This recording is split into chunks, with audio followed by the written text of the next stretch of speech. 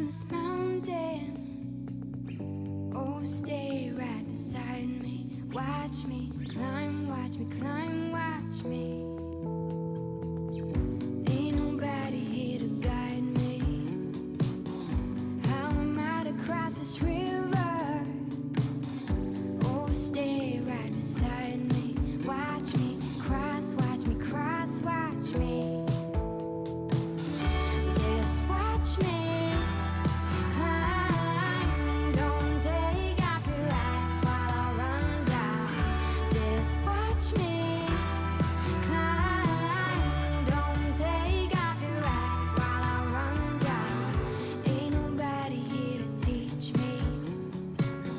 How am I to reach up high? Oh, stay right beside me. Watch me fly, watch me.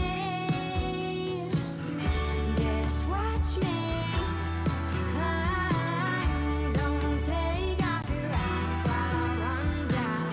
Just watch me climb. Don't take off your eyes while I run down.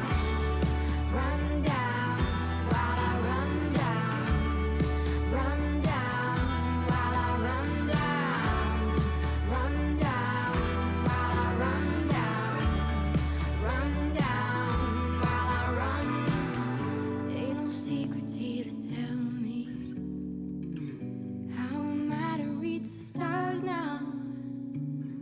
Oh, are you still beside me? Just watch me, watch me. Just watch me. Watch me.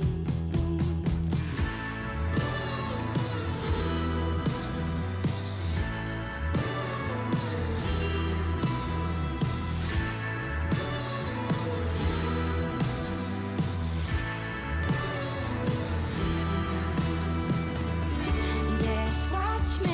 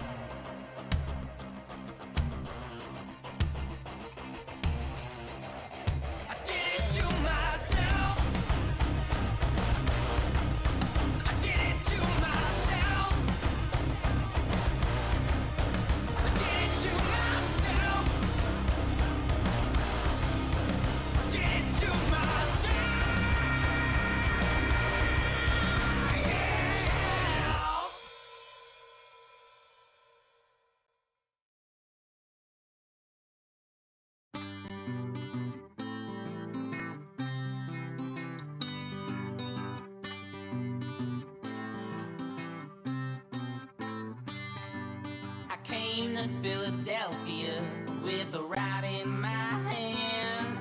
I sure am no saint, I am no righteous man. I don't miss the cold, but I do miss the sand. It takes some adjusting, and I know that I can. And I tell you, I am no righteous man.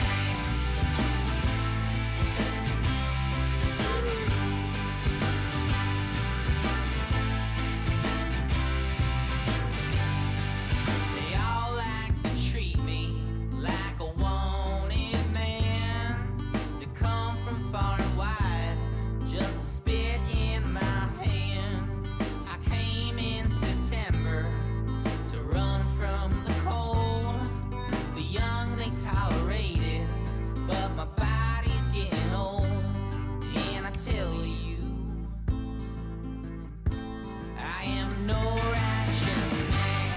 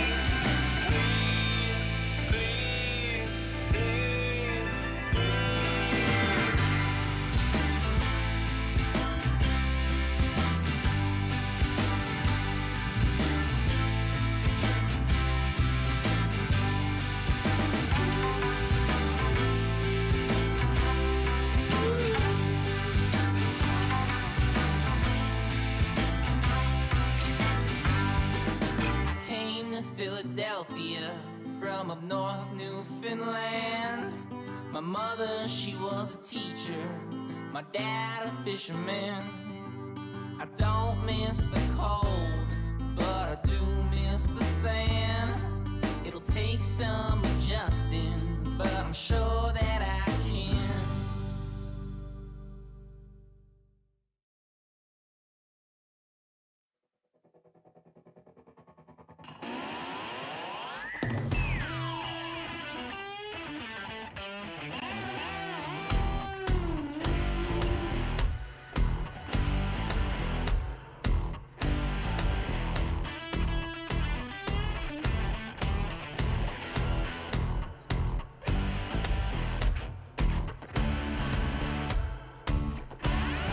She ain't mine, but she look fine. Gonna take some time, gonna make her mine, gonna make her mine.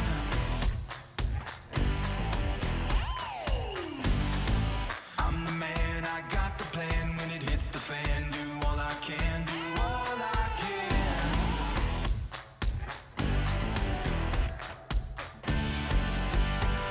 When she lets her hair down,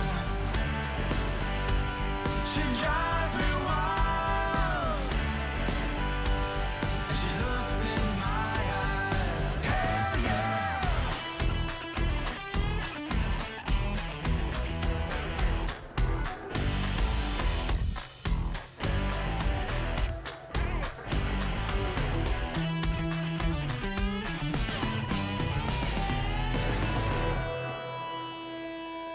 I don't care, it's a double dare. I ain't scared, you best beware, you best beware.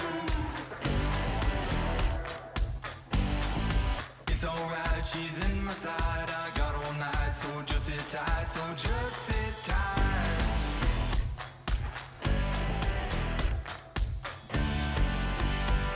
When she lets her hair down, she drives me wild. And she looks in my eyes. She's in the groove now. Gonna make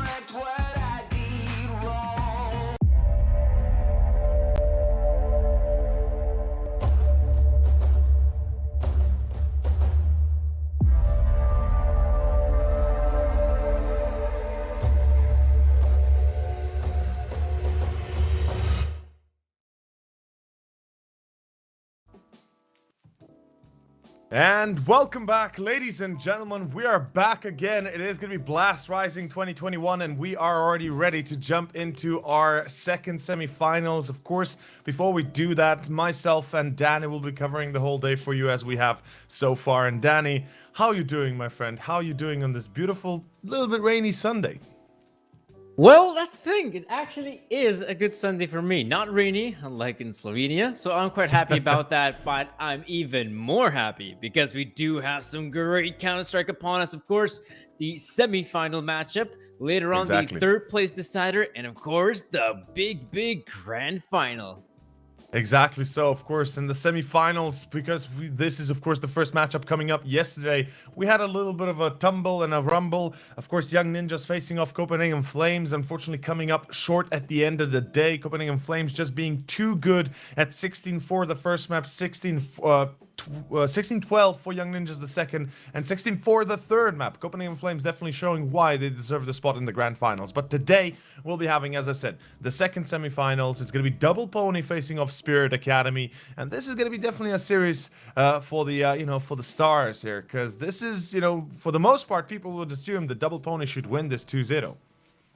Yeah, and for good reason. I mean, if you take a look at the most recent performance from Double Pony, it has been stellar. They've been playing some really good Counter-Strike. Of course, they're also trying to secure the RMR points by playing in the Flashpoint 3 tournament. And currently, they've had a great run of form there, winning against some of the top teams. Vitality, yesterday, they managed to beat the likes of Anonymous, which was somewhat a bit of a grudge match. They came down to the very last map of Nuke in an overtime scenario.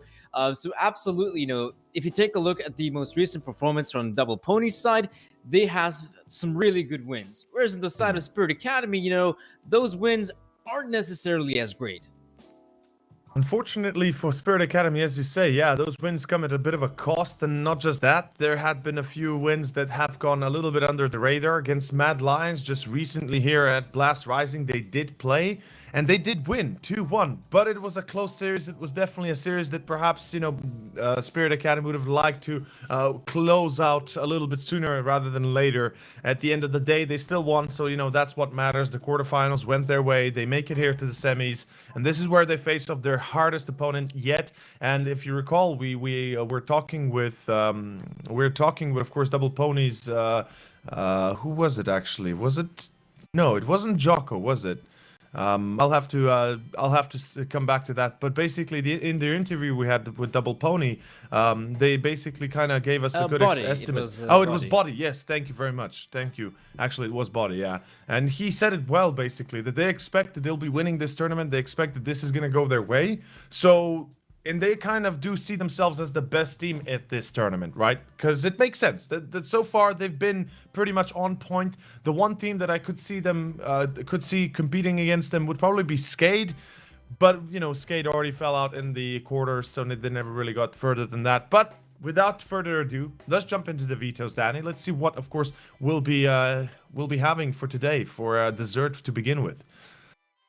Yeah, this is a very peculiar veto coming through. Of course, initially both teams removing the maps they don't really play too often. Yeah. In the case of Double Pony, it's going to be the removal of Mirage, which does make a lot of sense. You want to get this map out of the way here in Tier 2 Counter-Strike, especially because a team like Spirit Academy are pretty damn good on the map of Mirage. So early on, we can see the pick coming in here from Team Spirit, and this is an interesting pick. We get to see Train coming through. Now, this is a map that Double Pony also tend to play, but they obviously don't have the greatest of win rates on it.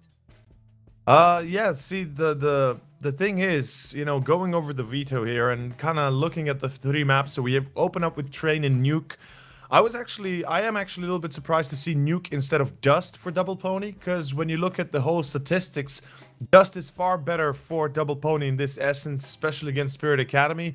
But perhaps the same kind of mentality comes in as we had it, a few days ago when we were talking about how, for example, you want to see teams play on dust when they are well prepared and head on, with their aim and such. And maybe that's why we don't see dust here for Double Pony, even though it's technically one of their best maps.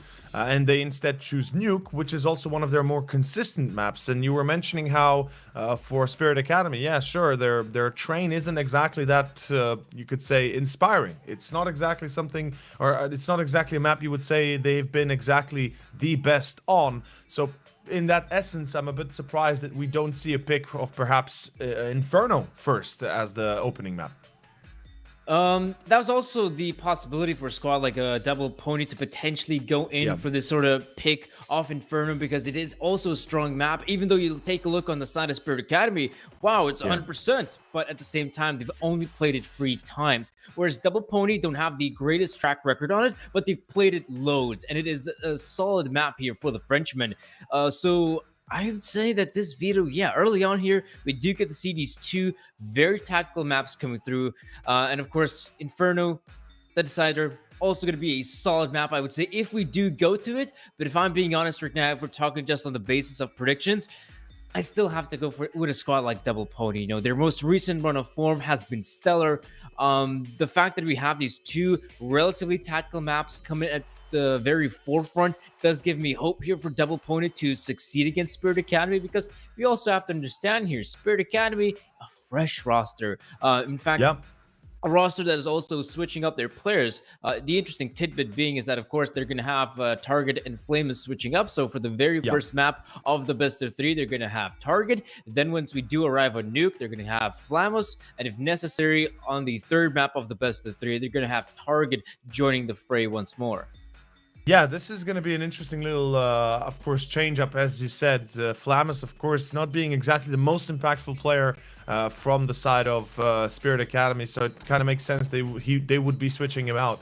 Though for me, the storyline here for Spirit Academy is obviously, as you said, fresh team, fresh roster, kind of new on the scene, coming out of the blue, hitting out of the out of the sky.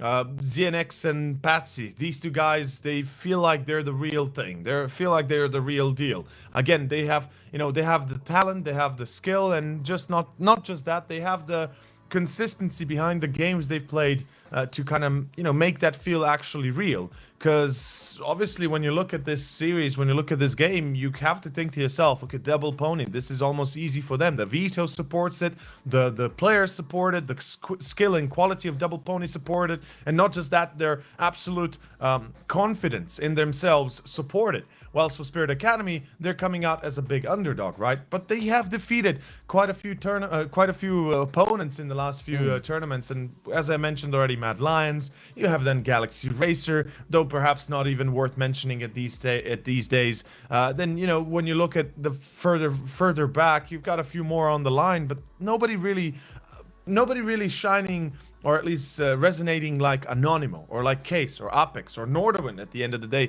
that of course Double Pony had been able to beat within the last of their 4 matchups. But with that being said, I believe the game is about to begin. And Danny, what's your prediction here? What do you think here is gonna, what is your take? Where is this series gonna go? I'm expecting the 2-0 victory here inside of Double Pony, if I'm being honest. Their individuals have really shined through the very qualifiers, the very lengthy qualifiers, the tournaments and whatnot they've been playing through as well. Of course, you can see the names of Body and NBK that are the shout-out players, but also here at the Blast Rising, Lucky has been playing some really good Counter-Strike. He is, in fact, the second best performing player throughout the entirety of all the players in Blast Rising. Of course, in the first spot, we do have Snatchy, who had a great run of form there with Ago, but still not securing the victory. So it is very surprising to note that, yeah, we have Lucky able to step up. Jocko as well, one of those individuals on the side of Double Pony that has been touted as this very reliable, able to perform player, consistent as well, being able to make some really good decisions when things are looking dire. If necessary, he's going to go for the entry fragging role. If things are looking a bit more difficult for Double Pony, or perhaps they want to slow things down, he could even go for the hard lurk if necessary. So on the case of Double Pony, the players there just seem to be more versatile than, well, on the side of Spirit Academy. Well, I mean, we do know that, of course, the CIS region is perhaps a little bit more set in stone when it comes to roles, when it comes to plays. And of course, that can sometimes hurt them, sometimes give them a bit of an advantage. But I have to agree with you that in this case, Double Pony, they are far more versatile, they're far more prepared to adjust to their opponent, to adjust to their game, and specifically to what can be, what can be done in a particular round or a particular first half. In any case, I'm eager to see how this one opens up. It is going to be the pistol round starting soon. We heard the knife starting just a few moments ago, so we don't know who exactly took it, but if I'd have to take a guess, I'd say Double Pony probably took it. Could be wrong, never know. But in any case, I mean, Train, our first map, the choice here of Spirit Academy. Of course, the underdog gets to pick the first one. Their last few matches on Train didn't go as well. Against Mad Lions, they lost it. Against Skate, they lost it. Against One Win, they lost it. Yes, of course, against One Win, it was back in April. But still, this is Train. This is our first map. The second semifinals. Ladies and gentlemen, this is Blast Rising 2021. The pistol is live. Myself and Danny will be covering the whole lot of it. And let's see where it takes us. Look at Body. The aggression. Unprecedented. Zontix, though, finds himself one body blinded, but is able to return the favor. Very quick round from Spirit Academy. The players popping out a T-Con, Pop Dog as well. Afro, good position though. Could potentially find the player in the side. It is going to be lucky to get his though.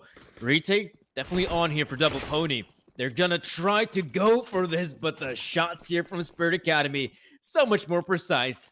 Zontix and Siren will secure the last few frags, and it will be Spirit Academy with the first. A very quick round here on T-Side Train.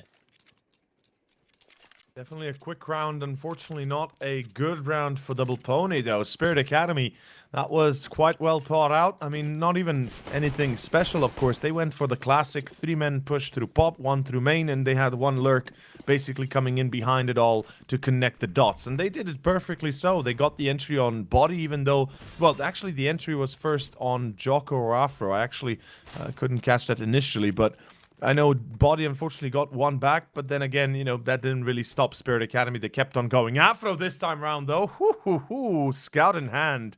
As a second scout, of course, on MBK. This is going to be a little bit sexy. I love to see this, and I am eager to see where it's going to take us, as right now, Afro with this scout, not going to be easy, of course. Spirit Academy need to be very careful how they progress, and ZNX will take himself up for the AK, but a good nade. Zontix down to 66. That is perfect, because that also tags up, of course, the player. Makes him easier, more susceptible to take down with the Scout or Deagle.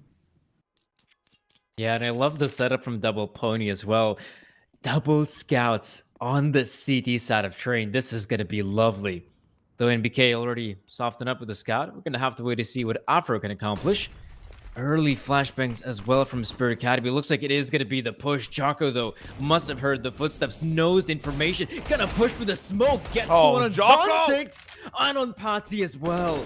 Slows down the push. Gets the 2 frags. Spirit Academy, though, Target and ZNX remain. Target is very low at HP. Will win the fight against NBK, but somehow survives at just 1 point of health. And it will be a good victory here for Double Pony. That is bloody insane. That is going to work out like a charm. And, well, that is certainly going to be the best start we could have hoped for. And here we see the replay of Afro. I didn't even know it went through the wall up there, but it did. And that is going to be perfect. The ending couldn't be better. Target was able to return the favor, but the round still lost at the end of the day.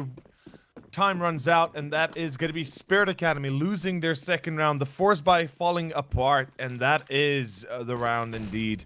1-1, tied up, and we are ready to see the continuation of this game, of course, with the Force by back in favor. Spirit in Patsy's hands, well led, and starting off with an entry on Jocko. Ooh. Ballsy move from Patsy as well. They might as well give it a shot. Force by from Spirit Academy. Siren, so good with the Deagle. Afro up close, though, could be in for a nasty surprise. Zontix with a response. You can see those Deagles are doing a lot of good work entering the bomb site, picking up those frags, which puts Body in a very awkward position. His teammates are already dead. That leaves him in a 1 versus 3, and of course, doesn't really have information, knows there were a few players towards the A bomb side, but they could have very easily just switched things up and go towards B and body. You can see he's anticipating it.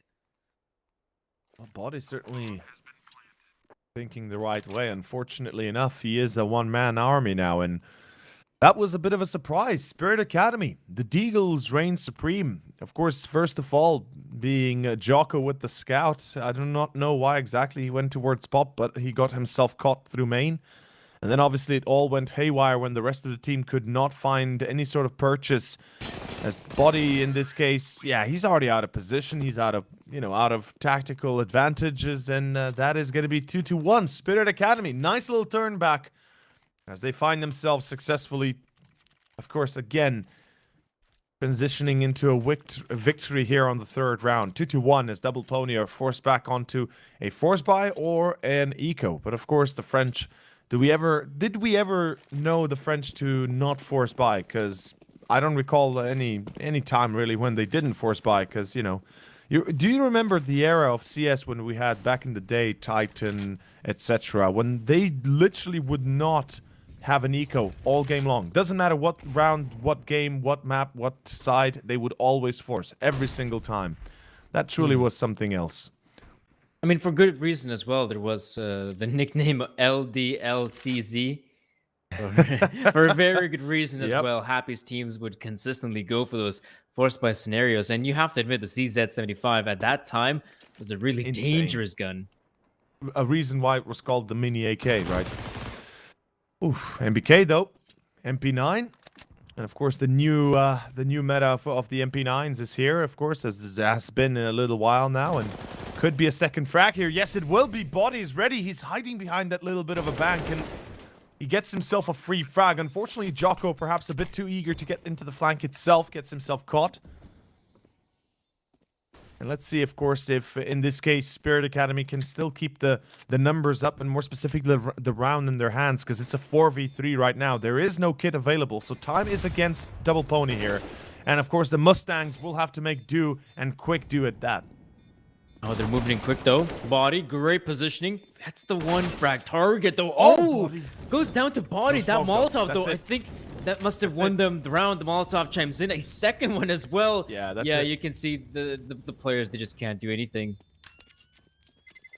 I am a little bit surprised there. Because Xenix, as soon as he misses the first molly, I'm like, oh, damn. Is that intentional? Was that maybe more of a reason of, okay, I throw the close molly. I know I have a second one next to me. I throw the molly first close to me so they can't push me up the ladder. The second molly goes onto the side. And he did exactly that. Now, the lucky part is they didn't have a kit, because he didn't know that, or at least he didn't, you couldn't know that in that position. So he takes a gamble, and he wins it.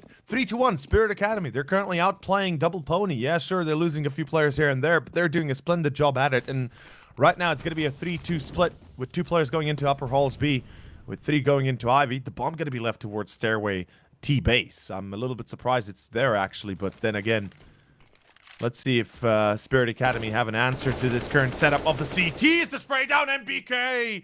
You cannot push into him when he has an AK lined up on you. And the smoke as well covering the front.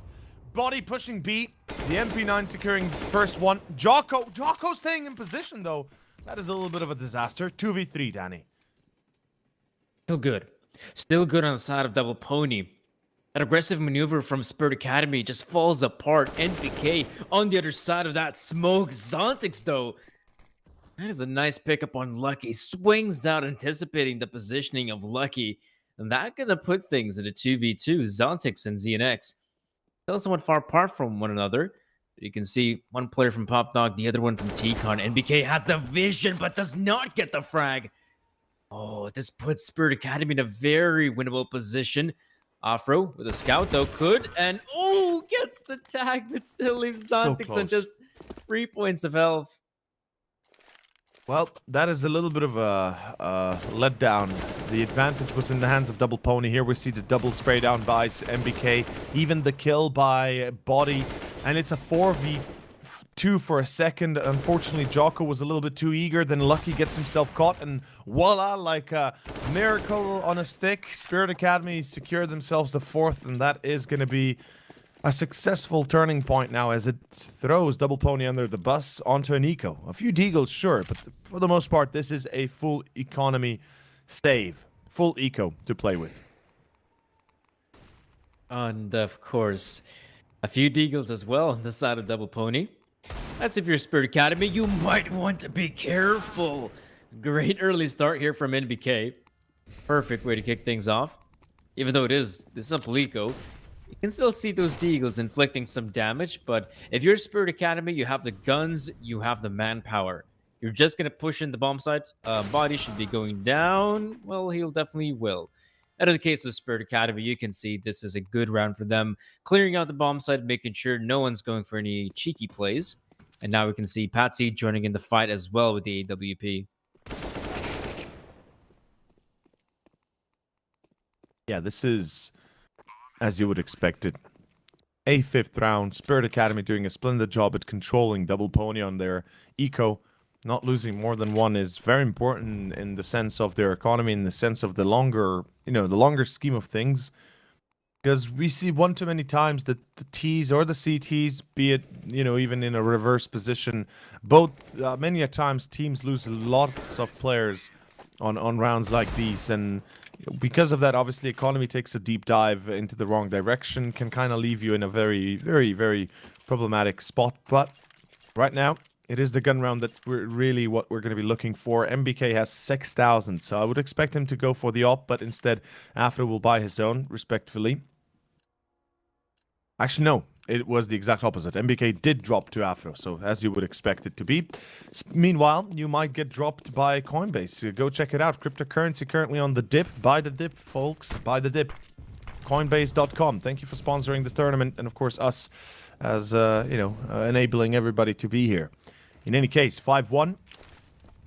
And a chance towards B, it looks like. The nade doesn't really hit its mark as much as you would expect. What's going on here? What's going on right now? Spirit Academy, they're about to hit B, and Double Pony has zero idea about it. Only now after rotates over. And you see the rotation from Double Pony. And of course, the smokes, the Molotovs, as you love to see. Zontax, first point of contact, but it will be Body to get the first frags.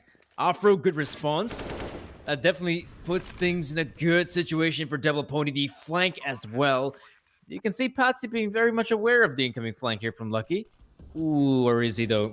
Gives away the sound cue as well. Lucky's gonna move in the prime position for him.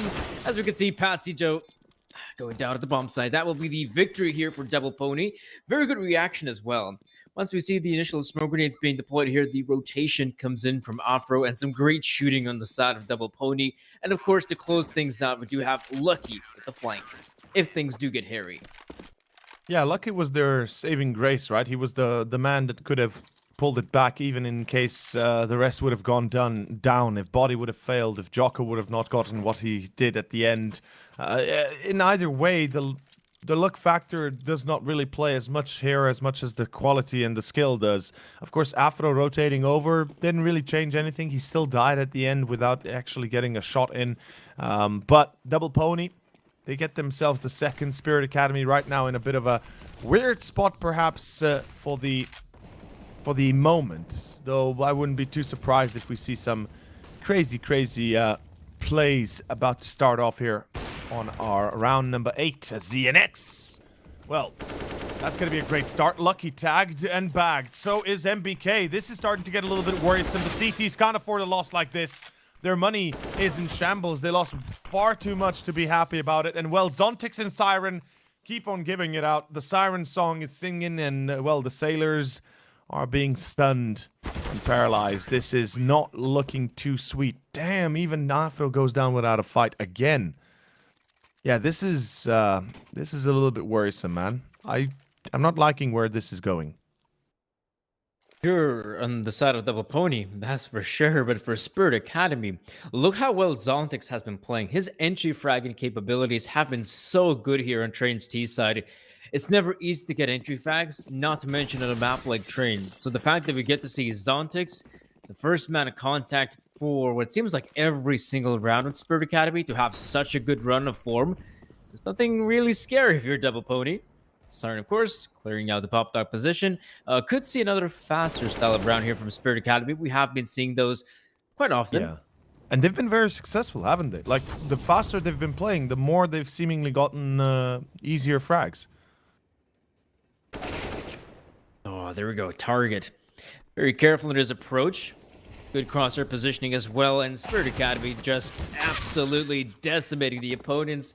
A nice shot there from Lucky, but that's about it. 7-2 is the scoreline here for Spirit Academy. Double Pony.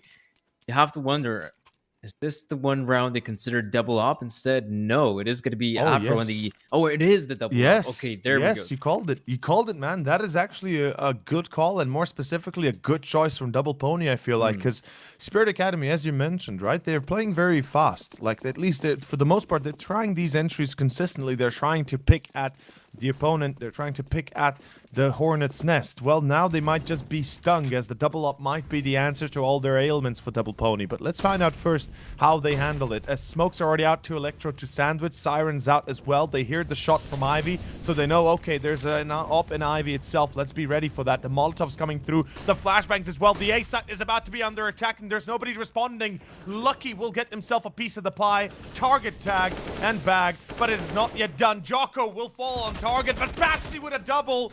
And a 3-on-3 ensues. Spirit Academy have a great position to work from, but Lucky from Old Train will be able to mark it for a 3v2 retake. Let's see if this succeeds. Spirit Academy, their after plant positions are not exactly the greatest.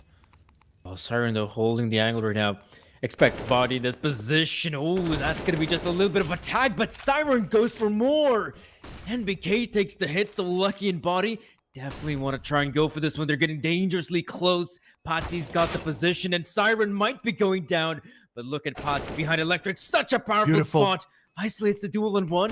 Now Lonesome Lucky remains. Patsy can just toy with him. It yet. There's no time He as well. It yet. Yeah, that's it.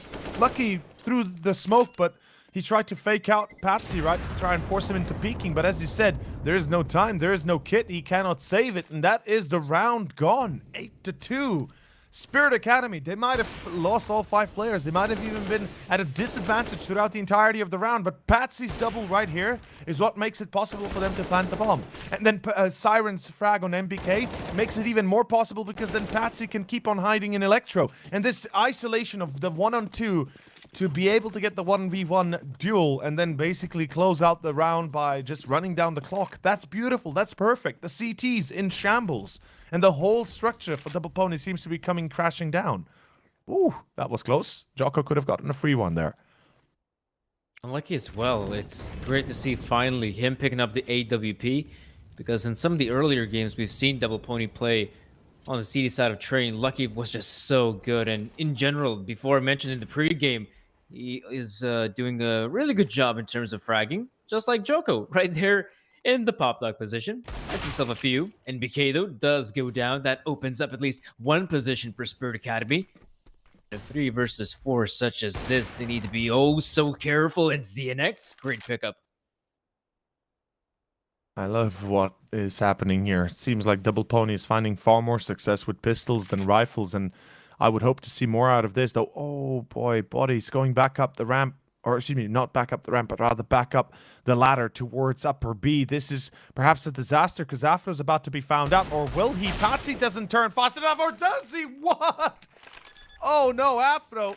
That's a bit of a mistake from his side. Body's coming in through main, so perhaps they might not predict this. And Lucky's on Old Train, but they definitely will be aware of Lucky, or at least they will be hunting for him in that position. And Body, as soon as he gets the first, he's done. Oh, look at the tag. Target's already ready for it. Body's been read or otherwise heard, and Patsy finds Lucky. This is a disaster still. It might have been an eco, but it was an eco worth chancing out for at least a win.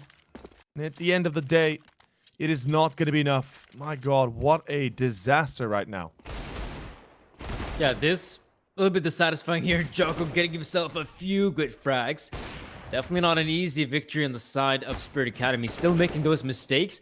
But at the same time, consider this. 9 rounds on the T side of Train. That is such a good result.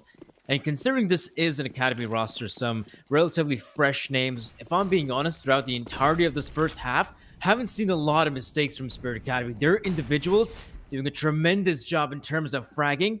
And So let's see what's gonna happen next. Flash comes in, Patsy though going down. Good pickup here from Joko, but Siren with a response. His forward position puts Spirit Academy in a 4v4. Oh, Siren. No, that's not supposed to happen. The Siren song sings again. Hits again. This is disastrous. And look at this. It's all just coming down in flames. Truly double pony. You know, I thought they were a Mustang, but it truly looks like they're just a pony. And a young one at that right here, at least. Train is not looking good. ZNX, easy shots, lucky out, and double pony. I mean, we got to give them a little bit of leeway, of course. They had a long day yesterday. They played, as you said, the Flashpoint qualifiers as well. They had a very difficult last few days and full of games. Against Anonymous, it lasted quite a little while as well. They started like very late in the night, didn't they? And they played like 3 maps plus overtime in the last map. So they really took a long time to finish that, like probably around 1, 2 in the morning. But still, tactical timeout going to be used. The first one, if I am seeing this correctly, for double pony. Finally finding a little bit of, a little bit of room to start discussing the issues they'll be having. MBK here with us as well. And we see the, of course, the cameras from double pony's players, and you can tell they haven't been sleeping a lot. It's been a long night, and hopefully today will be a better day than even yesterday. Though, Danny, are we surprised that we only see this late of a timeout? Like, that we should have expected it sooner, or at least that they should have gone for it sooner? I'd say so, yeah. I'd say if you're a team like Double Pony, taking the timeout earlier would have made sense. The fact that you take it right about now is, well, I'd say it's a bit too late here in the first half. The current scoreline here, double digits on Spirit Academy, 10-2. And this one, it's not like it's a full-on purchase. It's a semi-purchase. We get to see some of those pistols, the armors at play. And so after this round is over, it is going to be potentially 11 for Spirit Academy, though nice shooting here from Body and Joko. Still, though, we can see Spirit Academy after the initial engagement in Brown Holes, obvious choice to make. You're just going to hit the B-bomb side. You know it's just Lonesome NBK remaining. Even if he is there on the B-bomb side, you should be able to overwhelm him with the 2 players pushing in. We, of course, also have, I do believe that is Patsy in the back lines. And we can also see NBK trying to go for this one. And it's just not meant to be. Zontix again. Stellar performance on T-side train. Quite insane. I gotta say, I am pleasantly surprised by the current stance of Double Pony. Oh, excuse me, Spirit Academy, and thankfully even Double Pony, although non-pleasantly surprised by them. But again, as I said, some leeway required. They played like 12 hours ago, a best of 3 that lasted all deep into the night. And yeah, I mean, Spirit Academy, they are giving them a pounding and a half here. This is Train, of course, their first map, their choice, and Nuke is coming up next. We'll see how it's going to go. For Train, though, unfortunately, it feels like we might already be over the finish line. Just kind of need a few more steps to ride the way. Oh my god, MPK does get tagged by that as well. Siren, he is insane right now. He is tagging and bagging everybody. Lucky gets caught in Electro. What is happening? Double Pony. Not a single frag so far. Finally a return by Body, but that is far too late. And when we look at the frag count on most of the players, it is quite distressing. Oh, Zontix! Woo! What are these shots, man? What are these kills? 12-2. It looks like it is going down in flames for the first half, guaranteed now. I mean, you can look at this as well. Spirit Academy doing such a good job at isolating the duels. Double Pony, even though they want to try to play this one aggressive, or at least a more forward hold, it just doesn't work out. The players of Spirit Academy able to isolate those duels, win out the 1v1s. Even though you have a few players aggressing from Double Pony, they're just not in a good position to fight back. Spirit Academy has been so good in that regard. Their individuals, insane. We can also see that it's just not Lonesome Zontix going for the aggressive plays. It is going to be players like Siren coming in as well. Patsy constantly changing things up. There we go. Somewhat of a good start here for Double Pony, even though they may not be aware of it. Damage inflicted here on Patsy and Zontix. It's somewhat of a good start. Start that needs some purchase for Double Pony, but those tags are nothing yet if they can't bag him as well. MBK here, he's about to peek in, and there's an op watching him on the cross. That's ZNX, and target, well, he doesn't even need the help of ZNX. He can just go for the challenge, and get himself a free frag. Target, of course, instead of Flamus playing in this first map, Flamus will be joining us for Nuke. Spirit Academy, what can I say besides that I am pleasantly surprised, and yet, again, I kind of feel, in this case, I feel for Double Pony. I absolutely understand that they are tired. They're right now a little bit exhausted from the whole yesterday, and unfortunately, it is what it is here. As we can see, it's going to be an execution. 4 players out of main. Actually, all 5 out of main. Interesting choice, but I like it. They're going to keep the chance of losing to any sort of close quarter fights to a minimum. And wow, target. That is a good check. Truly on target. Siren helps out a little bit more. And Afro, Jocko left. Afro with a double, sure, but Jocko dies, and so does Afro, and so does the round with them. God damn, what a first half, dude. What a first half. 16 frags and 18 frags, 13, 10, and 8 when you look at it, or 18 on Zontix on the top of the board. The performance from Spirit Academy is currently absolutely beautiful. Then again, unfortunately for Double Pony, I think a factor of being tired is definitely also in effect. You can, like Lucky here, you can see it on his face and on his eyes that he is extremely exhausted. And that's how I look when I don't sleep, so I know exactly how he's feeling right now. So I hope that they'll be able to get some rest in between the maps. And I know it's only 10 minutes, but, those 10 minutes could be a big deal. And we'll see how it goes. But this is 13-2, Danny. Second half is about to start. And now T-side, the harder side of this map. Yeah, that's the one problem for Double Pony. Picking up those 2 rounds here in CT side train is simply not going to be good enough. The 2 rounds is meager. It's really nothing to work with. Basically, it's either pistol round or bust. Don't secure that pistol round victory, I mean, things are going to go down the drain. Even if you do secure it as well, think about it. The gun rounds, loads of gun rounds would have to be won. Potential clutches as well. 0 mistakes from Double Pony. I don't know, man, about that. It's going to be somewhat of a difficult matchup here for Double Pony. But before we're waiting for the half to begin, be sure, guys, to head on over to CS.money, of course, one of our main sponsors for the event. If you're interested in the skin game, if you're interested in trading things up, if you're interested in potentially selling your old inventory and just freshening things up, be sure to head on over to CS.money. Well, let's head on to our second half, though, with that. Of course, Double Pony. It is time to shine. It is time to shine brighter than a diamond. And I know that is a bit of a cliche, but honestly, they have to show us something here. They have to give us some hope, some semblance of control over this first map. 13-2 is the most one-sided we've seen them lose as of yet, as far as I can recall. And it is going to be an 8-take. I like the simplicity. Let's see if they can execute it. Oh, double for ZNX. He just gets MPK and Lucky in the same shot. Oh boy, how unlucky can they actually be here? And Afro, nice shot. Zontix down to 1. Though ZNX is going to add more on top of that. Body 1v2. Let's see if he can make it happen. Body, the man of the hour here. Can he save it? Unfortunately, the answer is a big, resounding no. Ooh, this is really the satisfying scenario for Double Pony. They go into the A bomb site believing they're going to use the trains to their advantage. That will give them some cover entering the bomb site, but you can just see the precision there from ZNX, from Patsy. Amazing stuff from Spirit Academy. And for Double Pony, of course, you end up losing the pistol round. You're running out of room to breathe. So it is going to be a reinvestment on the side of Double Pony, a full-on forced buy, some pistols, the Galil here in the hands of Body, and Afro with the Scout. I wonder if they're going to slow things down here, Double Pony, and potentially try to go for some of the individual duels before entering the bomb site, because what we've seen thus far, in terms of fragging, Double Pony are really struggling. So it's questionable whether they want to try and take these individual fights against Spirit Academy, because Zontix sure as hell going to get his.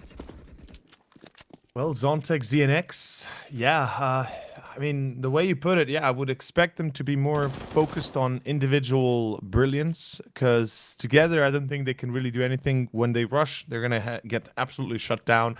So Deagles and letting free reign for MBK, Body, and the like, Jocko and Lucky, to just keep on shooting to try and find some shots. Maybe it can work, but we can see here, Lucky, yeah, he hits one. He hits one, but that's not even close to being enough. That's it. That is going to be 15-2. Ladies and gents, perhaps Spirit Academy is using the Red Magic 6 series phones to play here with 165 hertz refresh rate, but either way, they're doing a splendid job at dominating this first map. 15-2, double pony. Well, this is somewhat of a frustrating finish if it comes down to Spirit Academy just one-sidedly destroying them. Oh, nice nade stack as well. 3 nades in total. If you're a double pony, the gist is up. They're gonna have to enter the bomb site. Spirit Academy have the players at the ready. Siren gets one, Patsy with their response. Joker and Body trying to enter the bomb site, but there's really nothing left. Lonesome Body at a 1 versus 4. They're flashing him in, and they're gonna take him down. Target securing the final frag, and Spirit Academy with the victory here, 16-12. Oh my, oh my. What can we say? We can say that a little bit unexpected. Now, not unexpected in terms of the Spirit Academy win the map. Unexpected the way they win. Unexpected the fact that Double Pony cannot get more than 2 rounds. And, I mean, it is what it is. Of course, you can see the faces of the players. They're kind of realizing, you know, okay, we've had our run yesterday. We had a good enough of a motion. We had a good enough of a position. Unfortunately, today is a bit of a different day, a bit of a different story. They lose with this big of a margin. Now the question comes up, how the hell do they bounce back on Nuke? Yeah, sure, it's their map, but it just happens so that they should be good enough on train to at least get more than 2 rounds, right? Yes. If I'm being honest right now, Double Pony, that was a disastrous performance, really. Yeah. I mean, obviously, the caveat that you mentioned on the very first map that, yes, Double Pony, they played in the Anonymous matchup that lasted for a very long time, a best-of-3 that went to a 3-mapper, and it also started off pretty late in the day. So right now, yes, there could be probably the side of Double Pony being somewhat fatigued from the previous matchup. There's obviously that. But I will say this, even though a fatigued Double Pony should have some mistakes coming in from their side, right? They could definitely have a difficult time closing out some of the rounds.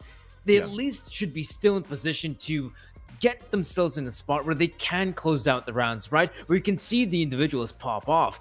But in this round, or shall I say in this first half even, This we just game didn't as a see... whole. Oh, yeah, why not the game as a whole? We just didn't see any of that. Not even a semblance of that. And of course, with that being said, Nuke is up next, folks. So let's not tarry any longer. Let's see where it takes us moving forward. Double Pony, they're going to need a bit of a miracle here. Maybe some energy drinks, I don't know, but something to boost their energy, something to boost their morale, and more than anything, to get them back on the server, hitting those headshots as we know them to be capable of. But congratulations to Spirit Academy. They get the first map. Train, as easy as that. Semi-finals, ladies and gents, here at Blast Rising, slowly coming to a conclusion, it seems like. We'll see you guys in about 10 minutes time on Nuke. Stay tuned and be right back.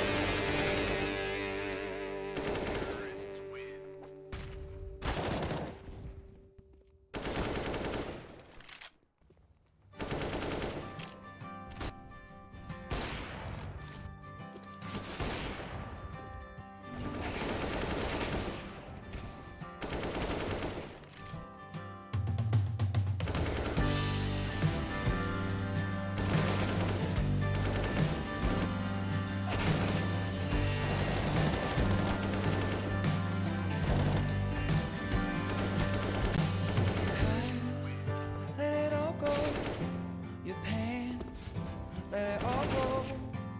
Close your tired eyes, sleep for a little while. Just put your guitar down and it's okay. Play it safe.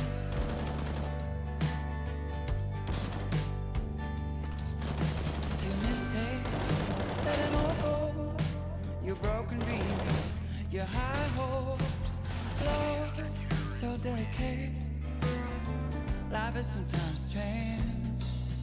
Sometimes it takes a big rain to feel the sun again. Sometimes it takes a big rain.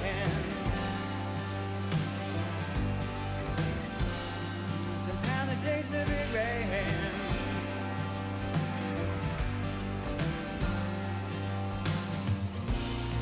Fill your ears with a country silence. Fill your heart with a sound.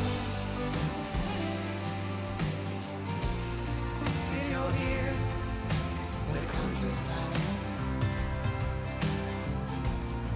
Fill your heart with a sound.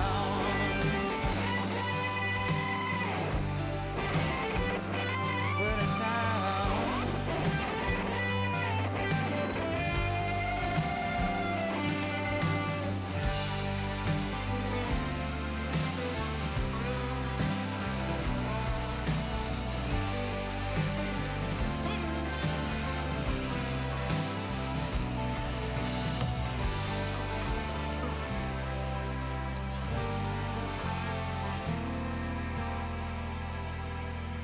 Your pain, let it all go.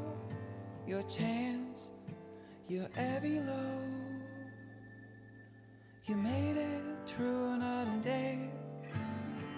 You're surely on your way.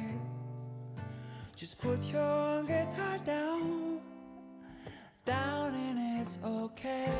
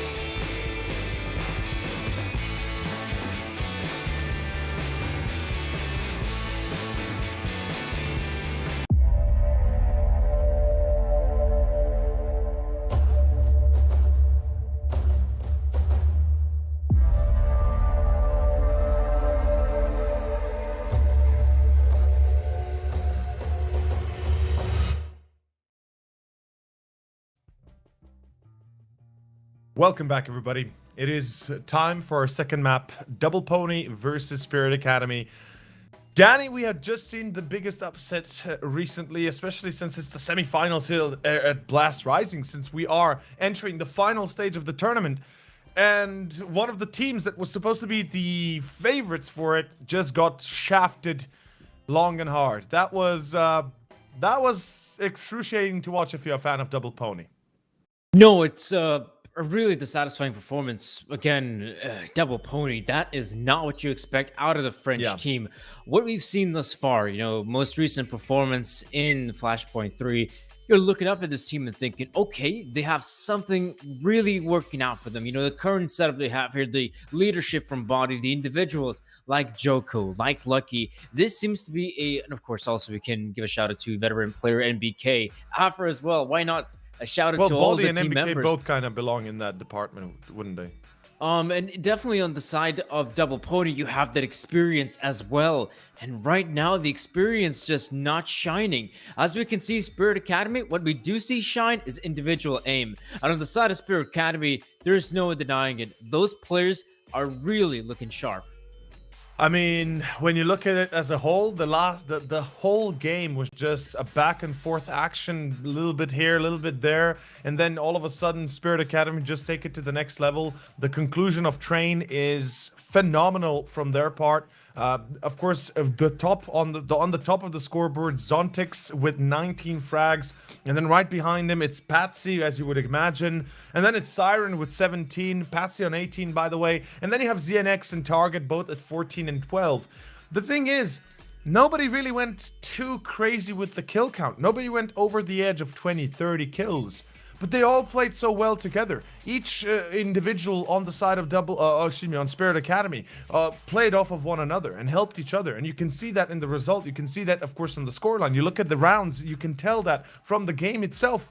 And it was a beautiful game played out by Spirit Academy. And I can only give my praise to it because it was worth watching. If you want to have a good demo from Train, go check out how they play their CT side.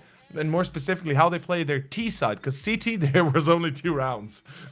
Well, actually 3, technically, because it's 13-2, so only 3 rounds. Yeah, their T side was well constructed, and you can tell they were, of course, going on that individual performance, but they still made it out.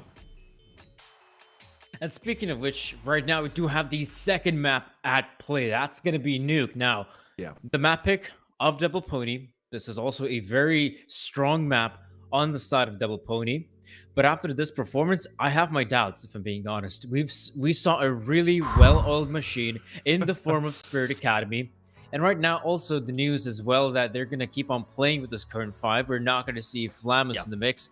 And in all fairness, I can't really blame them. I mean, Red Star as well was a very important piece of the Spirit Academy puzzle. So might as well keep the current 5. You seem to have that momentum on your side. Let's see what these guys can do. Absolutely. See, that's what I love. This decision comes off of the current result, right? They realize, okay, Target's currently hot. He's doing pretty well. Why wouldn't we play? Why wouldn't we actually go for the performance that, we kind of would expect, we kind of would want? And maybe he's not hitting all his shots, but he seems to be working well in the current stance. And, screw it. Let's keep on going with that. And they can still bring in Flamus on the third game or on the third map if it comes down to it. Of course, that being Inferno, right? But Nuke is our second map. As you said, it is the choice of Double Pony. It is the map they most excel at least to a certain degree. Now, I already said in the pregame that I was a little bit shocked to see that they didn't go for Dust first, since it was, of course, the ban of Vertigo beginning with Spirit Academy, then the ban on Mirage by Double Pony, then the map's pick, and then the choices coming out from Spirit Academy to go for Train, and then Double Pony could have gone for Dust. They could have played a map that is absolutely in their favor. Unfortunately, didn't really work out. And let's see where it goes, since we are going to have ourselves a little bit of a fun situation. Double Pony on Nuke now. It is the first pistol round. It is the T side for Double Pony, and a ramp push by the looks of it. Woo, the awareness as well. Body just gonna go for pot shots and land on the body of Zontix. That's gonna allow Double Pony fast play on B side. Target goes down. Patsy coming in from ramp. But Double Pony, this is good. They take over the bomb site, get that bomb planted. It is of topmost priority in Spirit Academy. You can see retake is on their mind. Afro, though, getting himself one. Jocko as well. And so they may want to take the bomb site. It will not go their way, though, Patsy. Nice shooting here in MBK. Well, That is going to be the first pistol round to Double Pony. That was well thought out and well played out. Finally works out for Double Pony. They get themselves the pistol. They open it up a little bit better than what we would expect otherwise, given what we saw in Train. And Nuke, of course, it's a map that does bring about a bit of a better chance for the T side rather than Train. And in this case, I'm eager to see where it takes us. Double Pony, of course, they've got a Mach 10, an MP9. We've got quite a little bit of utility given the circumstance. And funnily enough, where's the... Okay, there's the AK. Yeah, for a second there was like, wait, did they throw it away? Because that would be a bit weird. But in any case, Jocko, is he going out already? Yeah, he's going out. Siren will find one. And remember how it went in the first few rounds of Train. Let's not forget, Danny, it went back and forth. ZNX, though, gets himself burned to the ground. And BK being very careful in his approach. And the same applies for all members of Double Pony. Spirit Academy holding their angles. Not going for any ballsy plays, so to speak. Right now, just waiting for Double Pony to get in position. Though, as we can see, Patsy is holding this Raj position. Could actually find something. NBK, though, gonna be punished by these two players. Siren, that's a good pickup. Lucky's gonna get in position. So even though damage inflicted on the side of Double Pony, the frags all the way for the T side. Zontix, though, and a great run of form here and Train. Oh, that's a nice little headshot. That body will dispatch of him. 2-0 here for Double Pony. They managed to secure the victory, and already this is looking somewhat akin to what we saw in Train. 2 rounds in the way of Double Pony. This is much better than what we had initially hoped for. And, of course, in this case, Double Pony, this is what we would expect out of them on Train. Didn't really get to see it. And they do pay a high price for the second round, losing 3 players. The trades are not exactly in their favor, nor did they really play too carefully. But we are opening up here with the third one on an eco round, Spirit Academy. Let's see if they can at least get a kill or 2 into the bag here and maybe get a rifle to steal away. And, that'd be nice, obviously. 3 players towards outside, towards Garage and towards Blue. Lucky already tagging a few. As Body is going to be helping himself out for 2. That works out like a charm. Double Pony. The end for their round is going to be successful. Thank God. It's going to be Zontix holding the angle at 1 versus 5. I mean, not going to happen here, Zontix. We saw how well you played on Train, but Nuke is going to be a different beast, I'd say. Also because of the fact that Spirit Academy on the CT side, we saw that good cohesion on the T side. Individuals finding some really impactful frags, entry frags, in particular from Zontix, Siren, and Patsy. Oh, Zontix, at least making it more expensive here, but the victory will not go his way. He could just snatch away that AK-47, which would have been nice. The case of NBK holds the angle, stone cold, gets that frag.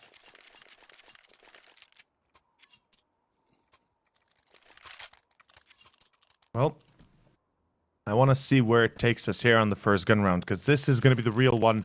This is where, the fates will be drawn, or more specifically, the line in the sand. Spirit Academy on their CT side with the op on ZNX. As we said, target would be kept in the game as well, instead of Flamos. And right now, it's going to be a bit of a standard split. 3 players towards the outside. Afro takes a bit of a beating from the nade, but doesn't really, doesn't really take too much of hurting. Too much of a painful take. Let's see, of course, where we go moving forward as Double Pony look to slow down a bit, find some room, perhaps make a little bit of room towards Secret even. That wouldn't be too shabby. Of course, if they can get into Secret, that'd be even better. Although they're being watched by 2 angles, one being on ZNX on the op and the other being by Patsy in main. This could be very dangerous very quickly if Double Pony decide to go out without the smokes. We both know how foolish this can be if smokes are not going to be utilized in this cross. You have to. You absolutely need to use those smoke grenades in the gun round as well. In the pistol round, we can see some teams avoiding the smokes and just going down Secret straight up. But for Spirit Academy, looks like we're just going to see the players going down secret. I'm not sure if the smoke grenades were eventually deployed, but they've made their way down, and as we can see, they're definitely picking up the pace, moving very quickly towards the B bomb site. The players of Double Pony still holding their angles on lobby, but the other individuals, there we go, taking full control of the bomb site. Patsy Patsy. securing one, and BK going down. That's an opening for Spirit Academy. Oh, that is a perfect opening indeed. Patsy finding himself a secondary as well. Gaina gives another chance here to, of course, Spirit Academy to keep this round in their hands, to retake all three from ramp. And this is where the fun kind of ends, because there are two players, one on long doors, one on short doors. And, oh, ZNX, how does he get Jocko there? Why is he peeking out? That's a huge misstep now. Afro being left alone in a 1v2. He has to clutch this out. He has to find a diffuser. And does he really do it? Can he really do it? The answer is no. Even at the end, we cannot get target, and that is the end of the round. 3-1, Spirit Academy. They'll be opening it up here quite successfully for the first of the gun rounds. Good start. Hopefully it's not the only round that they get. And, well, on the other hand, Double Pony, hopefully it is not now going to be exactly what we think is going to be. But let's hold on to our breachers yet and see where this goes, as we do have 4 AKs and a deagle for Afro.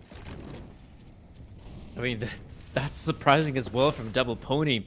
So quick to take over the bomb site, and even though we had some great positionings on their side, didn't really get to see a lot of kills from Spirit Academy, but now they need to hold on the site. Joko getting one, Siren not aware of NBK. See next with a great response. Patsy as well, Lucky finally makes his way through the smoke, but look at this, Double Pony. At least they have the bomb site. They're going to get the bomb planted. But all it takes for Spirit Academy is to wait for the smokes to fade. Molotov deployed up heaven, hoping someone's going to come from that position. Afro getting one, another smoke. Really good from Lucky. All he has to do right now is just wait for the players to pounce. They come from the same position. Flashbang's renamed Lucky. That is a good, stellar flashbang. Not aware of his position, though. ZNX right behind that smoke, waiting for one, and ZNX pushes through the smoke like a madman. That's gonna give them the victory here, Spirit Academy. But what a close round on the bomb site.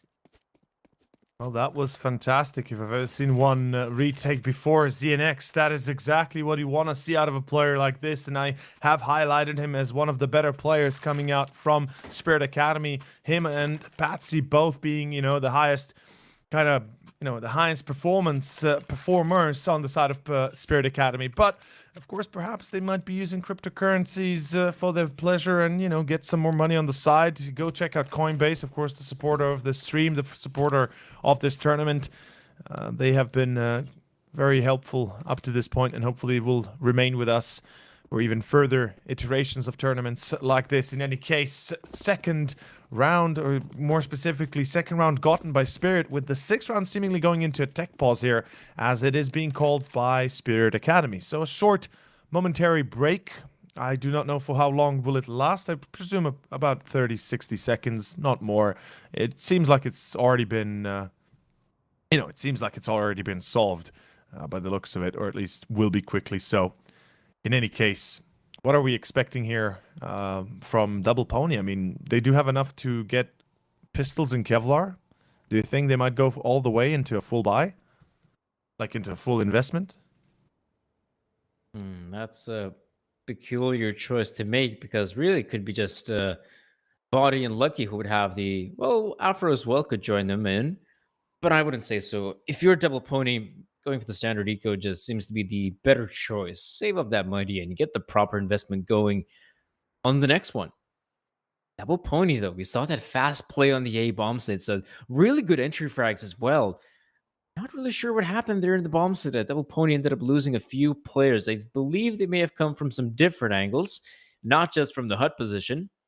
Spirit Academy able to bounce back, and as well, that great clutch there from ZNX. To have the confidence to go up against a guy like Lucky in the 1v1 push through the smoke. Thing is as well, though, he had his flashbang moved as well. So that is going to be somewhat dissatisfying, I'd say, on the side of Double Pony to lose such a round. Because again, things got somewhat close and you're thinking, right, this is looking very good here on the side of Double Pony. But no, it is Spirit Academy. And with that being said, the technical pause is apparently going to be a little bit delayed further than I thought initially. I was so sure it's going to be like a quick whoops, no problem. You know, we're going to easily solve it. Apparently, there's a bigger problem, so we're going to go into a quick break. Stay tuned with us here. We'll be right back. Treat me like a wanted man to come from far and wide just to spit in my hand. I came in September to run from the cold. The young they tolerate it, but my body's getting old. And I tell you, I am no righteous man.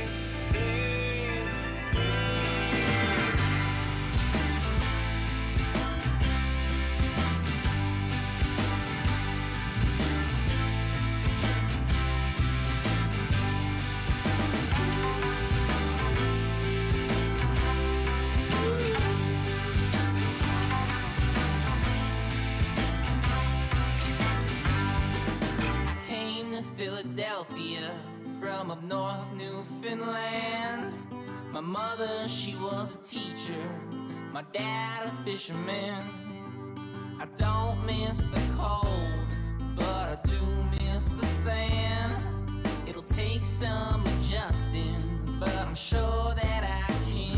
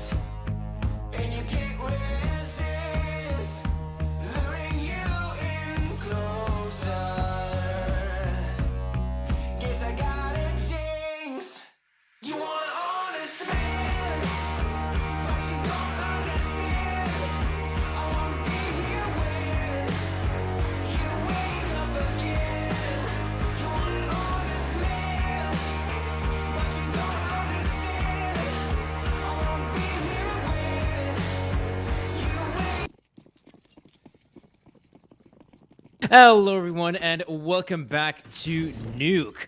Of course, we had a bit of a technical delay, but now we can bounce back into this. Double Pony of the T side have considered going for the purchase.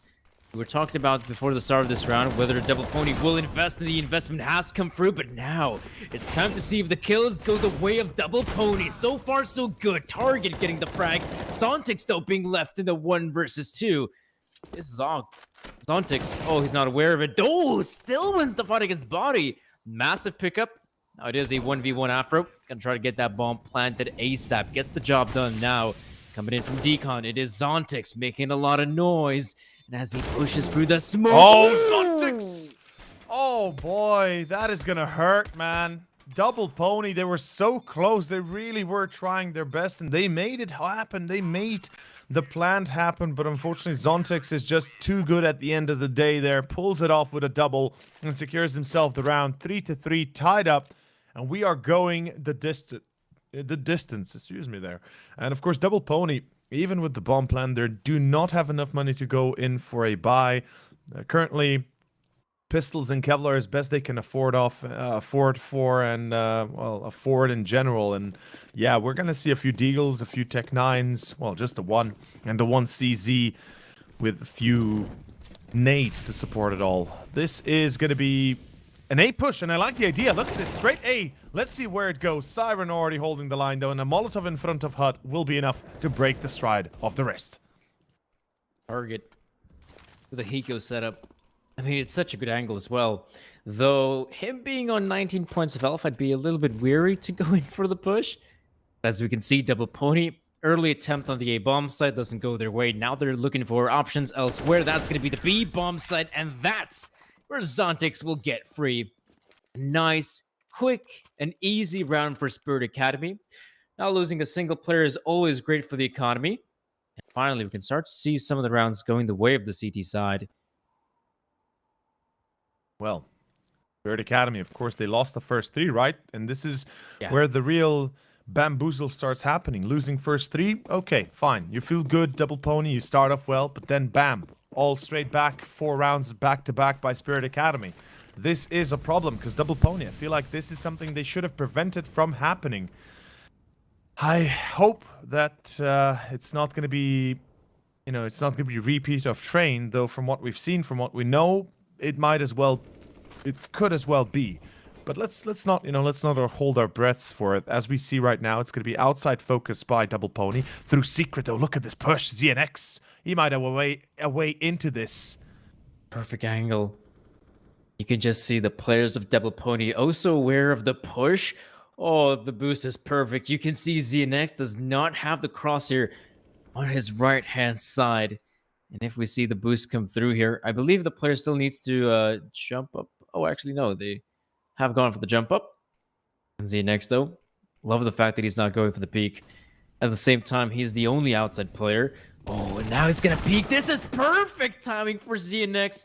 So good to get the fragment body. Damage being dealt on Joko and information gained. Well, this is perfect, really is. Oh, Siren spots the player as well. That's Afro that gets killed.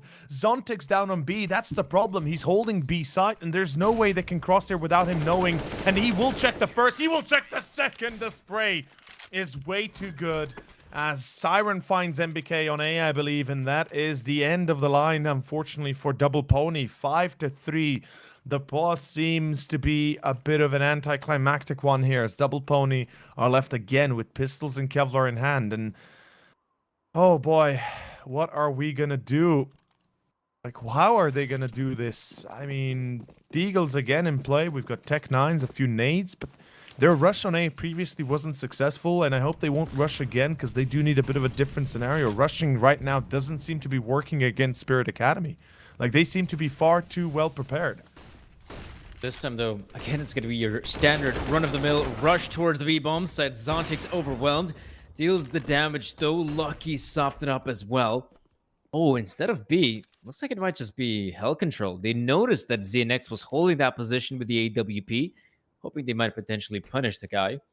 I love the positioning there from ZNX, retreating all the way as far as CT spawn if needed. Players of Double Pony now, getting dangerously close towards the bomb site target. the only player holding this angle. In fact, there's not a single player to help him out. So they don't consider it to check Titanic. This could be massive. Lucky is going to do it, and he will get the frag on target. Well, Lucky. Unfortunately, their body gets himself caught, but still going to be a refrag by Afro, holding together the current fragile position of Double Pony. With a man advantage, they might be able to break away once again.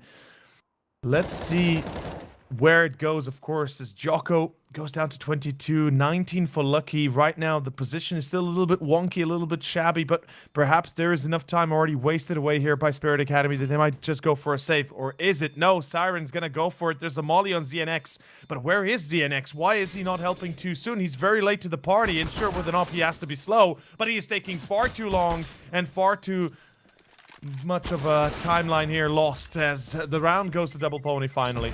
And there we go. 5-4 and a beautiful ending here for Double Pony. Finally an eco round victory that they're able to pull it off. And they will not allow Spirit Academy to run away with the result like they did on Train, as they should not, as they already doubled that result from Train. And you have to wonder as well, what was going on in the communication for Spirit Academy that we don't see a faster rotation towards the B bomb side? Because ZNX, he's holding hell. You don't have to worry about the A bomb side. What you have to worry about is B. Lonesome target holding on from Titanic for as long as he did. And the rotations just weren't swift enough from Spirit Academy. Surely if a second player gets in position, they have a much easier time dealing with the incoming push of Double Pony. Now it is going to be the 5-4 Double Pony. Not going to go for any ballsy plays just yet. They do have the rifles to work with, so they're going to slow things down just a little bit. And we do see these smoke grenades on the outside position as well. Standard stuff. Body going down secret. Well, this could work right now for Spirit Academy, perhaps. I mean, sure, Body made it down secret, but look at where Zontix is! Zontix with the MP9, this weapon! It is so brutal at close range, and it is so good. This is insane. ZNX as well comes in through ramp, and of course he's going to get himself one. Body, he goes out back secret, goes back out behind CT outside, and he's going to be playing towards hell. Looks like maybe towards heaven even might be better, since he will not make a noise trying to get up there. Good shot by Afro. He will be expecting Siren in the corner, though he will not be expecting him moving out of position. Here comes Body, though. Here comes Body. That is why he went into heaven. That is why they might just be able to get the round right now. Zontex coming in on the flank through lobby, and of course joining him is ZNX with the op. Let's see where it goes. Some good positioning right now for Double Pony. Afro with the AWP, holding backside. Flashbang rains in, but also you have to be so careful about Body's positioning.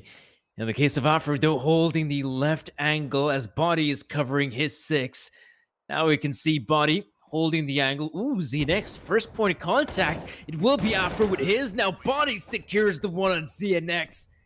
And Double Pony, great response in this round. We saw the push here from Double Pony's Body coming in down secret, and you're thinking he's probably going to link up with Lucky and MBK and just go for the B bomb side push. But I love the adjustment here from the side of Double Pony. Body considers to go up heaven, and he strikes at the opportune time, gets the 2 players on the bomb site, and then the post-plan position here on the A side. Definitely have to admit, a great play on the side Double Pony, but also a mistake from Spirit Academy. It was a 5 versus 2.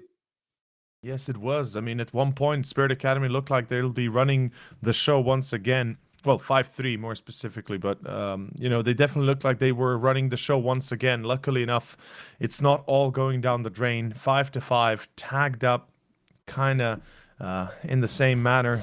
Eco for, of course, Spirit Academy. Let's see what they can do with the 2 Deagles. They've bought Zontix and Siren, and I'm not sure they will do much, of course. Usually we shouldn't be expecting too much out of it anyway. As Lucky finds Patsy, it's a good enough of a start. Afro, as already before, pull it off. Beautifully done. And should be easy enough of a round victory for DB. Or DP at this point. Double Pony, of course. Jocko burning target. Yeah, it's just, you know, it's a clear sign of where we're going right here. In any case, Danny, I mean, this is far better than what we saw on Train. This is the Double Pony that we kind of expected on Train. And I think the break, the pause in between the maps and a little bit of a break right now really gave them a bit of a wake-up call. The boys probably got a little bit of coffee and maybe an energy drink or two, got some water to splash on their face. And wake up, basically prepare for the second one. 6-5, they take the advantage. And the real challenge begins here as at this stage, Spirit Academy, they have the up on ZNX, but they have very little utility. Look at how few M4s they have right now. This could be a problem. 5-6 right now. This is definitely a nice comeback on the side of Double Pony. If you compared to the first map of Train, it was awful. Yep. We can see that Spirit Academy having difficulties on the CT side. We can see Patsy. Okay. Nice hold here. Beautiful from Okay. Patsy. What in the world was that? Body, though, drops into main. Fair enough. It's going to work out like a charm here for Double Pony to get the refrag. And as I was saying previously, it's not about the M4s. It's about the utility they have very few of. 2 nades left. Well, 2 flashbangs and 2, of course, smokes. And as we can see, Target wins this duel as well. Target and Siren on A side defending. Body tries to help out the peak of his friend in, of course, Hut. Unfortunately, he's a little bit too late to the party itself. MBK doesn't even have a chance to shoot a bullet. He gets caught in the back. Ouch, that's gonna hurt. Now, luckily for the Frenchmen, though, they do have a rebuy. They do have more than enough money to get back up into the round, potentially even with an AWP here. And this was very surprising from Double Pony. This push coming in outside. As we saw, they were just trying to win the aim duels outright. Swinging out with the AK-47s, hoping they can secure those frags, and it was not meant to be. The response here from Spirit Academy, stellar. Could still see glimpses of their performance of Train, where these individuals like Patsy had a tremendous run of form. Zontix as well, keeping up the pressure. This time, though, finally, Double Pony go down secret, and they're gonna do it fast. Well, this certainly could work. Double Pony make their way down B, perhaps break Zontic in his position, and sure enough, ZNX might be holding it through ramp, but as long as they get rid of the side defender, they can still take the site, they can still get some more control out of it. We gotta understand here that, of course, it all resides on their entry. It all resides on the pickup for Double Pony when they go for this B take. 4 players through secret, Danny, with one last one being left over in towards lobby that would be lucky as the connecting element. You already mentioned it at the start of the series in the pregame, that basically, they'll be having that lurk consistently being positioned in a way to at least enable a free frag on the rotation, on the rotators. In any case, nice wallbang, trying to break and fear, or maybe strike some fear in Zontix, and this time around, Zontix is a little bit too quick to shoot, and that's what I'm saying, that's what they needed. There goes ZNX as well. Target might have found the lurk, but that does not matter. It's a 4v3, and I think in this case, should be easy enough for the side of Double Pony to close the 7th round for themselves, as it looks like already it's a save by Spirit Academy. Or is it? No, wait. Oh, they're actually approaching this? Okay, never mind. They find one, but they lose Patsy. That should be it. They salvage the AWP. Yeah, after holding the very powerful angle, and he's just not going to go for this one. If you're Siren, you definitely don't want to peek into the loving arms of Afro. And that's going to be the victory for Double Pony. Good response here as well. Changing up the pace here. Much quicker approach on the B bomb set and catching some of the players of Spirit Academy off guard. But even though this time Spirit Academy had the members on the B bomb site, you saw that it just wasn't enough. Double Pony, very quick paced, very fast, and of course, very good frags as well. And I mean, the entry really was the most important one of all. Of course, that position by Zontix got a little bit too scarce. And of course, maybe he would have dealt a better blow to his opponents if he had a better skin. But that obviously doesn't mean a thing. Don't forget, skins don't mean skill, people. But you might want to get a nice skin if you play CS regularly and want to look good in it. Go check it out, of course, at CS Money with... CS Money having be a supporter of this stream and of course of this tournament. They might have what you desire for. In any case, 7-6. Right now, this will be an opportunity for Double Pony to deepen the lead and perhaps close this half 9-6, which would be actually quite nice given the circumstance they're in. And given how it went down on the first map, of course. For sure, Obviously, especially how dangerous it got there. And how things are yeah. looking a bit dangerous here for Double Pony. Are they aware of Sontix's positioning? Oh, he gets himself two. Massive frags go the way of Spirit Academy once again, but Double Pony, they have control over the bomb side. I say that, though. A swift rotation from Spirit Academy. Double Pony, gonna try to play this one just like the 5 versus 2. Even though they end up losing a few players initially, they're gonna slow things down, and this time, Target is aware of Jocko's positioning. Good frag, but also bomb plan here for Double Pony. Oh, lucky. That's what we needed. That's what they needed. But Patsy replies and instantaneously 2 fall. Peeking 1 by 1, 1 second in between. Sure, they tried, but unfortunately Patsy is too good in that position, even with the M4A1S. The 25 bullets in his magazine and a much slower rate of fire than you would have it on the M4A4. He is accurate, and above all else, he is deadly. Double Pony, they get a little bit salvaged. Well, they get a bit... Yeah, I don't want to go there that way, but they definitely get savaged on, and that is going to be 7-7. A bit of a problem here, it starts to look like, for Double Pony. A very important question for everybody here would be, can they even get the 8th round now? Can they get the 8-7, you know, at least some advantage in this last round of our first half of Nuke? I'd still say for Double Pony, the fact that they have the 7 is really good. If we compare to that performance on Train, which was really awful on their side, the fact that Nuke has become a much more competitive affair, and the fact that they get those 7 rounds is a pretty good scoreline for them. Patsy, though, having a difficult time holding on outside with just the 1 rifle. You can see the players of Double Pony not struggling too much, securing some control here. Patsy, though, let's get the frag on NBK. Zontix with the frag on Lucky. He's going to get that one towards the ramp. Oh, and Double Pony. Things are looking dire already. ZNX, full control of the bomb. Afro versus ZNX. There's the response from Double Pony, but this round falling apart.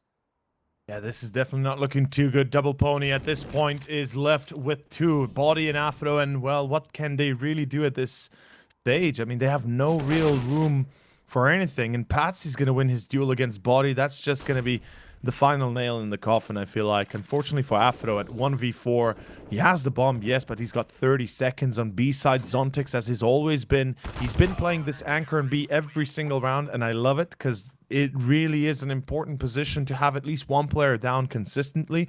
Now, if it was per se a situation where Double Pony would be rushing A every single round, then we would probably see B being open, but by having a fast rotation either through ramp or through vents available. But for the most part, they'd be focusing on A. But instead, they know that Secret and, of course, vents were very much open. That, you know, a lot of times Double Pony went for those controls in those positions. They, of course, going to be making sure that they have 1 player at all stages, at all times, ready to defend against any sort of lurk or otherwise push. And 8-7, man, another great half for Spirit Academy. And yeah, sure, it's the CT side of Nuke that they play 8-7 on, so it's not exactly the most optimal of results. But it's still their second map, the choice of Double Pony. And after the first map, I feel like this is a huge misstep. I want to see those players from Spirit Academy now step up on the T side as well. We saw some great fragging potential on T side Train. Players like Zontix, Patsy, and Siren being so impactful on those entry frags. In particular, Zontix, I'd say right now, if you're an entry fragger on the T side, and the fact that you already have 19 frags on the CD side, the fact that you managed to hold on towards that ramp position for as long as he did to get those frags, as many as he did, definitely a big confidence boost. On the side of Spirit Academy, you definitely need an entry fragger who could be confident to go in for these peaks. Though I'll say as well, Nuke seems to be quite a suitable map for a few players trying to go for, a team up, so to speak, peak. That it's not just the lonesome player lurking around, looking for those engagements. A lot of times, the areas you're going to advance towards, you're probably going to be with a 2-man setup. For example, ramp, you're probably never going to see a lonesome terrorist player pushing ramp. He's going to have some sort of backup. Same could be said on the HUD position as well. In this case, on the side of Spirit Academy, pistol round it is, some utility invested, and you can see a quick play down ramp. Well, oh boy, this is certainly working out a little bit better. Or is it? And my VMix, oh, I'm back. Okay, I thought my VMix crashed. It's all fine. 4v4, of course, down B, down ramp. As we said, Jocko finds himself one. That's Batsy to fall, but he is isolated in that Astralis position. And unfortunately, he doesn't really have much of a position to work from, as he does not hit his shots. 3v3 still, in this case, ensues, as Double Pony is coming in hot on their tails, through ramp, through secret. Oh, they might... Oh, they're gonna go back up. Hey, I love this idea. Target gets MBK. This is huge right now. Body and Lucky are left, and in Vents, it's gonna be the one and only Zontix waiting for his chance. And whoever makes the mistake of coming in through Vents will die, but luckily both coming in through lobby. So this is the smarter choice, but look at the smoke! The smoke! And they're gonna go back towards heaven. Fair enough. Unbelievable. Look at the play from Zontix as well. The big brain play. This is so massive. They're not going to be aware of his position. Siren just needs to hold on. And Zontix from the heavens, he will pounce and he will surely win the round. Gets the one here. Oh, full defuse here from Body. Oh no, 2 seconds. Oh, he sees Zontix him. gonna find it. Yeah, barely spots out the legs through the smoke. And that's gonna be victorious here for Spirit Academy. Well, that is quite devastating, man. 9-7, Double Pony. They had ample opportunity, and above all else, they were already able to break Spirit Academy's B hold, or at least B attempt, but then kind of let it slip a little bit, allowed them to go up Vents uncontested, and that pretty much gave the round back in the hands of Spirit Academy. That smoke into lobby as well, it was pretty much a nail on the coffin. The time starting to run down for the Double Pony, and well, let's see where, of course, it leads us moving forward. DBL Pony, in this case, in a weird spot. They've got Deagles out, they've got the Scout out, they've got a few nades. They need everything they can get in order to make this one work. I mean that truly. They need every single shot, every single nade to work in their favor in order to get this round. You can see the players of Spirit Academy have went down the B-bomb side once again. I mean, this is just standard practice for any T-side team. So you can see NBK holding on to HE grenade. Pony right now don't seem to be 100% sure that this is the final destination. In the case of Spirit Academy, slowly but surely, they're going to start making some noise. They're going to open up that door, or in this case, shoot for the window. Double Pony will have the awareness of what's going on. The nade here from NBK won't really do much, but that will be a safe bomb plant from Spirit Academy. Well, Spirit Academy, of course, also a careful game that we see from their side. Zontix, the Lurk, the man of the hour at 23 frags. He's leading Spirit Academy to victory single-handedly. Ooh, baited by... Oh, he's read the bait. He's read the bait, but still, Body and Jocko are able to kind of crunch him into a sandwich. And he does lose the Mac 10, but that's pretty much it. They don't care about the rest of the 4 players. They've got themselves double digits. That's what right now Spirit Academy really are more concerned about. The fact they're able to get double digits. The fact they're able to get this far without too much of a hiccup, too much of a problematic start. As that is going to be, as I said, double digits. Double Pony in their position looking very weakened. We can see that the force bite that they previously invested into, you know, they'll keep the Kevlars, they'll keep the Scout, they'll keep the pistols, a little bit of utility as well. But I feel like, you know, the longer they play, the longer this draws out. If it goes even worse, if it goes into OT, things are really going to start looking very hot and very worse, as they are going to get more and more exhausted. Beyond that, you will never get exhausted if you play PUBG on mobile or you know, Call of Duty at 165 Hz refresh rate. Check out the Red Magic 6 Series phone. Of course, thank you again to Red Magic for supporting the tournament here. As we move on forward, oh, Afro's about to be drop dead. Ouch, that hurts. Patsy's able to pass on through garage before even ever being spotted or thought of. Nice wraparound as well. Love the play here from Spirit Academy. Now they have more confidence going into this round, because in the previous one, they were really careful. Being as quiet as possible, sticking together, going down the B-bomb site in unison. This round, though, we can see a bit more freedom on the side of Spirit Academy. It goes to show outside control under their domain. We could see a bit of a push here from Double Pony. We see a few players in the form of Body who could try to go advance here. It is going to be lucky to secure the frag on Siren. Right now, you have to wonder, a 4v4 holding on to the standard positions, probably not the most optimal play. That double pony could try to play this one a bit more aggressive. Again, look at Lucky dealing the damage on target. Now we see the players entering the bomb site. Jocko, good positioning on one. The back 10 should be good on ZNX. It is. Zontix gets one, and now Body with that deagle can be lethal. There's a low HP player, and Body, he's gonna swing, hope to deal that damage even more. He wants the kill, Zontix. but Zontix will be just a tad bit more precise. Too good in this case. Too good. As we do see right now, the reply from Spirit Academy is very strong and very much on the money. As Double Pony is starting to lose their position faster and faster. And the biggest issue I will have here is, how does this next round go? How does this next moment go here? Tactical timeout, of course, a second one for Spirit Academy. Respect, by the way, that they are only now on their second timeout. And of course, we see here Lucky.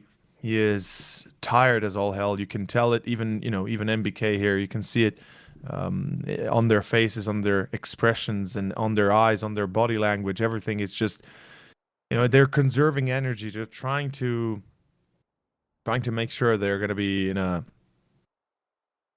a good enough of a spot for the next few rounds, because they need every single bit of one they can. Oh man, this is a harsh reality they are having to accept, but this is the gun round that they have to win, kind of, I feel like. Danny, I'm not going to lie, like, usually I'd be like, yeah, it's 11-7, they still have a little ways to go, at least 1 or 2 more buys left, so it's not a problem, but I feel like if they lose here, it could be the thing that breaks the camel's back. In any case, A push again. Look at this. Body Jocko, good replies. Ooh, a lot of good replies. In fact, they might even return to sender. Spirit Academy trying to push on the bomb side. Not looking good this time. Double Pony shutting down the advancement. Xenix gonna move in with that AK-47 of his, but he will also take the hit. I'd say if you're Spirit Academy, definitely why not? You can always change up the pace. You still have rounds to work with, and that was one of those rounds. Though probably it would have been more wise to try and go for the faster style of round when you are, so to speak, lacking in terms of utility. You're lacking for utility, so you have the AK-47s, you have the armor. Those are the type of rounds you can go out quick and win those engagements. In this case, though, just go out fast, but all that utility, not really using a lot of it. And for Spirit Academy, though, it is going to be the reinvestment in terms of some pistols and the MAC-10 in the hands of Target. And BK, though, feeling a lot of pressure, so he's going to back away from this one, but Target will be going down, and BK also takes the hit. So Spirit Academy, fast-paced once more.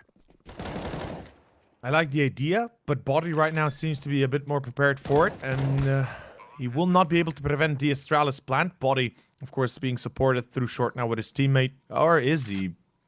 Jocko going? No, okay, Jocko's going towards short. Yeah, this is what you want to do here. You don't want to isolate yourself into one-on-ones. You don't... Oh, no. Zontix, how did he get that? Danny, how did Zontix get that shot? It's a 2v2 all of a sudden, with Lucky and Afro having to go for this. They have a Molotov, but that's it, and they will molly Titanic, not anything else. This is a problem. This is a big problem right now. Luckily, ZNX drops dead, but it's a 1v2 still. The push as well. There's enough Lucky. time. There is enough time. There is enough time? Yes, there is enough time. Okay. Whew. Okay. Oh boy. This one got dangerously close on the B-bomb side. Double Pony, even though holding on for as long as they did, or shall I say NPK holding on for as long as he did, still we can see some perfect positioning here from Zontix, some really good timing to find the players, and even here from Zontix, the fact that he gets that player who was trying to go for the defuse, massive if, say, on the side of Double Pony, they don't have a kit. So Spirit Academy, 11-9. They make that round with the mirror pistols really close. Now let's see what they can do with rifles. Smoke grenades, standard stuff here on the outside area. As we can see, Patsy could potentially go down, but he's losing a lot of HP to Lucky. Still, though, is going to be in a good position. Whereas the other players of Spirit Academy also playing this one somewhat safe in the lobby position. Well, we can see Spirit Academy right now is looking for that A take.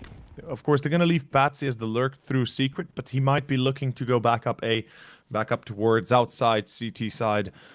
I mean, it's a It's a questionable position for the moment. Zontix, by the way, I just want to mention, just a casual mention. He's at 28 frags. We're currently in the 21st round, and he's at 28. He is having it, and he is having none of it. He is absolutely dominating the field for Spirit Academy currently, and he's one of the reasons why they're even at 11 at this stage.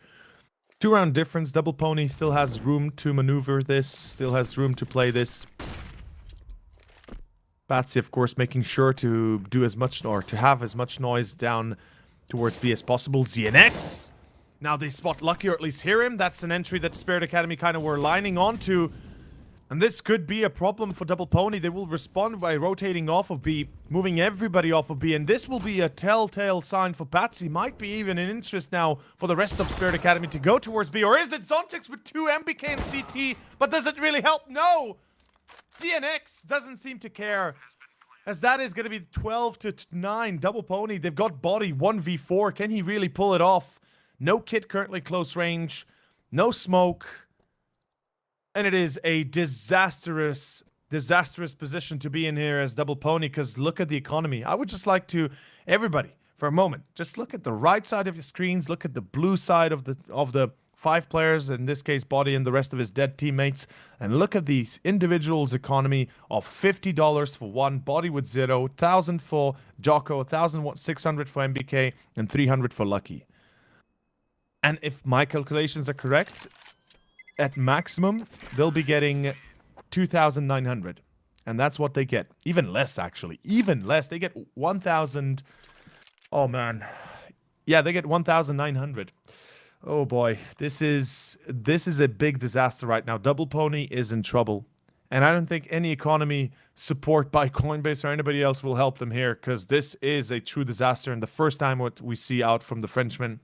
I like that we see these late timeouts. Absolutely, I love it, because it tells us that they're confident enough to wait for when it's actually really necessary to take it. But I hope this solves their issues, or at least I hope that they find some sort of a solution within the 30 seconds.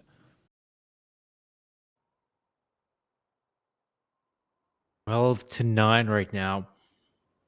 I mean, we see the tactical timeout come out from Double Pony, but you have to wonder at this time, maybe it's a little bit too late. Ooh, they're going to go for the reinvestment here, Double Pony. Was hoping for the potential eco, and then perhaps we see the investment, but instead, going to come down to pistols. Master MBK, and at least the AWP in the hands of Afro. That is one good weapon to have, as I think Afro might even consider holding outside. That has been quite a difficult area to hold for Double Pony, contested by Spirit Academy, and now being pushed by Afro. Good pickup on Siren, waiting for more players to appear. He does not have the smoke grenade to use as cover, and that's not going to be necessary. Afro gets the job done. Is now just Lonesome Target and ZNX remaining.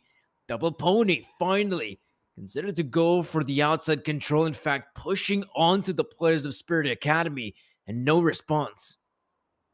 Find a little bit more life coming out from Double Pony in this case, and yeah, Spirit Academy, of course, when you're denied like that, it's very hard to get any sort of a reply. And even though Target gets himself one, it's not really going to change the current stance of the round itself. Should be 10 rounds to Double Pony. Double digits finally achieved by the looks of it. On B already, we do see a deagle in the hands of Lucky. And the force buy here, well, technically shouldn't have been as successful. You can kind of expect this to be a regular occasion. It's been a regular occasion in the game for the longest of time. And the fact is that Spirit Academy just underestimated what Double Pony can do when they are on their deagles. And that's it. That's the end of the, that's basically the gist of it. So let's see, of course, what is going to be entailed here for our 23rd round as the economy takes a bit of a deep dive as the rest of cryptocurrency. Go check out Coinbase.com. Of course, big shout out for their sponsorship of the tournament, keeping all of us having jobs, I guess. Like a bit of a technical pause coming through. I hope it's nothing serious on the side of Double Pony, or perhaps even for the likes of Spirit Academy. Right now, this is where things are getting interesting between the two teams. Spirit Academy still with the lead, 12 rounds for them. We saw their tremendous performance on Train. So good on the T side. Some really good individual plays coming in. This time, though, I don't think it's as good as, say, on the map of Train. I think on Train, what made it different was the fact that all the players were stepping up. It wasn't just lonesome Zontix finding those openings. Patsy had his moments. ZNX had his. Siren as well. Now Yep. I'd say they're quite heavily relying on a guy like Spirits, on Zontix, that is. Spirit definitely relying quite heavily on this one player. And I'd say maybe it's even for the better here that we're no longer on the CT side, but on the T side. This is where a guy like Zontix can find a lot of impact. Perhaps he can be the one to enter a bomb side, get those few frags in. And from there on out, if it's a 5 versus 3 or even a 4 versus 3, the remaining players of Spirit Academy should be able to close things out due to the entry frag and potential of Zontix.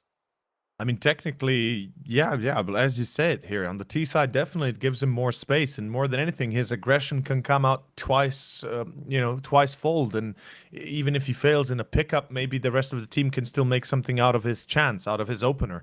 Because as long as he gets one, or at least if he is able to get one, and then if you're able to then pick up a bit of momentum, and perhaps ZNX and Patsy then take up on that as well, you can quickly make a bit of a snowball effect here and put the round in your hands. Though I could not agree more here. Zontex, of course, he's been splendid. He's really been pulling Spirit Academy. And yesterday I saw a meme on Twitter with, I believe, Big Clan posting it with Keto being the mini locomotive while dragging the whole big clan as a big locomotive dragging a small locomotive kind of thing.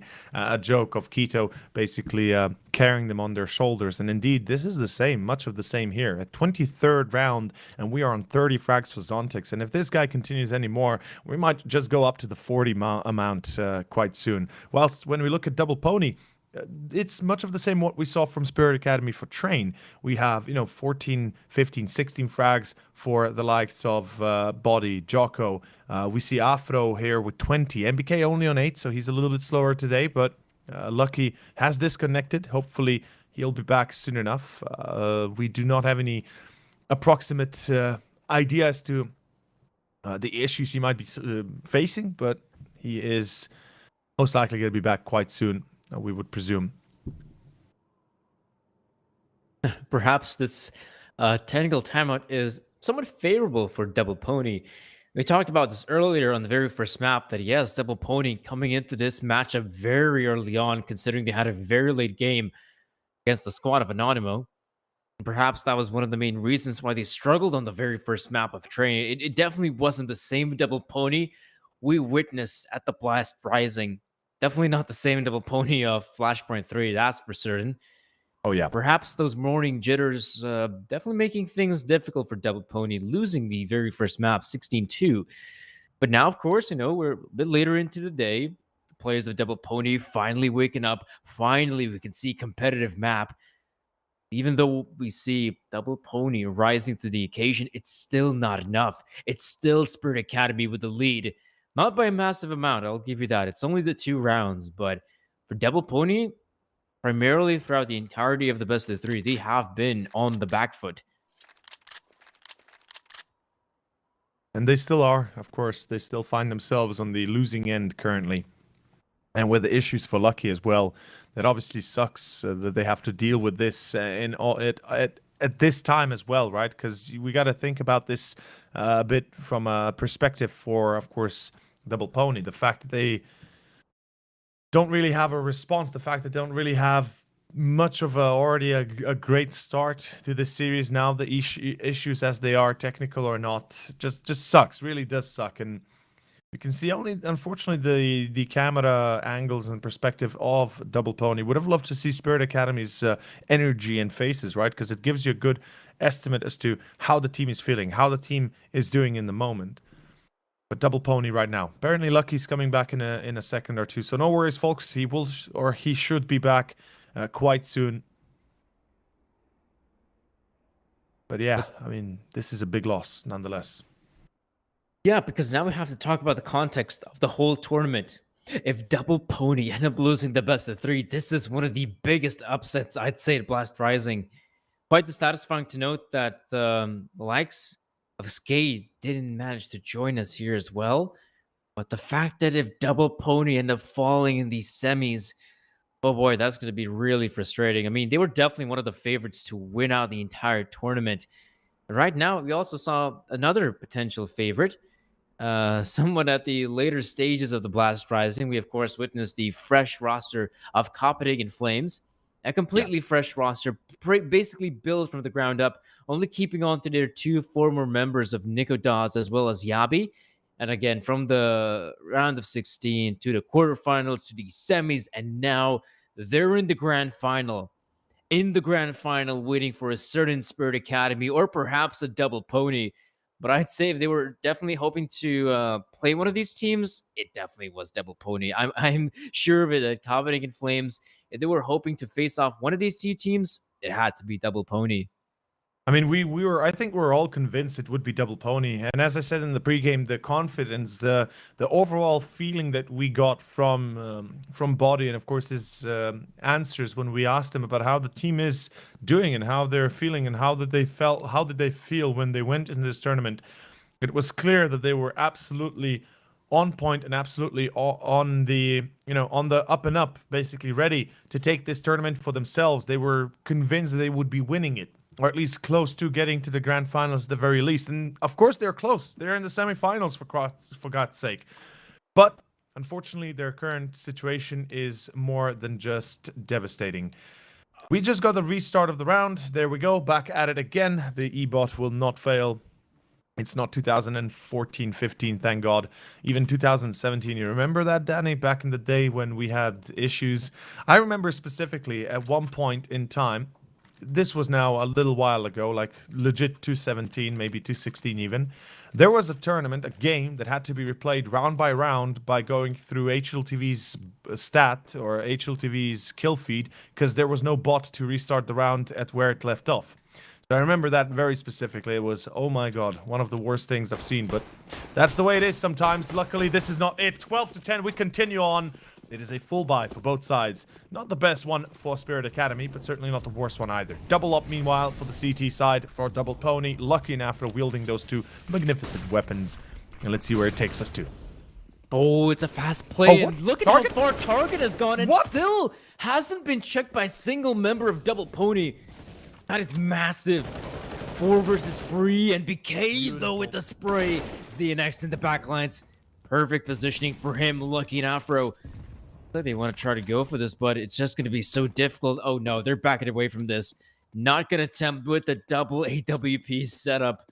I guess they were hoping for MBK to survive for as long as he did, but he ends up dying too quickly in the hands of ZNX. And there we go. Spirit Academy, what a great round to win. Quite surprising to note that a player like Target found so much success. And I mean, he made his way through almost the entire side without being spotted out or even damaged by a single member of Double Pony. Well, this is going to be a bit of a fantastic beginning, ain't it? 13-10. Double Pony, unfortunately, they were completely oblivious to what was happening, to what went down there. And that push by, of course, Target right here was fantastic because it broke the defense in half. It forced, of course, Body and Jocko to lose their positions immediately and gave the control that Spirit Academy were also vying for. And that's pretty much all there is to say about it. This is a disastrous start that's not going to get any better, unfortunately, for the side of Double Pony. 13-10, they will rebuy, double up again in their hands. They saved up a little bit, but is it really going to make a difference so far? They've been absolutely devastated on every single account, and down vents, as far as I can tell, that's MBK. Body with the XM auto shotgun. Beautiful weapon, great gun. It's a little bit expensive at $2,000, but it can get the job done, and especially when they rush you. If you hit those headshots, it can work like a charm. But I feel like this shotgun is a little bit actually overestimated, because the Max 7 or the Nova do the same job. Yes, the rate of fire is immensely good for the XM, but rarely do we see somebody doing more than, getting more than 1 or 2 frags with it, because it's just, at the end of the day, it still doesn't finish the job too quickly. Good entry, by the way. Siren falls. So does Zontix at this point. Whew. Target. Speaking about that shotgun, it's a lot of lead in his face. Oh, the positioning for Double Pony as well. Lobby control. They basically have the entire map. Well, apart from one positioning of Patsy, I don't believe anyone from Double Pony is aware that Patsy is sneak past through secret. Still holding this angle. Exact same could be said for ZNX. I believe it's because the remaining members of Spirit Academy just want to save their weaponry for the next one, because as we can see, 19 seconds on the clock. The bomb is. I wonder where is the bomb? Is it in fact dropped there on top of Silo, or is it somewhere close by the lobby? Either way, though, in the case of Spirit Academy, it is going to be the save here as Double Pony. Very good frags here early on. We see the outside control again being of top priority for squad like Double Pony. As they're going to make sure Spirit Academy want to have outside control, they're going to have to fight for it. Absolutely. And of course, the double up might be, again, a big factor in this. It's not great when you have to retake with it, but it's definitely helpful when you want to hold the position with it. And of course, for everybody wondering, you might have a chance to get some good skins at CS Money. If you're looking for a good skin, perhaps you might find one there. So go check it out, csmoney.com. In any case, it is going to be 13-11. Double Pony now 2 rounds behind still. They're still lagging behind slowly, but surely they're covering some ground, but eventually still losing a little bit in the process. It is going to be an opportunity right now for Spirit Academy to take us up to 14, potentially 15 right after. The money not so great for Double Pony. So towards ramp, it seems to be the case. ZNX, the bait is not taken by Afro. He will not miss his shot and chance. That is a great opener that will potentially be translating into something more. Or is it? Afro gets shut down. Lucky with the secondary up on through control room in long stairway. He is ready. Body comes in to support through big doors, through double doors more specifically. As right now, it's going to be Patsy finding a frag. That's, of course, Jocko on ramp. That's the rotation now tuck out. Siren, Target, and Patsy. Let's see how they can handle this, as it is an important moment in time for this retake. No! Lucky! He misses the shot! Spirit Academy, they have just gotten the biggest advantage they could have hoped for. Oh, Danny. You know exactly what this means, don't you? And so do I. There's still the potential retake, though. Don't count out Double Pony just yet, but Patsy's positioning is so good. And of course, NBK is going to come through, and he's going to go down. Nice positioning here from Patsy. Yeah, you're right about it. That shot being missed there by Lucky absolutely changes the tide here. Even though initially Afro doing a very solid hole here, Lucky as well. Once Lucky misses that shot, that gives the opening here for a team like Spirit Academy to bounce back into this. Even though Body gets that nice pickup, Patsy's positioning is superb to get himself the one and the second one in NBK. Stellar victory on the side of Spirit Academy, and that does put Double Pony in a very awkward spot. One hell of a day this has come out to be, and one hell of a performance we are seeing here. Double Pony now, of course, being put on the spot. The unfortunate spotlight, though, is a little bit too hot, a little bit too bright, and it hurts their eyes, it hurts their skin, it gets them uncomfortably warm, and in this case, it's just uncomfortable all in all. 14-11, they will go for the buy. They don't really have a choice. Deagles, FAMAS, AUG, and M4. A little bit of utility, no kit. This is it. Double Pony. It's all or nothing. They go double down or double out. In any case, let's see. Body. Oh, that is great. Body finds two. Jocko helps him out as well as they burn Body at the end there.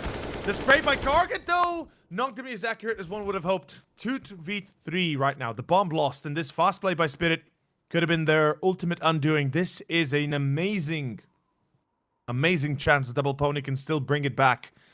They're, after all, only 3 rounds behind, and it is not so impossible for them, or improbable, to be able to pull it all the way into a tie and into a victory.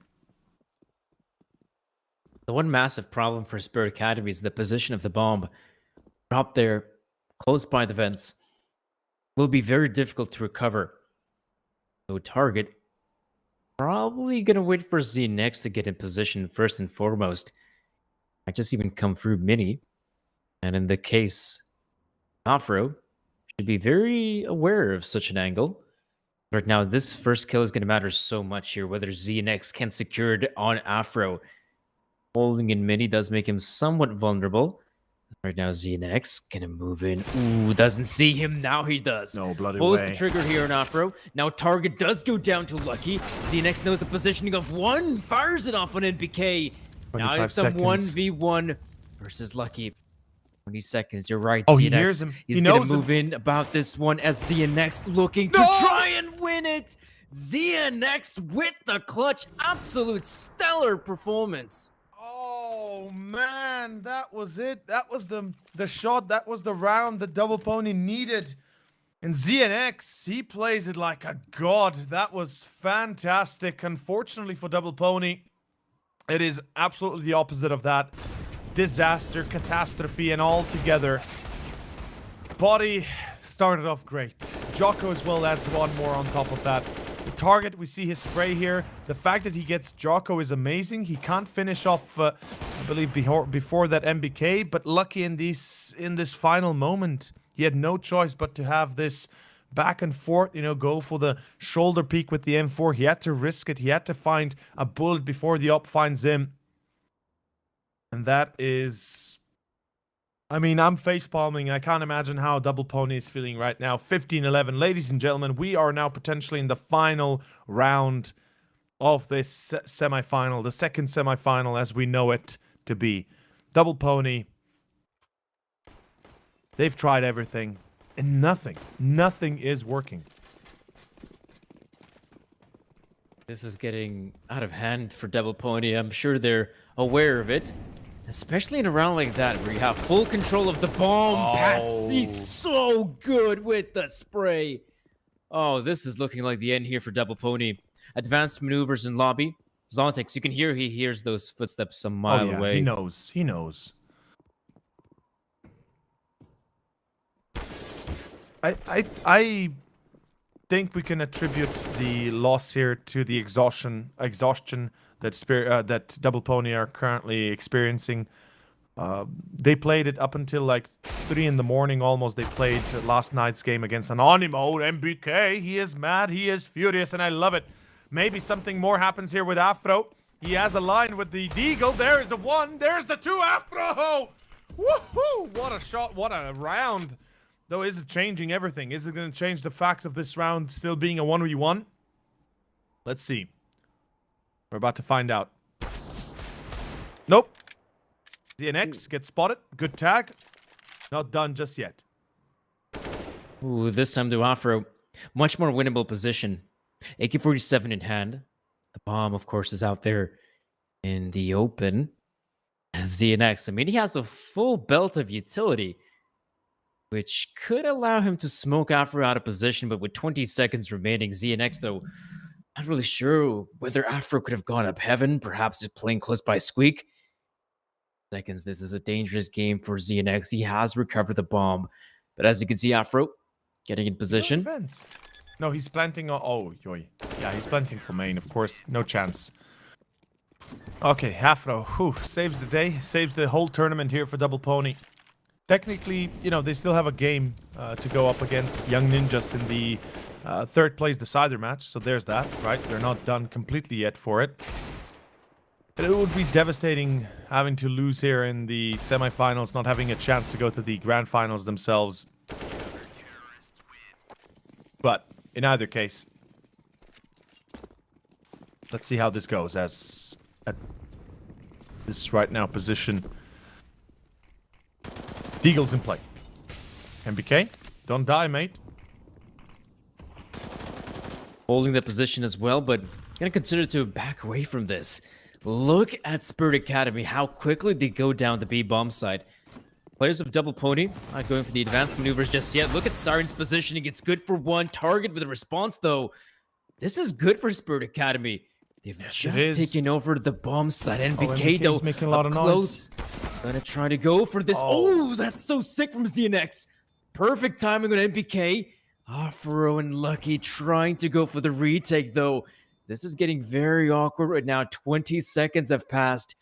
Lucky and Afro looking for those engagements. Afro! Missing a crucial shot. Gets the response, though, but it's a 1v2 right now. As Afro holds the angle, waiting for those players to try and find them, but there's just so little time remaining. And Spirit Academy, of all the rounds to win, it had to be the one with pistols. Great performance here from Spirit Academy. And not only that, they close out the best of three, 2-0, and secure a spot in the grand finals. Well, that was absolutely fantastic coming out from Spirit Academy. We got to give him that much. That was truly a performance that we would have expected to see out of Double Pony. Instead, it was the exact opposite, a 2-0 up against the French team here. The team that was supposed to be the favorite to win the whole tournament. Now it is going to be Spirit Academy going up against Copenhagen Flames in the grand finals, folks. That's going to be one hell of a matchup. And of course, Young Ninjas meeting Double Pony in the third place decider match. And I can guarantee you right now, Copenhagen Flames are happy. Young Ninjas are not. That is a guarantee, because it's going to be about 2 hours time before we start the third place match, which means Double Pony will have at least 2 hours where they can chill a little bit, well, a little bit less, but chill, take a moment for themselves and just relax and get their energy back. I can guarantee you they want revenge and a victory at the very least on this beautiful Sunday, rainy, sunny Sunday. For sure, in the case of Double Pony, you're still going to look forward to that third place decider matchup. That's the one way you can at least gain some of your honor back. But absolutely, it's a really underwhelming performance here in the semifinal. The fact that they don't even put us on a third map, the fact that they get absolutely destroyed in train, something Double Pony did not expect whatsoever. So it is going to be a loss here for them. But absolutely, congratulations here for Team Spirit Academy. Great performance here from the guys. The youngsters here really stepping up when it matters most. We talk how well they played on a map like Train, where all the players seem to be hitting their shots. The tactics also looked very much on par. And on the second map, this is where things get a little bit more difficult. Double Pony showing some resistance, but this is again where the members of Spirit Academy able to bounce back. And they absolutely did. I mean, Zontex, he had how many frags at the end? Like 31, I believe, or at 30 he remained for almost the entirety of the game. That was quite insane. His performance absolutely out of this world, and one of the reasons why we even saw an 8-7 half from in the first place by Spirit Academy, because he had 28 frags in the 21st round. I remember that specifically. In the 21st round, he was already rocking hard on the whole map. Unfortunately, that is it for, of course, this semifinals. But we'll have an interview coming up right now with ZNX, as far as I understand it. So, of course, the Belarusian player, a very young player as well, out of Spirit Academy. I believe he's only like 18, something like this, 19, and hopefully, he's going to be able to give us a bit more introspection into how the team operates under great pressure, because that was a lot of pressure in the second map. We can't deny that. Double Pony, even though they lost as much as they did, that must have been a lot of pressure here for the whole of Spirit Academy. But with that being said, we have ZNX with us. Hello, my friend, and welcome. And congratulations, first of all. Thank you. And what a game that was, man. Holy hell. Me and Danny were just like mind blown. Train. What the hell happened? Just give us a breakdown. What the hell happened there? Well, we got pretty impressive game on Train. That was not hard for us. Everybody from our team was really into the game for 100%, so that's why we won 16-2. And on Nuke, that was pretty rough game because we lost a couple of economic rounds on the city side. For sure. And guys, I definitely would like to know the answer to the question. Obviously, we heard before the start of the best of three that Flamus should play for the second map, but you guys decide that at the very end, you're just going to stick with Target. So who made that decision to continue playing with Target? That decision was made because of internet problems of Flamus. He got some loss and internet problems. Yeah, that makes sense. Yeah, I was wondering, maybe it's because that you guys won so well on Train that you want to keep Target and the current consistency of the team, because it would make sense. We kind of were trying to explain that away. Yeah, but thank you for that explanation. Actually, it kind of brings it into perspective as to why Flamus then at the end did not participate in the second map. But my second question here would be Nuke. So, the map pick of Double Pony, and you guys know that perhaps, to kind of go back to the veto, did you expect that perhaps it would be instead of Nuke Dust 2 for Double Pony? No, because they got a lot of experience and games to Nuke. Also, they won like yesterday Anonymous Nuke, so they're feeling pretty confident on this map pick. Fair So we enough. were pretty sure that it's gonna be Train, Nuke, and Inferno. Okay, fair enough. And of course, guys, now you have secured that spot in the grand finals. You just secured a win on the back of this one, 2-0 against Double Pony. So my question is, which of the two teams, Copenhagen Flames or Double Pony, could be a more dangerous opponent to face, a more difficult opponent to face? To be honest, I don't know. Probably it will be Copenhagen Flames because they are speaking same language. No, even Double Pony is speaking same language. Yes. Sorry. Well, we played before on Frags and versus Copenhagen Flames, and we saw they have pretty good structure of team, and they have, of course, pretty experienced players. And Double Pony, they're playing more like mix from FPL. So it was. So I think Copenhagen Flames is a harder enemy than Double Pony. That's actually a really good breakdown, and actually a really good point that you make. Copenhagen Flames, even Roy said that it's a fresh team, but they're pracking and they're preparing for for the future of this team to be something more than just a regular Danish team that we've seen so many times out of Denmark. And my final question here would be, and I don't want to keep you too long. I know it was a hard day, and a hard match. Wink, wink, hard. So Zontix. Like myself and Danny, we kind of said that you, yourself, and Patsy would be the two players to be the MVPs, to be the two players to look out for. But Zontix goes insane. He goes on to 31 frags at the end of Train, absolutely destroys Double Pony in the first half alone. Was there At the end of the Nuke? Yes, at the end of Nuke, of course. Yes. Was there any at the end of the first half of Nuke, at the 8-7 half, when it was a back and forth battle against Double Pony? Did any of you guys just feel like, how do you guys feel when one of your teammates is carrying that hard? Does it make you want to carry even harder? Or you're like, okay, he's gonna take the job, he's gonna finish the job? No, we never give up. Even we see one guy destroying everyone, so we trust each other and we of course support each other. So even sometimes when someone have a rough game from us, we not focusing on this, so we are focusing on our game first of all. Yeah, thank you very much for that answer. And of course, ZNX, thank you for coming on here for the interview. Congratulations again for winning this semifinals. Thank you. An unprecedented victory against a team that is quite strong. And of course, good luck in the grand finals themselves against Copenhagen Flames. Okay, see you at the evening. See you. Bye. Be well. All right, see ya. Well, Okay. that was an interesting talk here with ZNX, of course, giving us some more insight on the team and how they're feeling after such an amazing victory. And, of course, some more insight on the grand final we're going to witness. Of course, probably not the grand final anyone really expected to witness. Copenhagen Flames versus Spirit Academy. That is turning out to be quite the interesting matchup. We obviously also heard as well that on the side of Copenhagen Flames, that even though the roster is still somewhat relatively fresh, but when the likes of Spirit Academy had to play against Copenhagen Flames, they already noticed that, okay, there seems to be some sort of structure at play. Those guys that have only played for about 4 or so days already have the tactics at play. So for Spirit Academy, that's probably something they're going to be somewhat scared to go up against. This team that's so fresh already has so much good ideas, and of course the teamwork to boot. Yeah, well, ZNX did say well, right, that they're a bit more afraid of the Flames because it feels like Double Pony is perhaps a bit more of a mixy team, whilst the Flames really feel like a proper structured team with a lot of background behind it.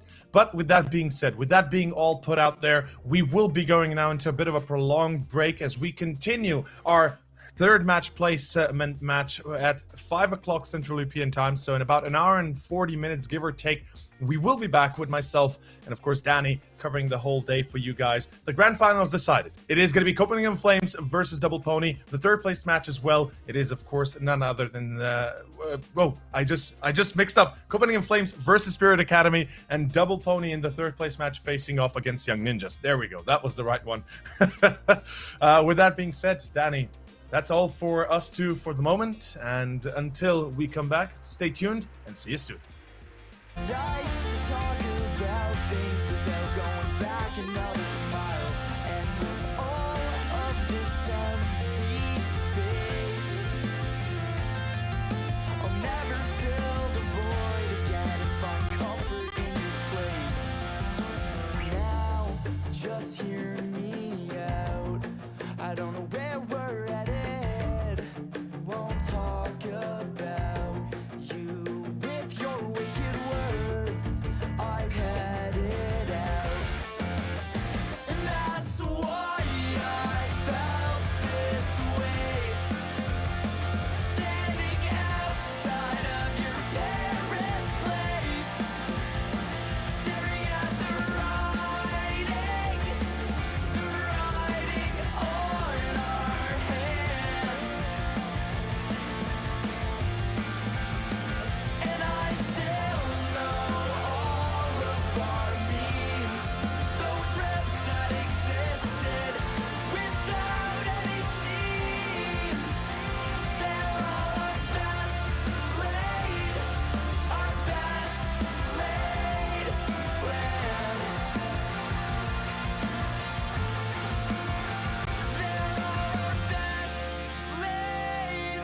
Our best laid plans.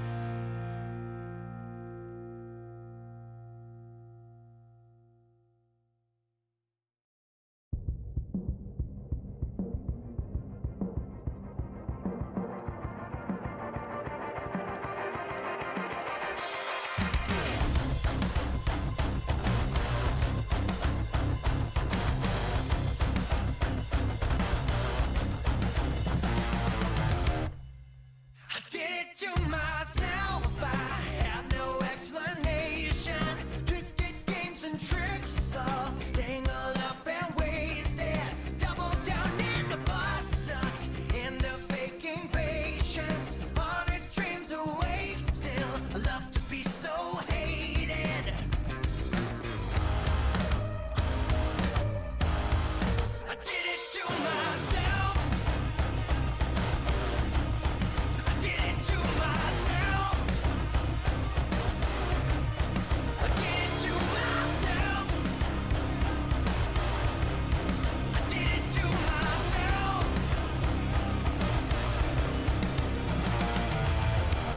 Boat it up and lose the key. I've got no motivation, got no will to breathe. Growing more and more complacent. Train wreck at my feet. This monster I've created, running out of steam, but I can't fight the craving. So on and on, I train alone. The pain it slips away.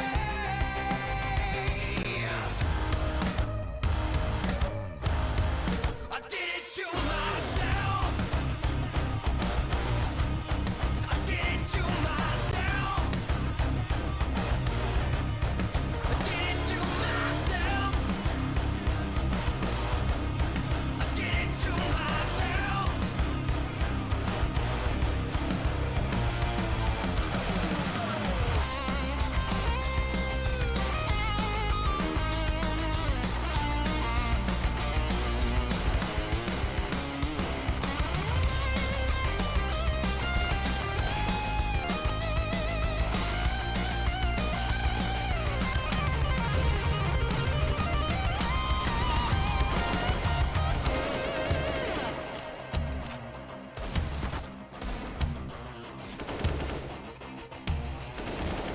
I did it to myself.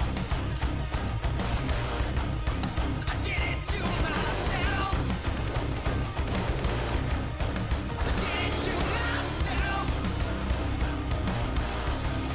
I did it to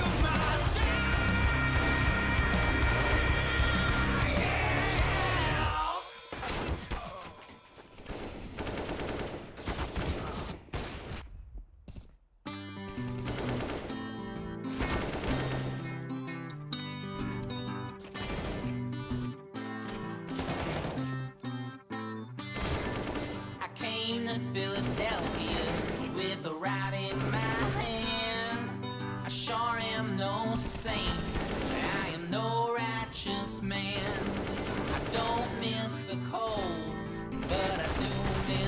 sand.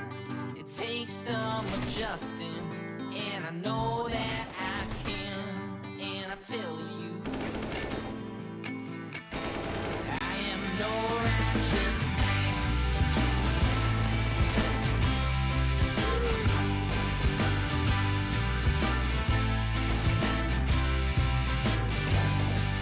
They all like to treat me like a wanted man.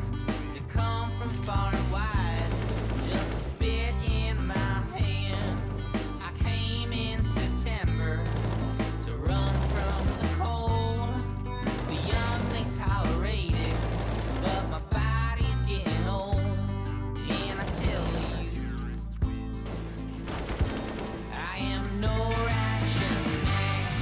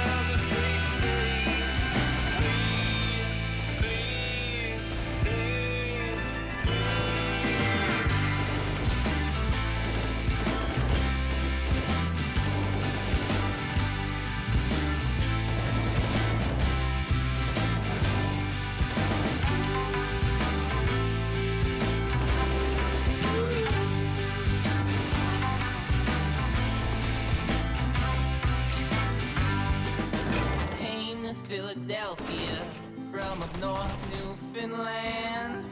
My mother, she was a teacher, my dad a fisherman. I don't miss the cold, but I do miss the sand. It'll take some adjusting, but I'm sure that I can.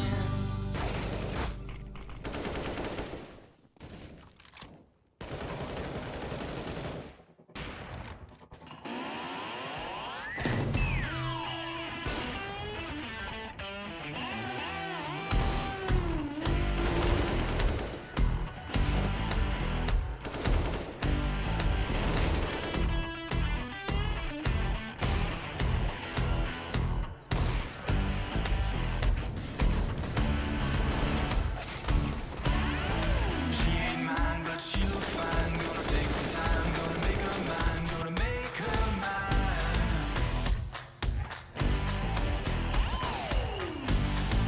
I'm the man, I got the plan. When it hits the fan, do all I can, do all I can.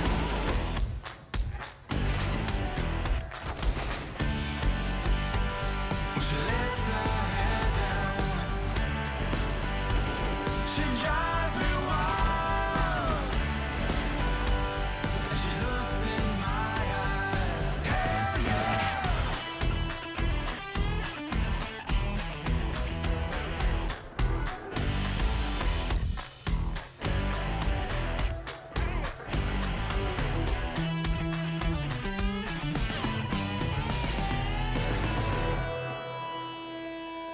I don't care, it's a double dare. I ain't scared, you best beware, you best beware. It's alright, she's in my side. I got all night, so just sit tight, so just sit tight.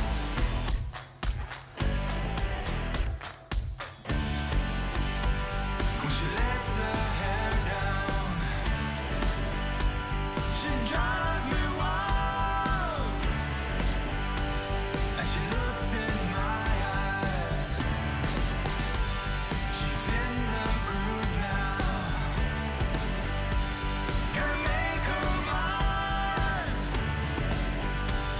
I've got to move now. Hell yeah!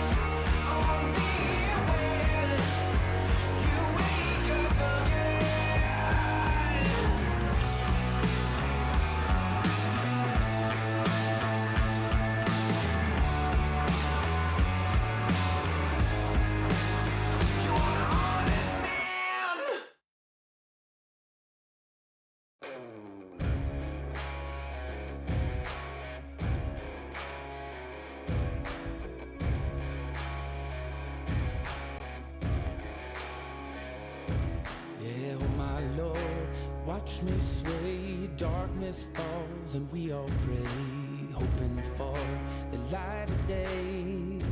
Down to the river, I have held the devil's hand, felt the weight of my own sin, burdened by the heart of man. Down to the river, down to the river.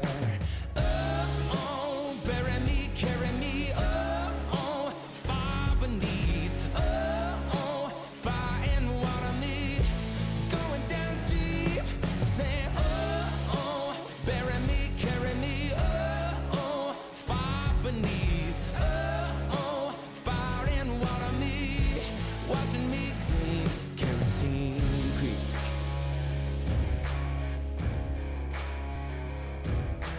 Mama taught me how to live, Daddy taught me how to give. Both of them had their own sins. Down to the river, every man has felt the shame. All our blood, it runs the same. Father, hear us as we pray. Down to the river, down to the river, sing, oh, bury me, carry me, oh, far beneath, oh, fire and water me, going down deep, singing, oh, bury me, carry me, oh, far beneath, oh, fire and water me, watching me clean, kerosene creek.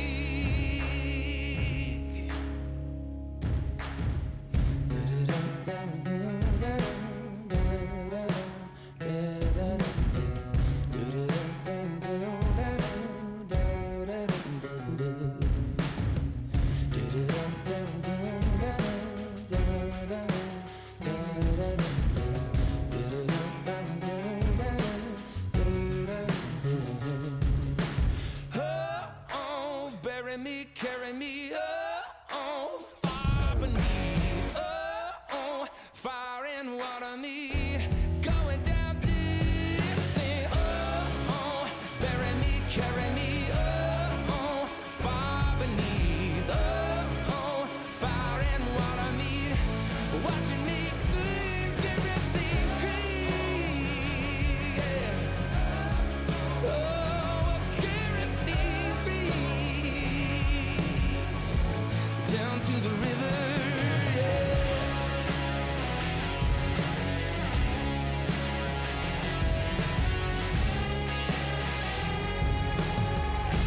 Down to the river.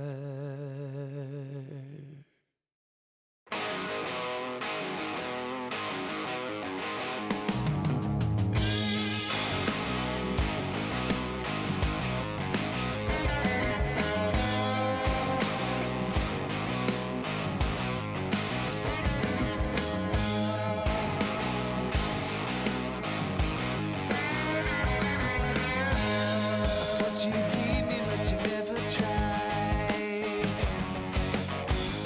I thought you'd gone and left me here to die.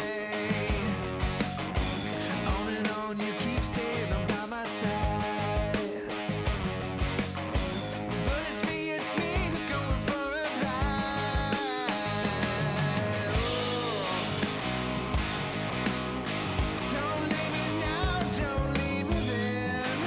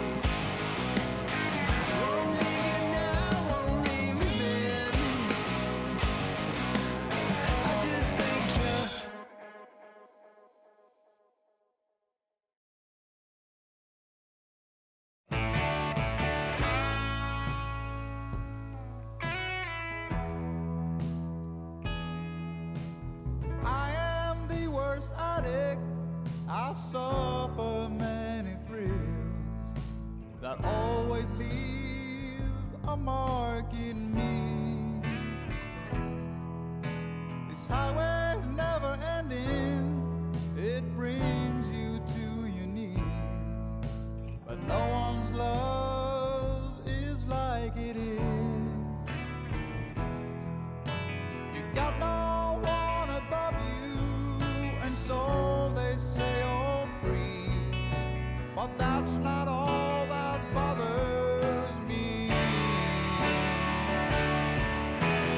I have never said a word about it, but never stop believing, don't you know? I haven't been around for you, my darling. Short in memories won't guide you home.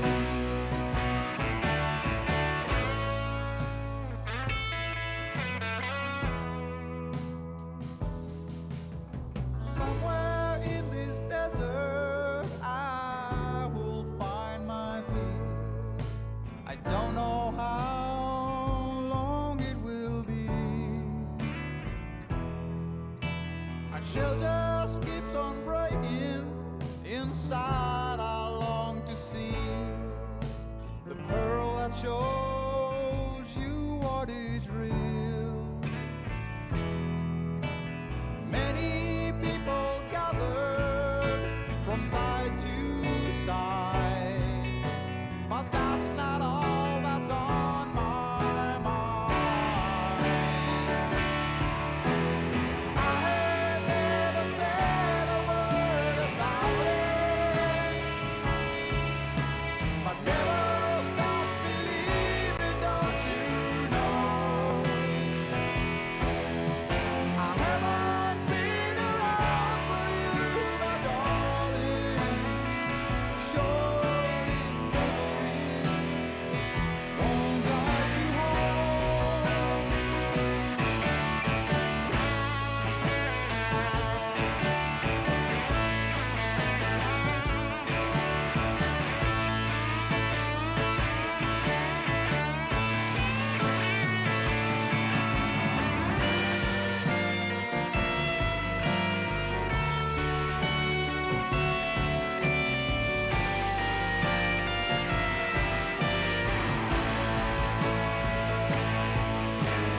I have never said a word about it, but never stop believing, don't you know? I haven't been around for you, my darling. Short in memories won't guide you home. I haven't been around for you, my darling. Short in memories won't guide you home.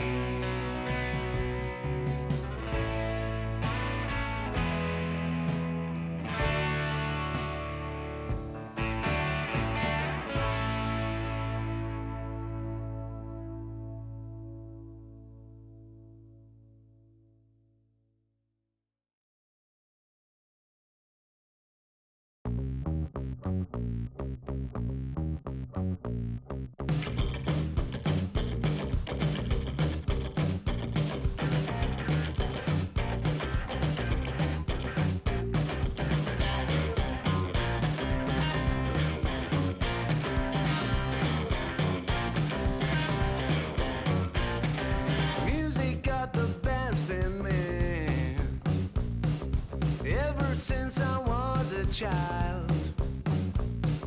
Now it's showing its ugly face. What can I do?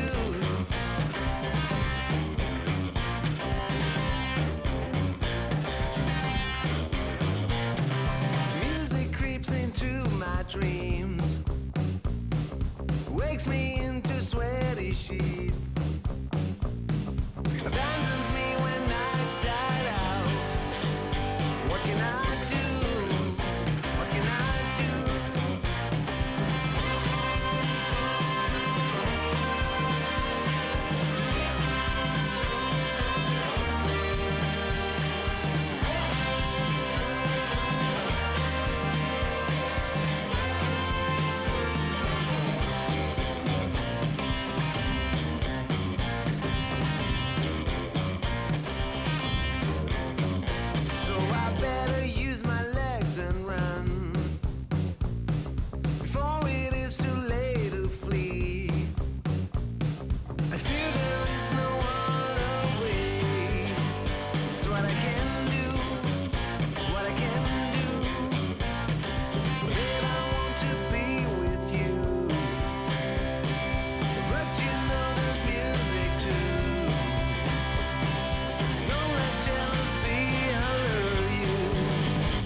Stop this get right.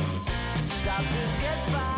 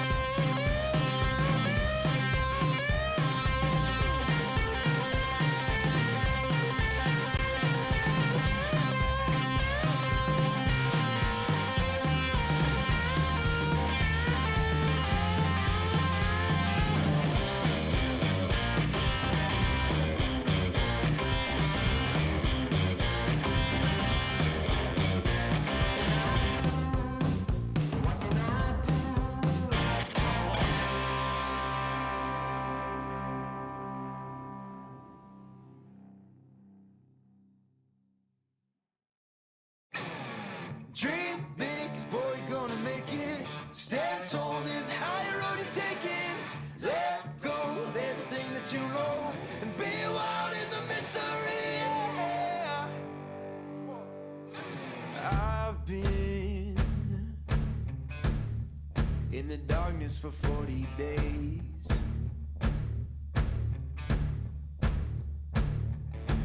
I've been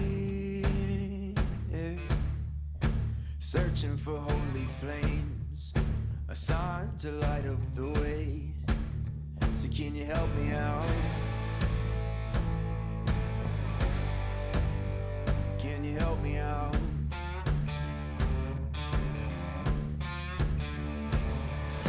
I've been more certain of truth before.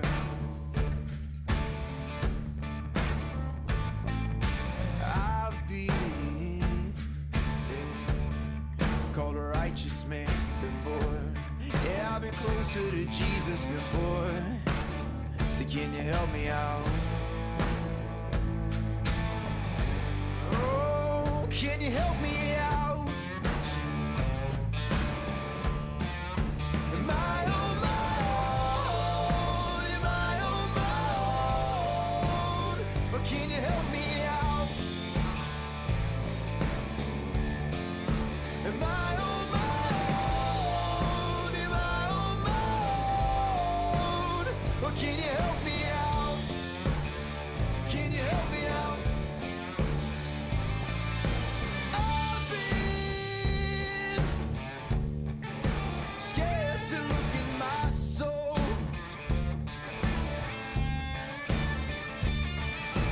I've been afraid I would follow the road. Yeah, afraid of the things I've been told. So can you help me out? Oh, yeah. Can you help me out? Am I on my own? Am I on my own? Or can you help me out? Am I on my own? Am I on my own? Or are you speaking now? Are you speaking now?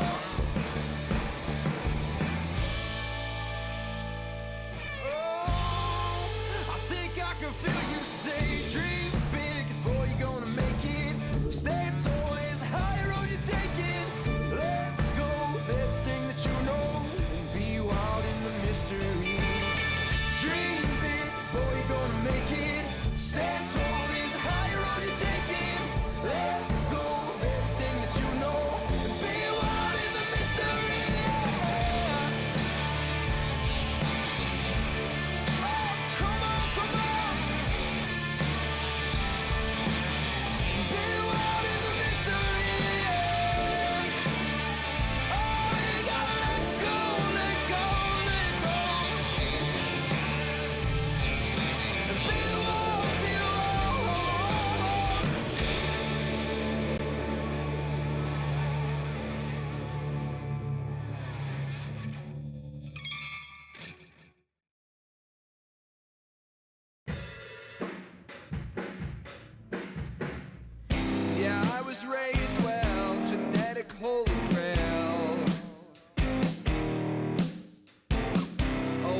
friends in class, never got picked last.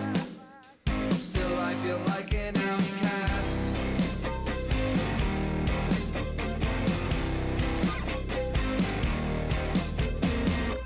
I traveled down south, the callers freaked me out. I learned a thing or two before I came unglued. Now my graphic days are gone too.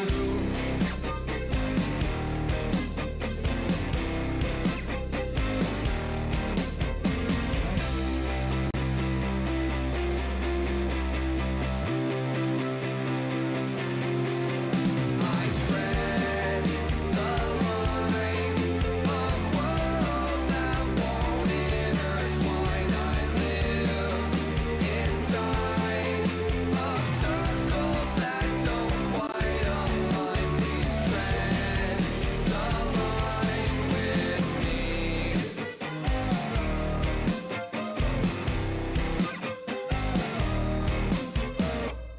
I listen to the reborn, but sympathize with the scorn. I don't know which is worse, but from the back of the hearse, they both seem to put life first.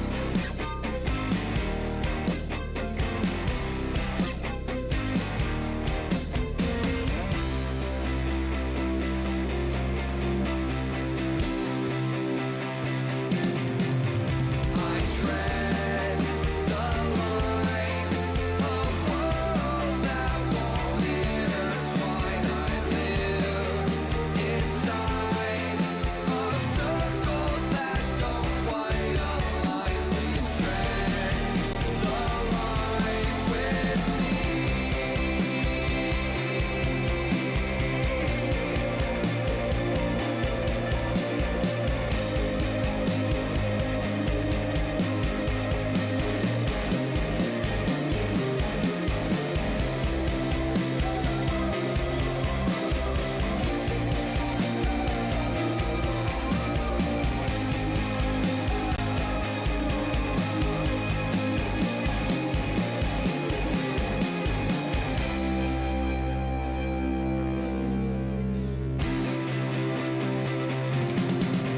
I tread the line of worlds that won't intertwine. I live inside of circles that don't quite align. I stand behind a tidal wave of men in mind to tread the line like me.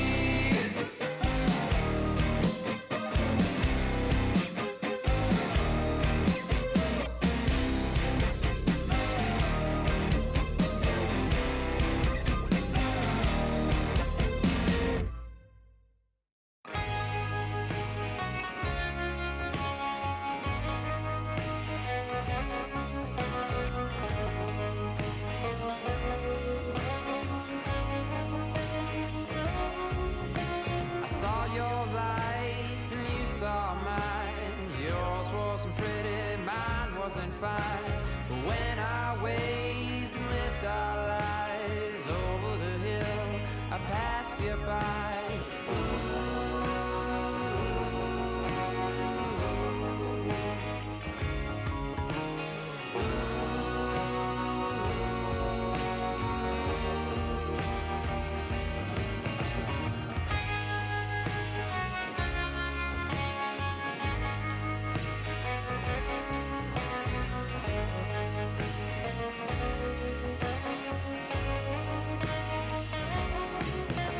The black crow swoops on the side of the road. The cat crosses fast, then it turns back home.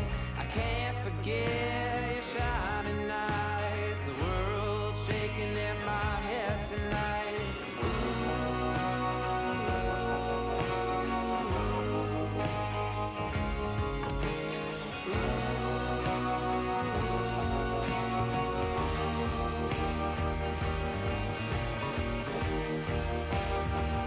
Don't kill me now.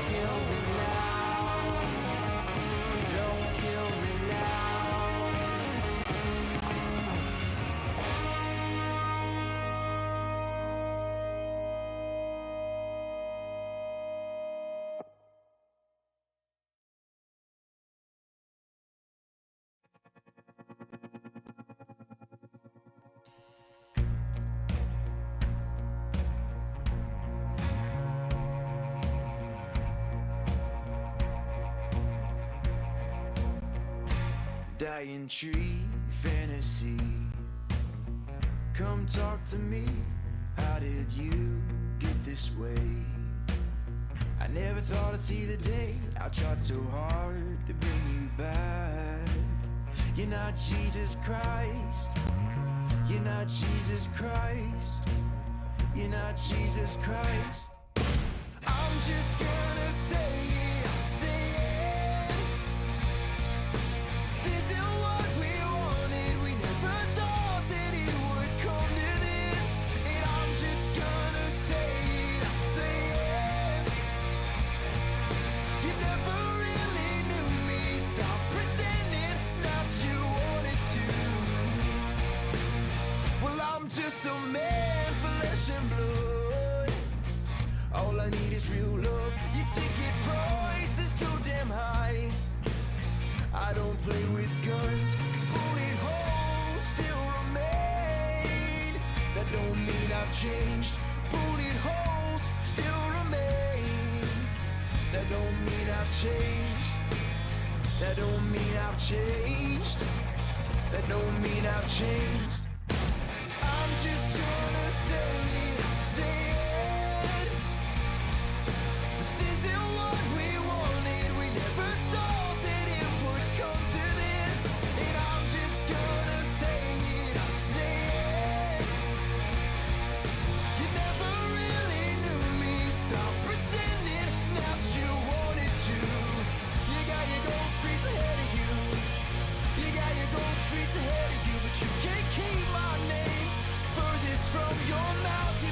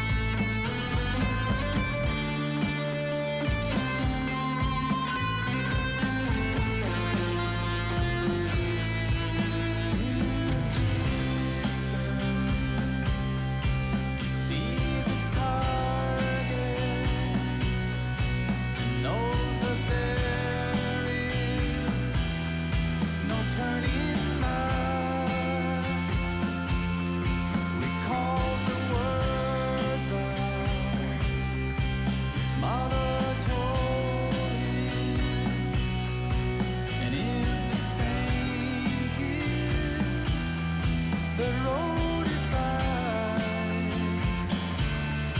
A soul of passion.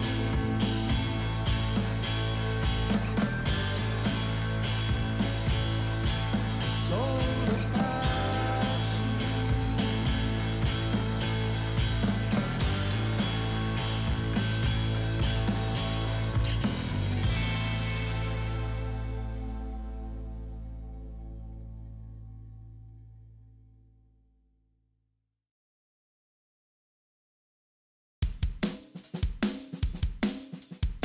The world is spinning and I'm dizzy staring at the stars. I left the pages in my schedule, but they're falling hard. Find me on your way out, I'll be right here. The world is spinning and I'm dizzy staring at the stars. They don't seem so far. The sky is sunny, but the clouds are running in my head. I'm thinking maybe I would rather play the part instead. Don't know what to say now, I'll get my eyesight checked. But I can listen while I'm wishing, staring at the stars. They don't seem so far. They don't seem so far. I'm getting older and we feel a little colder. The world is trying to get us to trip, fall, roll over. But there is more to prove. These mountains, they can move. Sit tight, buckle up, we bout to hit our groove.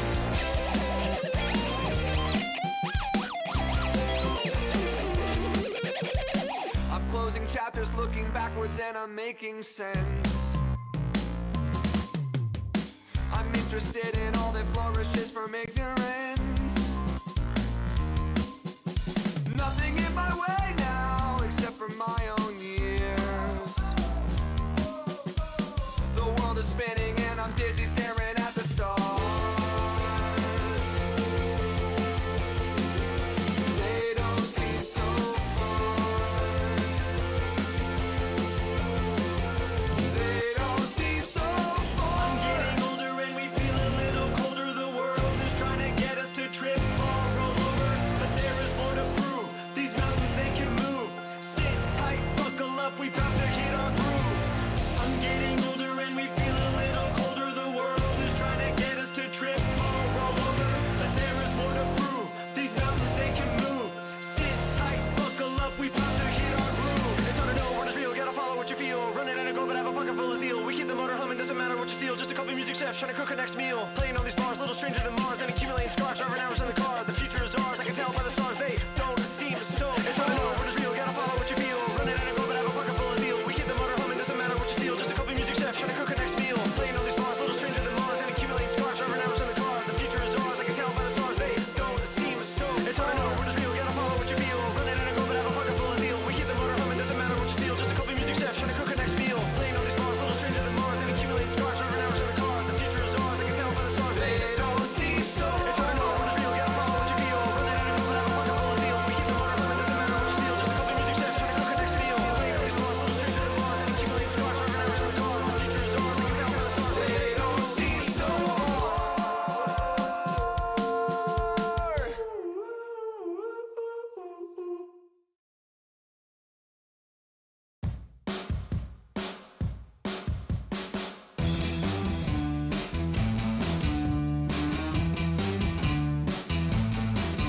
When I saw you downtown, I started acting like a clown, just to see if you would notice me and maybe get you to laugh. I did get some attention from the girl right next to you.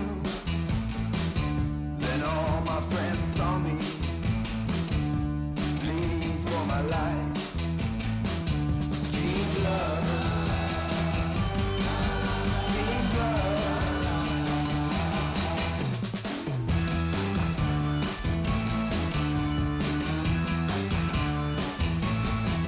I gotta run, run, run. I gotta run,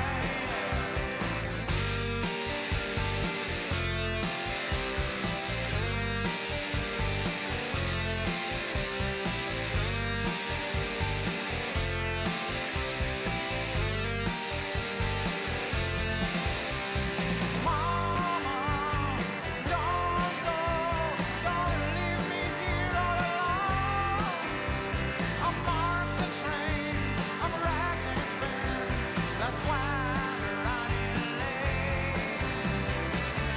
This is free. This is free. Get into me. That's all I ever think of. Yeah, a rider on the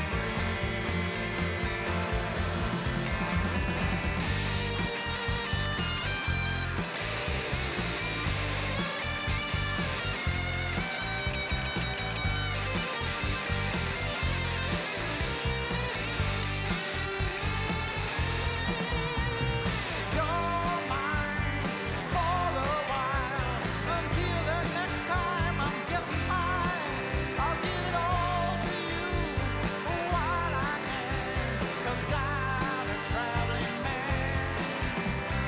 Dark time, bad vibe, I won't stay too long to take your life.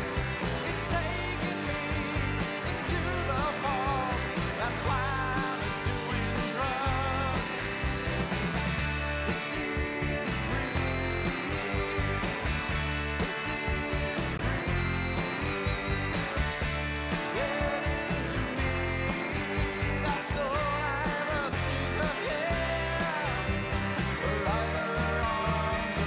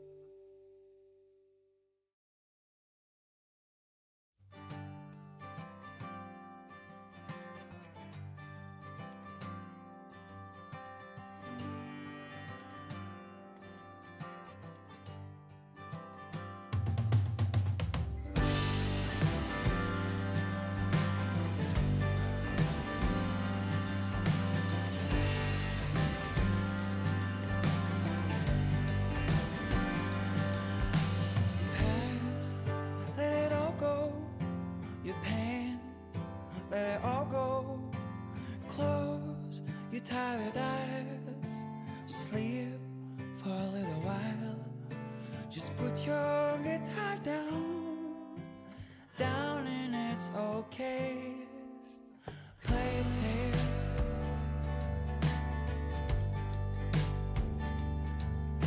Your mistakes, let them all go.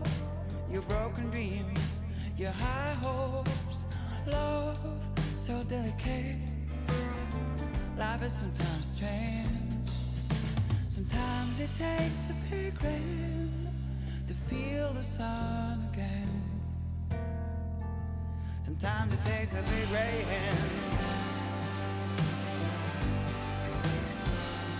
Sometimes it takes a big rain.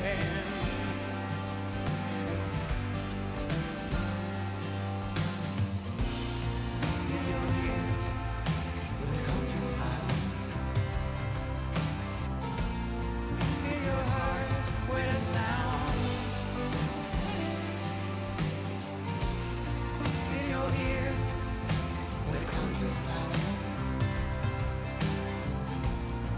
Fill your heart with a sound.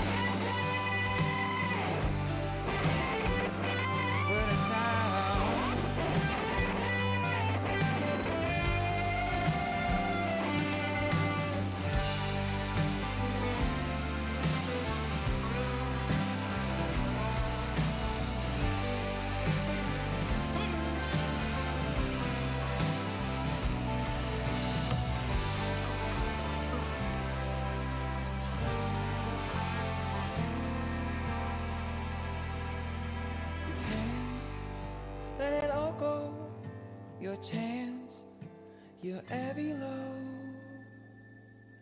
You made it through another day. You're surely on your way. Just put your guitar down, down, and it's okay.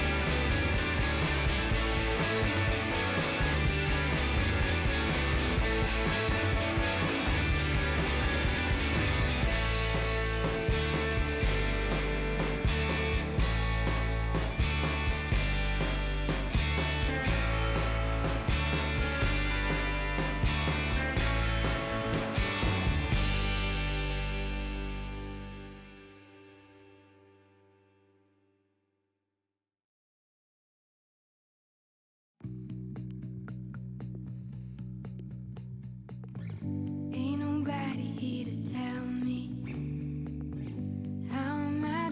this mountain. Oh, stay right beside me. Watch me climb, watch me climb, watch me. Ain't nobody here to guide me. How am I to cross this river? Oh, stay right beside me. Watch me cross, watch me cross, watch me. Just watch me climb. Don't take off your eyes while I run down. Just watch me climb. Don't take off your eyes while I run down. Ain't nobody here to teach me. How am I to reach up high? Oh, stay right beside me. Watch me fly, watch me. Just watch me climb. Don't take off your eyes while I run down. Just watch me climb. Don't take off your eyes while I run down. Run down while I run down. Run down while I run down. Run down while I run down. Run down while I run. Ain't no secrets here to tell me. How am I to reach the stars now? Oh, are you still beside me? Just watch me, watch me. Just watch me. Watch me.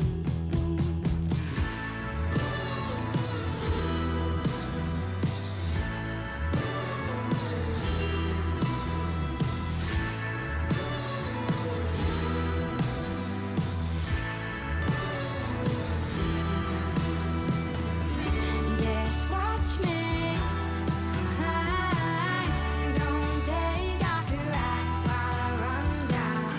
Just watch me climb. Don't take off your eyes while I run down. Run down while I run down. Run down while I run down. Run down while I run down. Run down while I run. Ain't nobody here to tell me.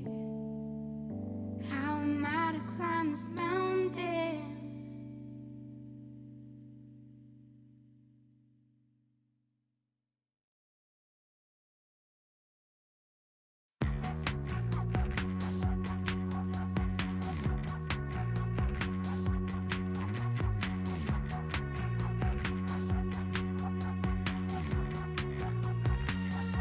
Scrolling for a heart, scrolling for some blood in the veins. I have to say the zeros and ones can't explain. Whoa, silicon glass, a pain in the ass. I read it on a thread, but we should all get heads for something and love.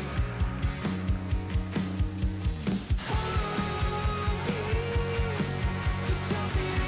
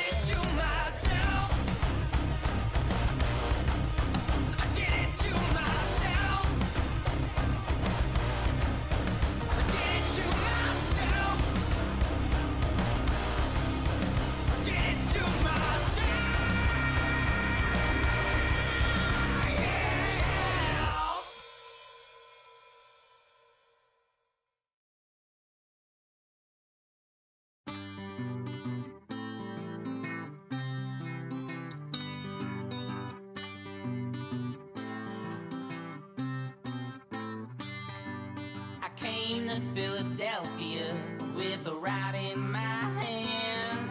I sure am no saint, I am no righteous man. I don't miss the cold, but I do miss the sand.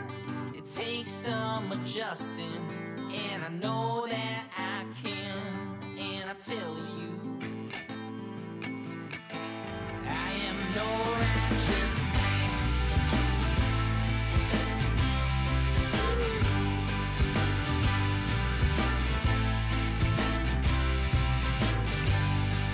They all like to treat me like a wanted man. They come from far and wide just to spit in my hand. I came in September to run from the cold. The young they tolerate it, but my body's getting old. And I tell you, I am no righteous man.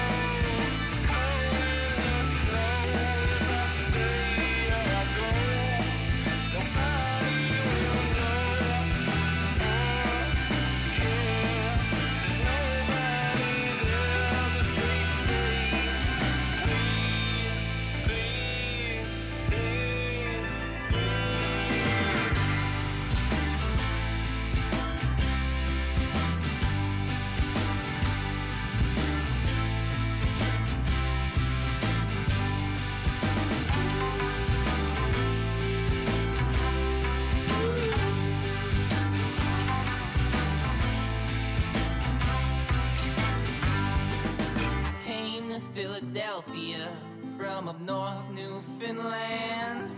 My mother, she was a teacher, my dad a fisherman.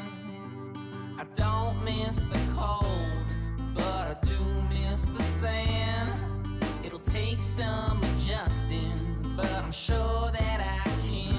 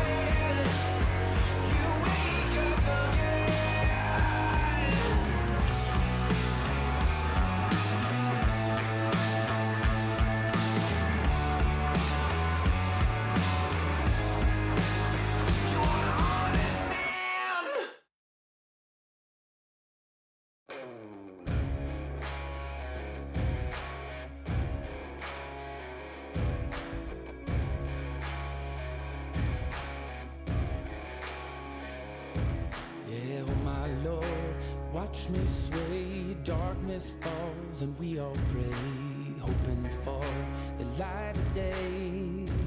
Down to the river, I have held the devil's hand, felt the weight of my own sin, burdened by the heart of man. Down to the river, down to the river. Oh, bury me, carry me, oh, far beneath, oh, fire and water me, going down deep, saying, oh, bury me, carry me, oh, far beneath, oh, fire and water me, washing me clean, kerosene creek.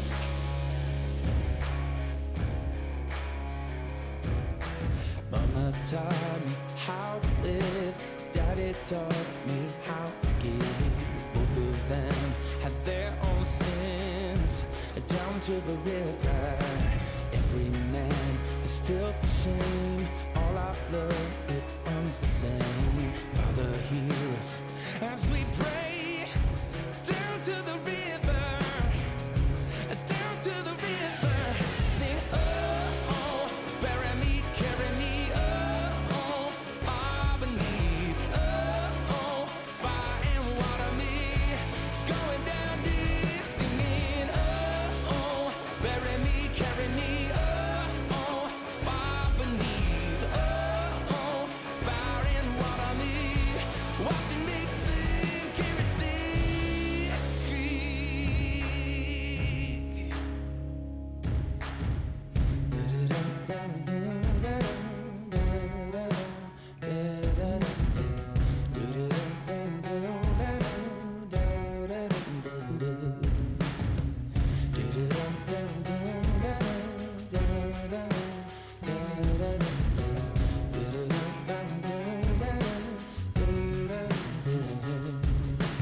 Oh, bury me, carry me, oh, far beneath, oh, fire and water me, going down deep, sing, oh, bury me, carry me, oh, far beneath, oh, fire and water me, washing me clean, kerosene creek, yeah.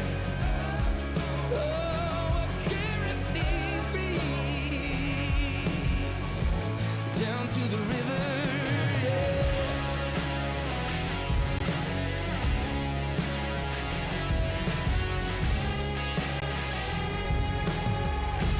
Down to the river.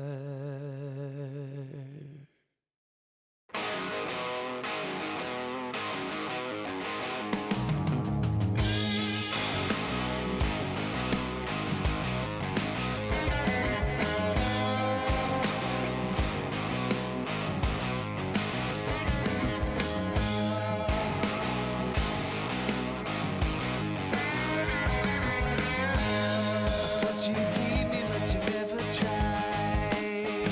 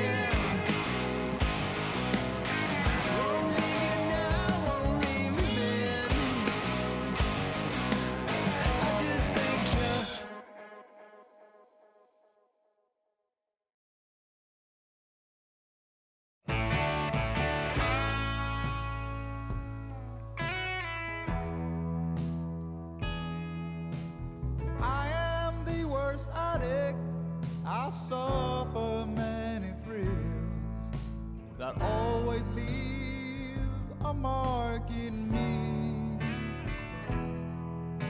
This highway's never ending, it brings you to your knees. But no one's love is like it is. You got no one above you, and so they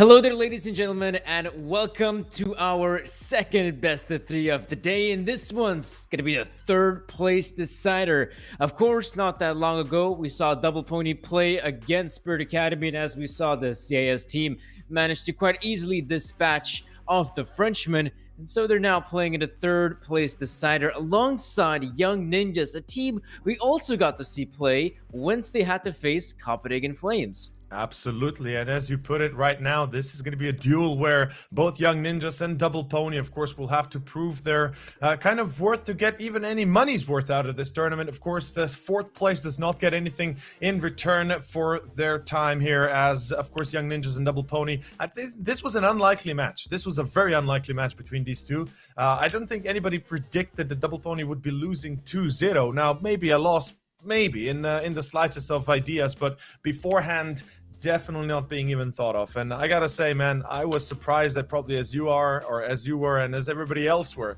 when what happened at 1 o'clock today, Central European time, of course, when Spirit Academy won 2-0 against Double Pony. But as you say, right now, the quality is up here, the time is up. These two teams have to prove themselves, and more than anything, have to prove to the rest of us that they can still manage to hold their position the way you would imagine Double Pony to hold, and Young Ninjas, of course, the underdog in this case. Yes, Young Ninjas still seem to be the underdog heading into this matchup, even though Double Pony had that difficult run of form. But at the same time, there is one interesting thing that's worth mentioning. When you look at the lineup of Double Pony, in fact, we're not going to see NBK playing. We're going to see Exercise. Now, the interesting thing is, Exercise was the player that played in the group stage here at Blast Rising. We had our ability and opportunity to talk to Body, and he mentioned in the interview that, oh yes, we're going to play the entire tournament with Exercise. But what ended up being the case, once the playoffs began, we actually saw NBK playing instead of Exercise. So he ended up playing the three best of threes in the playoffs, of course, including these semifinals we just witnessed a few hours ago. And ever since that loss, looks like Exercise is back in the team. We had a short discussion, of course, off the segment here as to what we think could be the case for this, but we'll reserve those thoughts for after the match. I think it's for the best. We'll see how this one plays out. And as you say, yeah, exercise. He played throughout the groups. MBK had been here throughout the playoffs, of course, against Apex especially. He was a vital asset in that case. We saw them, us two specifically, saw them against Budapest 5, and we know that Exercise showed quite a little bit of girth, you could say. Not perhaps being, the most impactful player, but he could hold on his own. And I think we were both surprised, since we never even, we didn't expect that. We didn't know at the time that that would be the case. And then obviously in the interview with Body, he said that Exercise is now here to step up in the place of MBK, etc., etc. Not exactly be the new MBK, but just, at times be the necessary replacement. But to not tally any longer, we have Inferno, Nuke. The bans are here, the picks are here. Whew, okay, Inferno, man. Let's kick it off right off the bat. Young Ninja's pick. It kind of makes sense. Yeah, for Young Ninjas, we also mentioned this when they were playing against Copenhagen Flames, that this is a good map for the Young Ninjas. Yep. This is a map they play quite often. They also ended up picking this map against Copenhagen Flames. But the problem is, this time, though, it's not like Double Pony are strangers to the map of Inferno. This is also a map they play. It is a common map they end up playing in a lot of these best-of-3 scenarios. So for them to have Inferno as a first map of the best-of-3, somewhat good. Definitely something Double Pony can be happy about. I would say that the game against Copenhagen Flames proved to everybody that Young Ninjas are indeed this new, the new blood of Swedish players coming out of Sweden that has been long lost to the CS gods in that sense. Because let's be honest, when was the last time we saw a fully Swedish lineup do some actual quality performance? And obviously there had been players in many Swedish lineups or generally Swedes in other lineups, etc. You have then Denmark if you count that being close enough, but either way, Sweden itself, since the old era of NIP, it hasn't really been that same impact on the scene. Perhaps Young Ninjas might offer some new revitalization to a much needed, let's say, quieted down Swedish scene in general. But either way, you said, we spoke about Inferno. Young Ninjas makes sense. Nuke, though, second pick. Double Pony, they seem to want to try again. For sure, and I'd say definitely give it a shot. There were some hiccups on Nuke, as we saw in the encounter against Spirit Academy. And again, it's probably the same problem that appeared on the very first map of the best of 3 on Train, that the guys just didn't seem to be warmed up. Even though things got better on Nuke, it was still not the same Double Pony that we saw play in Flashpoint 3, as an example. So I completely understand why they go for the Nuke pick. It is still a good map for them. It is a map they end up picking a lot against this level of opponents, the lesser tier opposition, and even some against the better squads as well. So for Double Pony, for sure, go for this map pick. Though once we do go to the third map of Overpass, that's interesting because we get to see this map here on the side of Young Ninjas. We saw them play against Copenhagen Flames. Now we're going to see them play it against Double Pony. As you just said, right? Of course, for Nuke, again, it makes sense. They've played it throughout the Blast Rising at least once. That was against Spirit and then against Apex previously as well. But more specifically, Overpass is coming up next. And that's the map that's really going to intrigue me the most. We both, I think, can agree on the fact that this is most likely going into 3 maps. Now, Inferno not necessarily into the hands of Young Ninjas or straight off the bat to Double Pony. Nuke, I would dare say, goes more to the side of Double Pony in this case, because when we're honest, when we look at the stats, when we look at the previous games, when we look at the game just previous against Spirit Academy had been on a roll. Like, they had truly been on a roll. The performance out of all 5 players was there. Perhaps more by certain individuals than others, but in either sense it was there. And Double Pony still was able to still managed to get out 10 rounds, 11 rounds, actually even more if I'm not mistaken. Point is, they got very far during a very stressful moment in their game. Let's be fair, the first map, it was disastrous. It couldn't be worse. Obviously they also played very late night yesterday, and that kind of made them a bit more exhausted, a little bit less focused, and that's all affecting the performance, the focus, basically the whole game of their team. And I hope that they had a little bit of a break during this two hours that we had break, of course, and that now they're ready to face off Young Ninjas. As I said, I feel like it's a 3-mapper. Inferno, Young Ninjas, they have an advantage. I feel like they'll abuse it. Double Pony hasn't really looked solid. They looked okay, but they haven't looked solid today. We'll see how it goes. Nuke, I'm almost certain it goes to the Frenchman. Yeah, Nuke does feel like a map that should go for Double Pony. Yeah. It is still a solid map for them. They shouldn't have a lot of difficulty slotting in Exercise, because this is still one of the players that Body wants to test out. And, this is still a pretty good proving ground for a guy like Exercise, who we haven't really seen a lot of action from him. I was hoping to see more of Exercise here throughout the entirety of the Blast Rising, but yeah, ended up being that he played the initial group stage. I mean, fair enough. That was a solid group stage there from Double Pony. The favorites, 2-0ing the opponents, not having much of a difficult time. I believe they played against Navi Jr., 2-0ing them, and then Budapest 5 there at the very end. So good to see Exercise back here, but it is going to be a bit of a shame that, the stakes, that they bring him out just when the stakes aren't as high as, in a potential grand final scenario. Exactly. It's like, Body did say that they would basically play with him throughout Blast, and I understand perhaps the feel of the need of MBK stepping in these most important matches, but I feel like that was a bit of a mistrust issue. Not necessarily even a mistrust, perhaps I'm going too far with this, but more of a like, okay, let's try with MBK. We are more certain in him performing the way you would expect a player like MBK, rather than have Exercise, who is yet to, let's say, truly prove himself in this lineup, and that they wanted to have a guaranteed victory. And I can't imagine how badly this affects their morale when then they switch out from MBK back to Exercise when is the third place match. And that's the big worry I have, and I really didn't want to bring it up, but you brought it up with an excellent point of why did they do it now for the third match. And of course, that's already something we brought up at the start of this segment. We'll go after it after the match, but right now let's just focus on what's ahead of us. It is Inferno. It is the map of Young Ninjas. It is the start here of the third place match here at Blast Rising. Everybody, welcome back. Of course, if you're just tuning in, you haven't missed a thing. We're kicking off right now. Young Ninjas, as you can see in front of you, the youngsters here, the youngest being, I believe, Nilo with 16, man. He is truly going to be blasting off. And of course, on the other side, the opponents, the much revered and more specifically already, I think, well established as players and as a team at this point, already becoming more of a noticeable one. Body, Lucky, Afro, Jocko, Exercise. It's the Frenchman. It's Double Pony. Yeah, and do you also recall the interview we had with ZNX?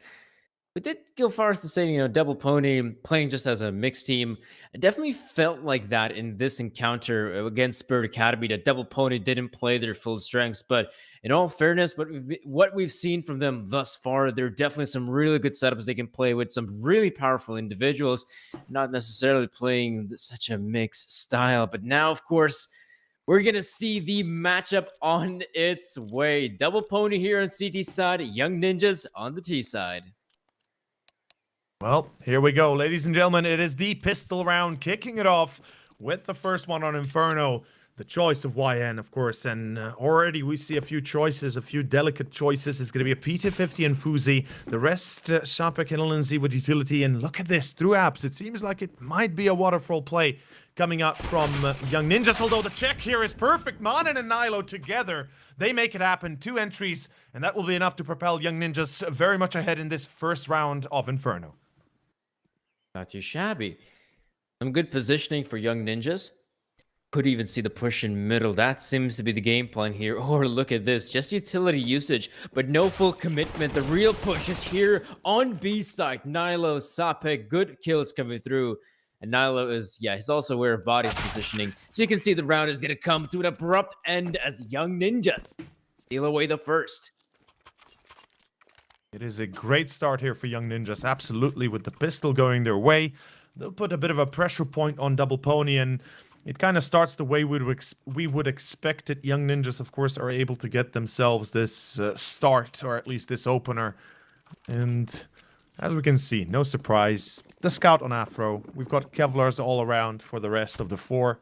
Deagles including, and a little bit of utility to support it. This is going to be a dangerous round for Young Ninjas. In the past, we have seen them lose control too early to rounds like these. And it's one of the reasons why we see them now in this third place match instead of the grand finals, because they were a little bit too eager. And right now, LNZ, there it is. Beautiful start. YN, the Swedes ain't gonna allow this one to drop dead for them, as 2 entries will be enough to probably break B-side defense. Goes with the Deagle, man. Yeah, Deagle as well, not just your puny Mac Daddy. It is going to be, Young Ninjas taking over the bomb site here. Oh, I thought that nade landed dead on Afro. Barely does any damage to him. But the damage has been done in this round, though. Double Pony lose B-side control very early on here. And from there on out, Young Ninjas just putting all their efforts on the B-side hold, the B-side commitment, and of course the victory here as well. 2-0 here for Young Ninjas. A good start for sure. Sometimes these second rounds are the more difficult ones to acquire, but for Young Ninjas, it feels like this second round was even easier than the first pistol. Well, that's a good point you bring up. I mean, it certainly was easier due to LNZ having such a beautiful entry to begin with. Though I could say that in this case, Double Pony, they weren't really too careful about it. LNZ was allowed an immediate first frag. No refrag, of course, in a round like this for the CTs means almost instantaneous loss of a second player, potentially a site, and we saw exactly that. He was even eager enough to go forward with the Deagle. Now, The one thing that I'm worried about is this one here. I mean, sure enough, it doesn't look dangerous, but we both know how good Afro can be with the scout. I believe a few days ago, more specifically, when we saw them against Budapest 5, I remember specifically how good Afro was with this scout. On the other hand, Afro right now taking a nade into his belt. That's going to hurt a little bit. Young Ninjas, they're not worried at all. Fuzi unfortunately loses a bit more than he should have, or at least that he would have wanted to. This is pretty much a standard play so far from both sides, really. I mean, we see Young Ninjas playing a default. 2 players towards Banana, a bit aggressive, looking for that stack, searching for that stack more specifically.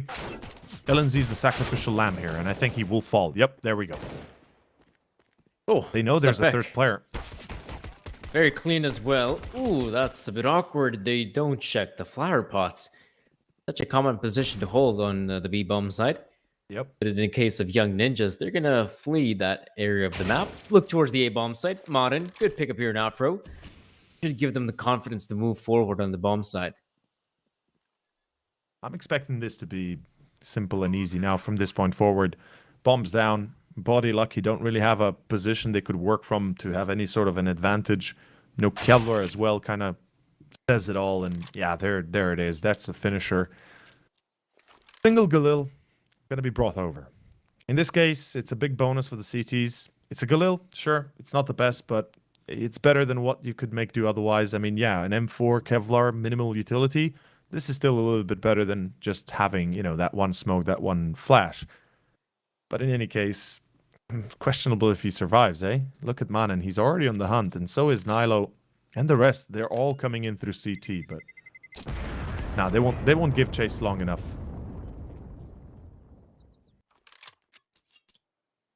There we go.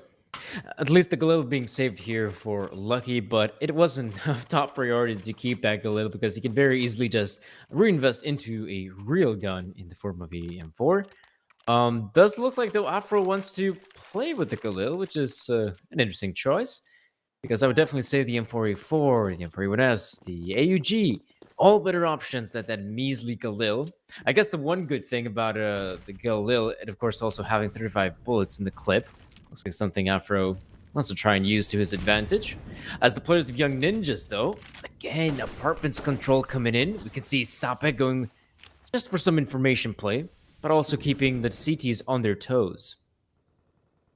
Yeah, this is normal procedure, you could say. Of course, looking to find potential stacks or otherwise where the players might be. Manen jumps out. No.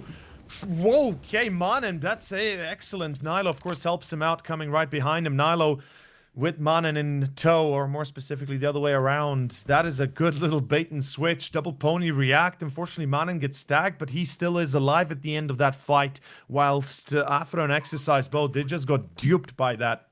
I almost got caught by it myself. That was amazing. And I'm not sure if there was a flash or not, because I didn't catch it in the second, but I can presume there was at least one flash coming through Chimney, as per usual in that case. And of course, it allows Double Pony, or specifically Young Ninjas, to entry on Double Pony, and with that secured, the round is gone just like that. What the heck? That is still just kind of wrapping my mind around it.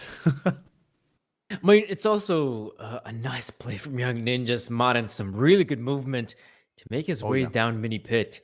That's going to allow Young Ninjas to secure the 4th round. And as it is here on Inferno, if you end up losing one of the bomb sites so early and without at least killing someone from the opposition, going for the save is just the obvious choice, whether it be the B-bomb site or, in this case, the A-bomb site.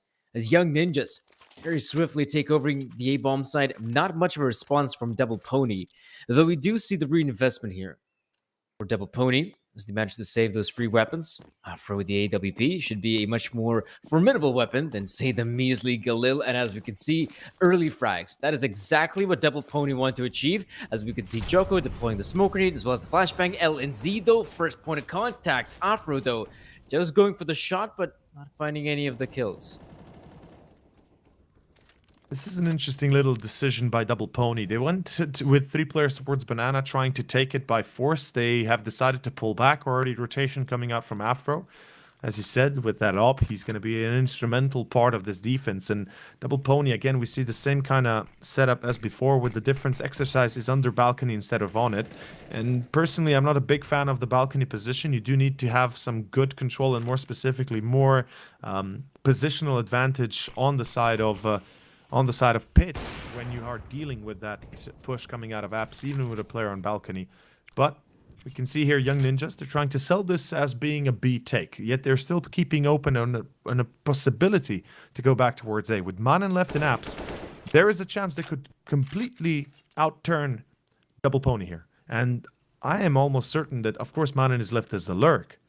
But if Manen gets a frag, I guarantee you they'll be running back. It's not the first time we would see this. They did this the same thing against Copenhagen Flames. Joko's positioning, it's so key right now. They can do a lot of damage, though. Look at Young Ninjas crossing the site safely. Oh, Jocko. Finally, Jocko gets in position to at least get the frag here on one. LNZ responds, but you can see Young Ninjas falling apart of the B-bomb site play. This time around, it's Double Pony that saved the round. Nice hold coming in here. Only Lucky and Body end up dying. Jocko's positioning, so key there in the flower pots, especially because he was not holding close by the smoke grenade. He was just a little bit more far back. So even if you're a member of Young Ninjas who might consider looking up the flower pots, you have to do so further away to spot out the player. And for Double Pony, there we go. Finally, the first round goes their way. And that is what they require here in this case, of course, in this position. CT side is obviously, at least 6-7 minimum. Though I would mention for the push of Young Ninjas, I'm a bit surprised Manen was as inactive as he was as the lurk. Because it was clear that he was left there with with that instinction. Although, wait a second, Manen, he's going to go in for the fight after caught, but Body replies. He hears Nilo running in through anti-boiler, but he cannot finish him off, though good damage dealt. Good trade in this case for Young Ninjas. Their HP is at an advantage to a certain degree, whilst, well, honestly, it is quite to a big degree with Jocko and 10, though we see that they are not allowed into B side itself. Lucky and Jocko putting up quite the wall, and this is not going to be easy to break. Sapek left in this position to deal with it alone. I would love to see the perspective of course, in this case, Lucky, because his position is the most important when it comes down to the defense of the site. Of course, Jocko's going to be a point of contact, just like a bait and switch. But look at this, Jocko, he goes for the first. That is beautiful. Lucky holds the line. Fuzi there to reply, but he does not have an opening. As I say that, in comes Jocko to fight and die. In CT, look at Nilo. He's waiting for the rotation, but that's Body with the AWP. 30 seconds or give or take, and smoke is about to run out, and Body will hit this mark. Fuzi left alone. Mistake from Nilo, or perhaps just too good of a position from Body. I have to say, though, in that round, I can't really say it's Nilo's mistake. Fuzi right now on the bomb side, waiting for the player to peek. Now, if Nilo wins the duel against Body, that one player on the bomb side, suddenly a lot more pressure. Now he's not sure if there's someone coming in from Ruins, if there's someone coming in from Banana. So in that scenario, if Nilo wins the duel, it suddenly becomes a lot more doable for the players of Young Ninjas to take over the B bomb site. But of course, Nilo swings out, dies to Body, and Fuzi then hits a crossfire on the side of Double Pony. Jocko, though, going for a bit of a spray with the M4A4, but none of his bullets really connecting. LNZ, though, getting dangerously close. Sapek, they have lost 49 points of health. That must have been a full-on dunk. Does the full amount of damage, basically. For Young Ninjas, there we go. Some damage, for sure, but the bomb site, ooh, gonna feel a lot more pressure now. My only point on that would be Young Ninjas were the one pressed for time, right? They are the ones that need to make a play. And whilst that smoke is up, at least a chance for Fuzi to cross over. And sure, you're worried, but also Nilo, you can't stand and wait. It's a disadvantage.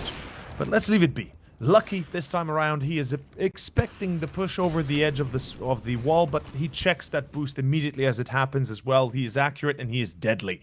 As the entry secured, Double Pony will pull back from middle. I like this. They made the mistake the last time they played, of course, on Inferno against Budapest 5 the same way. They left themselves open on middle. Though this time Afro goes for the challenge. Close range is ready, LNZ, but there's no scope. Afro, that's the bomb drop, the smoke off, and all of a sudden control starting to be lost in the hands of Young Ninjas after a 4-0 start.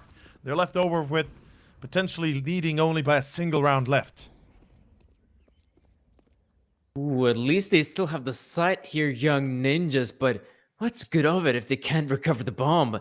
Nile and Fuzi just, yeah, no time remaining as well. Nice hold there from Afro with the AWP, managing to find those two impactful frags. Really sets the victory here for Double Pony as young ninjas right now. Finally feeling some pressure from the CTs. As we can see, Double Pony right now, more than willing to take some of these more aggressive duels. We, of course, witnessed Jocko there in Banana trying to go for a bit of a spray, trying to get that early kill. Now we can see Afro finding success in middle. There we go. This game is getting a lot more interesting. Absolutely. And I'm happy. I'm happy to see this.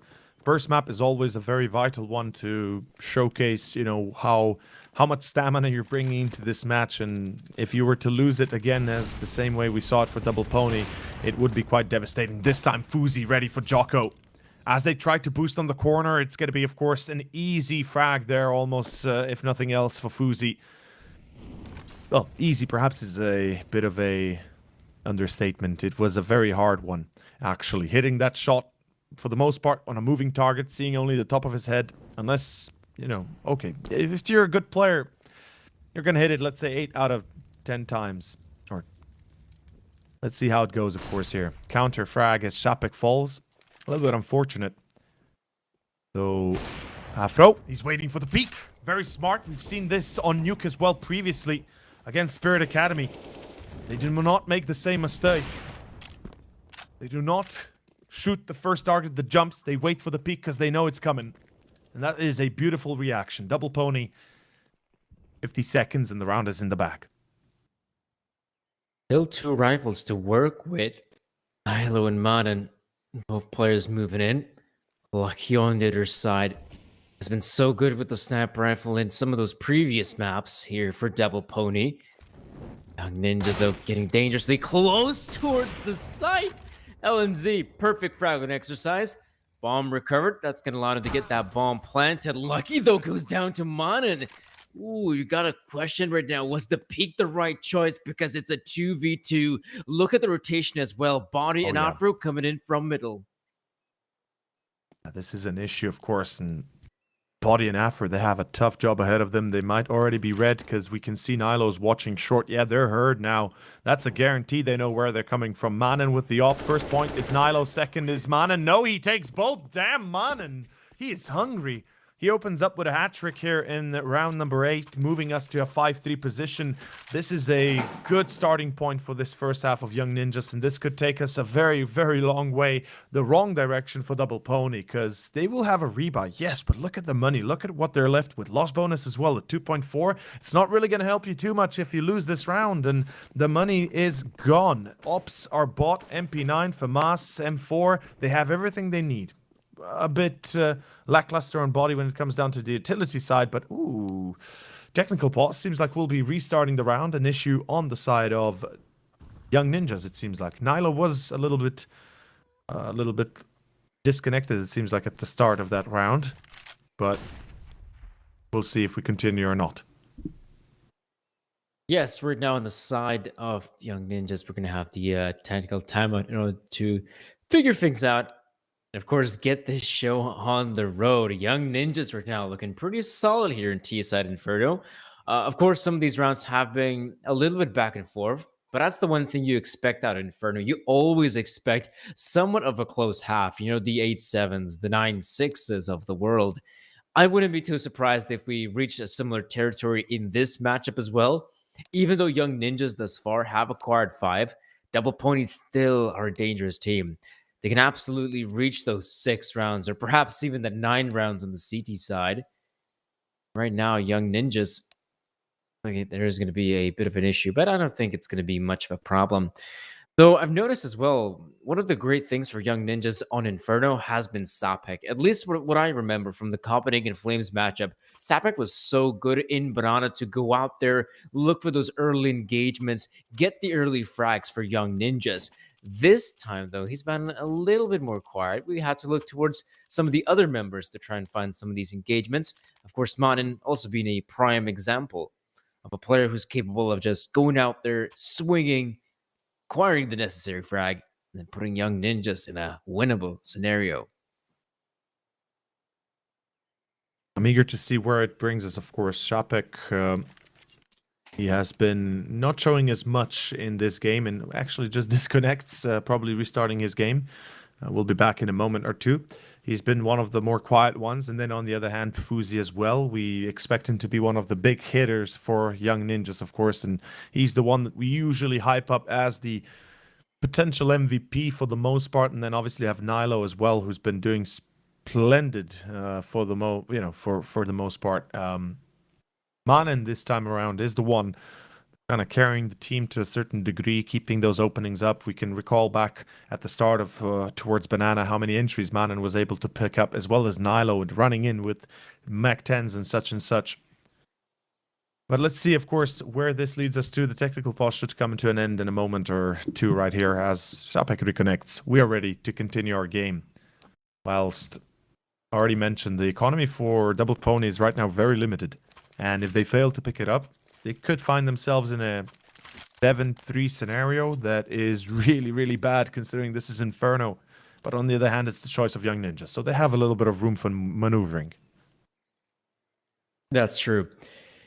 This round goes the way of Young Ninjas. Expect Double Pony to face some serious economy problems. Utmost important for them to secure this victory right now. And of course, we get to see the AWP in the hands of Fuzi. Haven't really seen a lot of opening frags from the sniper rifle, if I'm being honest. Does primarily seem like it's the pistol, or pardon me, the rifle is doing all the work, but here, look at Afro. Going back towards Lucky. Ooh, he's not aware of Monet's positioning. Joko with a reply. Good pick up here by Lucky to get the one, but as you can see, Young Ninjas finding onto this banana presence, even though they already lost the 2 players. First of all, let's see where it leads us to right now. With Manen and Shapek out of commission, it is a bit of a wounded side of Young Ninjas in this state. Now, Fuzi with the op, he could still make an opening very easy, though we can see Double Pony is concerned about A site, and I can understand that. Nilo, of course, in Boiler, okay. That's a quick peek and a half, as Afro is literally taken off the server and deleted right there. It's gonna spring in Double Pony, perhaps, because they seem to be a bit jittery. They're not comfortable with the current position, and they shouldn't be. They don't really know this is an actual B take, but with the position of Nilo still being back and forth, and ooh, they hear to drop down in second middle. Or he faked the drop down. They're gonna go check apps. This could be disastrous. Yeah, they're gonna come and check through Banana. Body though still wins the duel, luckily enough, and now Nilo is in a bit of a weird position. 20 seconds, time has to be chosen. Young Ninjas, they had a chance. Unfortunately, they were red, and the decision is B. Smart choice. Ooh, this is so good for Young Ninjas. Oh wait, time though, time. They're playing with fire right here, like literal fire, and there is not enough time. I don't know why Fuzi would drop the bomb. What the hell? Ouch. Ooh, that's a little bit dissatisfying for Young Ninjas. Leaving barely any time on the clock.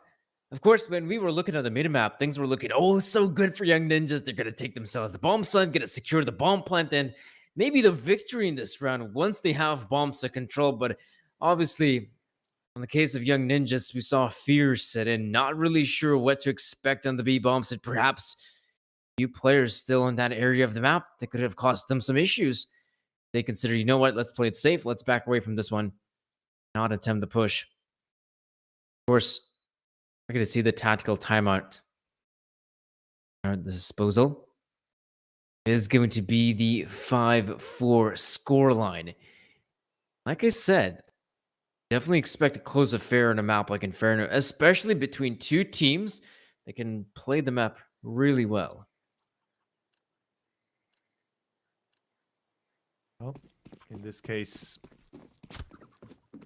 we can see that Young Ninjas, I mean, I wouldn't be surprised they could have still won that round easily if, well, easily. It's a perhaps too easy of a word to use, but more like it would have been a chance to win the round if Fuzi had kept the bomb, ran to side, planted, and then we could have, certainly seen a little bit of a weird wing in a weird direction for this map itself. But Double Pony, as you said, both teams quite capable on Inferno, and we cannot underestimate either of them. I like this three-man positioning on short. This is a very standard setup that we see these days from the CTs. It's quite useful as well and quite deadly. And look at this Afro holding the line, but he can't finish off anybody. The bomb now drops on balcony. Manin is the one to fall prey at the end. Exercise holding his cross body life-wise. And it is going to be a complete annihilation of Young Ninjas, as Afro is the only one that takes a headshot, I believe. And even then, a little less than that. 5-5, tied up. The Frenchman ain't taking none of that BS. And remember one of the previous rounds where we saw Young Ninjas go for the balcony play? We saw how Manin swiftly descends in the pit like a ballerina. In the case of that push, there was at least some flashbangs coming in from Young Ninjas. This time, though, none of that utility usage. None of the utility usage and all of the kills for Double Pony. Young Ninjas now facing some real troubles. Oh, let's see what's going to happen here, Sepek. One of the players I was talking about when it comes down to the entry frag and potential on the side of Young Ninjas. Right now, he's just going to have to wait and see. Though Lucky could very easily just check this angle. There we go. Gonna go with the nade as well as the spray to secure the first frag. This is a good start for the, of course, French side of things. This is the way you would imagine them beginning at the start of itself. Manin, whoa. Yo, that was a quick shot. I would have loved to seen it from his perspective. Nilo and Manin, of course, left over in this position as the last two players, and they will still make some charge of it. Hold up, rotation through middle. It's been heard. Manin now knows. It's like, okay, jumping apps, coming middle. Let's get ready for it. And Manin, unfortunately, takes the bullet to the head, but still doesn't matter. Still finds the finisher. It's a 1v1 against Nilo. He's got the deagle behind side. How does it check this? Well, a little bit too soon. Jocko, at the end of the day, wins that duel. Not going to be afraid to take the fight. And that is going to be the 6th round for Pony. A very tight round, if we're being honest. Double Pony. How does it turn to a 1v2 for Jocko? It just doesn't make any sense. Initially, things are looking up here for Double Pony, but Young Ninjas, so much success on the push here. Modded perfect frag. And here, when he's just on 10 points of health, also wins the fight against Lucky. When it comes down to the 1v1 here for Jocko versus Nilo, you still expect Jocko to secure the victory, but perhaps Nilo still has that chance, that glimmer of hope to swing out, secure the frag on Jocko. Yes, it is going to be a victory for Double Pony, a costly one at that. You see Sepek finally succeeding here in the banana push. His early aggression now paying off with the one, not the second though. The nade should be the finisher. And that Molly. Ooh, Oy. so close as well. Lucky in body, incredibly low in HP. And definitely could not count their lucky stars to not have been taken out there. A nade and a Molotov that were almost destined to be deadly. And in some ways they were. Jocko unfortunately did fall, but that is a discussion for another day. The push down B, it can only happen when you do not have obstructed vision for half the time, and beyond that when you do have some better Molotovs positioned, because then you might be able to break their spots, force them out of position, and you can take them while running into them. Young Ninjas, meanwhile, not gonna have any such happenings. Okay, Shapik gets shut down. Lucky with the second off as well. What the hell just happened here? Young Ninjas, first of all, Manin had his back turned towards, of course, the side. I guess he was lining up potentially a smoke on the other side. Shapik tries to peek in and gets caught by Lucky. 4v3 as towards A we go. Young Ninjas, an attempt will be made. Oh my, Nilo's Oh, positioning. Nilo! It's so good. Gets himself the few. Exercise though in the back of sight. Already getting two, maybe even the third here on Fuzi. So low in HP, and the USP will finish up the job. Great hold here from Double Pony. Even though Nilo's positioning, I thought it's gonna secure the round win. But it Exercise back of sight. So good. That is beautiful. I love it. I absolutely love it. Nilo holds up two players from library, gets the rotation, basically makes it almost impossible to lose, but then in comes Exercise, and there is the reason why perhaps they switch it out with MBK. Could be one of the potential reasons, I guess, but Exercise, that is a beautiful hold, and confidence is key. As we can see in this case, Young Ninjas again towards Banana, this time with Tech 9s and pistols, and beautiful flash. That is a fallen flash if I've ever seen one. Sharpitz a triple!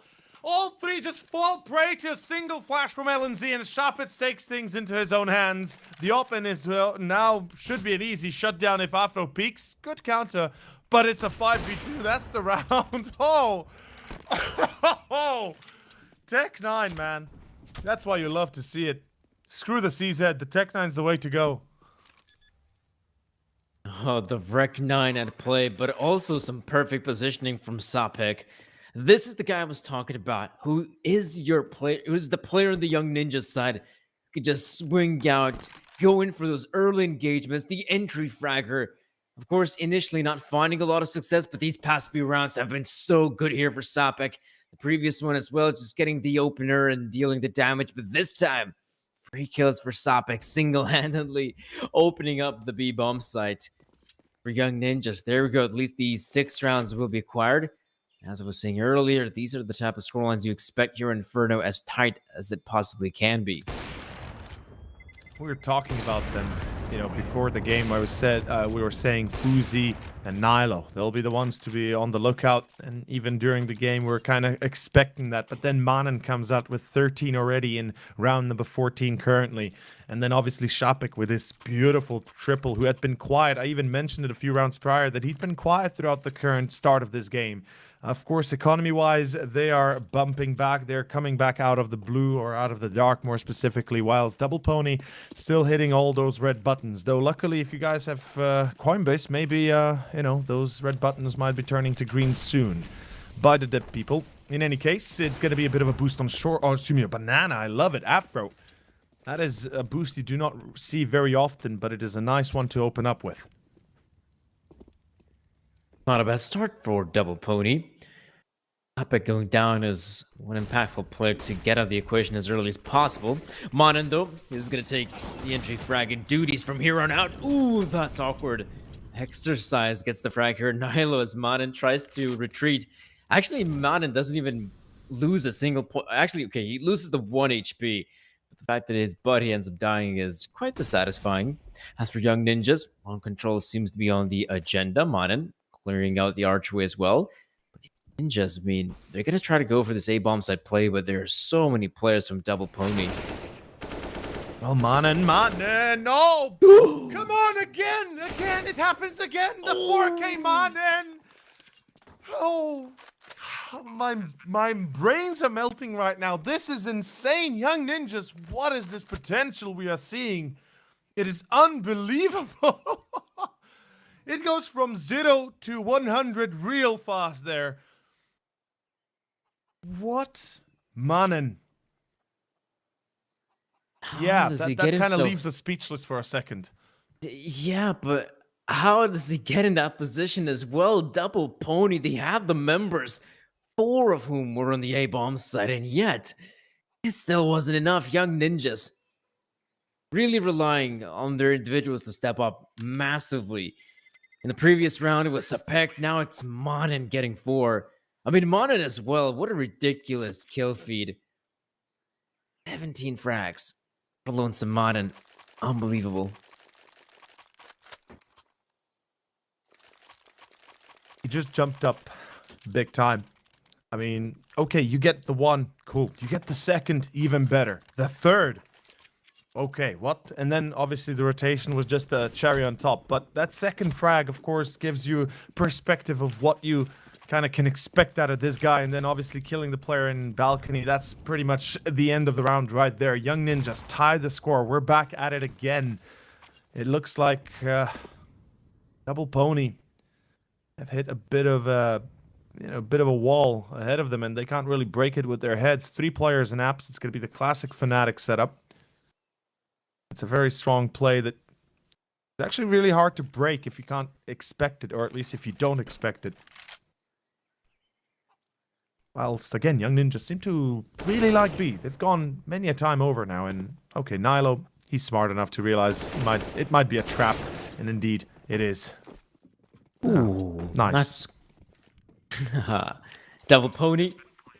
The 2 players remaining Gonna have to attempt this one. As difficult as it may be, this is the last round of the first half, so Exercise and Body will have to face the wrath of Fuzi.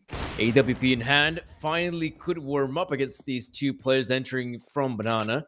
But as we can see, looks like the Rifles will do the talking, though. Exercise. Good pick up here in Manan. Body and... Oh, there we go. Sapek, in fact, will be able to close things out here in the first half. 8-7 for Young Ninjas. Definitely a close affair. We saw the Young Ninjas have a good run of form initially. Then we saw the bounce back from Double Pony. But here at the very end, it is the Young Ninjas to secure the 8-7 scoreline. That is a great ending considering how we began and how far actually Double Pony was able to get. And we can see of course, the video here from the players. First, we saw it from Double Pony. You can see that they're a little bit flabbergasted themselves. And obviously, on the other hand, the players of Young Ninjas quite happy, man. And I mean, a little bit closer to the monitor and you'll be seeing towards the other side, mate. But that is the way you play. And not going to lie, I've had a very similar setup. And probably many people do when you play. In any case, 8-7, second half. The pistol's about to start in a moment or two. And this is a good time to wind down, I guess, a little bit for Double Pony to just get their senses back. Because that was just, I mean, round after round after round, it is a single player taking them very far away from where they're supposed to be. In this case, Manen, Shapitz, they're just running around the map, getting those headshots. I mean, okay, Manen in that 5v3, or more specifically 3v5 setup, was able to get those 4 kills so quickly. By the time Double Pony was even realizing what's up, it's already too late. And if they're having to focus, or more specifically work against this again on the other side, on the other half, well, I worry for Double Pony, honestly. Yeah, right now, Double Pony losing those last few rounds must be really frustrating because you take a look at their positioning. I mean, it was good. They had the good positioning, they had the players, and yet it was the Young Ninjas that secured those rounds. Something tells me Double Pony is going to make sure that does not happen, especially now because they're on the T side. Be the ones doing the talking and making the aggressive plays. Well, I'd say for Young Ninjas, the City side is also a good place to begin with here in the second half. We saw in their game against Copenhagen Flames how Young Ninjas had some really aggressive ideas, some really nice plays coming in as well. And we saw players like Nyla going for the aggressive plays, Sapek as well. And look at this. Looks like we're going to see Young Ninjas going for a bit of an aggressive start here. Afro, though, good pickup on one. Sees more players coming in. Does go down eventually. Double Pony should hurry up. Yeah, they need to hit the site now. If they realize that there were 2 or 3 players second middle, they can still get the site and they can get Shapitz as well. There we go. And of course, in this case, it's going to be a 4v3 all of a sudden. Young Ninjas, they're left in a bit of a precarious spot. They probably, of course, still go for it. No kit currently on anybody. It's dropped right here in CT, so they have to first pick it back up. But already Exercise holding it across from Ruins. It could be a quick tie right here coming up, as we can see already. Yeah, Exercise holds it. That is it. That is going to be 8-8. And Double Pony at least win the second pistol, so they'll bring it around for the time. Not only that, they take one of the pistols here to begin with. They had the unlucky break against Spirit Academy that they lost both pistols on the first map and the second pistol, of course, on Nuke as well, which kind of set them on a spiral out of control. But of course, a force buy. Are we surprised again? It's going to be pistols, deagles. For the most part, it's what we already expect. And I'm hoping to see some action from Manen, man. He has been absolutely insane throughout the entirety of the first half. Well, unfortunately, he will be caught, but so are these days. Sometimes, that's the way it goes. Yeah, some of those early frags, the way of Double Pony. Nyla, though, could cause a bit of a ruckus. Maybe secure the frag here in Jocko. That would be a nice pickup here. But at the same time, if you are Double Pony, you just have the members to work with. The nade, though, will get the finishing move, the finishing blow, and of course, the finishing of the round. Double Pony now have full control over the A-bomb side. Bomb plan coming in, and victory shall follow suit.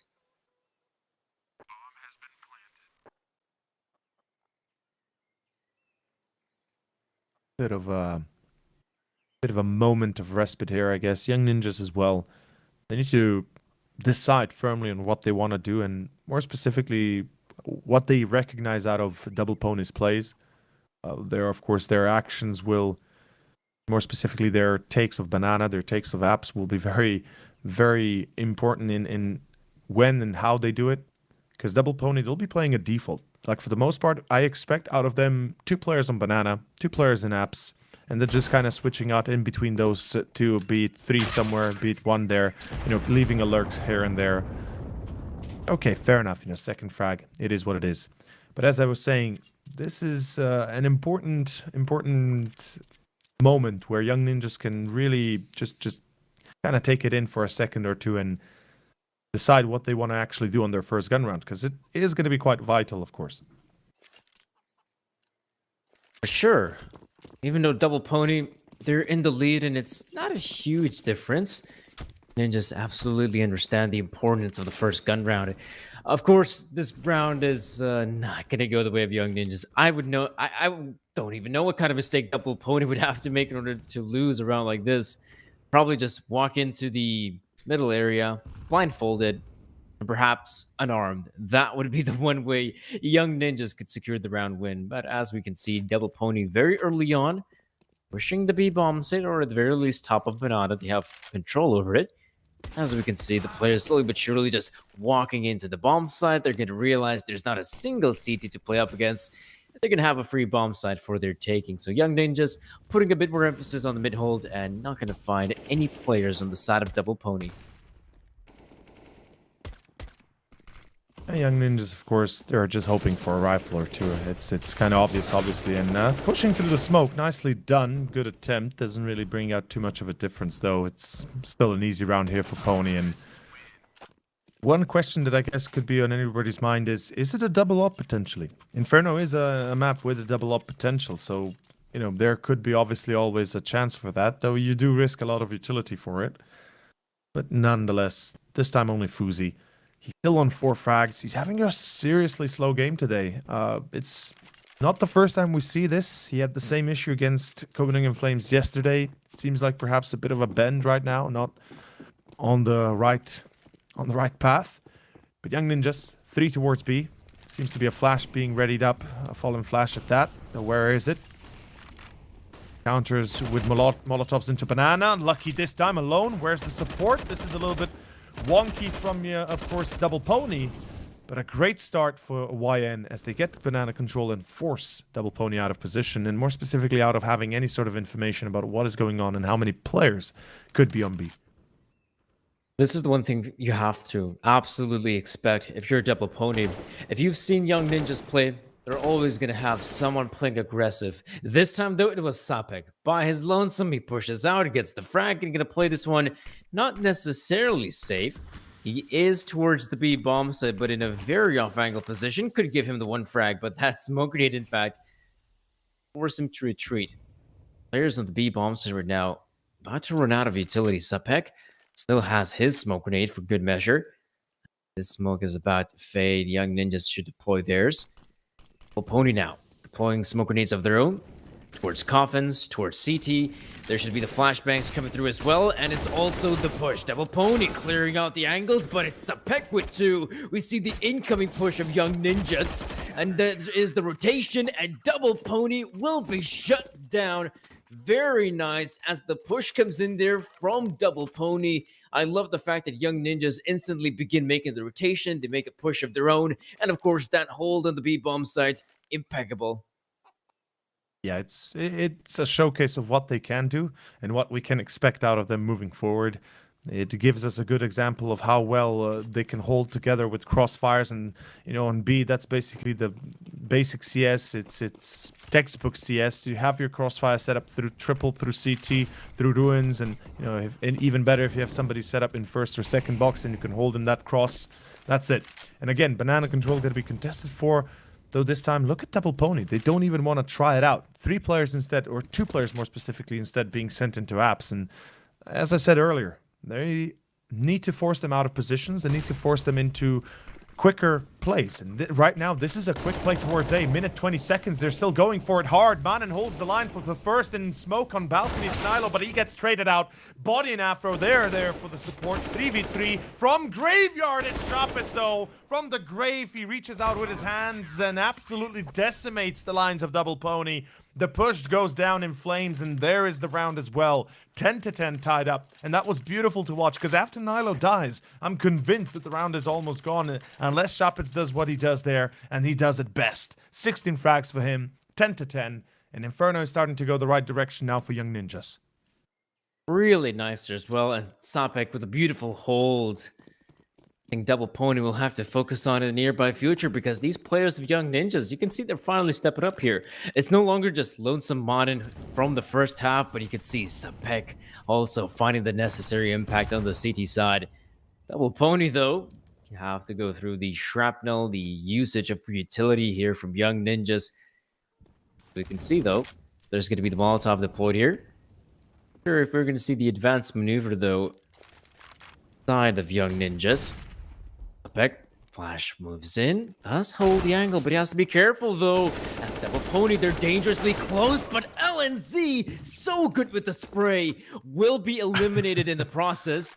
But the good thing is, Double Pony, they could at least take over the site, but look at Fuzi, rotation is quick.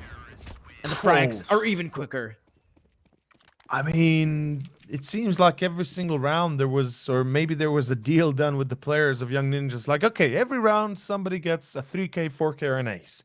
Now, we'll see who does it or how it goes, but every round everybody's going to have a chance to pull it off. That was fantastic. Again, we see success on the side of Young Ninjas individually by a single player, and it's not even the same guy. It's not Mannen, it's not Shopitz, it's not Nilo. It's bloody LNZ, who's been, again, a little bit more quiet recently. In these last rounds, he's not been as impactful. Then Fuzi comes out from 5 frags into 7 with those quick 2. And look at this push down banana. This is ballsy as all hell. Now, unfortunately, it will be finally repaid in favor, but Body takes a nade to the face, and that will bring him down to 50. As we see, trades are currently better in terms of ninjas for HP, though numbers we always know are advantageous for Double Pony, or this time the CTs more specifically. Minute 20 seconds, Danny. This is a disaster just waiting to be exercised, basically. Well, the players of Young Ninjas will make sure that no one crosses the B-bomb site. Not even Banana if that's necessary. Double Pony, though, don't have a lot of map control. In fact, if they want to hit the A-bomb side, want to do so in a split. They'd have to fight for some mid control, but as we can see, that does not seem to be on the agenda. They still have those free smoke grenades, but the way the players are positioning right now, I don't think we're going to see the smoke usage here from Double Pony, unless it's in the post plant. There we go. Flash wins in. We can see the players of Double Pony moving in the site. Mannen getting his. Nilo with the response. 35 seconds, though. They need to move in, and it's going to be LNZ and Nilo. Beautiful two-piece. Young Ninjas, once again, hold on to the site. That is fantastic, and truly it looks like it's pretty much what you would expect out of the side of Young Ninjas, and it's what we already kind of thought would be happening at the start of the game, at the start of Inferno. But Double Pony now, unfortunately, after having a great break, they are coming down in flames once more. Pistols left on them. Hopefully they can still bring it back. They do have, you know, a chance. It's not over, but it's certainly not there just yet. Meanwhile, big shout out to the sponsor, of course, CS Money, for providing the chance for us to be here. And if you guys might be interested in some skins, go check out CS Money, of course, to your viewing and otherwise pleasure. In any case, 12-10. And with those Deagles, with those Tech 9s, few utilities here and there. Let's see where it takes them. Again, towards A, of course, but already 3 players ready. 4 about to be on position. Some good positioning on the side of Young Ninjas, though I say that at Double Pony, this batch of them. Fuzi as well, losing a lot of HP. And Double Pony, they've taken over the bomb side. They're going to put their players in some safe positions.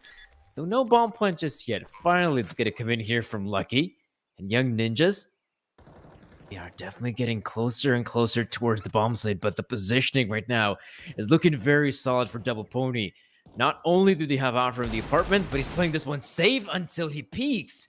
Of course, a guy like Sapek has to win this engagement first and foremost before entering, and you can already see a lot of time has been wasted, and Young Ninjas don't want to be a part of this one. In fact, they're gonna run away from the bomb site in the hope to save the weapons for the next. Absolutely have to save those 3 rifles, more specifically the op and the 2 rifles, but I mean, they shouldn't be too particularly worried about it all. They've done a splendid job at holding up, and this is one of those, right? Great stuff by Double Pony, of course, with the Tech 9s rush in. Young Ninjas just were not prepared. Though Double Pony, I'm eager to see what they can bring out of this kind of chance luck, or chance round, because they probably weren't counting on a straight-up victory like that. They were counting on a bloody battle, of course, and in some ways it was, though they grabbed themselves the 11th. They closed the gap again for a single round difference. They have the AKs out. They have the money now gathered up. They're not doing too shabby when it comes down to it. I want to see again a little bit of a default, perhaps. Their fast plays have been a little bit rickety from back to back, and again this same push towards banana happens. Afro falls. See, this is what I'm talking about. You want to go back to a default, because after you win a round like that, your opponent will be expecting more actions like such, or at least for the most part they'll be expecting something aggressive, and that was it. That's the entry now that Young Ninjas has secured with. They spot the player at wood. All of a sudden things are starting to take a dire turn once again. Well, for Double Pony, it's the 4 players that are still very much alive, though. As we can see, Young Ninjas holding on to the bomb site, not seeing anyone just yet. Double Pony, though, on the other side. 1 minute still left on the clock. The smoke grenade there from LNZ should slow down the push, but if anything, they're going to move in. They're going to re-aggress here on the bomb site. Double Pony, though. Subpack doesn't fire off a single shot and will be going down to Lucky. That's going to allow Double Pony to secure the bomb plant here on the site. LNZ, though, still inflicting the damage, going for a bit of a spray. Young Ninjas. Look at this. They still have the 4 members to work with. They definitely want to go for this retake. If they had known how low those players of Double Pony are, I can guarantee you they wouldn't think twice about it. They certainly had their reservations, but here we go. Flash in. It's exercise for 1, but he falls, as so does Lucky. LNZ, beautifully done. Fuzi comes in to check it. And a 4v1 Jocko. I mean, sure, he's a great player and all, but you can't do it against 4 players. Unfortunately, it's literally impossible. Unless you had like an AWP and all 4 lineup with a headshot angle and you shoot all 4 in the same moment. Even then, it's questionable. 13-11, and that is going to be the ending of that. That is the storyline that we have to go with, unfortunately. Double Pony. They have a rebuy. As I said, money is there, but the loss is what really hurts the most. And this late into the first map, every single loss, every single round counts.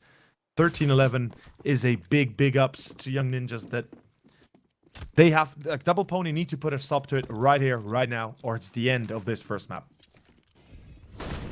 Getting scary now. Double Pony not finding any success early on. It's the push here from LNZ.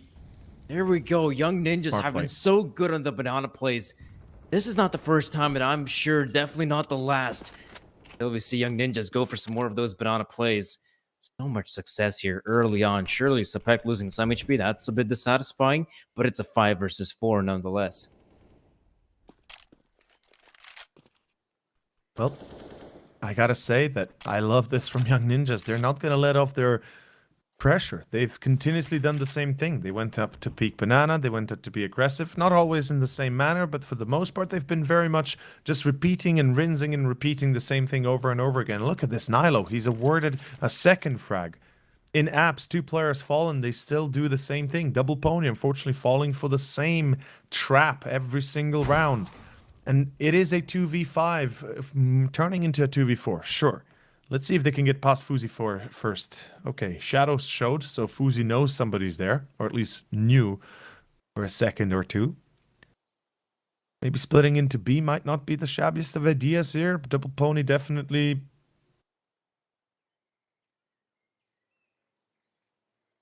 Ooh, Nyla's positioning in mini. When is he going to pop? 20 seconds right now. I think Utility he's usage going to here. wait contact, right? Oh, that seems about right. Fuzi holding this angle, though. We can see the bomb plant coming through. Young Ninjas now very much aware of what has just occurred, but let's see if Body and Afro can hold on to the side. As Body, definitely expecting someone in the pit. It is a very common position. And I like the fact that none of the players of Young Ninjas are peeking just yet. They're waiting for the reinforcements to arrive, and only then Can the 4v2 really ensue? We see the flashbangs raining in. We see Afro with a great frag with Fuzi. Afro does go down. Bonnie tries to hold on, but the numbers, they're there for the side of Young Ninjas. They have no issues overwhelming Double Pony. 14 for Young Ninjas. They're just 2 rounds away from securing victory here on Inferno. It goes the way we would expect. Young Ninjas, they closed the gap. This push by LNZ to begin with was kind of the, the first snowflake. Then Nilo, of course, getting that beautiful spray. I didn't even know it was a spray. Actually, thought he might have pushed a little bit deeper, but beautifully done. Now, of course, the trades come in favor here for Afro. He finds a few, but at the end of the day, LNZ is too strong, and a 2v1 brings it back home for Young Ninjas. 14-11, first time out for Double Pony.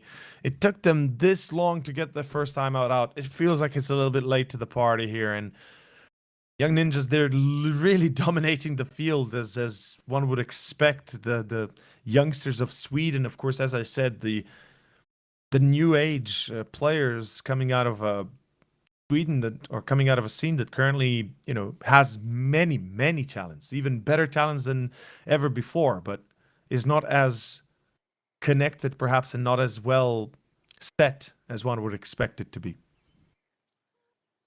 Yeah, there's definitely some of that, I'd say. Great to see that young Swedish talent rising to the occasion.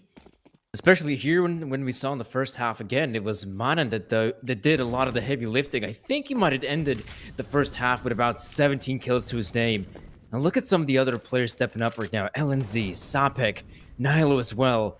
Everyone having their moments, except for maybe Fuzi being somewhat more silent. Manan, though, seems to be very much aware of the push in middle. Double Pony taking that mid control and in fact even securing the frag on Nilo. Afro definitely starting off good, but does it last? Well, Sapet says no! Sapets with a double that could be the turning point again. Success, though, not yet fully engraved as Afro is able to find himself a piece of that pie.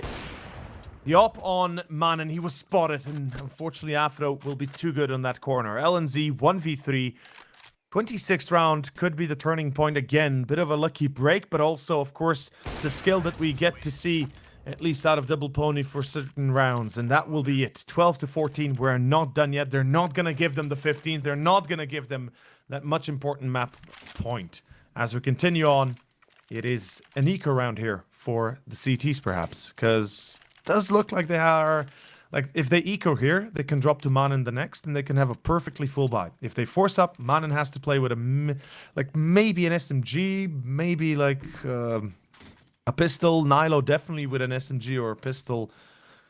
Well, Manan definitely. Nilo SMG, perhaps Scout. I don't know if he wants to play the Scout. Second time out this time for Young Ninjas. And look at this. Did you notice that this is in the same mannerism like what we saw many a times before, even, from Gambit, for example, is as soon as their opponents take a timeout, they took a timeout. And I kind of like the idea that Young Ninjas is perhaps doing the same here. Yeah, it definitely makes sense to be taking those timeouts on the side of Double Pony. But yeah, the fact that we see the double timeout usage, it is quite interesting because absolutely you can use your opponent's timeout to have the discussion. As we see, 12 Ninjas right now. Mere pistols to work with. Sapek though. Oh, it is going to be Afro securing the first. Definitely don't want to face those young ninja players up close. The Eagle here in the side of LNZ. Oh my, oh my. That's what you love to see, don't you? Well, if you're a Double Pony or if you're playing on the opposite side of that Deagle, then you hate to see it, absolutely, but that's how the cookie crumbles sometimes, unfortunately. Everybody's got to take one for the team. 4-4, and a stack towards 8. This time, the ponies seem to be realizing, that it's actually an A stack, and they should be pretty quick on their toes to move towards B side itself. Yeah, especially with now Jocko just feeling the pressure, right? Yeah, exactly. That's perhaps a little bit too much, but in this case, they'll save the AUG, surely. I wanted to say, did you see the video that Double Pony posted with the horses? Which one? There are definitely a few coming in from the Double Ponies social media team. And of course, the meme game, it's so strong. Yeah, it's just some next level stuff. I absolutely love it because that's these days that's what kind of brings you back. Ooh, team kill, that kind of hurts. But the one with the actual horses on the grass field, like actual horses with just faces pasted on the horses themselves of the players, it's just I love it. Like it's an amazing meme game that the social media manager is doing. It's something else entirely, really. Gotta give it to the guy. Oh, I found it. Let me post it. Probably chat knows as well what I'm talking about. It's legit just the game they played against Astralis, by the way. That's the post I'm talking about. Either way, 13-14, to not talk about horses too much. We got some beautiful Mustangs playing here. Of course, Double Pony. They're currently one round away from not just tying it up, but potentially breaking the back of Young Ninjas when it comes to economy. But let's find out for a second if that is even possible, as it is going to be the gun round as well. Fuzi on the op. We've got a full set of utility. We're ready to see how far this one goes. Oh, Modern. Playing the Molotov here for good measure. Fuzi as well here. Banana has the angle. Now, who's going to poke in first? Ooh, Fuzi not even pulling the trigger. Definitely, we saw some quick plays on the side of Double Pony. And we're also seeing the mid control coming in. We can see a few players here on the side of Double Pony trying to challenge LNZ. Luckily for him, he has Sapek to back him up. Sapek, though, ooh, that's such a good angle. Gets the frag here in exercise. Moves in keeps for on more, pushing. though. That is so... What? Ooh. Look at Mannen! Look at Mannen! What? Danny, how is this possible? Double Pony, they had everything in their hands, and then all of a sudden, Sapek decides to peek, and from that, Mannen just goes on a rampage. Oh, Lord. 25 frags in the 15th round. This is getting a little bit out of hand. Oh, boy, there's definitely a few things I'd like to keep in my hands. And one of them would be Red Magic 6 Series phone. For sure, guys, definitely take a close look at the Red Magic 6 Series smartphone. Having the 165 hertz refresh rate screen definitely makes your gaming experience a lot better. Especially me, a plebeian on a simple monitor that's on my damn laptop. Don't Anyway. even mention that. You should say you have a 240 hertz monitor. That's it. You're the pro lead gamer, man. Come on. No, obviously. Bit of fun here, but yeah, I mean, in this case, 15. We see 15 for Young Ninjas. Now it's the hardest route back for Double Pony. Oh, they're gonna move in though. Look at Double Pony, so quick here, but LNZ is even quicker in getting himself the 3. I think that stops the round in its entirety. They've been stopped in their tracks. I don't think the ponies can move any further though. Body, good response. Gets the frag here in LNZ, but this is still a massive advantage here on the side of Young Ninjas. A 4v2 right now. And the bomb as well in the position here in Ninjas. I mean, this is, by all accounts, it should be the end here for the round, for the game here. It should be Inferno, though. Let's see where, of course, Body and Lucky can take us together. They form the unlucky body of MBK, but let's see if perhaps they might have some chance. Well, I guess no. Caster's Curse isn't real. 16-13. Final score for Inferno. It's a disappointment if I've ever seen one. Double Pony. I mean, great game. They played well. We kind of expected this to go to Young Ninjas, but they were so close. They were really actually on the verge of picking up potentially Inferno. I mean, here on Inferno, also we saw some good plays on the side of Double Pony. I'd say this was still a stronger performance than what we saw on Nuke when they had to play against Spirit Academy, but as you can see, that still wasn't enough to go up against a lot of Young Ninjas. Young Ninjas, of course, having some really good individual performances as well. If we remember Nuke, that's when Spirit Academy also had a great run of form. Their individuals, absolutely insane. Zontek, of course, being the one individual that had the tremendous run of form, still managing to carry his teammates to the finish line. But here as well, we saw some really good plays here on the side of Double Pony, but it still didn't match up to the skill level that was presented by Young Ninjas. Just wasn't enough, of course. And with that being said, we are going into our second map, Nuke. We already questioned ourselves earlier if it was smart by Double Pony to choose it, but we'll have to just wait and see. 10 minutes break, and we'll be right back, guys, with the broadcast as the semi-finals has been concluded. Now the third place match here coming to an end potentially as well. See you soon.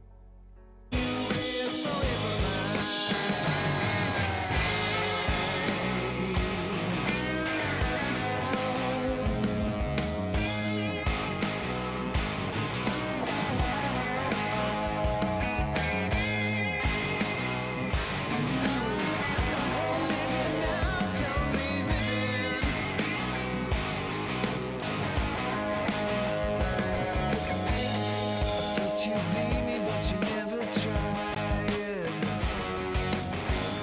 I thought you'd gone and left me here to die. On and on, you keep staying by my side. But it's me who's going for the ride. I'm standing in the middle of the sea. There washes over all that passes me. I'm pushing hard against the tides of time, so I can see you as forever mine. I'm standing in the middle of the sea. There washes over all and passes me. I'm pushing hard against the tides of time, so I can see you as forever mine.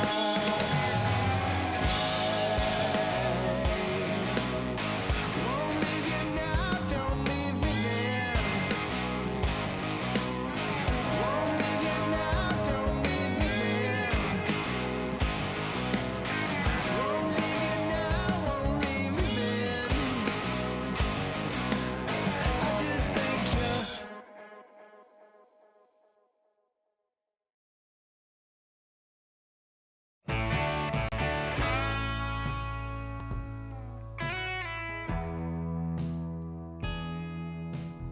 I am the worst addict. I suffer many thrills that always leave a mark in me. This highway's never ending. It brings you to your knees. But no one's love is like it is. You got no one above you, and so they say you're free. But that's not all that bothers me. I never said a word about it, but never stop believing, don't you know? I haven't been around for you, but darling, sure memories won't guide you home.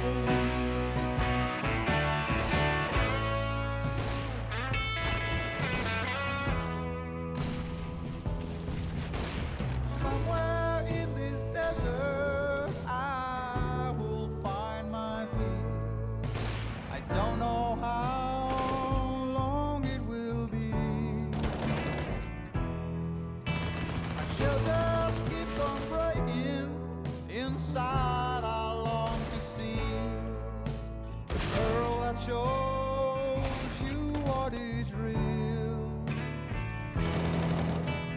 Many people gathered from side to side, but that's not all that's on my mind. I never said a word about it, but never stopped believing.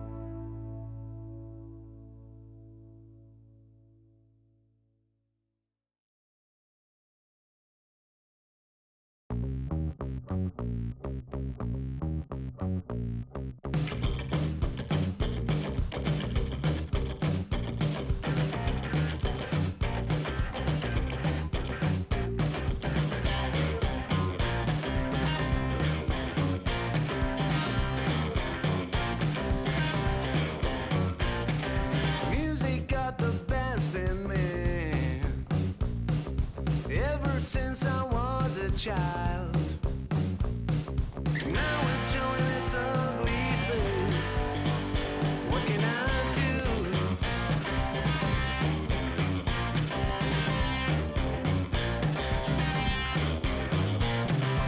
Music creeps into my dreams, wakes me into sweaty sheets, abandons me when nights died out. What can I do? What can I do?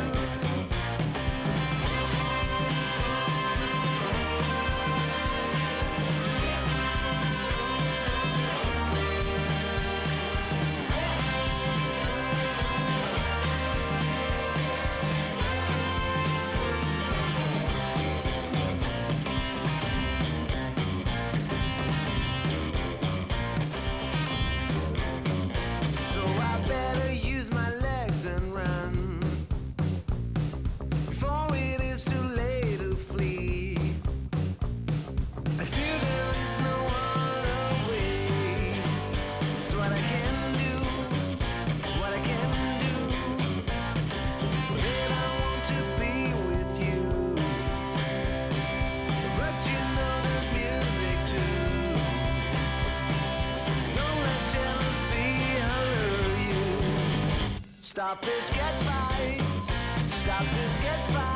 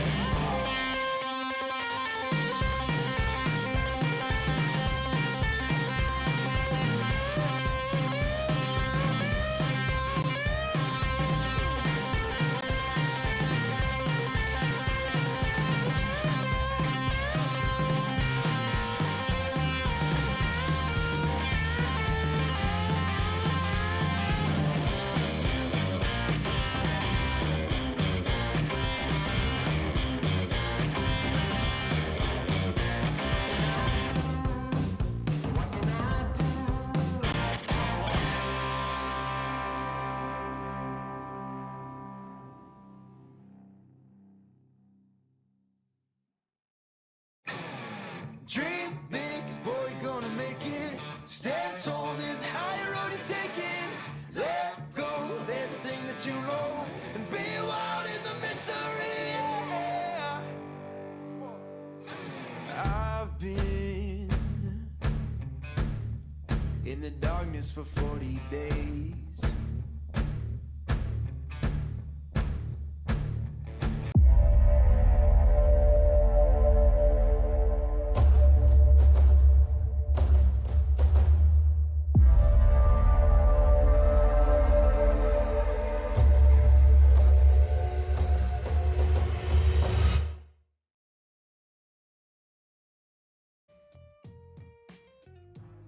And welcome back here, folks, to our second map of the best of three.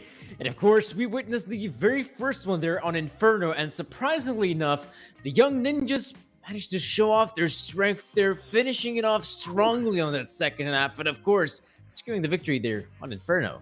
Now that was a showing and a half right there. Young Ninjas, they broke away at the last moment when they had the chance, you know, when it was, of course, 10-10 at one point. That they took the charge, 12-10 for themselves. It was a back and forth again, 11-12. It really wasn't let up by, of course, in this case, Double Pony. Then they ran away, 13-11, tied up again, going neck to neck, and voila! In come Young Ninjas, of course, get the 15 and close it out right there before it gets too hot and too quick for them. Of course, now moving on to Nuke. Double Pony's map pick. What are we expecting, Danny? We're definitely expecting a better performance from Double Pony, and that better performance should grant them the victory on the second map. Of course, this is a map they tend to play really, quite often in Counter-Strike. This is also a map on the side of Young Ninjas that they also tend to play it from time to time. It seems to crop up on their map pool, so to speak. But I still say this Double Pony, this is a map that they really feel strong on. This is a map they tend to pick it on. But this is a map they tend to do so with NBK in position. You know, they would play the Anonymous matchup with NBK in position. They wouldn't have Exercise coming in. And so the fact is, they're going to have to play with Exercise here. And I'm not sure if he's going to be able to slot in as well as NBK did. I mean, honestly, he's shown that he's capable, right? We saw that moment on Inferno on the CT side of Double Pony, where he held the side against 3 players superbly, absolutely beautiful. That was a textbook play, what you want to see every single time of a CT. It's hard to see it most of the times, but when you pull it off, it looks magnificent.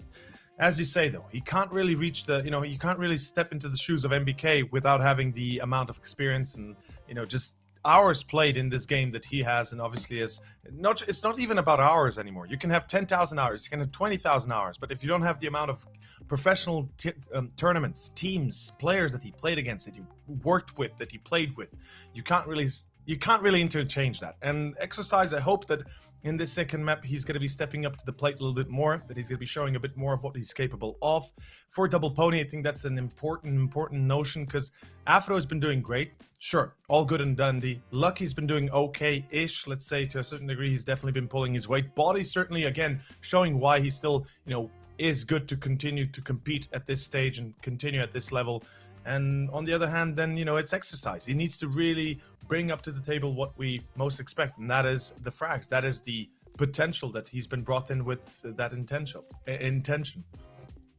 Yeah, but he's also not the only one. The only player that you can somewhat regard as being underwhelming. Jocko in the previous map of the best of 3 only managed to pick up the 9 frags. And if there's one player that you tend to look on the side of Double Pony who could potentially be the difference maker, and a lot of times end up making a lot of really interesting choices, really good plays, that is of course Joko on the side of Double Pony. And this game he was absent. We just didn't really get to see Joko have any good run of form. And he's also that member you expect to be somewhat more consistent on the side of Double Pony. And he was absent from that map. Perhaps if he's able to step up just a little bit to his usual standard of play, maybe that could have pushed Double Pony over the finish line. But it ends up being that we still have to play the second map. So there's the opportunity for Double Pony to bounce back. But this is really their only chance, if I'm being honest right now. If they end up failing here, they're going to finish 4th, and they're not going to get Izingo Daro.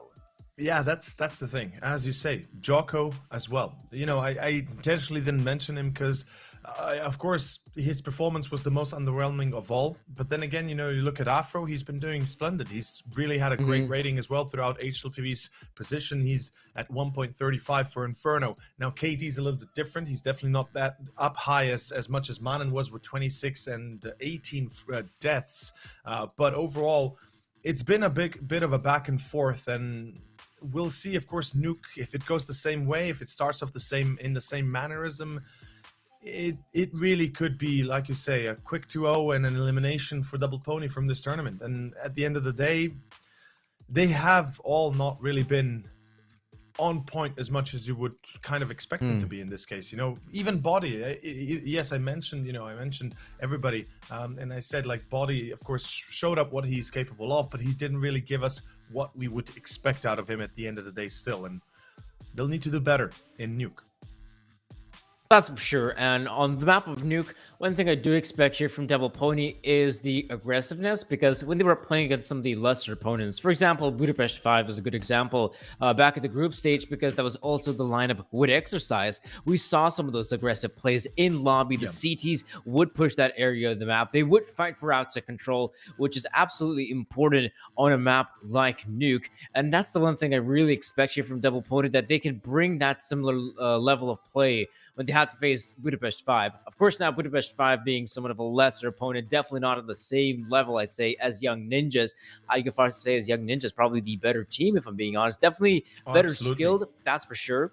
And on the side of Young Ninjas, you also want to see those individuals step up, because the interesting thing about this roster, that we talk about guys like Sapek having a good run of form, Nilo, LNZ, and whatnot. If you still take a look at their performance as a whole, for example, the past 3 months, they don't seem to have that one player who is, by far their best star player, the one that's getting all the frags, the one that's finding all the entry frags. It seemed to be spread out somewhat evenly. And even though in the previous map of the best of 3, we had some great performances coming in from Manen, Nilo, Sapek. They don't seem to have this, so to speak, Shiro type character. If I were to give a good example in terms of another team that is starting Yeah. out from scratch, filled with these inexperienced youngsters, they just don't have that type of fellow that will single-handedly carry through the win. It ends up being the case that interchangeably we see the players from time to time have those good runs of form. That's actually an excellent point you bring up, and we did run through the mud a little bit more than we should have at Double Pony. Honestly, we expected more, and my heart breaks when I see these guys not having their, not having the performance you would expect them to have, or at least that you would hope them to see to a certain degree, to be at least above average. As you mentioned here, type of Shiro character, Fuzi was supposed to be one, yet he didn't deliver at all. A few moments here and there, a few shots here and there, yes, of course, a few nice openers, but as you already mentioned, it just didn't lead to anywhere more. He was underwhelming again at 11 frags as an opper. You would expect from a player like this that's being invested into with massive amounts of economy. When you have to consider economy being a part of this game, whether you like it or not, it is a part of your game, and you have to consider it a part of why you also lose rounds. When you're investing into ops and nothing's coming out of it, you lose entries, you lose positions, you're too aggressive. Retakes especially. When we look at the rounds specifically, retakes have been a problem for Young Ninjas at times to time. When you have a double up setup, or you have Fuzi on an op and he's coming too late, what happens? He has to pull back. He has to save. And that's potentially a round that could have been otherwise won. Or then Fuzi with his little bit of a doozy when he dropped the bomb in that 2v3 moment, and there was like 15 seconds to go. When he ran to side, he had time to go to side, potentially even planned because it was safe. Yes, he didn't know, but still, didn't even take charge of that. So either way, Young Ninjas, second map. Nuke is here. Ladies and gents, Shapek opening up, and it is going to be the pistol of Nuke, the choice of Double Pony. That's massive. Few good frags go the way of Young Ninjas, but look how low some of the members of Double Pony are. Lucky and try to challenge LNZ here will be an easy pickup. Also, that's the defuse kit being dropped. It'd be really important on the side of Young Ninja's body, though. Good pickup on Manen.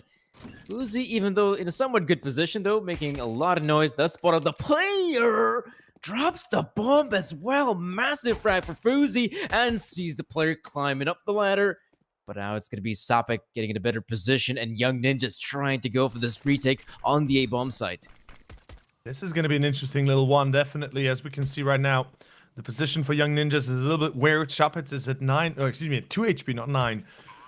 But definitely not the best spot to be in. But the retake definitely can succeed if they're going to be able to get themselves the first shot. And as you can see, Shapitz not yet falling prey to the op shot, or to the headshot. Fuzi finds himself one. That's a beautiful bait. Lucky now exposes his back, but Fuzi doesn't hit the mark. He runs out of time, or excuse me, bullets, not time. Luckily, time's still on his side, 20 seconds, and he will have more than enough of it, as he will defuse it in the nick of time itself. Pistol again goes to Young Ninjas. The first one, again, goes their way. So, I gotta give it to Young Ninjas. Just the way they opened up this round already looked like 10 times better than what Double Pony could offer. Like this right here by Sapitz, this was fantastic. Oh, this was amazing from Sapek, and not only that, I'd say his impact also mattered here when he was in the heaven position. He's just on 2 points of health, and the fact that he stays alive for as long as he does, baiting the shots there from the players below, that's so impressive. Sometimes it just matters to be in the right time at the best possible play, not necessarily getting all the frags. And we see how important that was here for Young Ninjas to get that good start off, get it out their chest, start things rolling.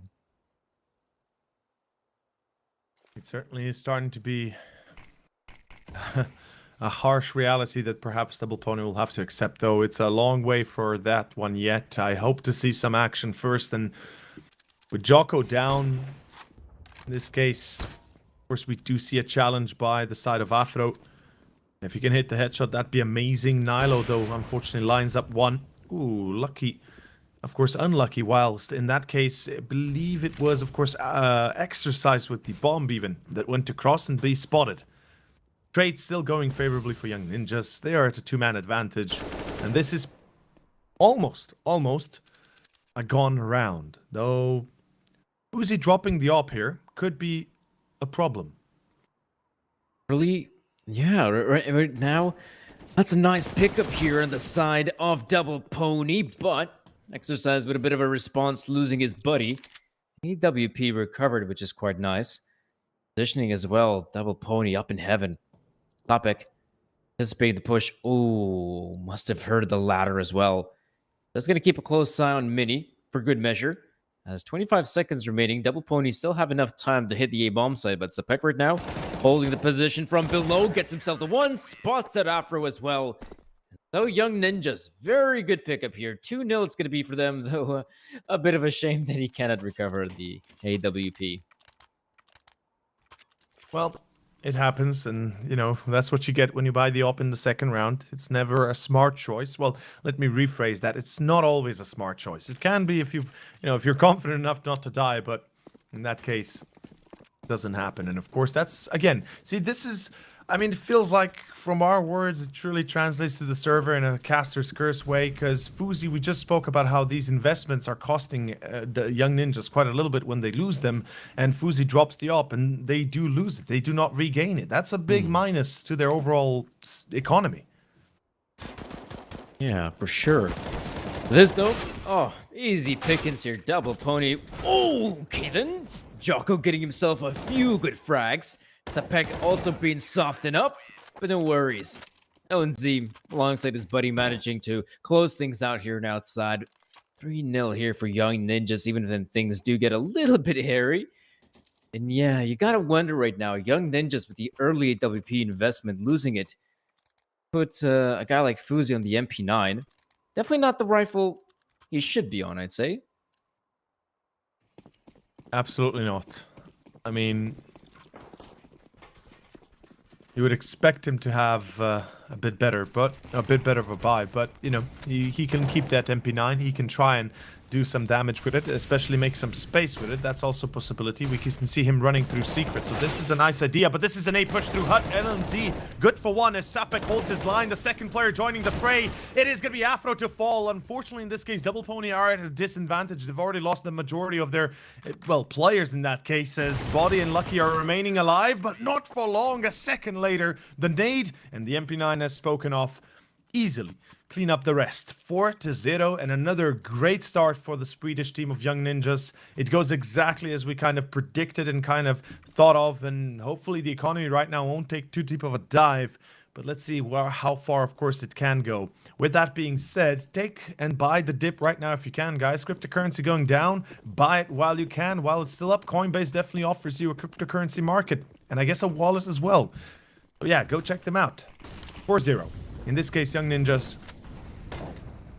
just prepared for anything, really. They should be prepared for pistols and Kevlar. Look at the push, though. Very quick here from Double Pony. These last few rounds, super quick. As we see the members of Double Pony descending down the staircase. Gonna have to face Lonesome Manen, though. Manen is the only line of defense right now. Didn't have too much of a difficult time dealing with the players who are just on mere pistols. Though we'll see about this. Maden, though, gets the first frag here in body. Anticipates more players to come through. Love the positioning from him. Will abandon his post, but... oh, Afro will get the better of him. Nilo, good response on 1, 2, and free. Can he get himself the fourth? Exercise, running low, and of course, it's getting hot. 5-0 for Young Ninjas. Not a bad showing early on here. Even when Double Pony take control of the secret position, you're thinking, okay, this is where things about to get hairy. But Young Ninjas really, the end of just losing the one player. That's not too shabby. No bomb point here for Double Pony and a 5-0 start. It again kind of creates that disassociation with the quality of Double Pony that we are, kind of used to. And with what we're seeing here on the screen, this is a little bit devastating. I mean, we do have the up on Afro, but a 5-0 start is definitely not the one you would hope to see for Double Pony after losing Inferno. It can lead to serious consequences as Lucky takes an 8 under the feet. It is a slow-paced round from Double Pony. They're not even eager to take outside control that quickly, which tells you that perhaps they're a little bit afraid. And I wouldn't be surprised if that's the case. There's a good reason to be afraid. Well, it's a Maden, the only line of defense here. As we can see, the players of Double Pony, though, dangerously close towards the secret position, but not committing as of yet. Here we go. Smoke's now being deployed here. Modern. Oh, Modern and Sapek going for the double peek. Sapek even getting Jocko. So even if Double Pony change up the execute, decide to slow things down, throw down the smoke, still not enough. Body though. Ooh! Loses the fight to Nilo. Exercise though. Spin around. Finally, those dumbbells coming into play. Oh, the grenade though. Massive damage on Exercise. Bomb does go down here for Double Pony, but Modern. Great angle as well. Gonna wait for his teammates to get in position, but offer an Exercise. Looking like a difficult round for the two boys. Yeah, this is going to be nigh impossible. Exercise gets himself one. Afro needs to reach a position of this control spot immediately so he can watch the cross. But look at the push from short right now, and this is what matters. Although Exercise hold up 4v2 into a 2v2. LNZ will win his duel though. But Afro, like I said, he needs to be in control, and he is. It's a one-on-one against Fuzi, and he will win that duel. Afro saving the day for Double Pony. Once again, it is Afro that brings out the heat in the moment, and that is going to be the first one for the Frenchmen. An unlucky star that they're born in and under here. That was truly beautiful. An Exercise, gotta give it to the man. The fact that he is on low HP and still gets 2 frags, both towards ramp, so it really decimates the push for Fuzi. It is fantastic, and that is something that perhaps Young Ninjas were not just not prepared for, but could be a devastating after effect on their mental state. Losing a 4v2, they're not used to that. Ooh, Jocko, good angle as well. The second guy falls apart.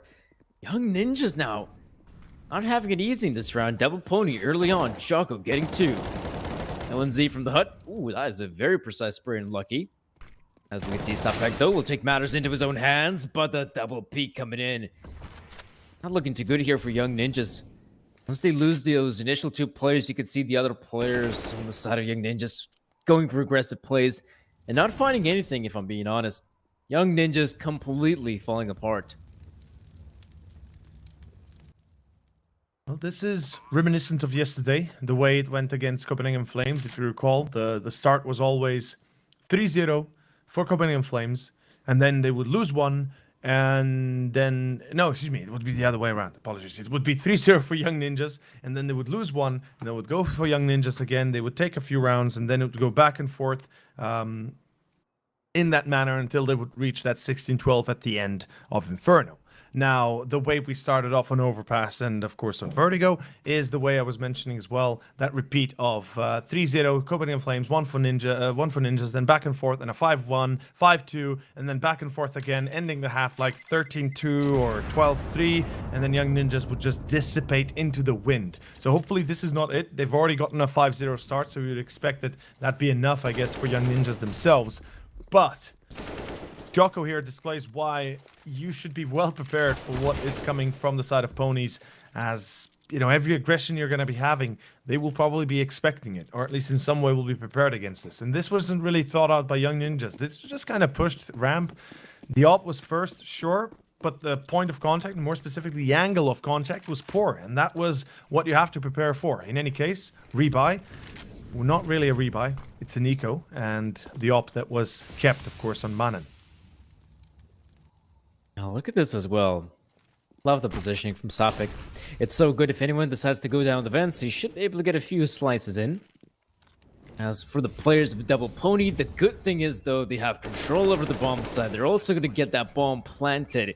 And by the looks of things, it will be a clean round for them. Afro gets 1, Body as well.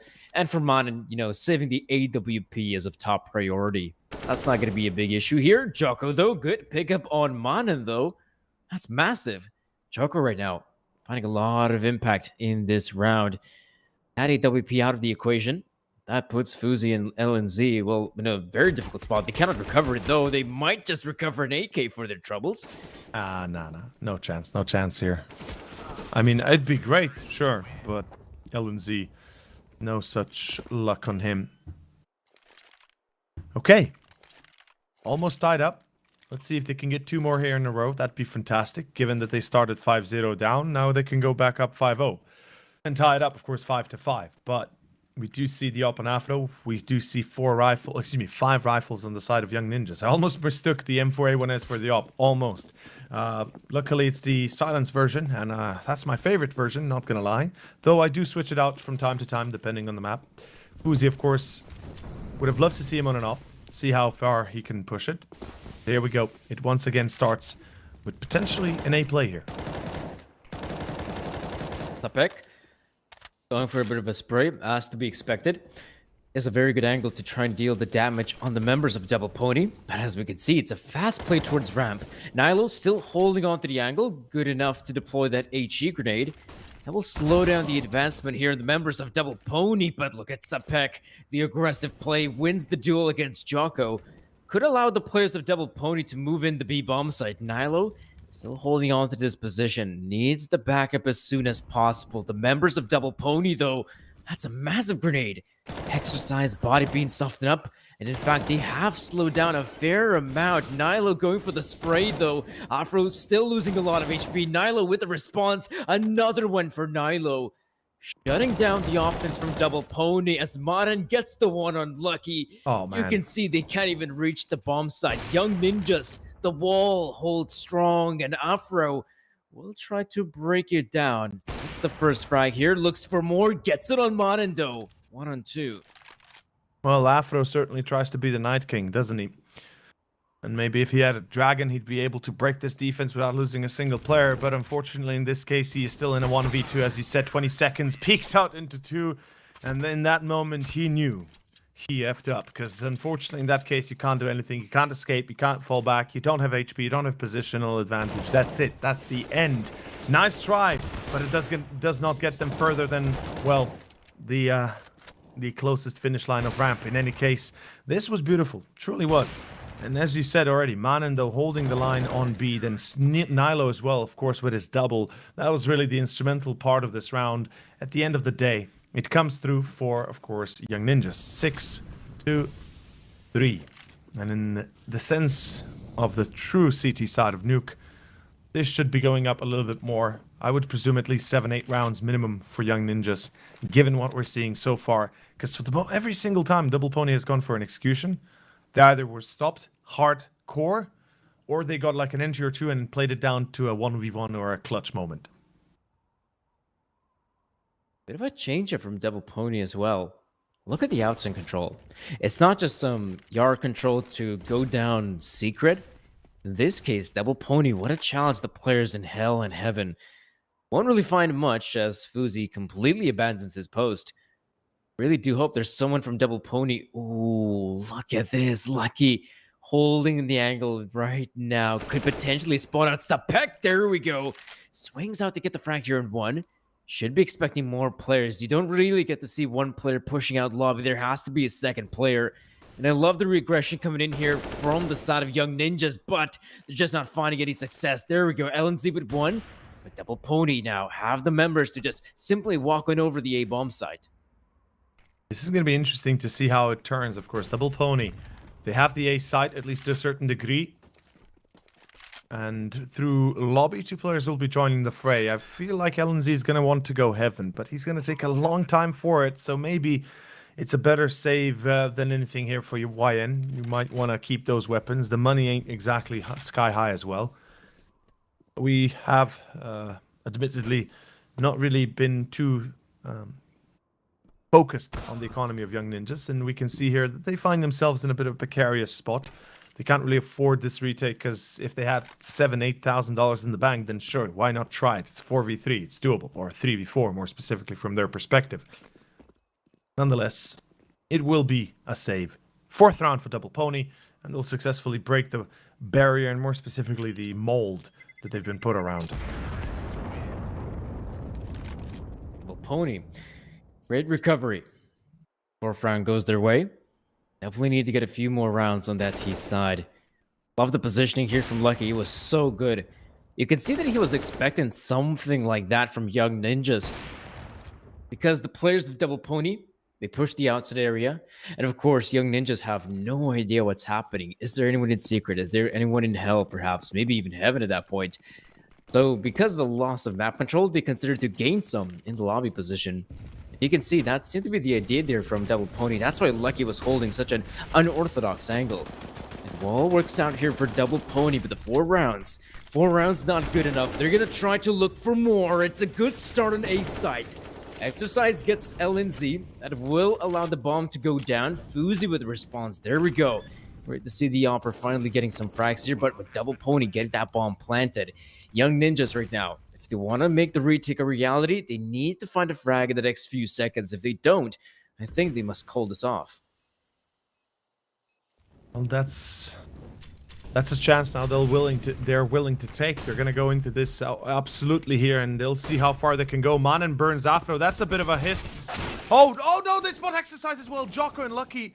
Well, unfortunately for Young Ninjas, they lose 2, but it's still going to be an advantage. Fuzi checking Hut, and he's about to see him in the corner. Yep, he sees him, he got him, but unfortunately, seems like he's ran out of time. Though he did have it. If he had jumped straight on it, he would have had it. At least at the final curtain call there, he had to jump off the catwalk and risk perhaps potentially dying to the fall damage, although the maximum damage is between 20 and 23, I believe, somewhere there. Maybe a bit more if you're not careful, but in any case, yeah, Young Ninjas, they had it at the end, but cutting it close, and Lucky saves the day for Double Pony, and perhaps saves it because of the skins, but we'll never know. Go check them out at CS Money. Maybe they have something that you would like for yourself. In any case, Fuzi, of course, on the op that was saved, the rest with pistols, and that's it. Look at Jocko. He's just gonna walk out the aim bomb site. So early as well. Probably has the confidence because Exercise managed to pick up his frag. Now Jocko gets the one at LNZ. Though, with Fuzi revealing his position, might have to look for other options. Nilo, though, that's a great pickup on body. Anything, if you are Double Pony, you'll have to be very careful going up against the ninjas. As we can see, Double Pony really slowing things down from the initial few kills. Especially now knowing that it's not just Lonesome Fuzi with the weapon, but you also have Nilo, Manen with the deagle. Nilo getting the frag here in Afro. What is going on here? Young Ninjas might just be able to pull this one off. The Molotov, I think it goes down in the vent. Oh. Doesn't really matter. Fuzi gets the one there on Lucky, and that will be the victory here for Young Ninjas. And that is especially a painful finisher because Double Pony, you can see the start here. Exercise opens it up. They even had a 2-man advantage. Body, unfortunately, then gets himself caught out of Squeaky. It's Exercise to just be absolutely destroyed. Lucky comes in hot. But at the end of the day, Fuzi already in lobby that pushed from, of course, ramp. And the ending is nigh. First time out here for Double Pony. The Frenchmen have lost a little bit of their cool, and hopefully it's not really thrown into the wind here, but Young Ninjas seem to have pretty good understanding of how to kind of deal with this early aggression, and more specifically, how to deal with Double Pony in general. Yeah, Young Ninjas really finding some good openings, so to speak. Though, I'll also say this, some of their individuals have also been able to step up. I mean, Fuzi has been very absent on Inferno. Barely got to see any frags there coming in from the Opera. But here he's been a little bit more active, a bit more proactive. Also a good change up here on the Young Ninjas CT side. As for Double Pony, though, this is the satisfying over. They're going for the purchase, but it is going to be a deagle here for Jocko. Mac 10 here for body. The other players, even though in rifles, not a lot of utility. That is really dissatisfying. Yeah, not a lot of utility that can help them in their executions, perhaps in their fakes. There's one thing that we haven't really seen much of. It's the smoke execute outside to get into secret. We've seen it twice maybe, or maybe 3 times at the most that I recall immediately from the top of my head at this stage. Double Pony definitely don't seem to like that kind of play. And I can kind of understand why, but on the other hand, they've been pretty much encased into a vault here in lobby and haven't made it their way towards A too many times successfully. So I would love to see some sort of more of an attempt towards outside. But look at this, Jocko, shoulder peak, beautiful shot. It's Sapek that falls, and that is going to hurt in the long run. Renilo holding ramp, but cannot hold it too well. Turning it back.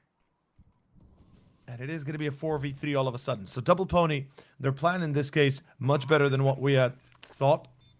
And they will plant. They will successfully force Young Ninjas onto a save already. I mean, this is just perfect for Double Pony. Not a strong investment, but just enough to push on the B bomb set and successfully dispatch of Nilo and Sapek in the process.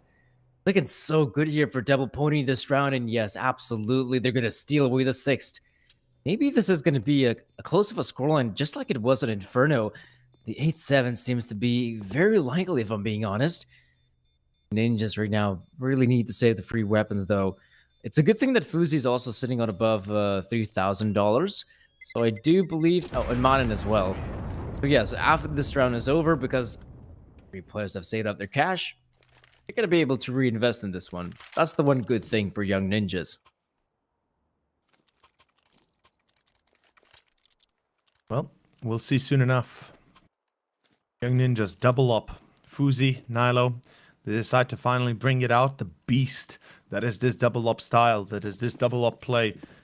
For Nilo, we haven't seen... Well, we've seen him from time to time here with Young Ninjas on the double up, but not for the most part. We haven't really been too attentive to it because it's never been too impactful. If anything, it's more been of a nuisance when they had to retake right after. And I feel like perhaps this is not the answer right now. If they've been losing outside, maybe, but they've mostly been losing quick plays towards ramp and inside A. And as I said, ramp has been a bigger weak point than anything, as well as main to a certain degree. So I like the certain setup. Of course, Nilo here waiting on the first point of contact. We do have in secret already Manin. Uzi on the outside in Garage. On the other side, on the left side more specifically. As he gets himself the first, Nilo will re-peek. Flashes flying in. Nilo should fall away, and he is. Okay. Fuzi, though, AWP, very good. Ooh, the players are getting close. Fuzi getting one more. Good response from Fuzi, and the players of Double Pony love to change up. They're going to go up heaven, but it will be exercised. The only player left standing, though. Nice attempt from exercise, but Sapek will hold the line. 8-6 now, Double Pony. Not finding a lot of success on the ramp push, so they decided to change things up completely. Go up the heaven and get the frags on A site. Like I said, I like the change up there from Double Pony, but you can see the players of Young Ninjas aware of such a play. Absolutely. Young Ninjas, they seem to be well attuned to this, and I love how Nilo immediately after missing the shot, as he realized, oh damn, why am I re-peeking? Fell back, and then obviously Fuzi holding his cross. A little bit of a mistake, well, maybe not a mistake, just a misplay there. They didn't check the corner that close, but this time Nilo, he's going in close, he will pay the full price. Fuzi again delivers after his caught. The B-side though already lost. As well, I say lost, but LNZ opens short doors and just wins his duel like it's nothing, like nobody's watching him, like it's not 4 players shooting at him. Fair enough. So is Sapek coming in with a hot one, and it is Body and Lucky left. The bomb still planted, but they don't care about the bomb. It's the last round of the first half. Young Ninjas, they have a chance to close 9-6 here, and absolutely they'll be taking it. Oh, it's still left at a 1v2 though. Lonesome Body remains, waiting for the 2 players. Looks like he has an idea that both players from the same angle. Body will get 1, but it will be Sapek to secure the deal and the half here for Young Ninjas. 9-6 is going to be the scoreline. I was really hoping for an 8-7 here. Looks like it will be 9-6, very much in favor of the Young Ninjas. I'd say they could be somewhat satisfied with their performance. Reminiscent of Inferno as well, it was Young Ninjas who had the early start here. It was 4-0 on Inferno. I believe here it was 5-0 for Young Ninjas. So it's still good to see that even though Double Pony finding some success in the mid-half, Young Ninjas still able to close things out. Well, we can see certainly that Young Ninjas know what they're doing, of course, and that more than anything, they are adjusting to the plays here. And every single round, they're playing better and better, and more specifically, they're doing better and better. Of course, we can see that the hype hasn't been lost, which is nice to see that, you know, of course, Double Pony hasn't lost their happiness. We could see their earlier Body smiling. Of course, the players out of Young Ninjas smiling here as well. They're content with this. Manin, very stoic, very non-expressive, and I respect that. You know, keep the professionalism until the end. When you've won, that's when you have time for fun and everything else. So in this case, good choice. And looking at the overall position for these 2 teams, currently, the numbers for Young Ninjas support this result. They have 15 on, of course, Fuzi, 14 on Sapek, 13 on Nilo. It seems like we're going down a bit of a slippery slope. quickly on LNZ and Manen then at 10 and 8. So it's, they're again being a little bit quieter in this second map. We saw Manen in the first game go absolutely crazy. Here, gonna have to be a bit slower. For the side of Double Pony, perhaps a bit of a bigger issue is at hand. Nobody's really reaching any heights besides Exercise at 12, and he's the one that's come in to kind of test out this play out instead of MBK. I don't know, man. They might be playing with their new Red Magic's, of course, Series 6 phones. Could be that the possibility as well. But we're going to be playing with our second half right here, right now. Second pistol. The second pistol. And here, a fresh start on the second half. Young Ninjas, of course, decided it is going to be for them and perhaps a faster style of round. People definitely like to play their new pistols quite quickly here, and it's the same case for Young Ninjas, though they end up losing one of their players quite quickly here on the entry, but they do reply quickly so on Exercise. Going to overwhelm the bomb side, that is their top agenda as we see the reinforcements here from Double Pony. At the very least, Young Ninjas, we do get that bomb planted. It's a pick going down, though. LNZ and Manen remain. LNZ, Manen, the bomb's down. It's going to be a 2v1 now as Manen falls after getting one himself. LNZ, I think they know he's in the corner. Last they checked, he was there, so it's highly it's highly possible he's there still. Oh boy, I have a problem here with this. Body didn't come to check the corner, neither did Lucky, and well, they will lose the life of their own. They will lose the round, 10-6. Second pistol as well, Double Pony again. Nobody checks the corner. Oh, bad man. Oh, yeah, that. I know he's in the most obvious of corners that nobody should ever be there, but at the end of the day, it's worth checking if nothing else. Well, that's going to be a misstep here for Double Pony that will allow Young Ninjas to win the pistol. Of course, winning the pistol is just the first half of their problems. They have to go up against the Force Spy, though. Fuzi, good pickup on Afro. That will open things up on the outside area, as the members of Double Pony will probably have a good idea of what's going on. That secret should be of top priority for the Ninjas, though. As we take a look at the minimap, not really. Looks like Heaven is where the Ninjas are heading towards. I believe that area of the map has no defenders, in fact. There's definitely Joko on the bomb side. First player going down. I think there's another guy on the bomb side who, yeah, he's been spotted here. Body should be going down, and Exercise alongside Lucky at Hell. Yeah, they're not really going to find much, I'd say, in this round. That's a good kill on Manen, though. But as we can see, Young Ninja's doing a tremendous job of dispatching the ponies. I just need to breathe a little bit deeper because this is getting hot. This is getting serious. This is getting out of hand. Ponies are losing, and they're starting to lose big time. It's starting to get out of hand, and we can see the hype now on players that we didn't previously see too much hype. Now it's coming out here. LNZ, of course, cheering as you would expect it. Of course, Young Ninjas, as young as they are, impressionable and still very much malleable when it comes to CS, and need to be, going through the motions a bit more to get themselves situated. But Chapek, look at the start. Perfect position, perfect opener. It could not be better, but it is an eco at least, so there's that. This is the eco round, so we should expect an easy round for Young Ninjas, though I don't think it would be the first time we see eco victory. A full eco of that. I have no idea what the Ninjas would have to do to mess up so badly, though. I mean, they have the good weapons, they have the players as well. And even so, they're playing this one very safe. The guys in secret going for a bit of a peek. Nilo, dispatches of Joko. Could once again go for full outside control and have the players push up Heaven, or potentially secure the next few frags here in secret. Could also be a viable strategy. It's definitely going to be a viable win for Young Ninjas. 12-6, picking up the pistol. The two subsequent rounds right after. It's already a really good scoreline here for the Young Ninjas, as now we're going to see reinvestment come in here for Double Pony. It's great to see that they still have some of that money remaining in their wallet. And if you guys want to have a cryptocurrency wallet, be sure to head on over to Coinbase. Also, there's the app with the same name, and of course the site, coinbase.com. That's well put.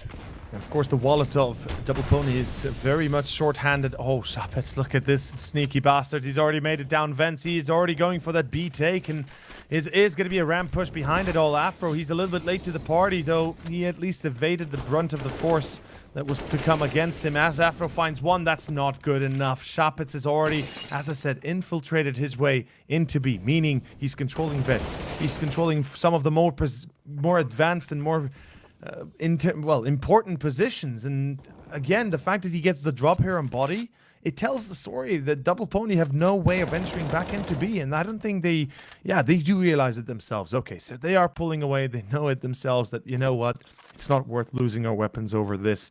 13-6, we are going the distance. Young Ninjas, they are slowly closing the gap, and well, the distance, as I put it, might be coming closer to sooner to a close than imagined. All three saving in CT, and if they lose any of these rifles, they are in a bad place. Could be all free weapons saved, for sure. Very good for Double Pony that they at least save the weaponry for the incoming round, because it's going to be super important. Young Ninjas, I'd like to have your attention on the kill feed on the side of Young Ninjas. Every single player able to step up right now. I mean, Yep. 17 for Fuzi, 17 for Nihilus, 17 for LNZ, 16 for Sapek. Manen, fair enough, he's only on the 10 kills, but he did have a tremendous run of form on Inferno's first half, so I'll give him the benefit of the doubt. It's quite frustrating to know that Double Pony, it has come to this. Our favorites to win the whole tournament, losing the semifinal. Okay, that can happen. The fact that they're right now on the brink, losing this third match, this third place decider, and then walking away out of Blast Rising without a single penny. That's something I did not expect. I don't think you're the only one, friend. I mean, many people here were rooting for Double Pony, I can presume. Chat especially, I know, has been hyping them up, but many fans of Young Ninjas as well, which is nice to see, you know, an equal distribution of both. Though, on this side, as you say it, they are on the brink. They are on the verge. This is the final buy they'll have before they'll be forced with a map and series point against Young Ninjas. As we can see right now, the start is a little bit wonky as the Jocko and Body get a bit tagged up. And Mannen out of hand. And oh my lord. Out of hand, Mannen gets himself one. Shapek replies. Afro is there to kind of hold the line. Beautifully done so far as he holds down the position from main. Tapets and Fuzi have to first retake the bomb. That's the order of business here to begin with. As they do so successfully, it's still going to be 2 players in main and 1 in heaven. This is an excellent opportunity for, of course, Double Pony to take this sideways, though. Hold up. Down B we go. Sapets is already on site, whilst Fuzi is lining up the shot in secret. He is ready. Lucky good night, goodbye. And all of a sudden, darkness takes us. Ooh, Frodo finds a light at the end of the tunnel, but so does Exercise. Might even something more impressive, and that's going to be a kill. Double Pony, good response. Finally able to bounce back, even though initially things looked difficult. Young Ninjas not capitalizing of their early success. Their Double Pony at least get themselves the first round here in the second half. Great to see the players Afro and Exercise stepping up. But of course, it's still going to take a bit of a while before something like the Young Ninjas economy can even come close to being broken.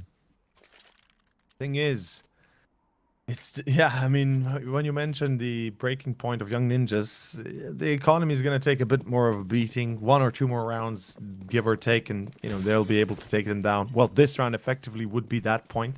Though still, they'll have a rebuy next, if anything. For Double Pony, they do the classic maneuver, right? Where teams find themselves in this kind of precarious spot with a big disadvantage, almost double the rounds down. Almost, of course. They tend to win a round and then lose one back to back. And that's a problem. That's a huge problem because loss bonus gets not necessarily fully reset, but definitely gets put back a little bit. And if you're already lacking money, that's just a bigger problem than you already have to face off. Lucky, oh, I'm fairly certain he was spotted here because Mannen is on the hunt. I am guaranteeing you right now, Lucky does not even know about this. And yep, there we go. Body comes out to play from main, but he is late to the party. Mannen sneaks into main through the smoke. Joker's about to take the beating. No, doesn't even need to. Manan goes through the smoke of the edge of the smoke itself and is hunting for body right now. He's calling the rest of his teammates, wait, I'll find body, then we pounce. And now the ending might be here soon rather than later. Although Exercise holds the line, Jocko still on site. Ooh, Jocko's positioning is key right now, but Sapek, who's gonna win this fight? It's gonna be Sapek with 1 and 2. Nice stuff here from the ninjas. Beautiful way to close things out, and oh boy, this is difficult for Double Pony. Just take a look at their economy; it's just all over the place. And even though initially we get to see Fuzi with a great pickup here at Afro, Manan as well as securing the 1 on body. From there on out, Double Pony have an incredible, difficult task ahead of them. And to believe Jocko and Exercise can pull it off, it's just too much out of the players. And so, as difficult as the economy may be on the side of Double Pony, it is going to be a reinvestment here. Fuzi opening up the door, waiting for the window for a kill. With a view to a kill. And let's see, of course. Nope, okay. Nice spray. Fuzi's actually tagged quite heavily, so that's beautiful to see. It's a great start for Pony. That's something they would desperately require in a round like this. On the other hand, Young Ninjas seem to want to execute outside smokes, and they're doing exactly that. They've already got a player positioned in that spot. That's Manan. And this is not this is not like, okay, we're going to be running secret. This is Manan now playing the lurk that he's been playing all game long and all series long. And he's had some amazing moments, especially that Inferno 4K that we saw him pull off from long site A. Now, of course, he's again going into main. This time, Lucky catches him off. Oof, that is a truly lucky kill, because if he had gotten into A site, that would have been a pounce on site itself again, and probably an ending to the round itself, most likely as well. Good flash, though. Exercise. 2 kills for him. That's enough, and the round should be finishing right here. Oh boy, Lonesome Fuzi remains, gets a great frag on Afro though. Nice pickup in the 4 versus 1 ensues. But Joker with the peak, and so will be the end here for Young Ninjas. Double Pony managing to hold the line. That's pretty sick. They can hold on to the line here for as long as necessary though, because now it's the grudge match.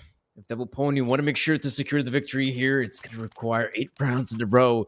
It's not going to be easy, though. But what is easier, folks, is, of course, to get yourself some new skins over at CS.money. Because you can quite easily get rid of your old skins, trade them up, get yourself some better skins. Perhaps if you want, you can sell those skins. Or the easiest way would probably be to try and buy them over at CS.money. Yeah. Absolutely. Skins are a way of life, guys. You know, we jokingly say, you know, if you buy skins, you're going to be better at the game. Obviously, that's a joke. Please don't take that seriously. We're just playing with your people. But skins are nice, you know. Skins are these days almost as currency. If you can sell it, you know, that's great. And CS Money might just provide you some options like that. Afro, though, this time holding the line, misses the second shot. That's a bit of a mishap, because that was supposed to be a secondary frag. Fuzi picks it up instead, and look at that. All of a sudden, body gets caught in main. Voila, Double Pony are down a man, and voila, could be a second one falling here soon. That's Jocko that's about to come into the contact of Shapek. Actually, no, he's going into Squeaky, my bad. 45 seconds remain, though. There's a lot of time still to work with on the side of Young Ninjas. As we can see, Double Pony going for a bit of aggressive play. They're lacking in terms of information. They're going to try to find the players over at Lobby, though. Jocko, good pickup here on 1, loses the fight here against Fuzi. Oh, Nyla gets the 1 here in Exercise. That really opens things up for Young Ninjas. They will get that bomb planted in the case of Lucky, though. 1 versus 3. It's a difficult clutch here for Lonesome Lucky. As we can see, he's just going to back away from this one. Doesn't want to partake in the retake. He will instead back away from this one and save the weapon. That is a wrap. 15-8. Double Pony. I mean, this save, obviously, it's vital. Then again, I don't think it's going to make much of a difference now. It's going to help, of course. As I said, it's vital, but the difference is going to be minimal when it comes down to how many weapons they'll actually have. This is now, no, $2,400 loss bonus, if I'm counting correctly. It is harsh. It is very harsh. The next round, they'll get 2.9 if they were to lose, but we know that they can't afford that. So, as I said, AUG up, AK up, the auto shotgun. Exercise should have enough for his own rifle, in this case an M4, and Afro probably a FAMAS, an MP9, or something of the like. Could be a scout, right? He's been pretty good with the scout so far. I mean, he is an upper, a sharp shooter, if you want to put it like that. And you can see the frustration here on the faces of course, Double Pony. They've gone through quite a lot, and they've had a long, long day. They've already played one best of 3. This is the second one they've played last night. Well, this today at 3 in the morning. Well, up until almost 3 in the morning. It's not optimal, but it is what it is. And 15-8, this is the last chance. Young Ninjas now on the verge of picking up a 2-0 victory in the third place decider series of Blast Rising, people. 15-8. This is a little bit dangerous, I'd say, on the side of Double Pony.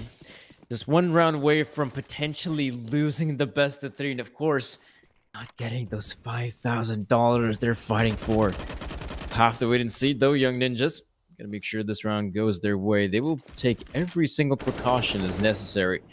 Not going for any fast plays, though. We do see the smoke grenades being deployed on the outside. That is just standard stuff. I can see the players of Young Ninjas, or perhaps the right choice would be to call the one player on the side of Young Ninjas, Marin. Going for the outside push. Jocko, though, that's a great pickup on Sapek. Lucky gets the one on Manin. Maybe things are turning around here for Double Pony, especially now, Exercise. Oh, this is just a perfect angle for him. Beautiful. LNZ goes down, and there we go. Double Pony still in the fight.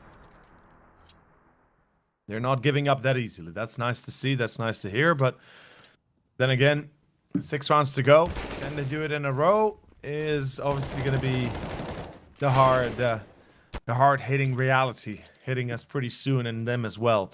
Let's see, of course, if that is possible. We've got Tech9's an eco round, effectively a semi-buy, if you want to call it like that, by Young Ninjas. They still keep the majority of their economy in the bank, so they'll have a proper investment the next. And this is pistols, Kevlas, and a little bit of utility, and an A push and a fast push. It's going to be Man and Shapik already out. Nilo gets one in return. The rest are waiting a little bit too long, baiting each other a bit too much, and Fuzi is the last guy that is going to be, or should be, the 10th, and double digits finally for Double Pony here. Yeah, double digits seem to be very likely, as Fuzi takes a long plunge down the stairs. 10-15. Young Ninjas have been prone to taking the timeouts. Some of the more difficult scenarios that will be upon them. Though no timeout just yet. They have a game plan heading into this one, so it's not going to be necessary to have the tactical discussion just yet. Though I do imagine if they end up losing this round, that's where a discussion would probably be useful on the side of Young Ninjas, because the economy is going to be down the drain.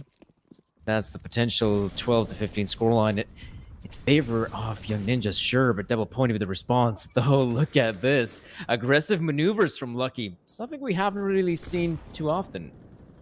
Nice. It's nice. It's something, as you say, yeah, Double Pony hasn't really been too eager to take outside control too much. And it's the same issue they've had on Inferno, right? Something I discussed, how they were shut down by Young Ninjas when they tried to take Banana and Apps. And now the same way, the same thing is happening here on Nuke. Lucky this time, though, he's going to get both that try to snuff him out of his position. Exercise takes a bit of damage as well, but the advantage is quite apparent and quite clear.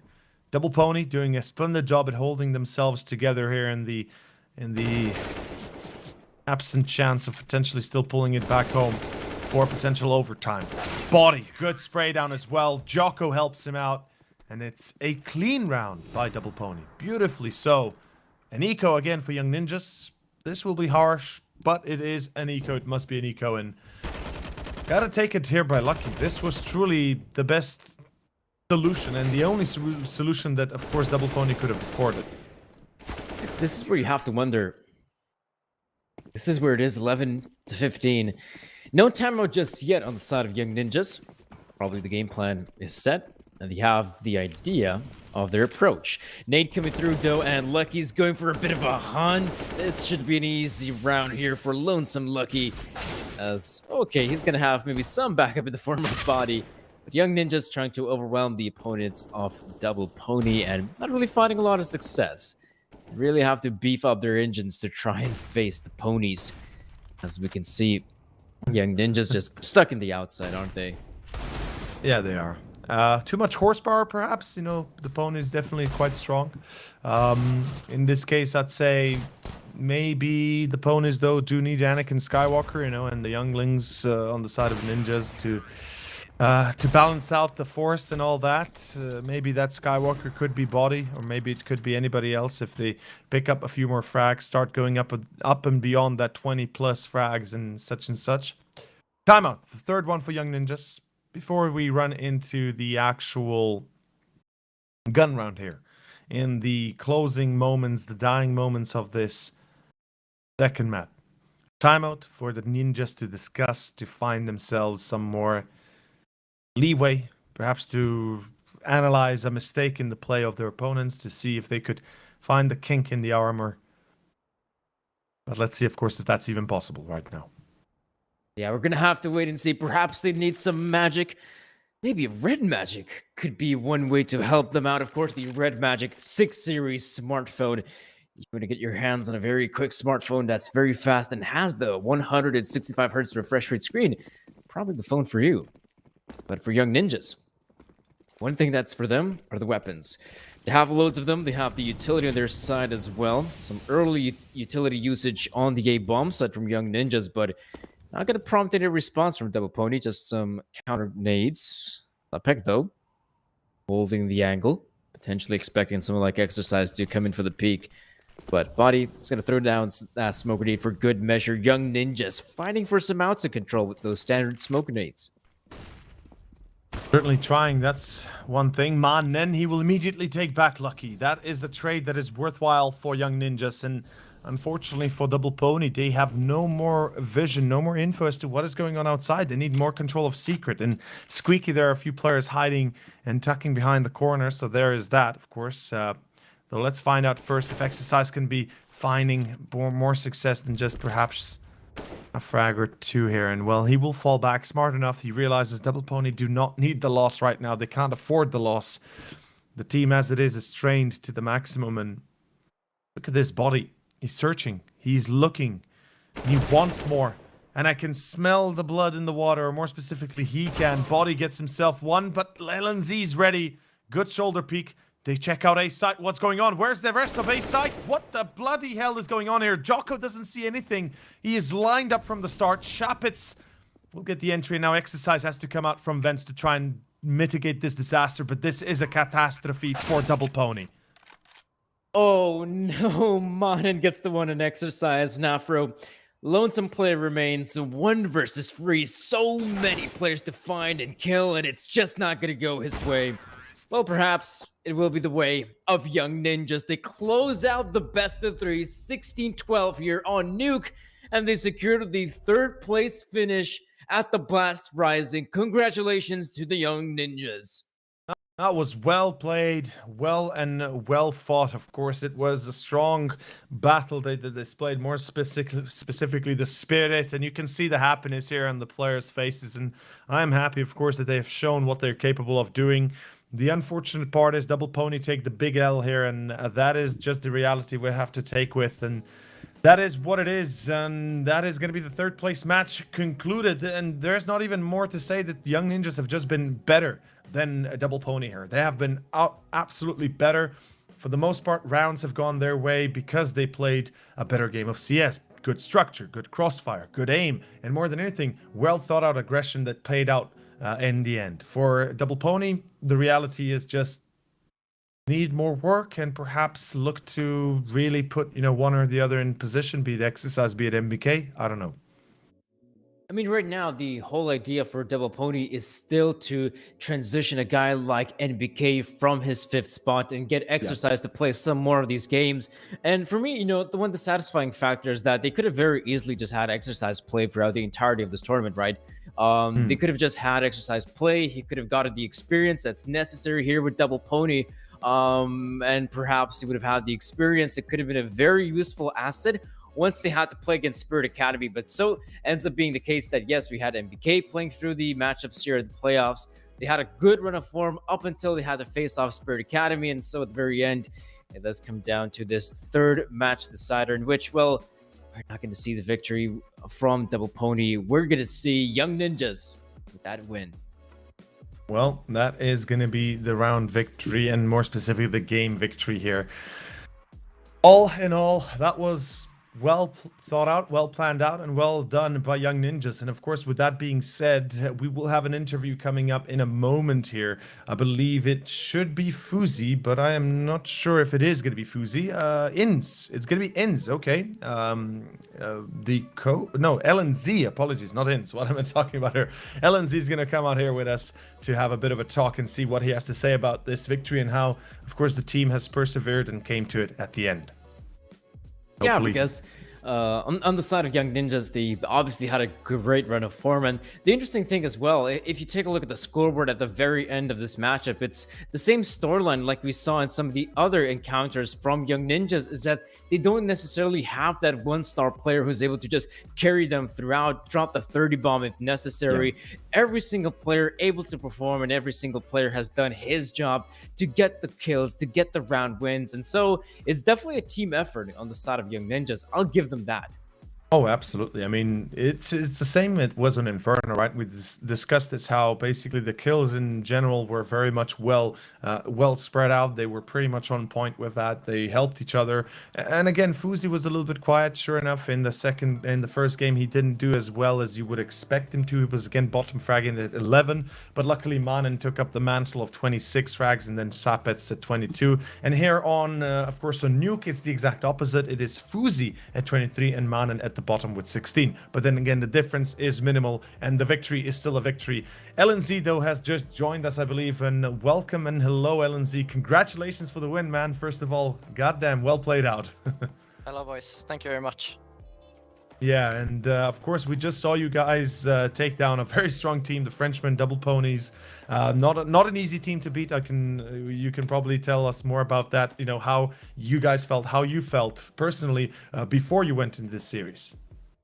Yeah, as you said, they're a really, really strong team, and they've had pretty good results in Flashpoint, so I have much respect for them. But we came in confident, and I think that showed as well. And we just played our game, and we ended up winning. Absolutely, absolutely. I mean, you guys played a fantastic game. I mean, we started off with Manen first going crazy, then Fuzi now going crazy on Nuke. And to begin with, I mean, you had some amazing moments on Inferno. Let's not even mention that. Those 1v3s, those four frags, 3 frags, just the way you guys held, it was absolutely superb. And Danny, I mean, you and I both, we're just going crazy here behind our casting desk, just going absolutely out of our minds. Like, what is happening? How are Young Ninjas getting this much control, this well played out? Just such a superb play. Yeah. Right, and I'd definitely like to know, LNZ, at least from watching you guys play, to me it came to mind that there doesn't seem to be that one-star player on the side of Young Ninjas. It just always seems to play that it's a team effort.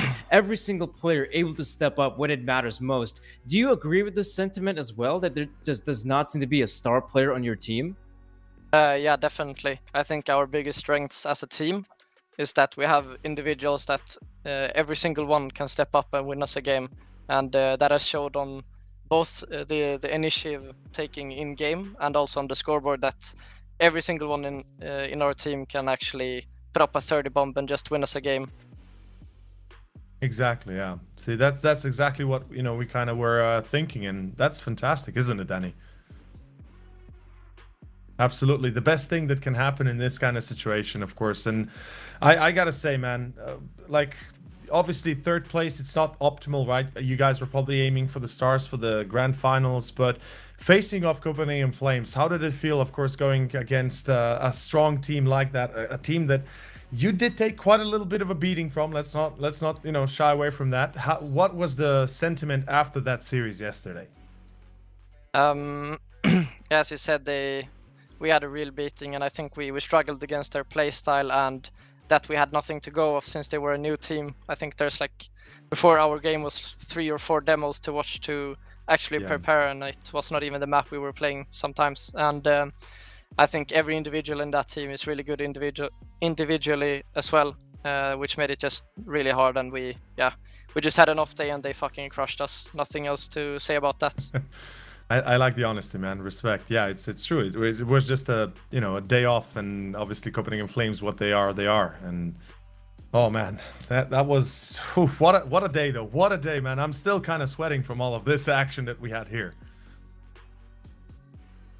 Right, and I'd also like to ask here, LNZ, the one and final question would be, you guys obviously come in third here. Is this a satisfying result for the team? Are you guys happy finishing third here at the Blast Rising?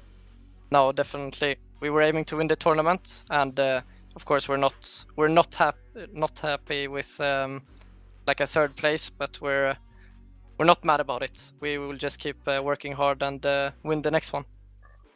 Awesome. That's what I want to hear, man. That's exactly the mentality you have to keep up. You guys, I think you guys showed what you can do, what you're capable of, and now you just have to build and keep improving, and that's the way moving forward, right? That's the way you keep on have to grind here, and you got to take some L's, you got to take some W's, and at the end, you might just make it to the top.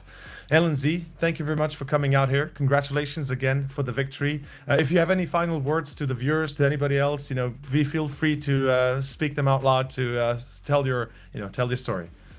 Thank you everyone for watching. It's been a pleasure to play in this tournament. Really smooth, organized, and I hope to play in the next one. Hey, there it is. Thank you again, LNZ, and I hope to see you once more in the next iteration of Blast Rising, of course. And until next time, be well and be good, my friend. Thank you. You too. Have a good one, boys. Bye-bye. Right, see ya.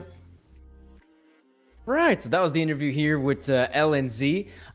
We also got to hear some insight from the team. Definitely, we're hoping to achieve that first place finish here at the Blast Rising. Though, if I'm being honest here, third place finish is still somewhat good here for the roster, right? They had a pretty difficult run of form.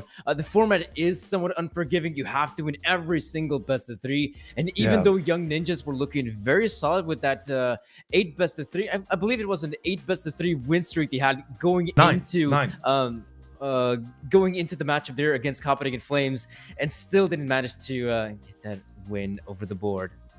Hey man, it was a tough match as we heard it. And of course, with that being said, we finish this third place match. Ladies and gents, now only one last series remains for the finals of Blast Rising, for the ending of this tournament. 2021, of course, brought to you by, of course, Fantasy Expo. Blast Rising slowly coming to an end. In about half an hour's time, we'll be opening up with the grand finals. And of course, who else than Copenhagen Flames going up against Spirit Academy, a team that both sides have proved themselves time and time again. At least for Copenhagen Flames as a fresh team, they've definitely shown what they can do. For Spirit Academy, this is the challenge they've been waiting for. This is the moment they need. And $15,000 on the line, of course, for first place. We'll be back in about 30 minutes. Stay tuned. See you soon.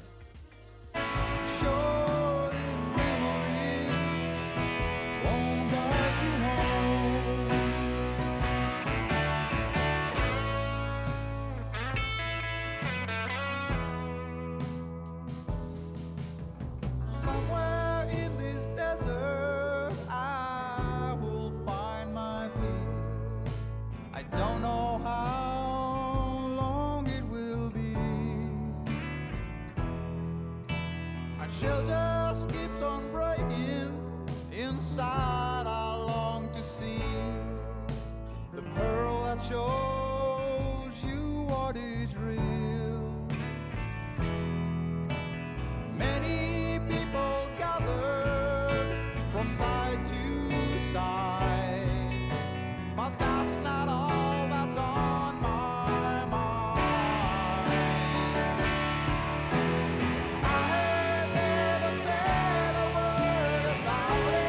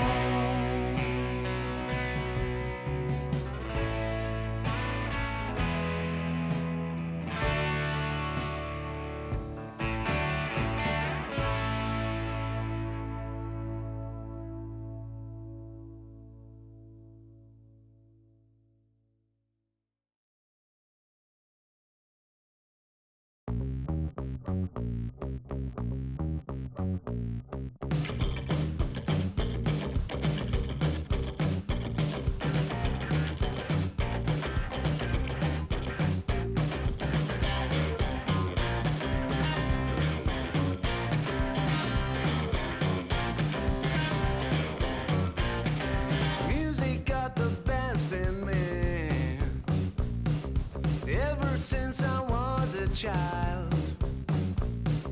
Now it's showing its ugly face. What can I do?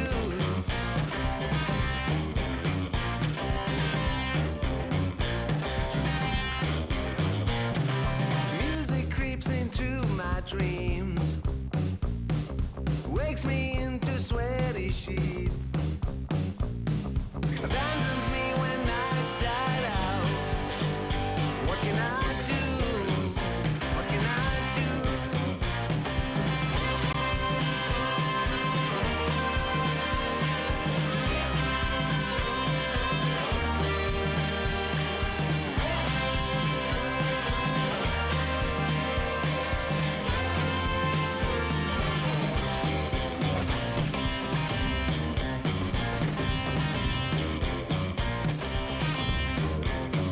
So I better use my legs and run before it is too late to flee.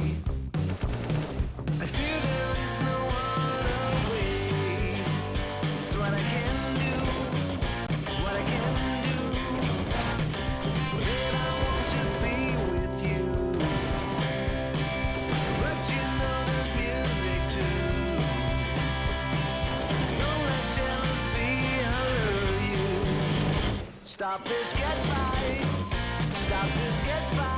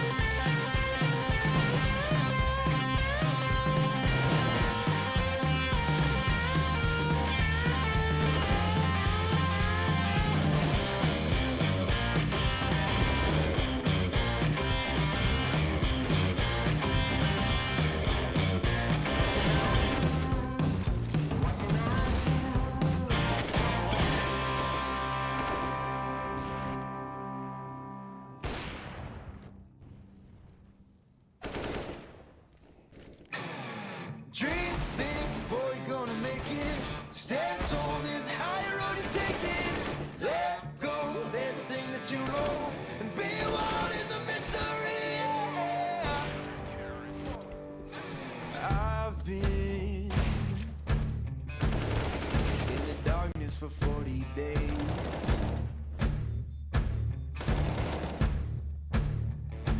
I've been searching for holy flame, a sign to light up the way. So can you help me out? Can you help me out?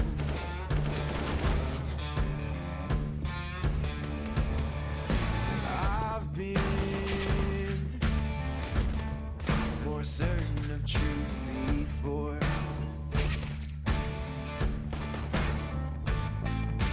I've been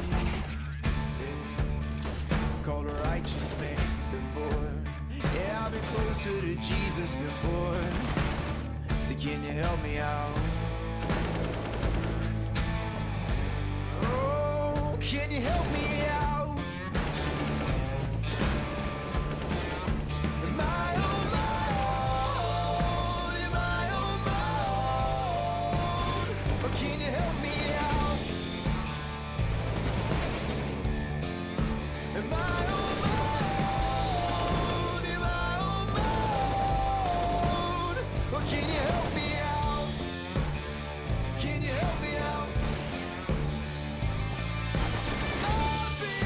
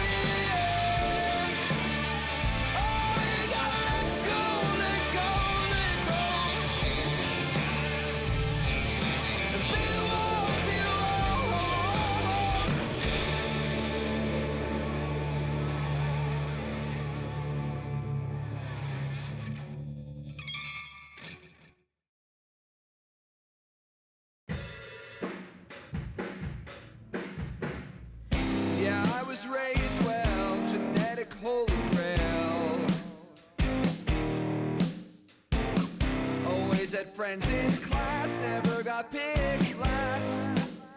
Still I feel like an outcast.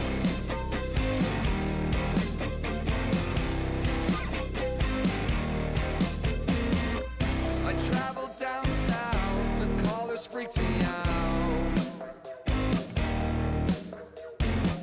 I learned a thing or two before I came unglued. Now my graphic days are gone too.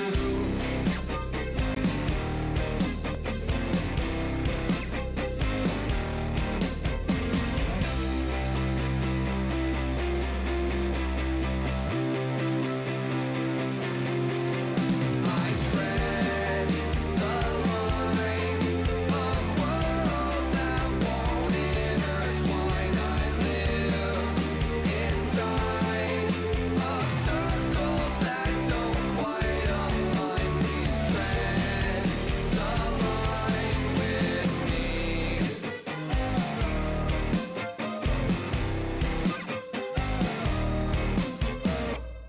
I listen to the reborn, but sympathize with the scorn. I don't know which is worse, but from the back of the hearse, they both seem to put life first.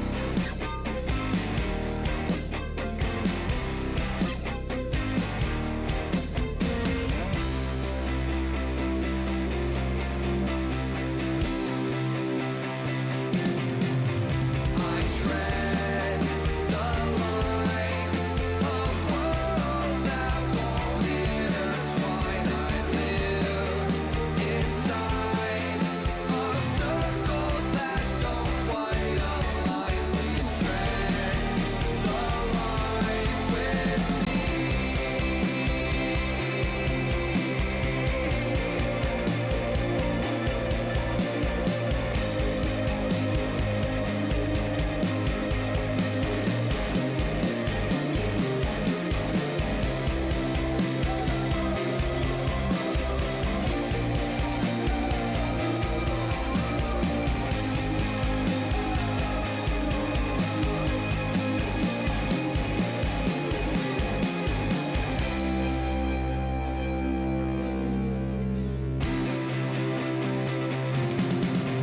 I tread the line of worlds that won't intertwine. I live inside of circles that don't quite align. I stand behind a tidal wave of men in mind to tread the line like me.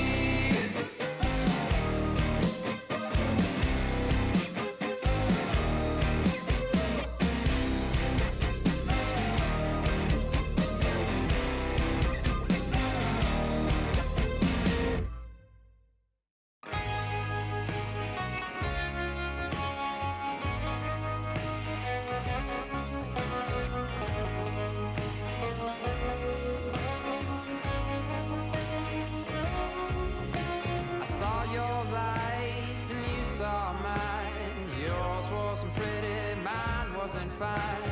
But when our ways lived our lives over the hill, I passed you by.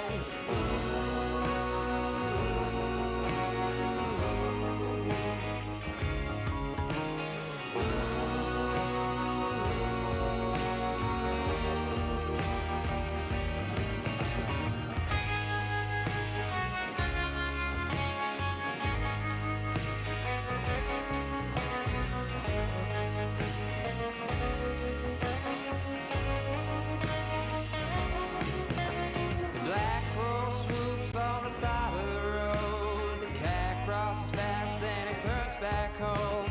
I can't forget your shining eyes. The world shaking in my head tonight.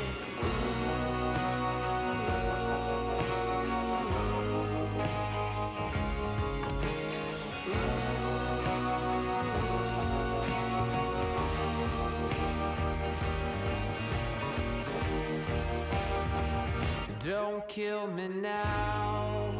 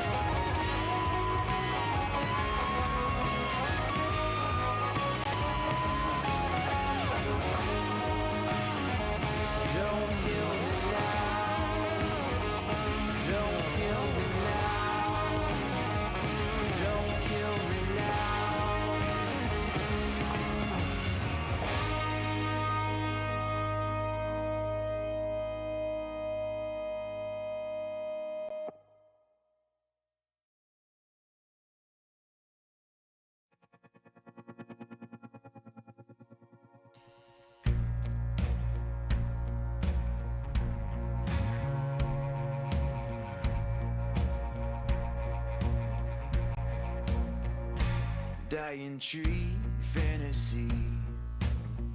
Come talk to me. How did you get this way?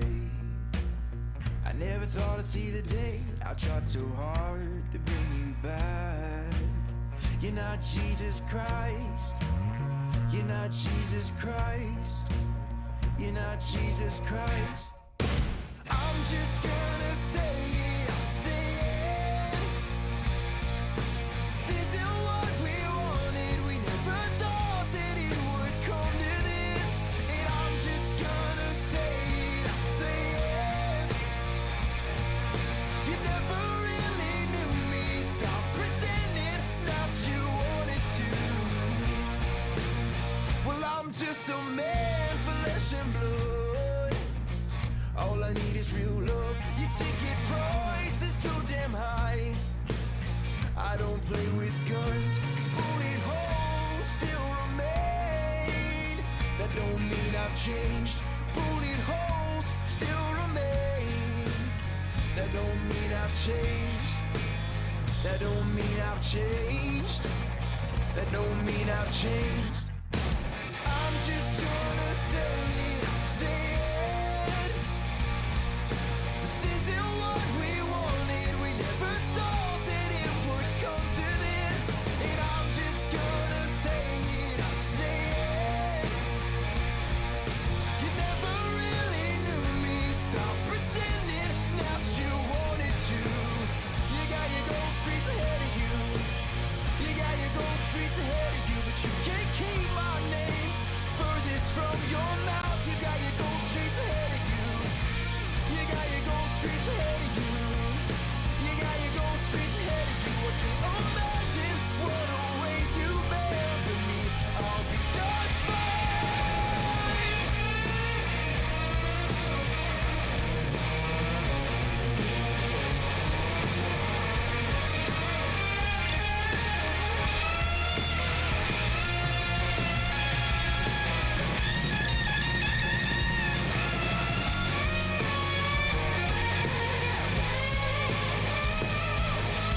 I'm just gonna say it, I'll say it.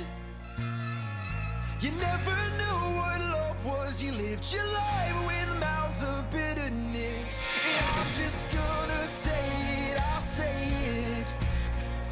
I used to think that you were right in this, but maybe you were wrong.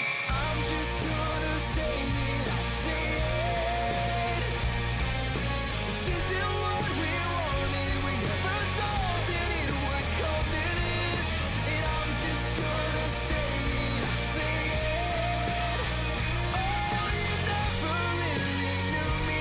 Stop pretending that you wanted to.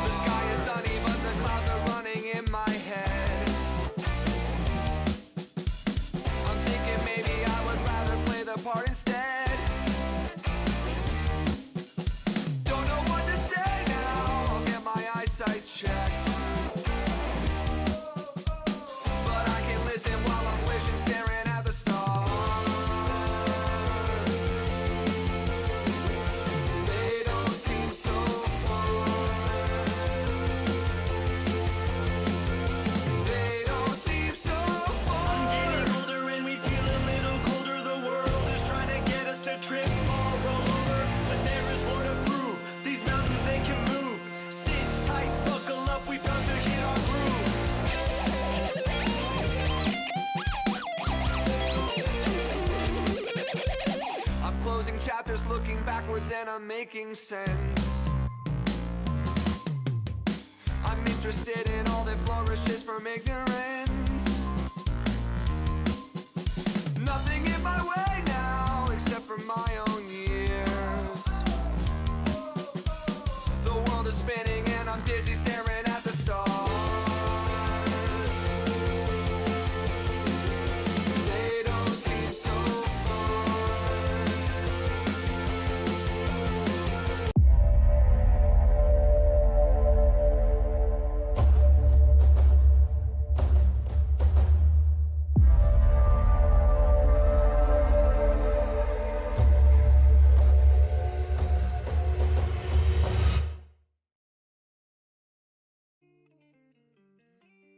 Welcome back, everybody. We are ready for the grand finals. We are here for the grand finals. It is going to be, of course, Copenhagen Flames versus Spirit Academy, and it is the ending of Blast Rising 2021. With you will be, of course, Sir Danny on my left, and myself over Seard will be giving you the action throughout the entirety of the night and this best of 3 series. Yes, the best of 3 we probably didn't expect to witness, if I'm being honest, considering the caliber of teams we had, considering the group stages, the playoffs, the fact that we end up seeing Spirit Academy in the grand final spot. I think for our viewers has to be somewhat perplexing, and I can completely understand that why, but we have to admit, Spirit Academy, absolutely amazing performance against Double Pony. yeah. They managed to secure the 2-0 win against the Frenchmen. They didn't really even stand much of a chance, and rightfully so. If you're able to defeat a squad like Double Pony, you absolutely deserve a spot in the grand finals. I mean, given what we saw, yes, absolutely. Though, on the other hand, Double Pony, as we see, the issues they're going through might be more than just, you know, a single day problem, like a exhaustion problem, because it should have been enough of a break in between that they would get their energy back. Unfortunately, Young Ninjas, they beat them into submission themselves. It's a little bit of a different storyline we saw today than we expected. On the other hand, as you said, Copenhagen Flames, of course, first defeating Young Ninjas. That should have been an easier match, and it was an easy match in retrospect, right? When you look at it from the outside, it's like, okay, 2-1. You look at the game 16-4, damn, really good, really quick games. Then you look at the second game on Inferno, and like, ooh, that must have stung, and it definitely did. So I'm hoping to see Spirit Academy go out big here with the big guns, with the everything they have, because this is the grand finals, and make no mistake, people, Copenhagen Flames are the favorites. And yes, they might have only been starting last week, but they're the absolute favorites to take this one, and they said it themselves. They're confident, they're ready, and absolutely bloodthirsty. Yeah, they're a really strong roster heading into this grand final. They, of course, just a roster that exists for about 5 days now, if I'm being honest. So they really haven't had a lot of opportunities to practice. They haven't had a lot of time to play the official games. At the same time, though, when we had a chance to talk with Roy, we obviously heard the confidence from him that, yes, his team is feeling very comfortable to win the best of 3, to win the grand final against anyone they face. And I think they're going to be very satisfied to know that their opponent is going to be Spirit Academy. But even so, you have to make the preparation. You have to make the necessary adjustments. And as we can see, the veto at our disposal. So for Team Spirit, it is going to be, well, the pick of Mirage. Still a map we haven't really seen. In fact, we haven't seen Copenhagen Flames play at all with this new roster. I am a little bit perplexed to see Mirage, not gonna lie. I mean, for Team Spirit, it makes sense. It's one of their best maps in general. You know, it kind of goes with their style, kind of goes with what they're offering usually on the plate, with how they usually play. Mirage is their go-to. As you said, though, for Copenhagen Flames, this one has yet to be tested out officially. They played it zero, then nada, then nothing, then never. And I'm eager to see what they can offer to us on this Puggy map that I am still salty about it, not gonna lie. Train should have remained in, Ancient should have gotten now in, and Mirage should have been removed and reworked or rehashed or whatever they want to do with it. I think that should have been the case, but let's leave it to the devs. You know, they know best. Wink, wink. But Overpass, man. Second map. Yeah, Overpass is going to be the more tactical map coming in here. It is a map that already Copenhagen Flames played a few times. In fact, able to win both of their encounters as well. One of them, of course, being in the Blast Rising against Young Ninjas. That was a very convincing victory against them. 16-4. Quite recently as well at the Elisa Invitational, I believe they managed to win it against Gorillas 16-7. Yep. So absolutely on the side of Copenhagen Flames, picking a map like Overpass does make sense. That seems to be one of the stronger maps on their side. They're more than happy to play it. Whereas Spirit Academy, we've only seen them play, us managed to see them play at the Blast Rising when they had to face off Galaxy Racer. It was a 16-14 victory for them, but really not a convincing victory, and still quite a lot of data lacking in terms of Spirit Academy's Overpass run. So absolutely, if you're Copenhagen Flames, if you feel comfortable heading into the map of Overpass, you will pick it against Spirit Academy. That Why they leaves us shouldn't. with the third. And why shouldn't they, right? I'm thinking here, why shouldn't they go for Overpass? Of course, Vertigo going to be ruled by Spirit because they know that Copenhagen Flames, they might be liking that nasty pick of Vertigo that can be very dangerous, even for a team that plays it. I think a good display of that was Chaos at the start of the, when Vertigo was first incepted. I remember specifically Chaos back then, the Swedish lineup was playing it consistently, but they never really, they never really succeeded too well on it. And then, obviously, to forego that, Vertigo, dangerous pick. And of course, with Overpass the second, as you already mentioned, Nuke going to be third and final one. In this case, the decider, the map that's going to make it all right or make it all wrong. We'll see if it comes down to it, though. Copenhagen Flames, as I said already at the start, they are the favorites. They are the team that we will expect to win here, and there is no hiding that. There is no hiding that fact. How much they will win, how they will win, though, is a different question. On the other hand, obviously, there's always a percentage, always a chance that perhaps, just maybe, Spirit Academy might come out on top and give us more than, that Copenhagen Flames bargained for. I'll definitely give Spirit Academy the benefit of the doubt that they could potentially win one of the maps. Mirage, for example, seems to be a good choice for them heading into this one. Copenhagen Flames yet to play it officially. Perhaps they may have played it in the practice environment. Definitely a possibility. As yesterday, we got a chance to talk with ZNX, and he did mention that, you know what, we haven't really. We already had an opportunity to play against the roster of Copenhagen Flames, and of course, you know what? We can somewhat play that. We can somewhat understand what kind of style Copenhagen Flames can bring, that they are a tactical team, that they can play some really good Counter-Strike.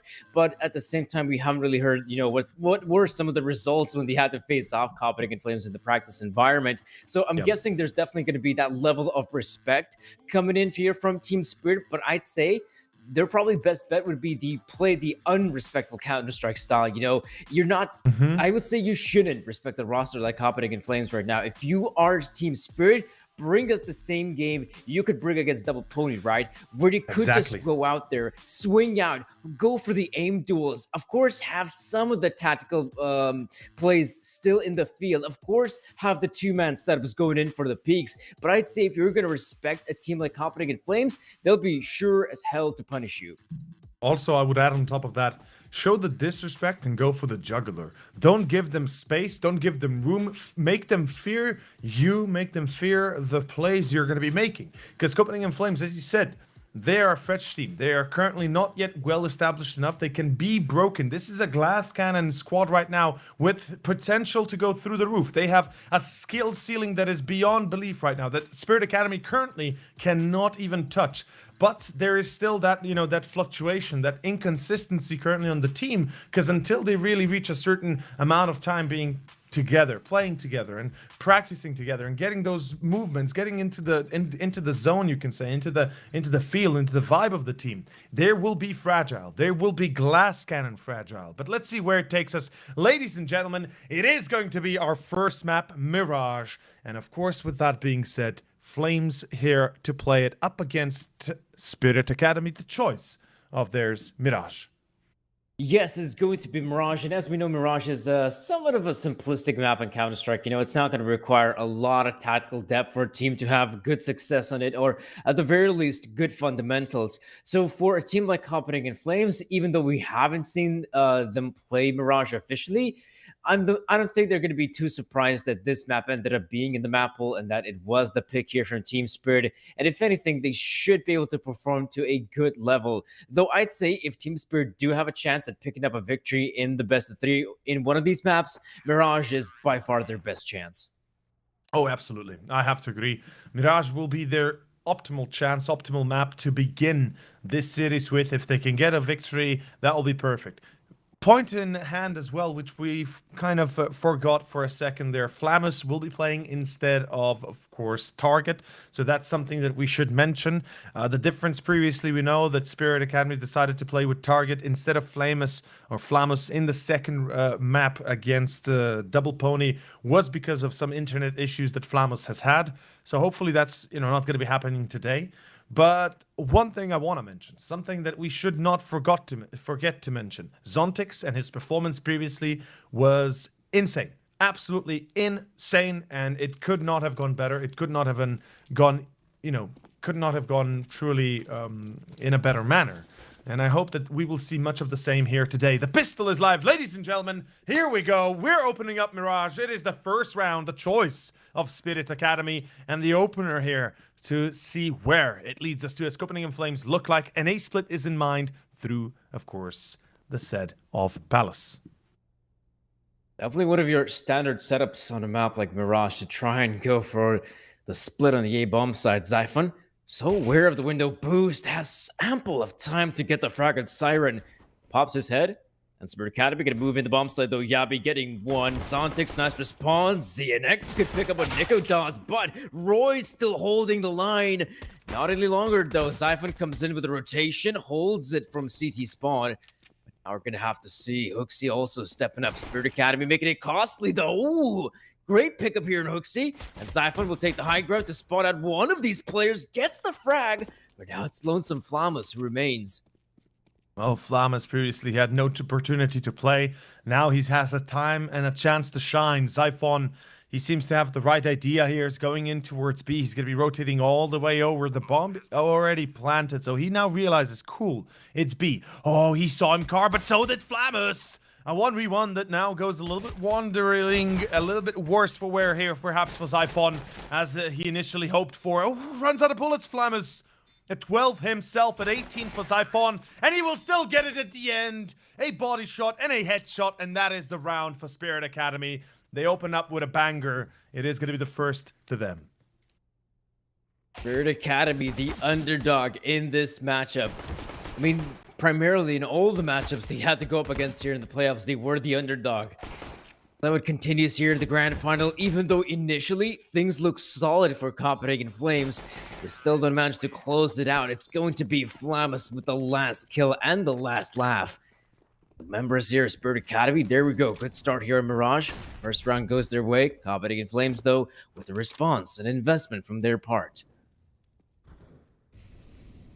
Well, we can see that right now the Copenhagen Flames side is going to be playing with these Deagles that are pesky and nasty as everything can be. Yabi with a bit of a fake out. He gets the first. Excellent. He attacks the second. Will they expect Roy as well? No, they don't. Xiphon finds one. That's Patsy. And Roy is caught, but ZNX is now wide exposed. And Xiphon through stairs will try to survive and persevere. But ZNX has different plans. Nikodos and Hooksy reply. Back to a 2-on-2 with the scout on Nikodos. Things could look up for the brighter star and for the brighter ending, and indeed they do. Flamus, again, Flamus in a 1v2, and again a clutch round for the man himself.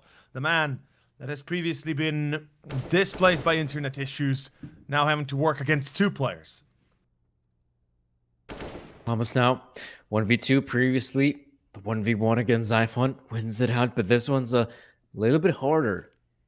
Of course, though, trying to get that bomb planted. Very good for Flamus. Puts himself in a more doable 1v2. Can still isolate the duels, but look at the scout of Nikodos. If he lands just the one shot, that should be enough, but it will be. Hooksy with the Deagle to get the victory on the board. Copenhagen Flames, there we go. Quick response. Second round goes their way. This is an excellent pickup for the Flames, considering that they lost the pistol, of course, and considering that in this essence, or in this moment, they were in a bit of a weird position because it could have gone quickly in the way for Spirit. But the fact that they can pull it back is fantastic. And of course, economy here on their side, not really the brightest, but definitely not too bad. And if they're using Coinbase, even better. Guys, go check it out. Your crypto market, your cryptocurrency wallet perhaps can be Coinbase. If perhaps you're looking for a new provider, that just might be for you. 1-1 tied up and forced by, of course, no surprise, Spirit Academy, the Russian squad, will be going in hot and ready to take this one to the next level. It's going to be Hooksy holding the line with the MP9. Should be the optimal weapon here against those Tech 9s, those Deagles on the side of Spirit Academy. Looking very good here for the Flames. Only end up losing Lonesome Hooksy, but that's not the biggest of losses, as that will be Copenhagen Flames once again fending off the bomb site. Spirit Academy. One's tricky one. Barely enough money for the reinvestments. Of course, it is going to be your standard eco. Could go for the potential play from Palace towards the A bomb site to try and get that early bomb plant and make sure to get that extra money. That could definitely be on the agenda, but that would require someone of the side of Spirit Academy to just invest in the 2 flashbangs and maybe even the 1 smoke. Well, I'm eager to see if they could try to go for the Palace waterfall tech choice. You know, that's something that we get to see quite a lot these days. Mirage is, of course, famous for it. And if the CTs are not going to be ready, if there's going to be somebody on first box default and somebody in CT not being patient and or kind of careful enough, it could quickly turn into a defeated round. Technical pause, though, going to be called, it seems like. Copenhagen Flames seem to have a few issues on their side and hopefully will be resolved no problem. Let's find out soon enough if the issue might be bigger than thought for. Apparently Yabi's webcam failed, so there's that. Funny enough, we never saw the we never saw the side of, well, we never saw the webcams from Spirit Academy, did we? At least not that I would recall. No. Haven't really seen that on the side of Spirit Academy. We have seen some of the members of Copenhagen Flames, that is for sure. As apparently on the side of Spirit Academy, they do not have the webcams. But that's not necessary for them because they do have the skill to show us. Maybe not in this round though. With the mirror pistols, the locks, it's going to be somewhat difficult, I would presume. As we see, Nicodod's going in for the spray here. Good pickup here onto Zontix. The remaining players should follow suit. Members of Copenhagen Flames, armed and dangerous. Nicodod's continue on with the spray, and that will be the victory for the Flames. 3-1, the current scoreline here. They bounce back. Well, we can see that in this case, Copenhagen Flames don't seem to be bothered by losing the first one. Lovely stuff, of course. And you said it well, bounce back is a good word here, or at least a good comparison, because they truly are bouncing back into control. Yabi right here, we see him being very frantic, perhaps a little bit more too excited than he should be, as Nicodaz and the rest of the team is very stoic, very calm and collected. DJL, we had a talk with him yesterday. He explained how this is a fresh team. This is the team that still needs a lot of work, but they're going to be working on that. They're going to be doing their best to make sure that they work. And above all else, what I will never forget is what he said about the team itself, in the spirit of the team, in the soul of the team, was that they understand each other, they like each other, and they enjoy playing with each other. And that is what really matters at the end of the day, because if you don't enjoy playing with your fellow teammates, then you'll never really reach your highest potential or your skill ceiling. But in any case, Copenhagen Flames. Ooh, is this a flash action into Con? Because it looks like it. Zyphon holding the angle though, not seeing any of the action just yet. Though Spirit Academy are fighting for that mid control. As we do see mid control being a very important map here on Mirage, and in the case of Copenhagen Flames, not really contesting mid control. And even Zyphon himself, the only player who was perhaps gathering information and trying to spot out anyone from Spirit Academy, abandons his post, leaving mid completely in the hands of the terrorists, allowing them for very easy flanks and even better, some splits on the A-bomb side.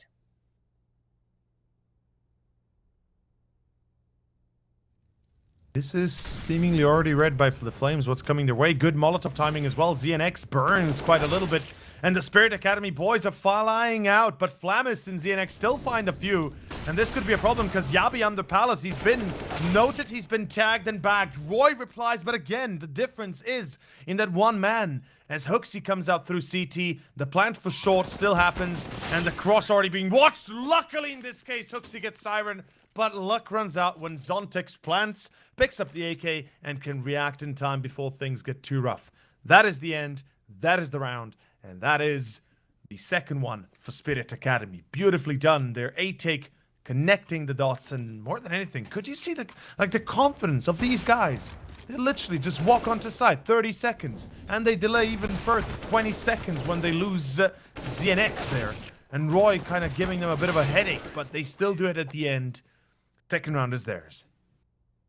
Yeah, somewhat of a late play from Spirit Academy.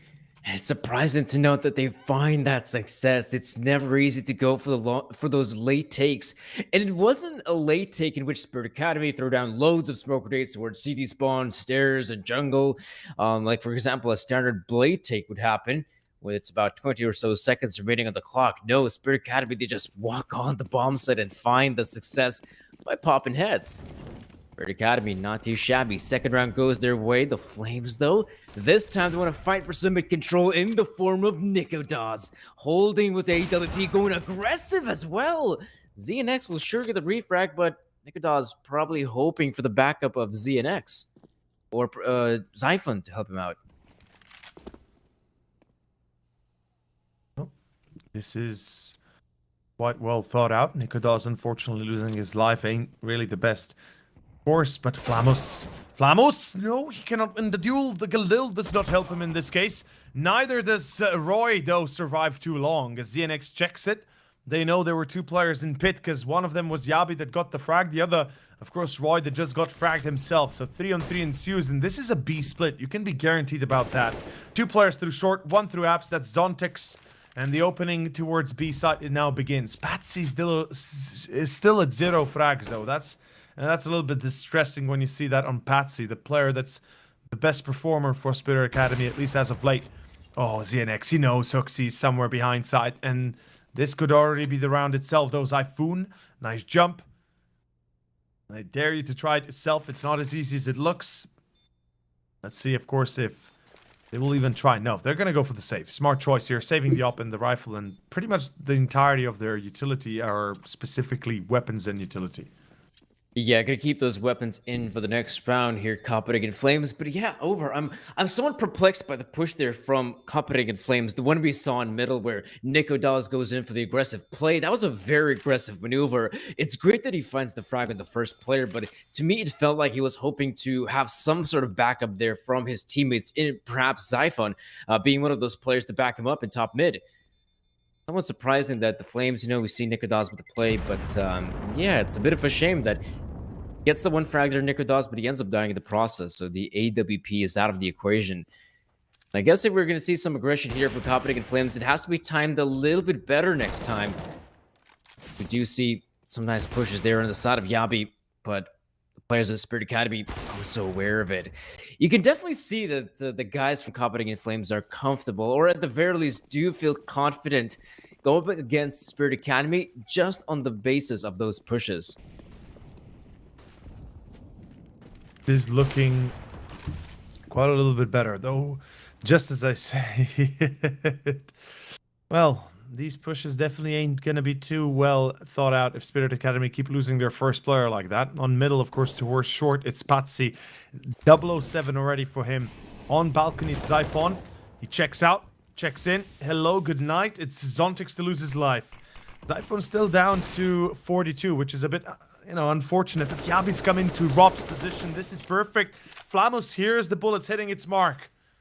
So, it is a 3-on-4 that right now Spirit Academy cannot afford to lose a player to begin with. With Rob's position for Yabi, this is an extremely strong spot to work with. Though Yabi goes even more aggressive, but ZNX is ready. He seems to be aware of a potential push, punishes the mistake.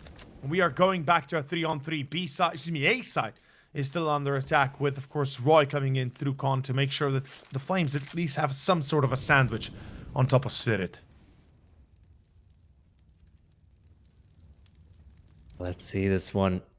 Spirit Academy holding the angle here. Siren is going to go for a bit of a peek, but doesn't really see anyone.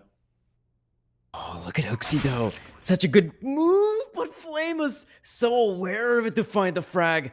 Roy and Nikodas not in the best situation, I'd say. As the two remaining players here, Roy, well, is trying to go for the retake alongside Nikodas, but it's going to be so difficult right now. So much time being wasted. Roy Just holding the angle, doesn't really see anyone. Oh, he's gonna go in for the fight. Here goes for the spray. Does go down to CNX. And where's Nikodas? Oh, Flamma steps out of Palace, and it's Spirit Academy to bounce back. And of course, in this case, let's see this kill where Nikodas gets the shot into, of course, side short. And this kill by Zyphoon, how well he makes it happen here. By the way, what? Wait. Hold up, people. What the hell? He just clipped his whole head through the wood there. No wonder he was able to pre-fire that so well. What? Since when is that even possible? I didn't know. I mean, I knew that back in the day. Well, I experienced back in the day clips from CSGO, but I thought they fixed all of those. Okay, Valve, that's something you gotta fix, because that ain't supposed to happen. I didn't even see that during the round itself. Damn. What the hell? Oh man, that's so dissatisfying for Copenhagen in Flames. Definitely gonna be not a round you expect to lose on the basis of that kill. But still, though, Spirit Academy, look at this. Slowly but surely, they're starting to string a few rounds together. It's gonna be their 5th one so far. As Copenhagen Flames, still the superior team heading into this best of 3. But as I was talking about this earlier, if there is a chance for Spirit Academy to at least make this competitive, this map is by far their best chance. And so far, you can see Spirit Academy, early days here in Mirage, but 5 rounds already. It's a start at the very least. Oh yeah, it's really good. Like, this is legit very good coming out for Spirit Academy. Getting this early of a start, maintaining a bit of a distance between themselves and Copenhagen Flames, it will help them, of course, moving forward in this current stance they find themselves in. Copenhagen Flames, a little bit of unlucky start on their side. We can definitely say that much. Of course, losing that previous round, not the one on the eco, but one previous to that. Of course, it kind of tells us that, oh, damn, maybe they might be in a bit of a weird spot, but they are buying once again. And look at this push into Palace. I like the idea. 2 players going in hard and strong as Roy and Hooksy. Beautiful read, Spirit. They put 3 players there with the bomb, hoping that even if it was a push in it, they would be prepared. Well, denied, sir, denied. That is the round gone, and that is pretty much the 4th for Flames confirmed. That was fantastic from any perspective, really. Absolutely. Nice from the side of Copenhagen Flames. Maybe not so much here for Spirit Academy. Look at this as well, though, over. It's just the 9th round, and ZNX already on 14 frags. It's unbelievable.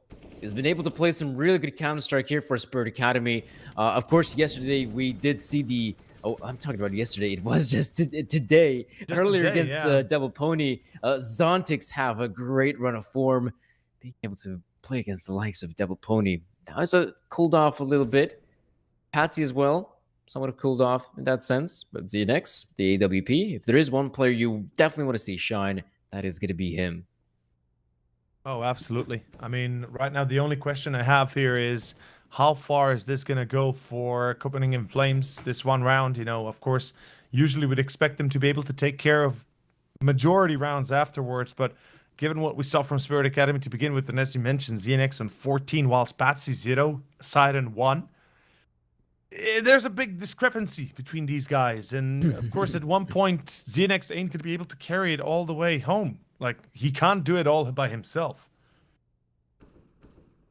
Yeah, that's the one thing we have to point out as well. Right now on the T side, sure, a guy like ZNX can definitely find his form, deal the damage, get the kills.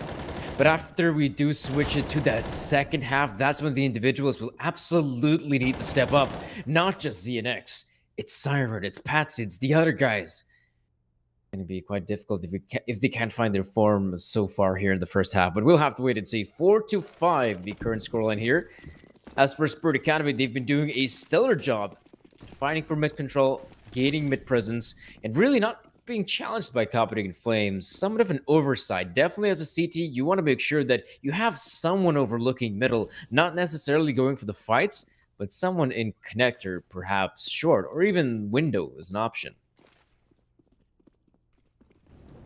Yeah, you want to at least have some sort of info, right? You at least want to gather some sort of info to know for certain, okay, they're entering con, they're jumping window, they're entering jungle, they're trying to, pull a short push through whorehouse and the like. But no, in this case, it's going to be a little bit different. And look at this, Spirit Academy.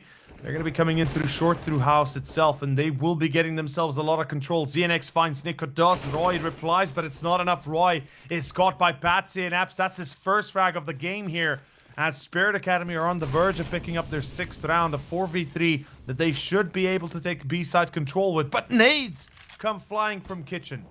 A 3-on-3 as Yabi trades back. Zontix 1-for-1 here. And we are still going to be having a 2-on-2 crash hit by Yabi and Hooksy. And let's see if they can teach Spirit Academy some manners and some lessons in retakes.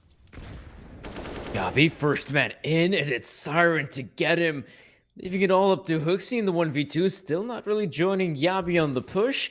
And now Hooksy knows the positioning of, I think, both players. But who's going to peek out first? They've got a really nice setup here, Spirit Academy. Hooksy from the other side, though, will get the fragger, and Siren looks for more, looks for Patsy, gonna try to bait him out, but no, it's gonna be Patsy on the other side. Spirit Academy, good response in this round.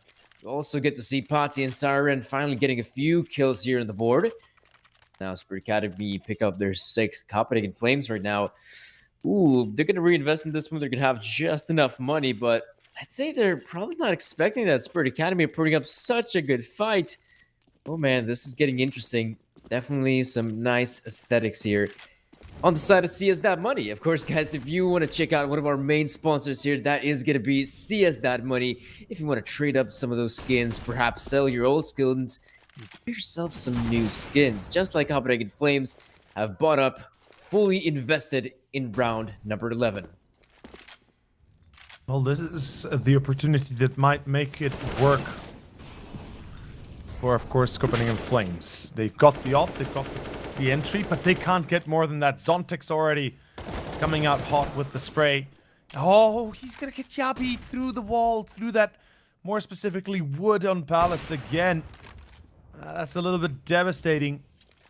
Alas, it's still a 3-on-3 and a chance here by Nikodos's hand to make it a 3v2. He's got the op and, of course, ready to shoot, ready to flare up, but the rotation is quite slow. The flank is what matters here. Hooks is coming in from pit. And if he's able to get in quick enough, deep enough, this could be a devastating blow. And look at this. They will never suspect. Oh, they will suspect it. Zontix watches, but doesn't matter. Still loses the duel. Hooksy getting a second one, but look at this. Patsy's now left in a 1v1. He's got the high ground as well. Perfect position for Patsy.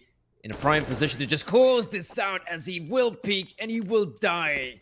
As Patsy wins the clutch for Spirit Academy. This is the one thing you expect out of Spirit Academy. Their individuals also stepping up when it matters most. As here, Spirit Academy not having an easy time entering the bomb site. In a 3v3 such as this, I thought Hooksy is going to win the round, but as we can see, Nikodaz ends up dying to Patsy here, and of course, Hooksy at the very end. So even though the positioning was looking good for the Flames, Spirit Academy still managed to secure the victory. Of course, if they can continue it, though, this is fantastic for the side of Spirit Academy. The fact that they can still bounce out of a round like that and make sure that they don't lose anything more is fantastic indeed. And we can see with the Eagles and Kevlars, of course, Flames will contend, will try to be a nuisance, but this is really well thought out. And Patsy's also now 4 frags, even though he was 0 and 8 at one point. Sidon now on his 3rd, as he had a slow start. Zyphon, good quick shots, don't make too much of a difference, do they though? Hooksy tries again, even tacks Siren down to 16. And well aware, our Spirit Academy, how dangerous this can still be. Oh, this is nice. Patsy gets the frag on Yabi. But look at this 1v1. Oh my. Hooksy's been playing some DE Western. Great shot here. And that's going to put Copenhagen Flames with the victory here. Not too shabby. 5-7 it's going to be. Spirit Academy, their economy finally being broken here. That's a good sign here for Copenhagen Flames. That will at least put them in a position to potentially win that 6th. Interestingly enough, though, it is going to be the reinvestment on the side of Spirit Academy, a force buy, if you will. A few Deagles, the Mac 10, Lil, down for ZNX, of course, Xiphon with the AWP. Easy frag. Oh boy. Yeah, that kind of hurts, you know. That's kind of how it goes. But look at this. Still Xiphon. Oh, I thought he's going to go for the second there. Well, Nikodos helps him out. That's certainly going to be nice and, well, nice and comfortable for him, though. It gets a little bit hotter even as he falls to Patsy. Flamus! Mac 10 in hand. When's that long-range engagement? What can I say? And we can see here Patsy left over 1v2 Hooksy. As he takes down Flamus, it's now left down to the man himself. Patsy used to be off Espada. I've seen him many times over, and, you know, he shined quite nicely in certain instances, but never really was the outlier. Let's see if he can make a difference here for Spirit Academy. And as I said, this is still a great position for Spirit Academy, right? I mean, it's their map choice. 1 second, they're 7-5 currently up. So that's, you know, that's fantastic in itself, or 2 rounds up more specifically. Oh, Patsy. Does he check his left? Yes, he does! Yes, he does! But Nikodos on the op. Too good, too quick on his toes. 6-7. We continue on. You know what? I was hoping for Patsy to get another one, another clutch here. I mean, well, that's not going to happen, that'd though. be really fantastic, though. I mean, that would definitely be amazing. And we also got to see a glimpse there of the Copenhagen Flames players as well as the coach DJL. And you can see they're not happy about it. They are not happy about the way some of these rounds have gone. They are not expecting that Spirit Academy would put up such a good fight. Frustration, for sure.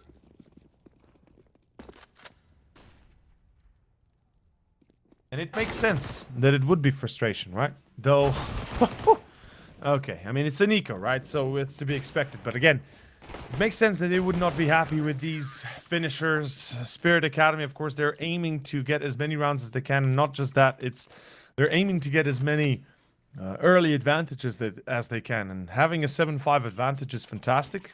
Being able to propel it up to 9-10 would be truly a cherry on top.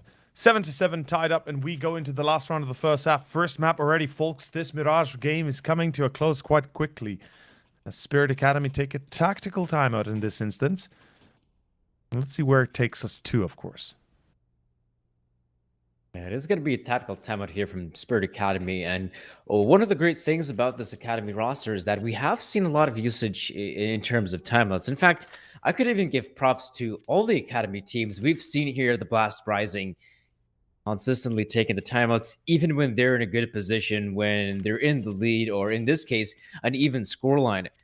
Really great thing to see that an Academy team that is trying to learn how to improve their Counter-Strike game. They're making sure that they can always take the timeouts and be very precise on it. And precision, I'd say, is very important when we're talking about video games. In the case of mobile games, as the Red Magic 6 Series phone is, of course, a really fast phone, but it also has a really good screen, 165 Hz refresh rate, which is very important if you want to be as quick as Nico does. Good pickup here on 1. Hooksy with the reply, though. Still a good situation for Copenhagen Flames. They're going to be quite happy the way these trades have went. In this case, absolutely the advantage, of course, for the Danes. And in position of Yabi, he's eager and more specifically guaranteed to get at least 1 kill, I would dare say. And yeah, as we can see, that's pretty much the case. Sontex, though, the reply is still there for the side oppositely of what we expected. Yabi, I was sure that he would get 1, but doesn't really work out, does it? 2v3. At least Roy replies himself and has kind of had enough of the bulls. Dysa, as Roy finds a secondary. Siren, though, sings the song. And he gets the last one. Tap away. Good night, Hooksy. Okay. Siren, I guess he's got enough as well on his plate. What was that? Siren peeks out, goes in for the 1 tap. Wins the round for Spirit Academy, sure, but What a frustrating loss in general for Copenhagen Flames. This was another very winnable round, and you can see the players just not aware of Spirit Academy's advancements here. Roy, good play as well, and it's going to be another clutch here for Spirit Academy. And how many clutches has it been? It's probably 3 or 4 clutches that have gone the way of Spirit Academy. Those are potentially 3 or 4 rounds that could have and probably should have gone the way of Copenhagen Flames. And it's not just the, 4 rounds that were clutched out. It's the rounds after that matter as well. How many rounds after have the Flames been forced onto an eco then? Or how many rounds after has Spirit been able to recuperate their losses from the previous, get up full by next, and they find themselves back on the saddle?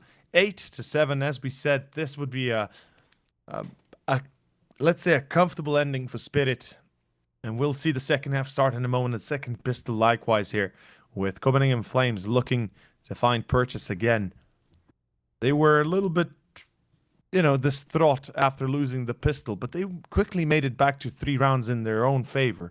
Unfortunately, finding themselves tied up almost instantaneously after didn't really help out. Then back and forth a little bit.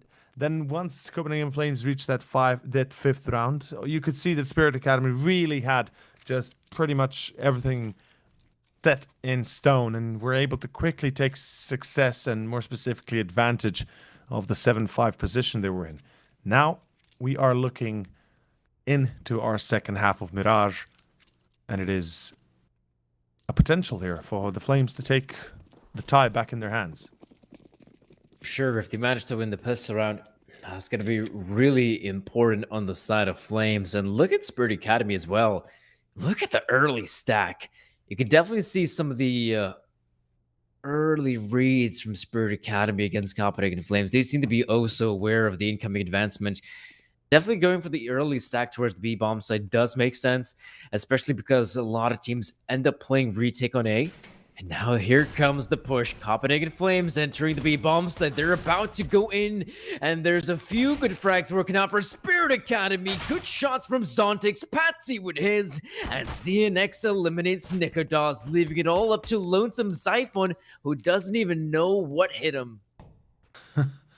I mean, that is what you want to see. That is what you love to see. And in the end of the day, Xiphon, unfortunately, was just not enough from his side to make a difference, as that is Spirit Academy pretty much on the verge of taking this second pistol likewise, and indeed they do. They close it out successfully. Copenhagen Flames perhaps a bit too eager to go B. Red, as you said at the start, it was a stack towards B already at the beginning, and by the time they got to site, 4 players were waiting for them, and we can all kind of already foresee or have foreseen what would happen afterwards. 9-7. They take advantage. They take the lead.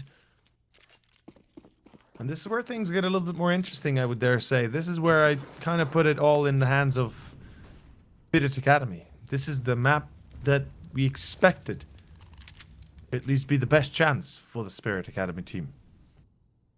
Right now, those chances are looking very good to just close things out. A great stack there early on at the very first pistol, but here it's going to be your standard run-of-the-mill loss for the Flames. Flamus, though, spinning around with the USB. Will secure himself the 4K and a victory for Spirit Academy. 10 rounds it is. Securing the first pistol, the second round eco. Good stuff.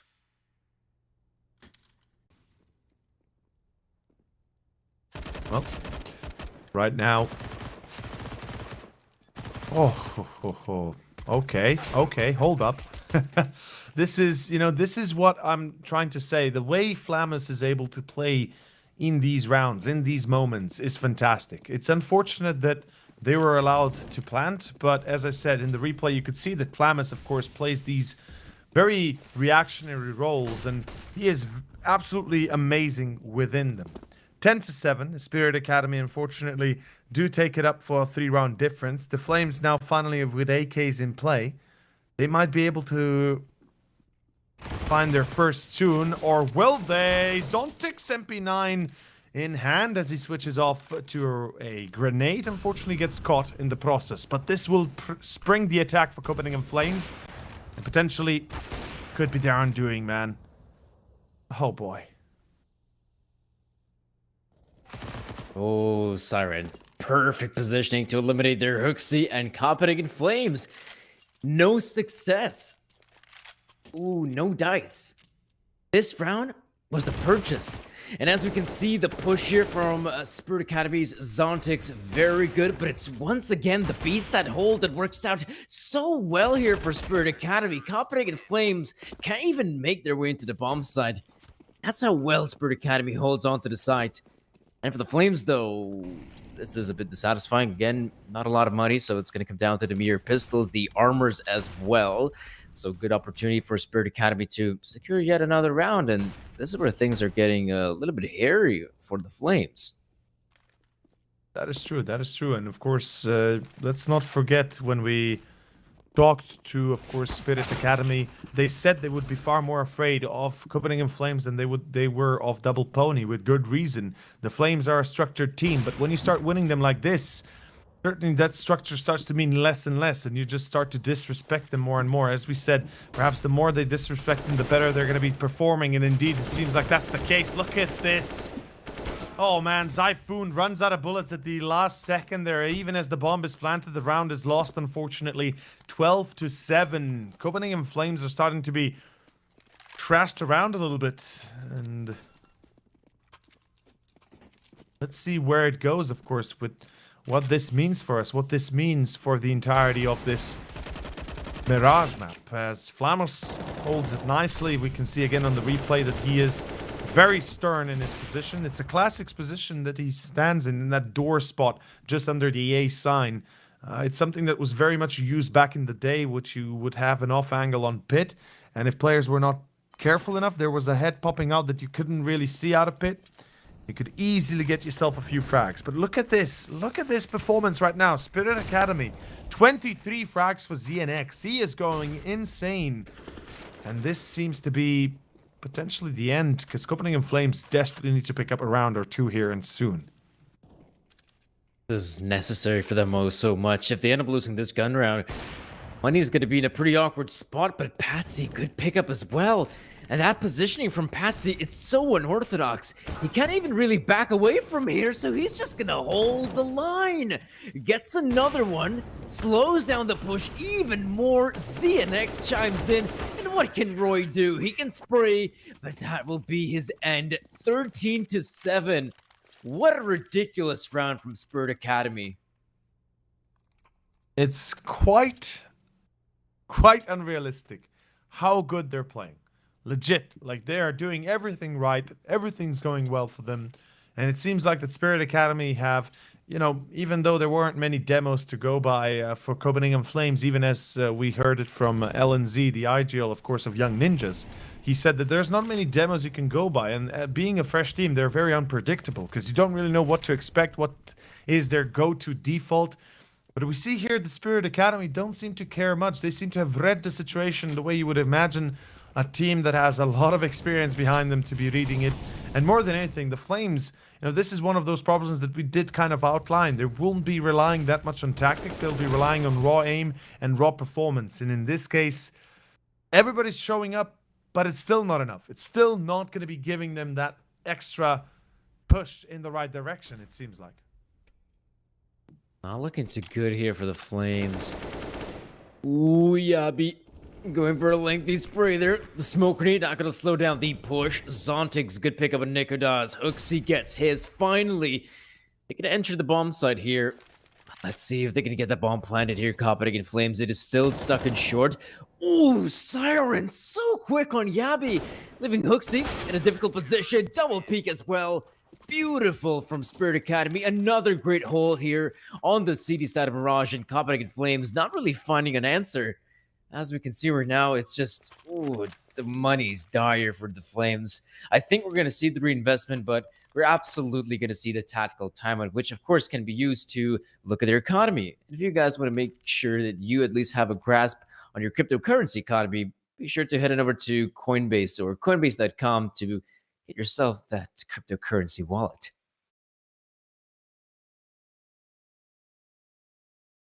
We can see a lot of talk, a lot of communication on the side of the Flames. I can't imagine this being a comfortable position for them. Of course, nobody would be comfortable with this. But this short moment here that they've utilized, I hope brings them enough closure to find some success. 14-7, Danny. 14-7. We are approaching D-Day. We're approaching Victory Day for Spirit Academy almost here. Because 2 rounds and they will be taking themselves up for a win here on Mirage. And that is perfect. In the grand finals of the Blast Rising 2021, to be up a map against Copenhagen Flames is to be happy. Oh, Siren, I think he spotted them on short. Hooksy might have been seen. And this is an A play. Again, an execution towards A. But the gist is, the catch is, Spirit Academy will not be ready for it, at least not fully. As I say it, though, Patsy catches Hooksy. And this could spring a rotation back towards A. Potentially for Copenhagen Flames. But now as we do see the smoke grenades, all 3 of them going over the A bomb site, you know this is an A side commitment. Copenhagen Flames now clearing out the bomb site. Nice utility usage as well. Very thorough in their approach. Love to see that. And Spirit Academy not really going for the fights. Looks like they're just going to wait for the smokes to fade. And Siren, though, he's going to get caught out by Zyphon. Zontix with a good push. Patsy getting one. Patsy goes down to Nikodaz. Great responses all throughout, but it's Lonesome Yabi who remains in a very vulnerable position at 1v2. Yabi, he simply cannot win this one. He has to check it. Yeah, that's the thing. He has no choice but to check it. Because the problem is, if he doesn't check it, there's a high chance that it's being defused. And if he doesn't check it, he loses. If he checks it, he's killed by ZNX's op, catching him from triple. Either way, he's in a lose-lose scenario. And the only way he can really win that is if he goes wide, kills the diffuser, if in case it would be a diffuse. And then after that, just goes for the straight-up shot and duel against the last player, ZNX. But unfortunately, that does not go that way, as it is the end of the line. And of course, the end of the round, 15-7. Luckily, they get a plant. Luckily, they have a full investment in it. But again, it is a long way to go just yet. Here we go, the players of Copenhagen Flames getting dangerously close in connector. But Nikodaz, that's a sick pre-fire. Eliminates ZNX very early on. And if there's one player you want to get out of the equation as soon as possible, that's going to be ZNX. So we could see Copenhagen Flames now in a much more winnable position. Probably one of the better positions they've been in a while. A boost as well. Very smart. Gonna find anything though. Ooh, Siren. Oh boy, Siren. No, no, no. Again, he's singing the song. He's singing the song. Batsy as well. This could be it. Last man Hooksy, 1v4, no chance. 16-7. Danny, that is map 1 of the grand finals here at Blast Rising. We are... Holy shit, what? Oh, Spirit Academy just took the win. 16-7. Unbelievable performance coming in here. Spirit Academy securing such a great win against Copenhagen Flames. This is a tough opponent to go up against. And the fact that it ends up being, well, in the second half, absolutely so one-sided is really surprising. That's the one thing you don't expect out of Copenhagen Flames, to get destroyed. I think that's one good way to put it. Destroyed there in the second half. That was like just a big sigh moment there, I think, even for everybody else here. We expected a different result. We got something entirely different itself. But with that being said, we will be back on our second map in about 10 minutes time. So stay tuned. Don't go anywhere. It is the next one. It is Overpass awaiting us, if I'm not completely wrong on that part. And it is the choice of course, Copenhagen Flames. The map that they enjoy, they love, and absolutely destroy people on. Let's see how it goes at Blast Rising Grand Finals, people. We'll be right back in 10 minutes. What I can do, then I want to be with you. But you know there's music too. Don't let jealousy hurt you. Stop this, get right. Stop this, get right.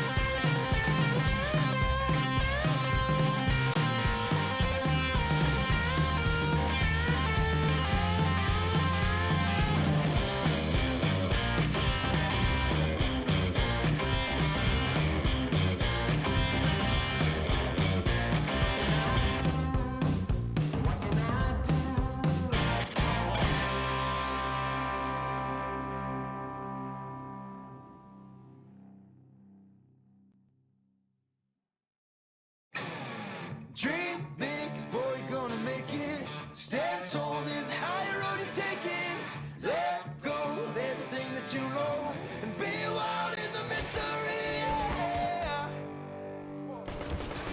I've been in the darkness for 40 days.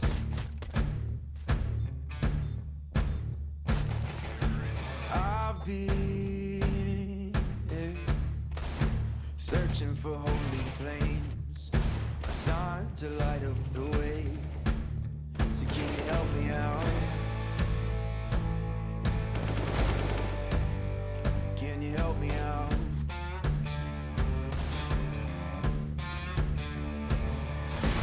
I've been more certain of truth before.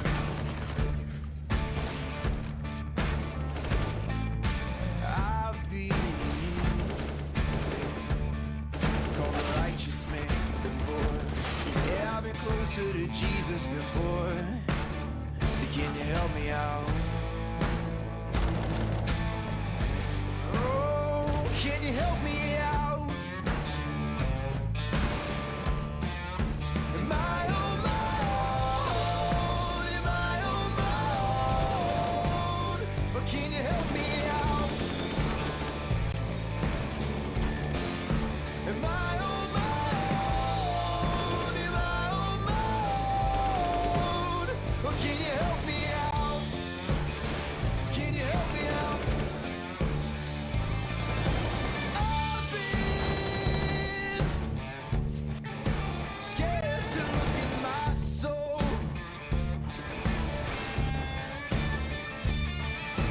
I've been afraid I would follow the road. Yeah, afraid of the things I've been told. So can you help me out?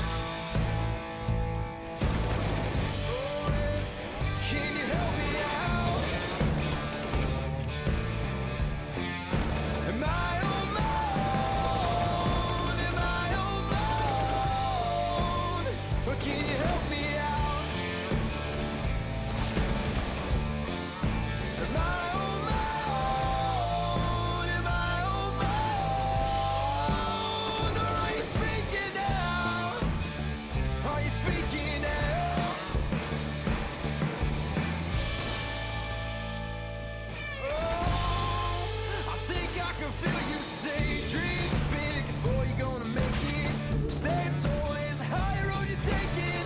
Let go of everything that you know and be wild in the mystery. Dream big, 'cause boy, you're gonna make it. Stand tall, there's a higher road you're taking. Let go of everything that you know and be wild in the mystery. Yeah. Come on, come on.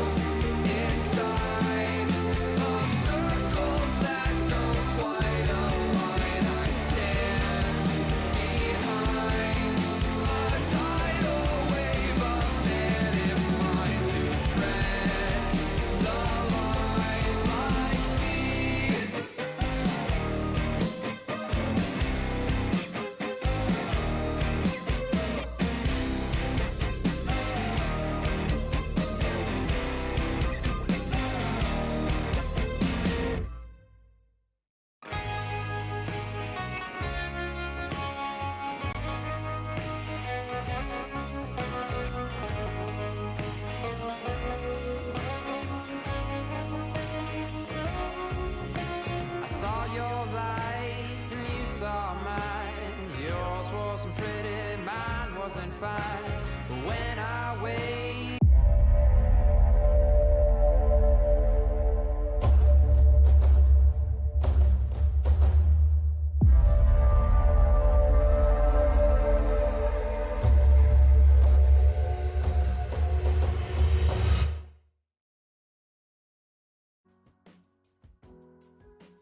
Hello, everyone, and welcome back to our best of three, our wonderful best of three that is bringing in a lot of surprises. The very first map, unexpected victory on the side of Spirit Academy. Now, I was talking about the potential upset on this map. This is by far the best chance Spirit Academy has at winning at least a map in the best of three, but it's the manner in which they done it as well. That is the surprising thing. Oh, absolutely. You bring it well into the view here for the general view. The way that this has started off to begin with, of course, Copenhagen Flames losing Mirage to open up is going to hurt big time. 16-7 first map, definitely not the way you would expect it to go. Definitely not the way you would think it even possible. And again, we knew this was the choice for Spirit for a reason, because obviously Mirage is kind of like a pug map. They can focus on the map a little bit better than they would otherwise on a map like, you know, Nuke, Train, and the likes. But on the other hand, now it is Overpass, my dude. This is where Copenhagen Flames, it's all or nothing. The grand finals are now in the final stages, we could say. Two maps remain. One of them is Overpass, the one we're about to see, the choice of Copenhagen Flames. Or it's then Nuke, the third and final one, which will decide everything as even play field. But Overpass, my dude, what can we expect? We can and probably should be expecting Copenhagen Flames bounce back. This being their map pick and this being a pretty solid map here for the side of Copenhagen Flames, they have a really good chance to bounce back in the best of three, if I'm being honest. But what was I mean, it's still shocking to think of that very first map of Mirage. You can definitely see that Spirit Academy is the team that has finally punished the mistakes that were being made by Copenhagen Flames throughout the entirety of the playoffs, right? Because some of the other teams, even though Copenhagen Flames would make the mistakes, it would end up being that those teams that the Flames faced off against were making even more mistakes. And at the very end, the Flames, even though spacing when peaking a little bit off, losing some of the clutches, losing some of the eco rounds, didn't really come back to bite them as much. In this matchup, we just saw how devastating it can be. Again, would have to look up the statistics at that end, but I believe they must have lost 3 or 4 clutches here, Copenhagen Flames. Yeah. Fair enough to lose the 1 or 2, but that is just too many. That is just too many rounds given away for the opponents, practically for free. From the top of my head, I remember 4. That's from the top of my head. Then God knows how many more there probably were that, you know, obviously kind of go unnoticed because, you know, so many things happen in a single second that you really can't remember all of it. But Overpass, as you said, this is where Copenhagen Flames have shined in the past. This is where they defeated, of course, Young Ninja 16-4. They really took them to downtown and had fun with them. On the other hand, Copenhagen Flames, I mean, they played against Strict, not on Overpass, of course, which is gonna be a little bit of a question mark, perhaps in general, since this was their first time playing. I believe, if I'm not completely wrong on that. No, second time, excuse me. That was their second time playing against Young Ninjas. First time was against Gorillas. No, it's the other way around. I'm switching it out. Sorry. First time against Young Ninjas, second time against Gorillas, in the same day even, just in a different tournament. But without further ado, where to jump in? The whole segment is gone already. Danny, it is Overpass. It is the final map potentially here of the grand finals of Blast Rising 2020, or 2021 actually. And of course, it is the pistol that we're watching right here, right now. Fast push from Spirit Academy early on. They're going for the fight. It's looking good. It's looking solid. It's ZNX, it's Patsy, it's Lonesome Nico Dawes remaining. And even though Yabi has made his way towards the bomb site, the bomb is in enemy hands. It's in enemy territory. And Lonesome Yabi has a big task ahead of him. This is a difficult position, of course. The Flames, they've lost both pistols on Mirage and certainly do not wish to lose both pistols here in Overpass as well, but they seem to be much out of luck. A clean round for Spirit. And beyond just being a clean round, I mean, this entails the fact that now they keep, you know, majority of their Kevlars up to snuff without having to buy $1,000 for a new head armor or helmet and Kevlar, but they can only invest 350 and are going to be up to full helmet and Kevlar. Additionally, that gives them a chance to keep a little bit more money or give that or put that money onto utility. As we can see, 4 MP9s and an M4 on Patsy. It is a perfect start here for Spirit Academy as they finish with the pistol. It is going to be a good start here for Spirit Academy. Also, some aggression, which is the one thing you don't really expect here from Spirit Academy. I was talking about this earlier, mentioning how Spirit Academy, they mustn't respect Copenhagen Flames. And those are the sort of plays you make if you want to disrespect your opponents. But we do see Flames going for a bit of aggressive play this time, though. Hooksy with a good response of 4v4 ensues. Well, certainly the Deagles are at a bit of a disadvantage when we're looking at it from a bit of a broader perspective. On the other hand, though, these Deagles could still be very much impactful as they've already made it to site. This could be a winning scenario for the Flames, though not lasting too long. Albeit Zontix and Patsy do fall, while ZNX and, well, of course, none other than Siren close the gap. Yeah, that's going to be, well, I'd say a good one here from Spirit Academy. It's never easy to win those second rounds, right? And No. It's actually one of the hardest rounds, really. These days, the second round is legit one of the hardest ones. Luckily, there was no plants, so no AKs and Galils. Yeah, no plants coming in here. And in the case of Spirit Academy, they managed to secure that win. Even though 3 of their members end up dying in the process, that is still good enough. Right now, Spirit Academy, this should be an easy one for them. Early nades thrown out at the fountain position, but Copenhagen Flames not going for anything ballsy just yet. Or fast, so to speak. If anything, they're being somewhat slow, somewhat careful in their approach. They still have some of those upgraded pistols to work with. Ooh, that's a bit unlucky for Nicodas. Certainly not the best start, though at the end of the day, it is a full eco, right? So we are to expect this to go the way it does. And by the way, I would just like to throw your eyes onto the position of the Spirit Academy team and their weapons.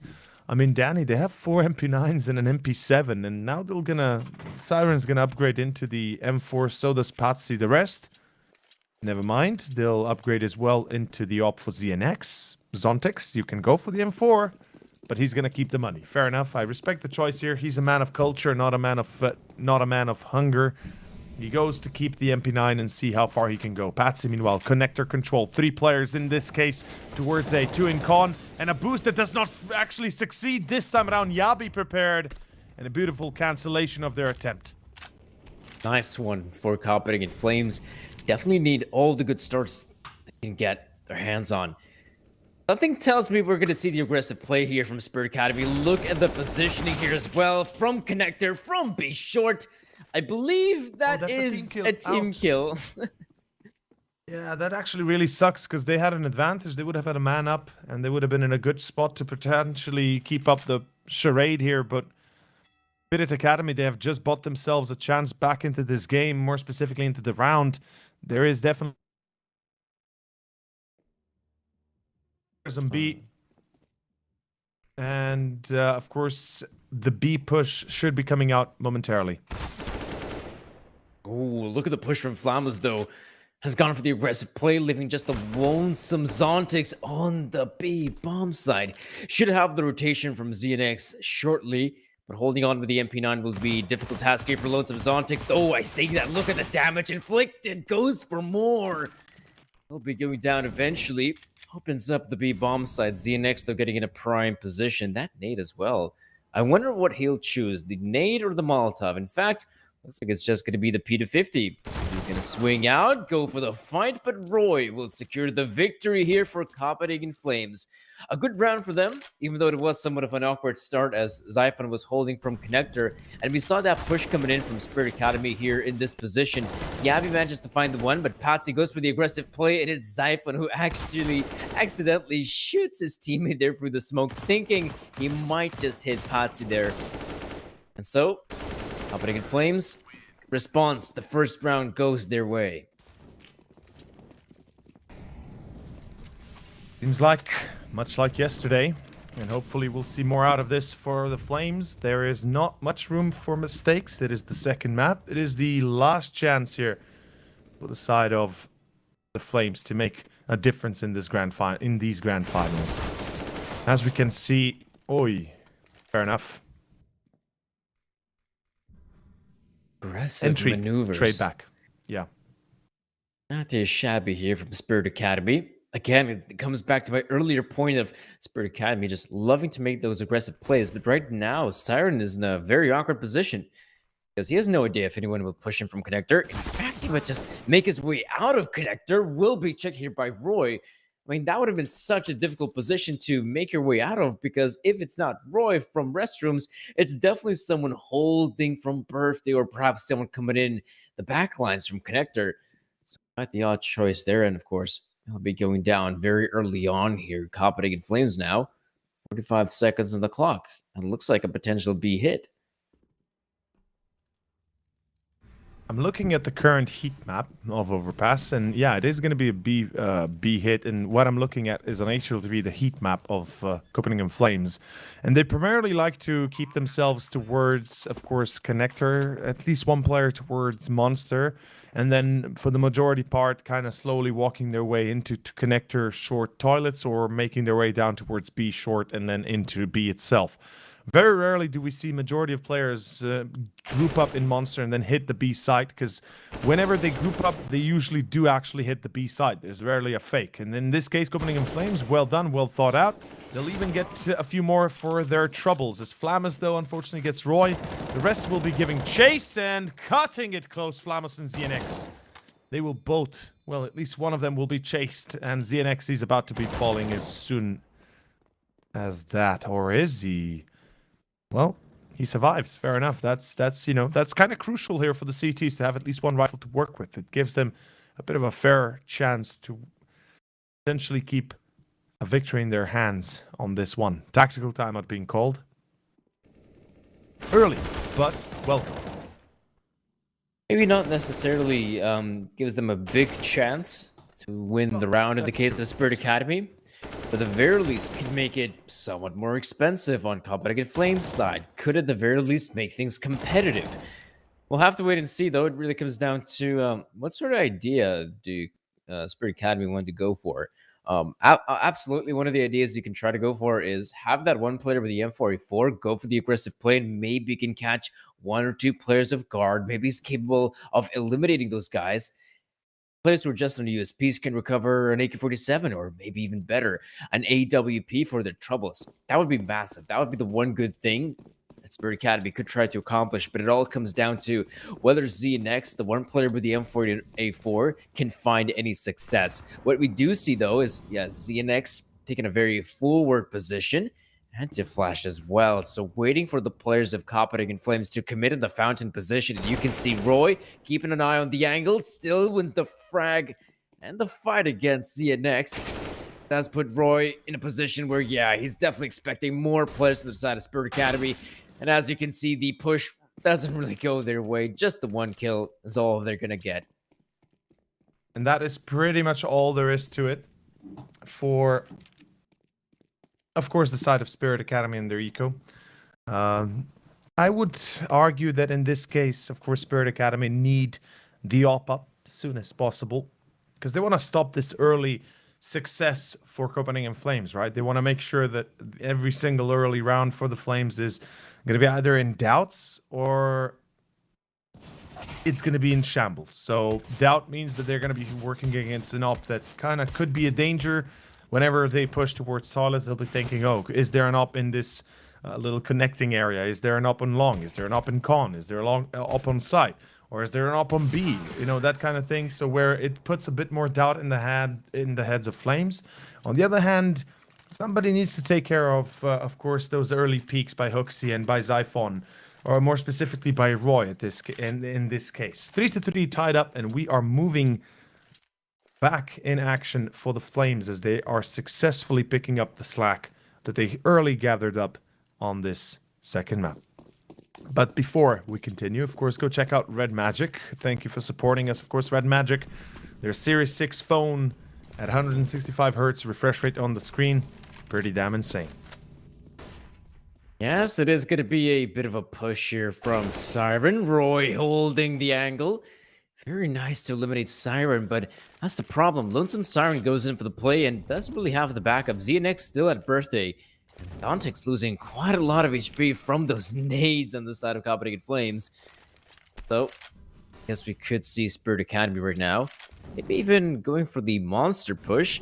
4 versus 5 such as this would be a very ballsy maneuver, but maybe that's something they need right now. Zontix tries to get the frag. Flamus with the response.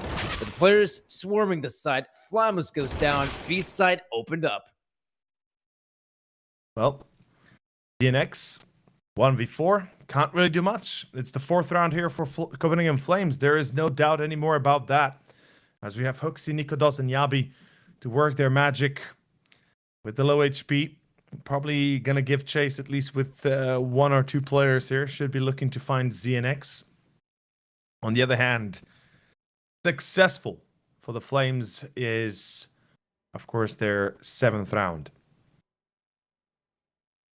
Money is gone. That's a problem. Spirit Academy will not have anything to really reply with. They'll be forced on a full eco. And if ZNX doesn't... never mind. I was meaning to say, if it doesn't die here, then, we could see some sort of a stack where the all could go solo somewhere and the rest could stack on B or A. But that doesn't happen. 4-3, and another timeout we see here from Spirit Academy. It seems like they really are undergoing a few issues at the moment.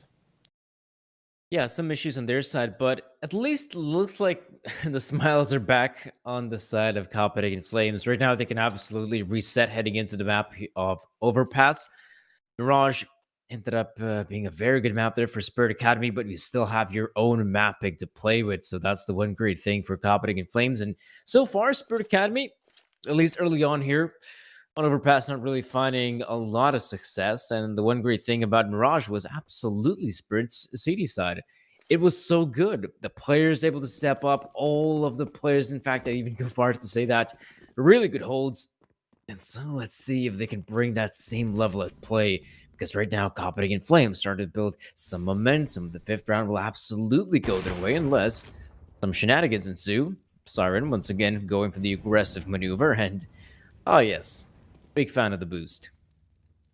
Yeah, this is a classic thing. We see a lot of times the 3-man boost can, of course, give you free frags, but it is highly unlikely anything will happen here since the Flames are not really looking to go B nor B short, but more interested in con and then toilets themselves. As we can see, their focus is primarily currently turned towards the A site. The one thing that I want to see perhaps in this instance is the usage of those deagles from Patsy, Flamus, and Zontix. Ooh, Siren, dirty plays as he gets one. He is looking for that short pick, but already close range Huxi, and that should spring the attack for the A site itself, as we know. Yeah, so we can see the push here from Lonesome Yabi, in fact. So right now, Spirit Academy not really sure where to go because Yabi's there on the B bomb site, and you have the other members also attacking the A bomb site simultaneously. But luckily for them, this decision won't really cost them the round because either way, it is just a simple eco here. Some pistols at play. Zontix, though, nice little pickup with Yabi. That does give them some extra cash to work with. Good shot here from Patsy. Zontix has now recovered the AK-47, so it does look like Spirit Academy want to give this one a shot. We'll see what happens, of course. We'll see how he plays it out. Nikodos and Roy, they definitely aren't in the... Well, they're in a strong position enough for Nikodos, but Roy himself is exposed and long, although Nikodos peeks out wide. No! The defuse is still happening. Roy has to check this, and he will, but it's too late! Dontix gets his head. 4th round for Spirit Academy. The defuse is done, and so is the round. What a beautiful play there by Spirit. As you said, they should try it, and they absolutely do. What is this round, though? What is going on? Everything was going the way of Copenhagen Flames. They had the side, but at the very end of the day, they did not get the kills, and that pickup from Zontix, so massive here, picks up the AK, wins the round, basically, for Spirit Academy. It mattered so much for them to secure that victory, and you can see Copenhagen Flames, I mean, the setup, it was good. Everything was looking good for the Flames, but it's the aim of Spirit Academy that's once again a massive nuisance. Well, let's see, of course, if we can continue on with the current stance here. Spirit Academy, of course, they have the op up, they have the rifles out, they have a little bit of utility to work with. It's not perfect, but it will make do if they can at least get an entry to begin with. If they lose the first, though, then doubt is, of course, going to be set in quite deep. Side of the Flames, you can see that they're completely foregoing control of A short, and of course toilets in this case. And perhaps this is a dead taste, well, a telltale sign for Spirit Academy. Okay, this is a B hit, most likely. There's zero contact on long, zero contact on short. We should be focusing on B. And while Zontix is expecting that boost, good night, Yabi. We're going back home for the side of the Flames, and that is going to be the A site. They definitely don't want to go home. I'll give you that one for free. But Siren, oh, there we go. Such a good pickup on Xiphon. Tries to go for more, though. Will get spotted out by Hooksy, but look at the time as well. 20 seconds remain, and they're nowhere near the bomb site. First and foremost, they need to eliminate Z and X, and that's a difficult task. Look at what's happening at B short as well. Even though Patsy's going to realize that there is one player here, I mean, the bomb is out of the hands of Hooksy. And that was a very slow round from Copenhagen Flames. So slow, in fact, it was 20 seconds, and they didn't even have restroom control. They didn't have control at B short, and you have to commit to one of the bomb sites. And so, with so little time remaining, we see the adjustment to go towards B, and that was a disaster of a round for the Flames. Yeah, I feel like the issue here for the Flames is more in the part of, okay, you guys, you know, you want to get that control, sure, but how do you go about it is an issue, right? You're splitting across the map, the bomb's somewhere, the player's elsewhere. Yeah, that doesn't really work. You got to work off of one another, and you can see here again, they're going to switch out their standard setup. As I said, they primarily focus towards playground, towards toilets, short, and more specifically towards balloons. And 3 players, 3-1-1 split is a pretty standard setup that we get to see every single time out of most Eastside teams. It's to be expected these days. Whilst we have Typhon in con, just waiting for that push. And Yabi, of course, in Monster, holding his position to make sure that if in case there would be a lurk, it wouldn't really work out. In any case, let's see where this one goes. It'd be a slow round here for the Flames once again. But this time, though, ooh, Yabi wins the fight against Zontix. That's so sick. The flashbang was precise enough, but still Yabi wins the engagement. But for the Flames, that at least was the one kill that goes their way. But look at Xenex holding the angle with the AWP, wins it out against Nikodas, continues to hold the angle.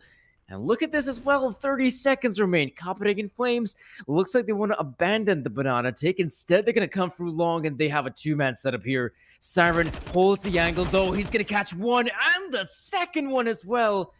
Good night, Copenhagen Flames, as it is Spirit Academy with another round on the board. Unless Lonesome Xiphon in the 1 versus 4 has something to say. But as we can see, he's barely running out of time.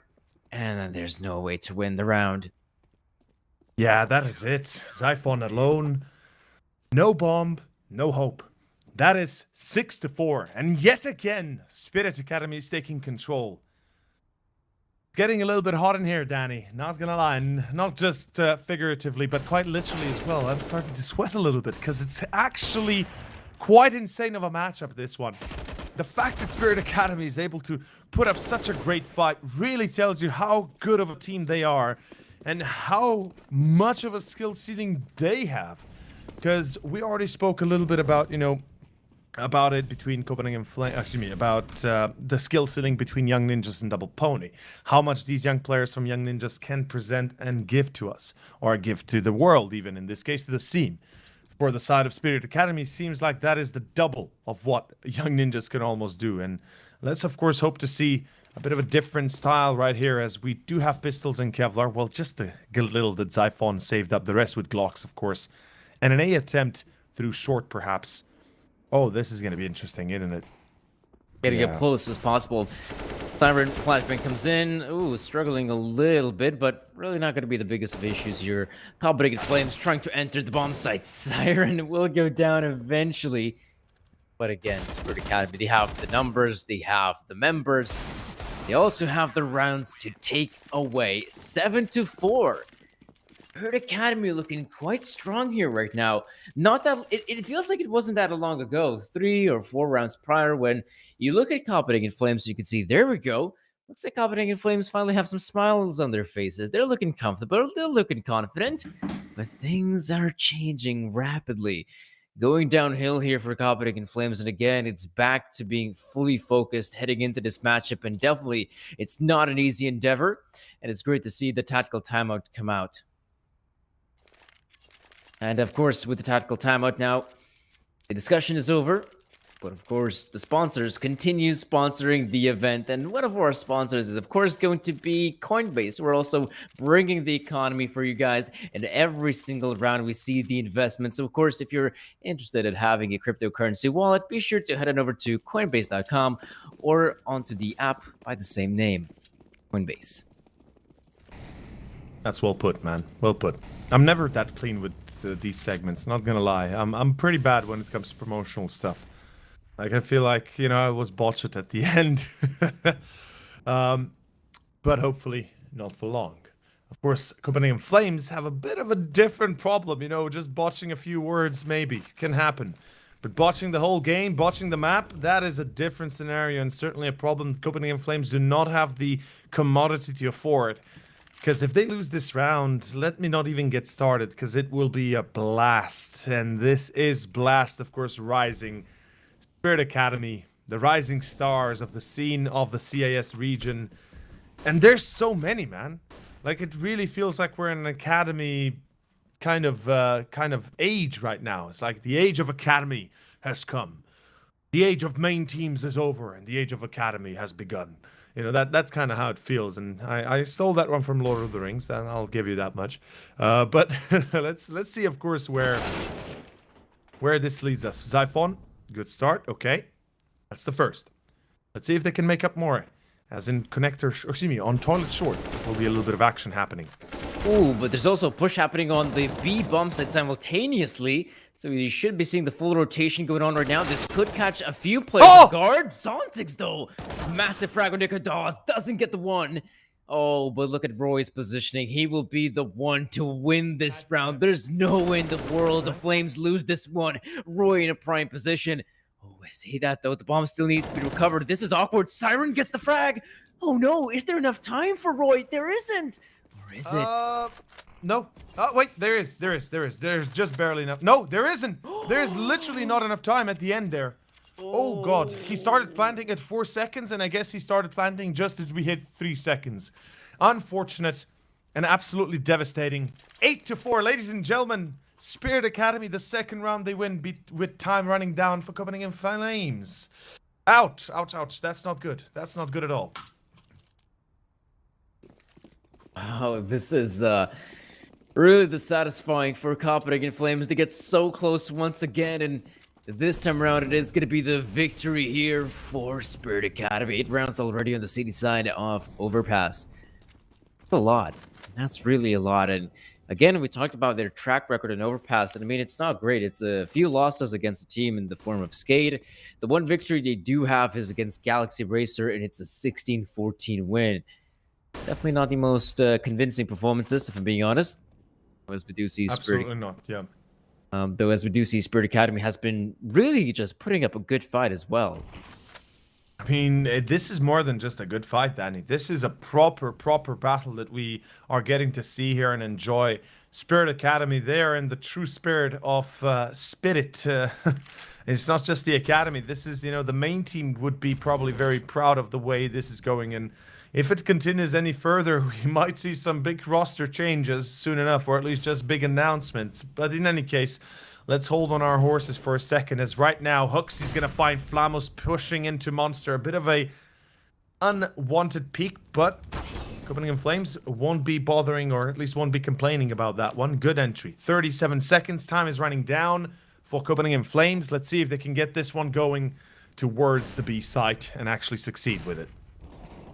As we can see, the bomb site being entered by Copenhagen Flames, but you can see Spirit Academy holding on for as long as possible. ZNX, though, missing the shot. Uncanny. Oh, they will save. Will they? Oh, I wouldn't be so sure about that. Look at the positioning here. They're going to try to go for this one. Siren, not really where the bullets are coming from, so it does look like it will come down to the save this time from Spirit Academy. ZNX running to the hills for this one. Finally. Copenhagen Flames have tried multiple times entering the B bomb site, and this time it's a major success. Maybe the potential, ZNX though has the awareness, is going to be the kill for Roy and a round victory for Copenhagen Flames. Finally, they find the 5th. I was worried that we could see some repeat of, of the game we saw very much earlier today between Pony and Spirit Academy, where might have, it's not going to be the same result, obviously, since it's beyond 2 rounds for the Flames, but certainly it felt like it could be much of the same. 8-5, we are on round number 14. Enough money for the CTs to get themselves the up back again, but this is the last round. They'll have a rebuy available if they fail in the round itself. Good flash, but no finisher. Siren, unlike himself, as he will not be able to get a single frag there. ZNX at least goes out for the fight, and ZNX, woo, he was fully blinded. At least it looked like that for a second, but still saw Nikos for a split second himself. 3 players left. It's a B hit, 4v3, and a single man holding. It's Zontix. He had 31 frags just a few hours ago. Let's see if he can keep that performance today. Ooh, he's going for the spray. Will go down to Hooksy eventually. And he was the only player holding on to the bomb site, so you can see the Flames have a great time entering the site, clearing things out, getting the bomb planted. But now, of course, on the side of Spirit Academy, we can see the players absolutely want to try to go for this one, but the positioning for the Flames is superb. Yabi, great angle. Should be good for at least the 1 kill as Copenhagen Flames, though. Ooh, looks like Flamus might just be aware of it. Chucks in the flashbang for good measure. That's a good one. Yabi, though, headshot angle. Gets himself 2, and now it's the 1v1. ZNX, 1 shot, 1 win, but it's Yabi with the spray, and it's Copenhagen Flames with the win. That was fantastic. Copenhagen Flames, they read the situation. More specifically, Yabi read the situation, and he gets himself the kill. Right here, we see the replay of how poorly that was thought out by the side of course, Spirit Academy, and more specifically, how poorly it was played out by both Zontix and Siren in this case, as they both failed to get their frag, even though it was a free 1. Yabi, in the end, punishes those mistakes, a hat-trick, and the 6th round for Copenhagen Flames. Now, of course, with continuation of this first half, we are on round number 15, and a chance here going to be taken. But perhaps a tie, well, as close as a tie can be happening, a 7-8. That would favor Spirit, but gives those 7 rounds to Flames nonetheless. And look at this, 4 players into toilet short. I like the idea. They're literally walking here. They're not trying to engage too quickly. They're not trying to put themselves out there too fast. But then again, Spirit Academy, they are going for the big flank. The big leagues is what they're aiming for. They're not aware of the positioning. Nope. Of course, you're late. going to have at least 1 player checking the B bomb site just in case it's that push towards B. But as we see, Copenhagen Flames, they decide to go A, and they're going to be so happy to realize not a single player holding this position, but now they're going to be very much aware that the flanks are coming in. Nico Dawes, good pickup here in ZNX. Spirit Academy, absolutely. Last round of the first half. They're going to go for the retake, but Oxy should be able to get himself the 1 here. Maybe a few more kills. Excuse me, Flamus. Runs up, jumps up with the MP9. Nikodas, though, shouldn't have a difficult time dealing with Lonesome Patsy, and so it is. 8-7, still Spirit Academy in the lead, but a bit of a bounce back from Copenhagen Flames. Most certainly an important bouncing back by Copenhagen Flames, because the reality otherwise would have been quite devastating. 9-6 is already a little bit much, and having to deal with this, with the current state, would be perhaps too much. In any case, we can see the face relaxing for DJL. He kind of just happy that this goes the way it goes, that they're able to find themselves these many rounds of success. Yet, let's not hold our breath just yet. As the second half is starting, the second pistol about to begin, we're going to wait a moment to see what the buy will be. But I can guarantee you this buy is going to be anything but most likely a lot of Kevlars on both sides. Yeah, definitely going to go for the Kevlars here. And Overpass does lend itself to being a map in which you can definitely play fast with the Oh, yeah. pistols for sure. Quite reminiscent of Nuke in that sense as well. And it gives you a lot of leeway as the terrorist. You can absolutely go for the quick play towards the B-bomb site. That's somewhat standard. But going for some connector presence, also an option. But even for some of the long control as well. We've been seeing more and more teams on the T side just going out there for the full long control, even though they are Glocks versus USBs. But of course, if you have the numbers to work with, no fear. Let's see. The numbers. Honestly, the numbers kind of right now for Copenhagen Flames are not as shabby, because even for Spirit Academy, they're not as not as good. Honestly, I mean everybody's somewhere near 10. Sure enough, Yabi, Zyphon, and Nikodos are kind of lagging behind a bit, but Huxey's on 15, so he kind of evens out a tiny bit itself. Though, let's see if Spirit Academy can do this one here on the pistol, as already Nikodos goes for the spot, sees them crossing into playground, and the fun ends here as the peek on long will happen. Those two players are in danger. Yabi, though, runs out of bullets, finds two still, and a 3-on-2 ensues as Nikodos adds on top of the tally. Huxey helps out the bomb lost in Monster, and that is going to be ZNX 1v3. Highly unlikely he does anything here. Can recover the bomb though, which is very nice. And you can already see ZNX is expecting those players out of connector. The awareness on this guy could potentially win one of these fights. Oh, gets the one on Zyphon. Now leaves it up to the 1v1 with the player in connector. He's going to try to chase him down, and so ZNX. Okay, USB recovered. He's going to try to look for the other engagement. This is such an awkward round right now because ZNX has to check so many angles, but at the same time, timing is everything. As we can see, Yabi coming in with a big flank. Shouldn't be able to spot out ZNX, though. No. He's just going to miss the timing just by like a little bit. Or could have seen just the leg of him. It is possible he could have seen the leg of his. That's why they're both pushing into B.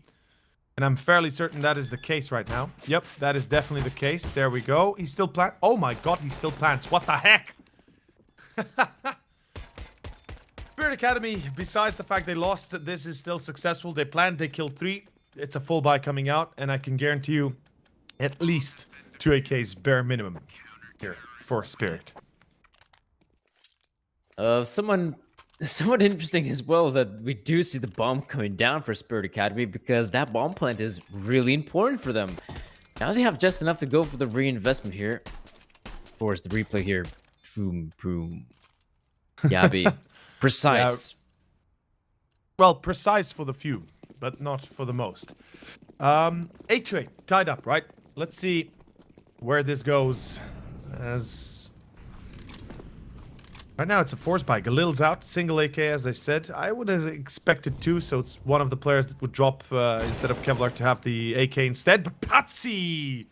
Whoppa. Interesting pickup. Interesting push by Patsy as well, isn't it? That he's able to get, well, more specifically by Roy, and counter by Patsy there. Not too shabby. I mean, you could definitely see the aggressive plays coming in from Copenhagen Flames, still holding some forward positions here.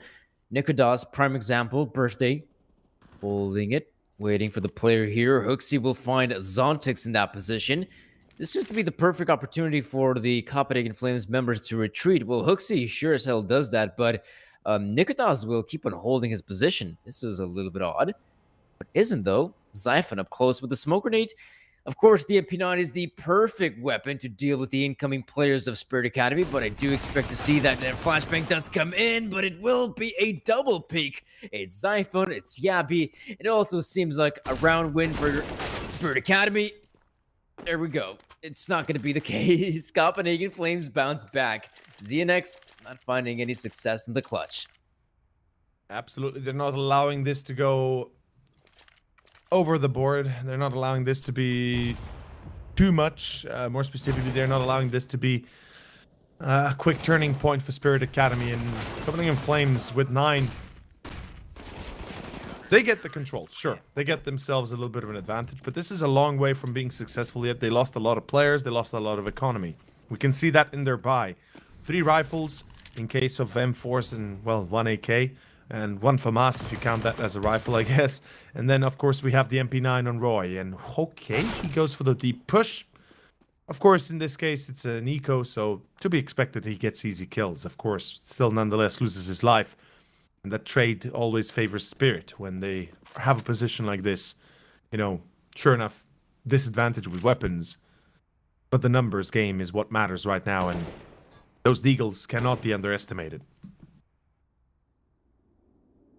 Yeah, I have to be very careful against them because Patsy can hit shots like that. Perfect.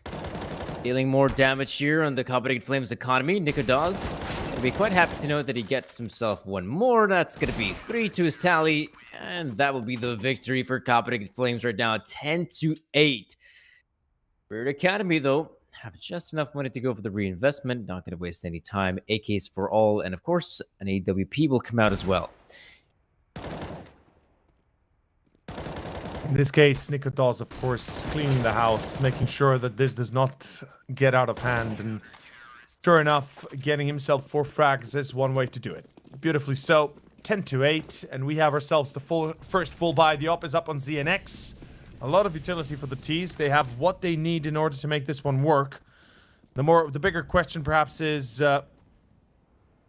can they make it work? Huxley goes to take control of connector. Roy sees the feet of Siren. Beautiful spray. Zontix checks the corner, but no, he does not check it fully. Huxley takes him for a wild ride. So does Nikodas on Patsy. And ZNX and Flamus are left without much of a response, nor anything else for that matter. No, you can definitely see the aggression here from Copenhagen Flames working out wonders for them. I was talking about the disrespect we have to see from Spirit Academy.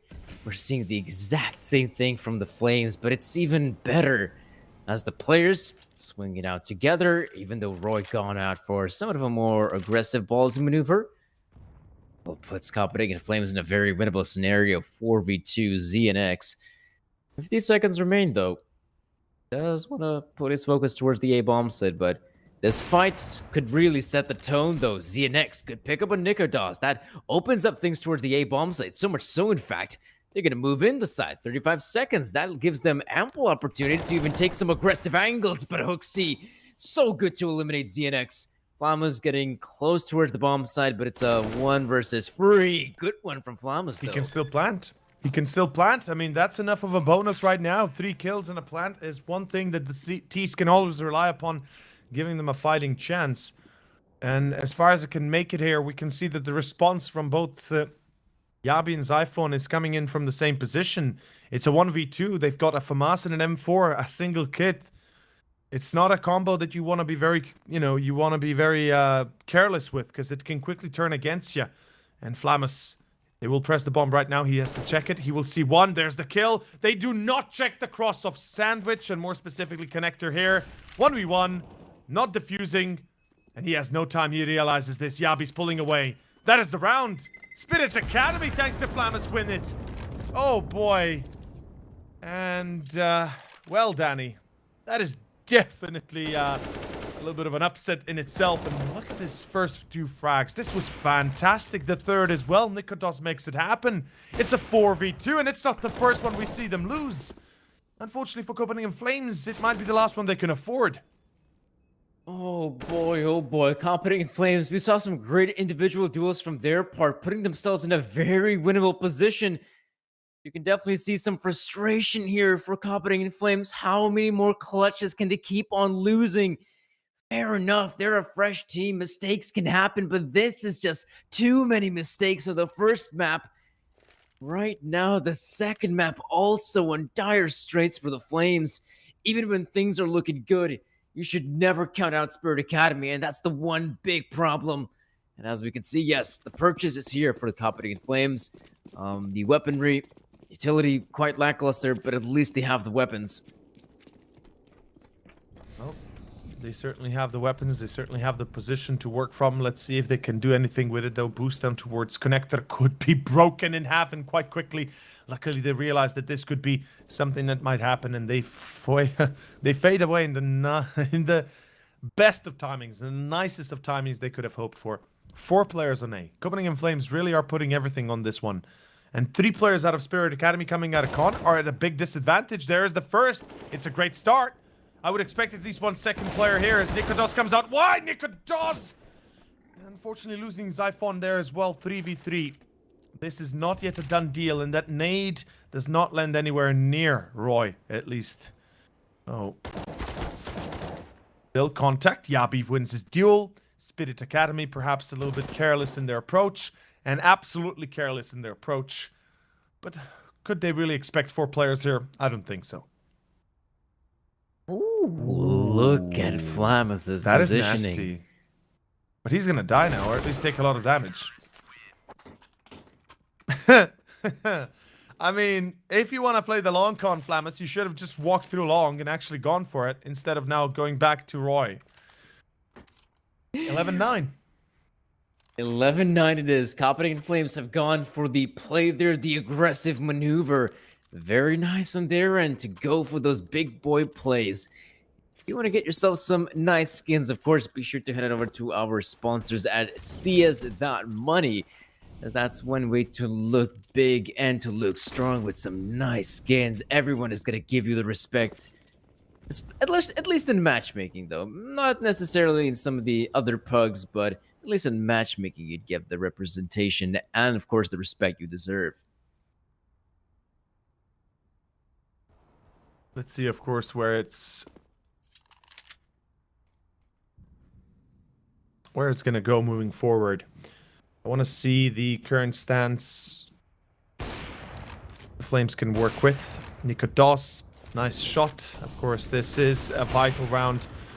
Might not be as important for Spirit Academy in terms of, in terms of anything besides just a few frags, but for Copenhagen Flames, getting 12 rounds for the first time in the series, taking the advantage is what really matters. And of course, having a 3-round advantage is already a great deal enough of a difference here this late into our second map of Overpass, as we are approaching final 10 rounds. Well, we are now in the final 10 rounds of our second map of the grand finals here.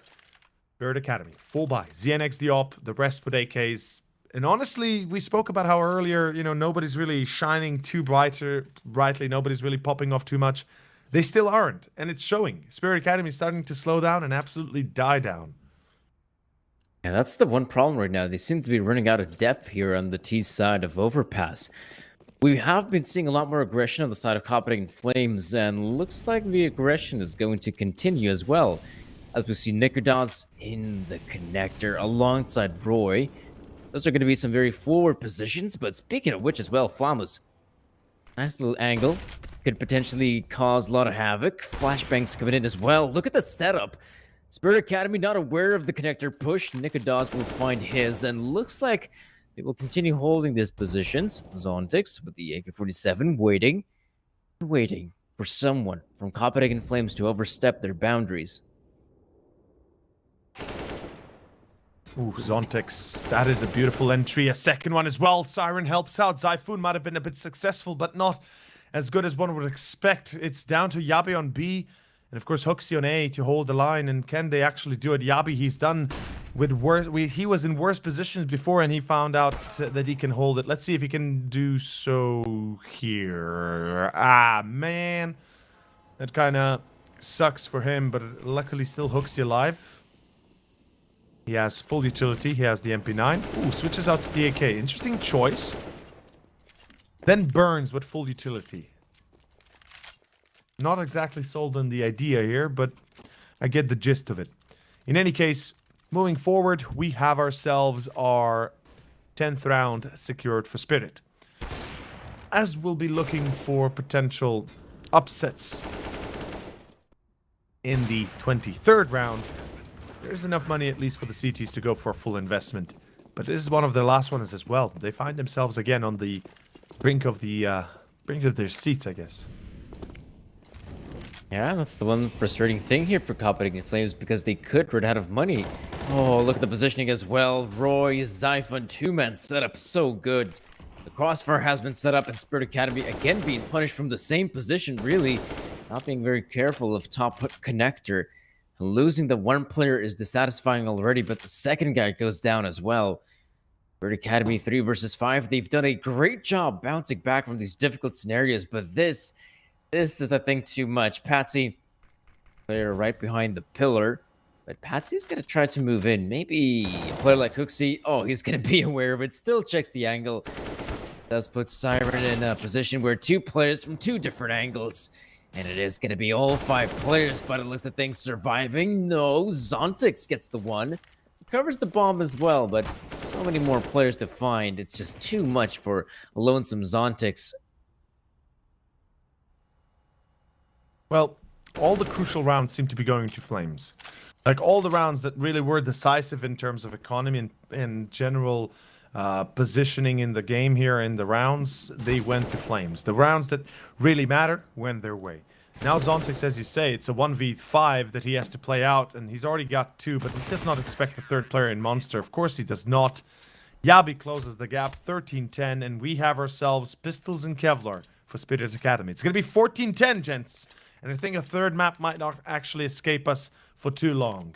And with that as well, big shout out to the sponsor, Red Magic, of course, coming out to support us and, of course, giving a chance to everybody to be here with their Series 6 smartphone, 165 hertz refresh rate. I mean, probably a lot more details than that, but that's the biggest one. So go check it out if that's something that you might be interested in. Tech 9s, P250s, a lot of utility. And a wish to win by Spirit. Oh, they're gonna try to make sure that wish becomes a reality. Nicodas, though, on the other side with the AWP, thought he might even get himself the second, but as we can see, Spirit Academy gonna get shut down here. Nice response from Patsy, but that will be Copenhagen Flames on 14. Spirit Academy have been doing a great job at taking the time out at these difficult rounds, and this is definitely going to be one of them. If Spirit Academy fail here, that will be the end here, practically an overpass. Though no timeout from what I can tell. Perhaps they've run out of timeouts? I don't think they have, though. I think they have one more. I believe they use 3. Could be wrong. I'll double check real fast. Though... yeah, they should have one more. They have the third one still left. Oh, excuse me, the fourth one, not the third one. In any case, Nico does unlock. This is going to be the round that's going to decide everything for Spirit Academy and for Copenhagen Flames. Are we going to the third map of Nuke or not? In any case, Nico does. Great start, and that's what you want to see out of a player like this, as well as look at Roy. So aggressive towards Fountain. I don't think they will ever check him, because they will not admit to themselves that they could make a mistake like this. And good night, goodbye. The 15th is basically around the corner. Patsy finds Roy, but the damage is already dealt. The advantage is held. And Spirit Academy, it feels like they've already lost this map. They just need to actually now be closed out. Because Copenhagen Flames, too good. They seem to have woken up and really had enough of the BS that's been thrown at them. Sure, finally Copenhagen Flames playing to their strengths. As you can see, once they decide to go out a little bit more aggressive, play up close and personal, Spirit Academy not finding a response, really struggling against the Danes. So, they gets the B-bomb side play. Patsy does go down here to Yabi, and Flamus remains 1 versus 4 for Lonesome Flamus. He has been in a clutch position beforehand. Did pull off a very nice 1 versus 3, but this one, I think, is too much for the youngster. Try to give us his best shot. 20 seconds remain. Tries to go for the spray. Good frag here in Zyphon. 15 seconds remaining. He has to eliminate the guys that are playing in heaven. Ooh, nice shot here. Nico Dawes deals the damage, though. Could potentially cross and get that bomb planted. I mean, this is fantastic for Flamus, but he will die here. And he will still not get the bomb plant. That is unfortunate. The nade did extra damage, and that was the finisher on top. That is going to be the round. That is going to be the game. And that is 15-10, most likely going into 16, because money's gone. Morale seems to be low for Spirit Academy. Losing focus as well, we can say. And indeed, they're starting to fall apart a little bit. I wouldn't be surprised, since if they are in Moscow or maybe St. Petersburg, they are 2 hours ahead of us, which means currently it's already 11. Actually, no, it's already midnight for us in this case. So, it's not perfect, but let's see where it goes as we have the final push and the final chance for Spirit Academy. Perhaps overtime is on the table, but they first have to win this one and start closing the gap ever further. Definitely on the agenda. So we can see the members of Spirit Academy. Look for some of those engagements. This time, notice as well, the Copenhagen Flames players, not aggressive. Not a single player going for some ballsy maneuver, holding birthday up until the 1 minute mark. You can see they want to play this one as safe as possible. The only somewhat more aggressive maneuver we can see is going to be Roy towards long. But the other guys playing this one very safe. Going to make sure that if Spirit Academy want to look for those opening frags, they will have a really difficult time. Ooh, but Flamas, though, getting dangerously close and still catches up Okay. Xiphon. Let's see where this one takes us. Flamus, look at this. A double for him. I might have called it a bit too soon. Not going to be surprised if they can still pull off a few over. As Zontic seems to be completely ignored. Roy on long. 1v3. Pulls out the first, but this will give them a good estimate as to where Roy is. And of course, with that being said, now they can go on to B comfortably. To plant it and fight it till the end. Let's see if Roy can pull off some bangers here, some headshots, and close this round out for success for the Flames. And maybe make it 16-10. Oh, ho, ho, good prediction. Flamas, good night. Good start. Roy, close range. He's going to check him. And this is it. Patsy, 1v1. He's going to close it, Roy. There you have it, boys. The IGL will close it. That is going to be the round. That is going to be our 16-10 result. Copenhagen Flames. On a 1v3, Roy pulls it back. And I'm telling you now, this is a disaster for Spirit. They had it already in the bag, but they failed to close any sort of rounds at all. Yeah, as you can see, this round in particular, they had this one in the bag. A 2 versus 4. How do you mess this up so badly? Spirit Academy definitely not expecting that Lonesome Roy can secure the victory here. 16-10 here. And of course, with that victory and overpass, that leaves us with just the third map as well. Definitely some excitement here on the side of Copenhagen Flames. Maybe not even that. Maybe not even excitement, just some relief in all fairness as well. That you at least win the second map? Because if this would have gone down as a 2-0, I mean, oh boy, that would have been a really dissatisfying run. Absolutely would have been. And I certainly would have been surprised that the Flames wouldn't even get a single map. But we see here overpass. And with that being said, we'll be going into a short break and getting ready for our final one, Nuke. That is the decider map for this series, for this grand finals of Blast Rising. Stay tuned, folks. We'll see you right soon. There's a road that leads me up to distant lands. It's getting late and I have muddy hands. There's another light that shines upon that hill. I'm headed there to be with you, my friend. I'm standing in the middle of a sea.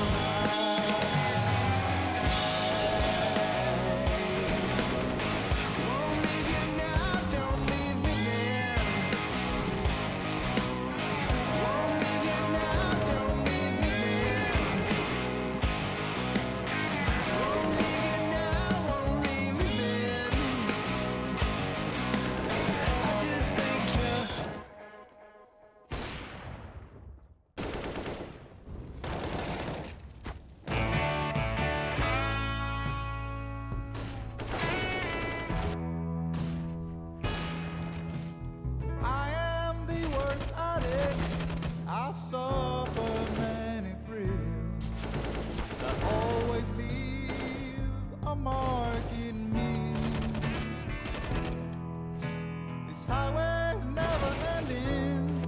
It brings you to your knees. No one's love is like it is. Got no one above you, and so they say you're free. But that's not all that bothers me. I had never said a word about it, but never stopped believing, don't you know? I haven't been around for you, my darling. Short in memories won't guide you home.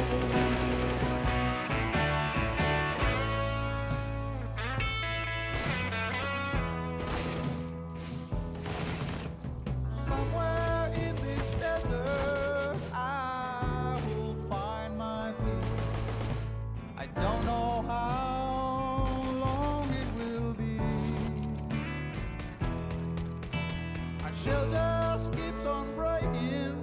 Inside, I long to see the pearl that shows you what is real. Many people gathered from side to side, but that's not all that's on my mind. I had never said a word about it, but never stopped believing, don't you know?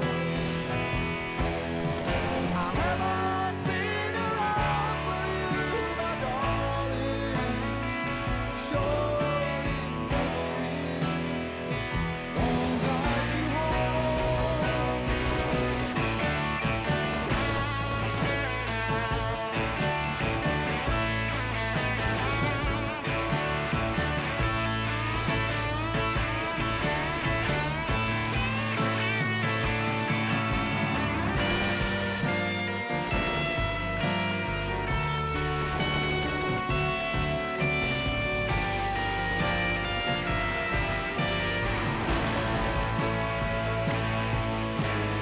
I had never said a word about it, but never stopped believing, don't you know? I haven't been around for you, my darling. Short in memories won't guide you home. I haven't been around for you, my darling. Short in memories won't guide you home.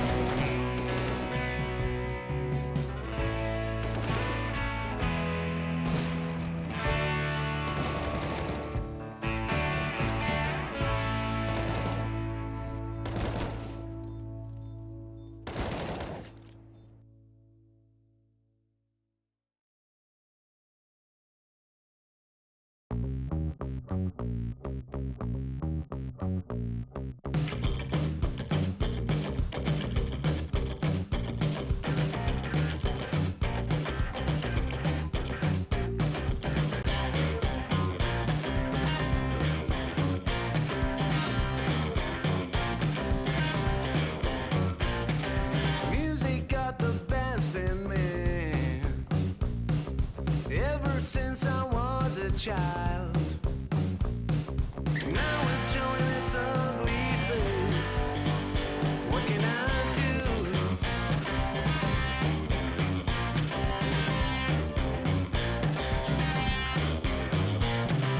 Music creeps into my dreams, wakes me into sweaty sheets, abandons me when nights died out.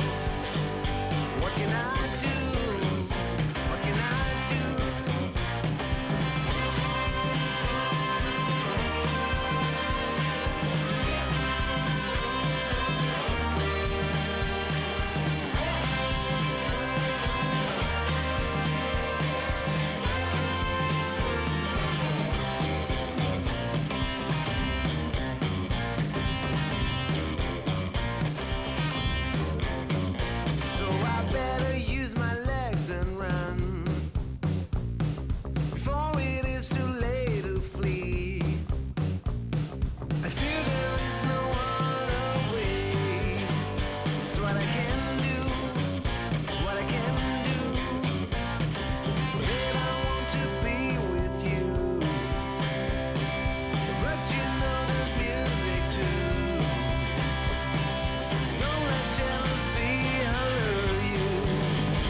Stop this, get right. Stop this, get right.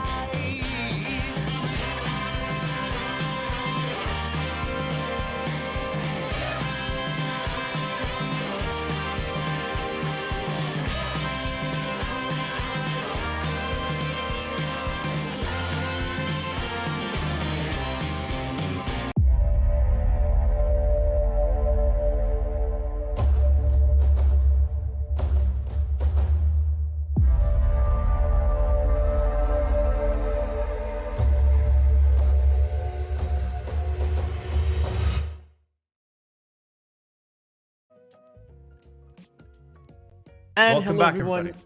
Oh man, I wanted to welcome back everyone got because it. it's my time to shine. Because We it got is it. the Blast Rising, and of course the final map of the best of three. This has come to Nuke. Oh boy, I gotta say though, this is the one thing that we were somewhat hoping, somewhat anticipating to go to the three mapper. But in all fairness, I did not expect it to be in the fashion it has just occurred. No, absolutely not. Overpass goes down in flames, quite literally, just not for the Flames, but actually for Spirit Academy. And of course, the Flames get themselves the victory, 16-10 final score on our second map, the choice of theirs. Moving forward, third map, Nuke.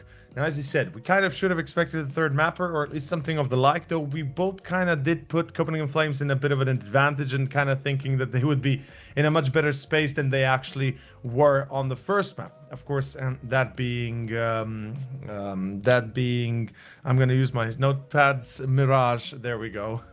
The mind has been wandering, folks. We've been here since 1, so you know it's been a little bit of a longer day than usual. But of course, with that being said, Danny, as you say, Nuke, our third and final map of this best of 3 grand finals. Yes, and of course, this being the third map of Nuke, we obviously have some data on the squad of Copenhagen Flames. We've seen them play. We've seen them play against the squad of Trick. That was a pretty nice victory from them, even though, as Roy admitted, it was later on regarded as a clown fiesta. Mistakes were being made, sure, but in all fairness, it still looked a somewhat of a solid map there for Copenhagen Flames. Though it's not like Spirit Academy are also strangers to the map of Nuke. They've also played it a few times and actually have some nice wins on it as well. That is true, actually. Of course, when you look at Copenhagen Flames on Nuke itself, they've had a few run-ins with even on this tournament. It wasn't exactly, you know, what you would expect every single time. And indeed, the 2 times they did play, they won both of them, 16-11, 9. They went into overtime against LDLC, of course, and that was a little whiles ago. We saw the game against Strict, you and I, but we didn't see the game against LDLC. Both games were, of course, here at Blast Rising. Though, for, of course, in this case, Spirit Academy, it's a bit of a different story. Nuke has been their map, not perhaps the one they would always pick, but definitely a one they played in the past. They've had a few run-ins with it. Again, on Blast Rising, more than the majority times against Mad Lions and Double Pony. Interestingly enough, against Mad Lions, they played it twice, lost it the first time, won it the second. Against Double Pony, we saw them today, not yesterday, 16-12, final score of the Nuke map. And I feel like maybe Copenhagen Flames didn't really think about it too much, you know, when they were deciding which would be the third map. I mean, for me, it also feels like they were just hoping to potentially 2-0 the best of 3, not having to focus on the third map entirely. But here we are, third map of the best of 3, and right now the underdog in the form of Team Spirit. Absolutely insane. Some really good form coming in here from the Academy team. Obviously, in the first map, it does feel like their individuals played some really good Counter-Strike. Seem to have fallen off a little bit on that second map, but right now, the third map, again, I have to remember that Roy's interview in which he did say that, oh, Nuke for us was a bit of a clown fiesta, and I wouldn't necessarily think that it was because of them, you know, go up against a team like Tricked. I think in general that it feels like the preparation is a little bit lacking on Nuke. So for this to be the third and final map of the best of 3, something tells me that this is going to be somewhat a difficult affair for both squads. Obviously, for Copenhagen Flames, they should be a bit more comfortable heading into the third map. But I'd say, if anything, if you're the underdog in the form of Spirit Academy, why not? You still have a good chance in the best of three. And of course, right now, you just have to look at it as a simple best of one. Just the one map for you to secure victory in the Blast Rising. Of course, folks, this is the final map. Copenhagen Flames on the CT side. It's Spirit Academy here on the T side. And early on, it's Roy, it's Yappy. 2 quick frags for Copenhagen Flames. And here we go, ladies and gents. It is going to be Spirit Academy losing the 2 players, as you say, with Copenhagen Flames on nuke. They're technically not as much played map, but definitely looking out to be the map they want to play moving forward in this squad. With this squad, we are now seeing a little bit of a different starting point for the side of course, Copenhagen Flames. They had lost all of their first pistols. Let's see if they can at least secure this one here. Roy at 2 HP, but the bomb plant's still happening. A 3v5 with Spirit Academy setting up an after plant. Doesn't last long though. Look at this. And a clean round. There we go. Very nice here for Copenhagen Flames. A very swift pistol round victory. Very good to see here. Spirit Academy, though, always a dangerous game walking out outside, isn't it, against those USPs? You only have the mirror glocks to work with. If you're going for some secret control, you better move in quick. That's the only way you could potentially secure secret, because if you're going to slow down, if you're going to go for those fights against the USPs, chances are you're going to lose them. And in this case, Copenhagen Flames demonstrates us how difficult it can be for the terrorists. You'll be happy to note I fixed my chair, so there's that as well. Positives everywhere. Nice. Intern joke, people. You wouldn't get it, unfortunately. These chairs are amazing, by the way. Absolutely great chairs by Lead Gaming, sent to us by Blast. Thank you very much, by the way. Another shout out. They are amazing to sit on. You just need to kind of work on the, how they work. Kind of have to learn that. And sometimes the chair gets the best of you. But in this case, it's forced by Spirit Academy. No surprise. AKs are out. Galil's likewise. Entry already for Patsy. Things are getting a bit heated. Roy in garage, and he's about to be isolated. I'm a little bit worried for Roy here. Not gonna lie. Ooh, Zephyr going for a bit of a spray here. Patsy works out for him really well. The case of Copenhagen Flames, though. Try to go for a bit of a hunt here. Perhaps not. We can see the players right now. Roy keeping a close eye on outside, though that does give him the opportunity to potentially leave this position. Oh, Siren, that's a massive pick on Yabi. Target, though, also trying to go for these frags here, being softened up here. Siren, Target, both players losing a valuable HP. Well, right now, Zontix comes out of hut and catches himself a piece of that pie. Hooksy, unfortunately, has nothing prepared to please the gods, and that will be Zyphon cleaning out a second for himself whilst losing Roy in the process. And that is the round pretty much decided. Or is it? Yes, sirree. Siren closes it out. And one thing to mention, instead of Flamus, it is going to be Target playing. So that is also one thing that we kind of, forgot, not really forgot, but foregone in a bit of a way. Of course, they said that they would play with Flamus in the first and second map, and then Target in the third. I presume that's to do with the fact that Flamus didn't have a chance to play against Double Pony tonight, or today. And, they now give him that chance to play at least 2 maps, and now, of course, the last one to Target. 1-1 tied up. Nuke starts off with a bit of a bang, and a force buy again for the Flames. Of course, for Copenhagen Flames, it does make a lot of sense to force buy into this. Those CZs, those pistols in general, can still cause a lot of damage. Patsy, though, long range, spots out Nikodas, also very much aware of his position. Doesn't really need to get close. Could potentially just hold his angle, but instead, Spirit Academy, the main push is happening towards the B-bomb side. Ramp control at the very least. Hear that frag there, Nikodas, allowing a player in the form of Patsy to join his teammates now towards ramp, or maybe even through secret. The way his position right now looks like he's going to go towards lobby, and look at the positioning from Hooksy. They can gather. Check it. Yes, they will. Yeah. Yeah, this is what he would expect, right? Surely. that's some really good awareness from Spirit Academy. Checks in the Molotov for good reason, flushes out the player, and Spirit Academy right now taking over control of the upper bomb side, being very thorough in their approach. You'll love to see it. In the case of Copenhagen Flames, I mean, no one is on the bomb site, so saving the free weapons, or the pistols, seems to be of top priority.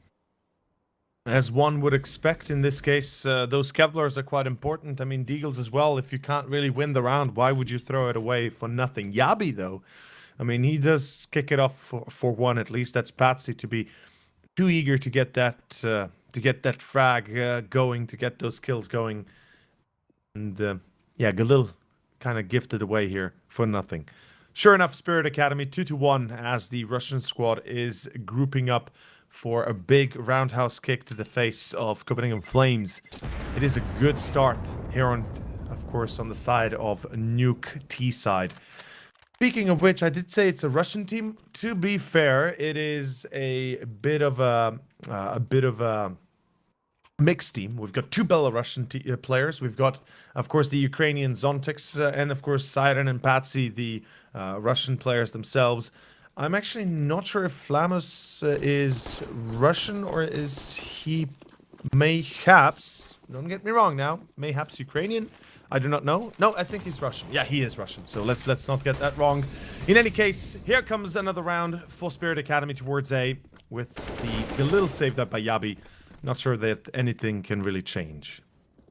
No, it's a quick round from Spirit Academy as well. Look at the pace entering the A-bomb side. They're so lucky it's also not a stack from Copenhagen Flames because that's definitely one of the approaches you could go for. But for Spirit Academy, luckily for them, only the one player to face, and looks like it's going to be an easy round to take. Wonder if we could see some kills coming through. Oh, that's going to be a nice one from Roy. Goes for a bit of a wallbang there in Patsy. Good pickup. But in all fairness, Spirit Academy not going to get... or shall I say, Spirit Academy not going to have to face too many issues. As the players here... Oh, there we go. Spirit Academy maintain 4 players alive moving forward. And for the Flames, enough with the funny business. It's time to pull out the big guns. It's time not just to pull out the big guns. It's time to really get this machine going. No op this time for Nikodos, but the 5 rifles will be enough. We've got a limited amount of utility. No kit again, which, you know, tingles my berry a little bit too much there. Would have preferred to see at least 1 kit at the bare minimum. Then again, Copenhagen Flames, if they trust in their skill enough, they might not even need the kit. In any case, it is going to be the Flames dealing with a very much a lot of pressure coming out from Spirit Academy towards the A site. Through doors, they just run into it. As Target blinded gets his first onto site itself. That's Huxley behind site, unfortunately being caught. Copenhagen Flames respond with a few nades, with a few mollies, with a few flashbangs, but still not enough control to do much of anything. Yabi, though, I say that, and he jumps out of vents. Beautifully so. 3v3 and a retake that definitely has a chance of winning. Though Zontics is like, are you really serious right now? Are you serious, my friend? Yeah, ain't getting anywhere. And that is either, you know, Patsy or Zontics cleaning up the last player. Yeah, Lonesome Nikodas in a very difficult position. Of course, Copenhagen Flames will have to back away from this one as Spirit Academy yet again securing the victory on a fast play on the A-bomb site. This seems to be so far one of the weaker areas of the map here for Copenhagen Flames. I'm sure they're going to adjust the defense in the next few rounds. Maybe not necessarily this one. It is going to be your standard eco, so to speak, but it's also a shame that Nikodas doesn't save that M4A4 of his. That could have been a very useful weapon to keep. But as we can see, the approach here from Spirit Academy, of course, utility usage is really important entering the A-bomb site, but in their case as well, they're doing a splendid job at acquiring the kills. The fact is that they get all 5, and that's the problem. For Copenhagen Flames, the money is not really something they can afford losing this much this early. And we talk about Nuke, we talk about Inferno, we talk about these maps that are so economically vital for the CT side to be held together, to be like a glue that kind of puts it all together for the round victories, for the chance of round victories. Unfortunately for the Flames, they're out of it entirely. It's going to be a full eco, few deagles here and there, sure enough. Let's say this is a semi-upgraded round for a few pistols. That's about it. 3 Kevlars being bought, which, again, isn't a big deal because Spirit will be kind of expecting something out of a round like this, and we see 3 players in lobby, a flash being set and a smoke being set by Zontix as far as I can make it out, with the smoke going in towards main, the smoke going towards garage. This usually sets up a push in towards the CT side, because as you can see, there's a deep smoke towards those windows, towards Decon, or specifically Wardrobe. But Zyphon, good start, finds himself first with the Deagle. They do not expect Nikotos, or do they? They check it, but doesn't matter. Still find no success with the first point of contact. But luckily enough, Zontix and ZNX are going to take matters into their own hands, cleaning up too. But the flank, the CT's coming in from ramp behind. They might get it, and they will. Hooksy, he gets both. As the Deagle of Yabi connects and finds the final piece of the puzzle, the second round for the Flames comes up. And that will be Spirit Academy a little bit too, perhaps, a little bit too slow in responding in this case. But you have to love the awareness. Look at this. Spirit Academy could have very easily just been baited by the red herring in the form of Zyphon, but instead, once they swing out, they still look towards their right-hand side, just in case maybe there's a player in that position. You'll love to see that adjustment from Spirit Academy, though they end up losing the round, and that's the one big mistake. Spirit Academy, though, very fast with the control, looking very good. As we can see, the players going down secret. Hooksy, though, perfect angle to get himself the one. Smoke grenade deployed. That will slow down the push. This is, of course, Spirit Academy still open business for potentially towards A. They've got a player in lobby. Sirens coming in through main. This is doable if they decide to do, of course, if they decide to go for it from vents. The smoke comes out, but I'm fairly certain they are realizing somebody could be behind the vents themselves. Not CT, but the opposite one. As Patsy finds Hooksy, that's a great start on site. It's gonna be Zyphon caught, not talked to, but Yabi already reveals his position by spraying blindly through the smoke. Copenhagen Flames, or Copenhagen Flames, losing a little bit too much in that essence, and Nikodos looking for the save. Up in his hands, a lot of utility, no money, and potentially another eco coming up for the Flames themselves. A loss bonus has been put back in their place with 2.4, I believe, if I'm counting correctly here, being left over. Actually, no, I am not right. It should be 2.9, because they were at max loss bonus the previous round, and then they won one, so they go down by 1 point, or one set, and that is 2.9, of course. So technically should be enough to rebuy, actually. Nikodos can drop the... No, they were 2.4. Okay, my bad. My calculation wasn't perfect there. Apologies. So yeah, they can't actually go for a proper investment, but they'll still do it. I respect that. Confidence is key, and MP9s and FAMASs might just do the job. Ooh. Ho, Yabi, let's go. Big smack. Let's go. I love it. The more energy you display like that, the better it's gonna go. Or maybe you're just gonna break your mouse, but at this point, you know. Ooh, could see a fast play here from Spirit Academy, but instead they do consider to slow things down once again. Zyphon holding the ramp position. Been doing a pretty solid job. Just getting the one frag is also great. But obviously the best thing would be to try to pick up the first initial frag, and then you just back away and hold on to the B spot for as long as possible. Zyphon are now feeling a lot more pressure, so he's going to chuck in the Molotov for good measure and retreat. Bird Academy not committing towards the bomb site just yet, still holding on to the angles. We can see Spirit Academy being very careful in their approach. Nikodos, just in case, holding the angle from hell, expecting some sort of advanced play from Spirit Academy, but instead, no, they're just holding on to their angles. Well, so instead, he seems to be the name of the game right now. Taking this very seriously in the approach more than anything, cautiously. We can see that with 2 players being on ramp, this could be a problem for opening in flames if they're not overly careful. Oh, ho, ho. Roy peeks out, sees the mini boost. Roy gets himself a second. That is enough, and they will not expect a second player down here, will they? In Astralis, Zyphon, or might check him, because they're expecting somebody to be here, so absolutely could be a check coming out, or nope, never mind. Doesn't matter. Zyphon and Hooksy close it out. That is going to be it. 5-3. As Copenhagen Flames successfully turn around a position that otherwise was quite shaky. Yeah, Spirit Academy in that situation, they definitely slow things down. I thought we were going to see, the commitment on the B bomb side just at the right time, but as we saw, Copenhagen Flames doing a very good job in the hold. Well, that's going to be a technical pause by the list of thing as well. Okay, thought we might even consider the technical timeout, but okay, no timeout at all. Looks like we're just going to continue on with the match for Spirit Academy. Quite dissatisfying if you take a look at the equipment. Not a lot of utility, if I'm being honest. It's great to see that they have the weapons, though. ZNX on the AWP, great to see that. I wonder as well whether Zontix can actually live up to the very same aggressive plays he was making against Double Pony, because I'd say in the Double Pony matchup, he was one of their biggest successes. I think you also mentioned that he made about 30 or so frags regulation, which is really impressive. I mean, he has been quite amazing in himself, indeed.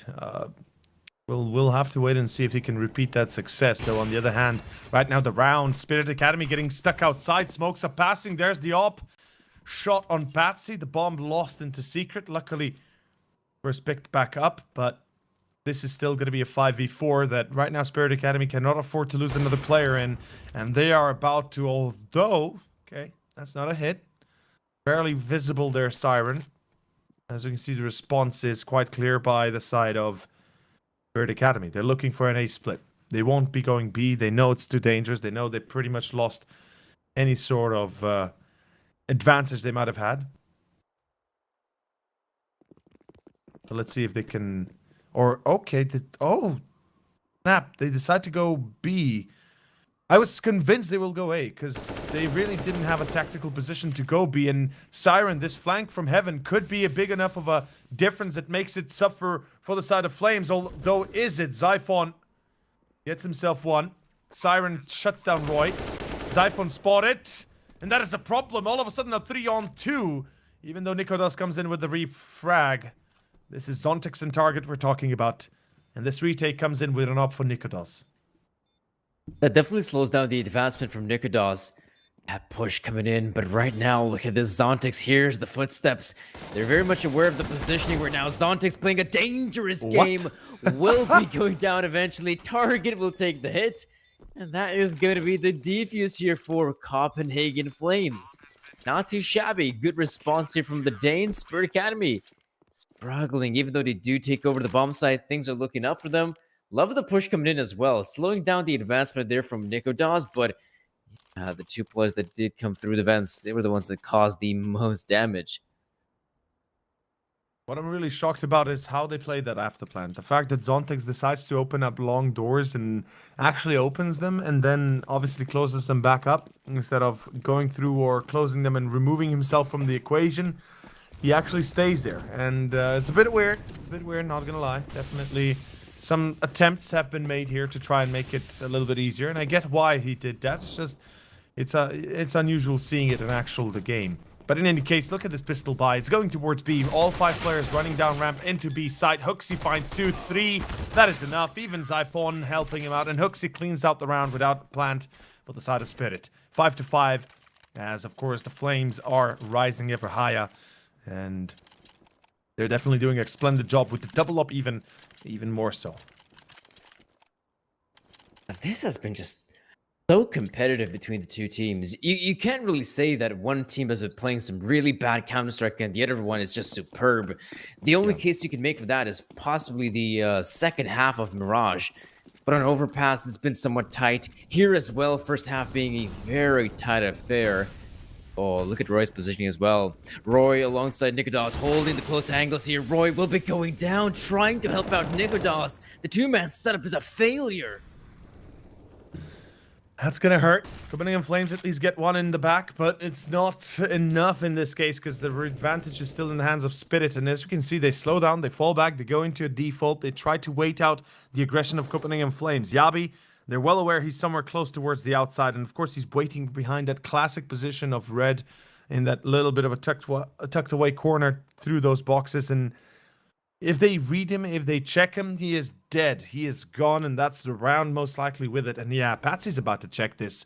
Patsy checks it easy. You could see on the minimap how close to, how close of awareness they had. And Zyphon, I believe he is down in hell that gets the first, but unfortunately on Catwalk Hooks he gets caught. Zyphon now on Heaven, and they know he's somewhere there. But will they check it? They hear the footsteps, but they don't seem to realize it. Both peek at the same time, though. Good choice. And I like the idea here by Spirit, right? They avoid planting, because, okay, money isn't really an issue. It's more about securing the round, right? And instead of peeking one by one, they both run into the corner and check him together. And that's a smart choice. Again, they know it's an op. They know how to deal with it. That's how you want to take care of a player that can reload. Well, that has to reload for about 3 seconds before he can shoot again, which means a guaranteed refrag.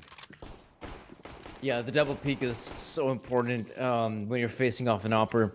And of course, you have to also keep the space, because if you're just going to swing out together at the same time and one behind each other, there's always the possibility of double kill with the one bullet.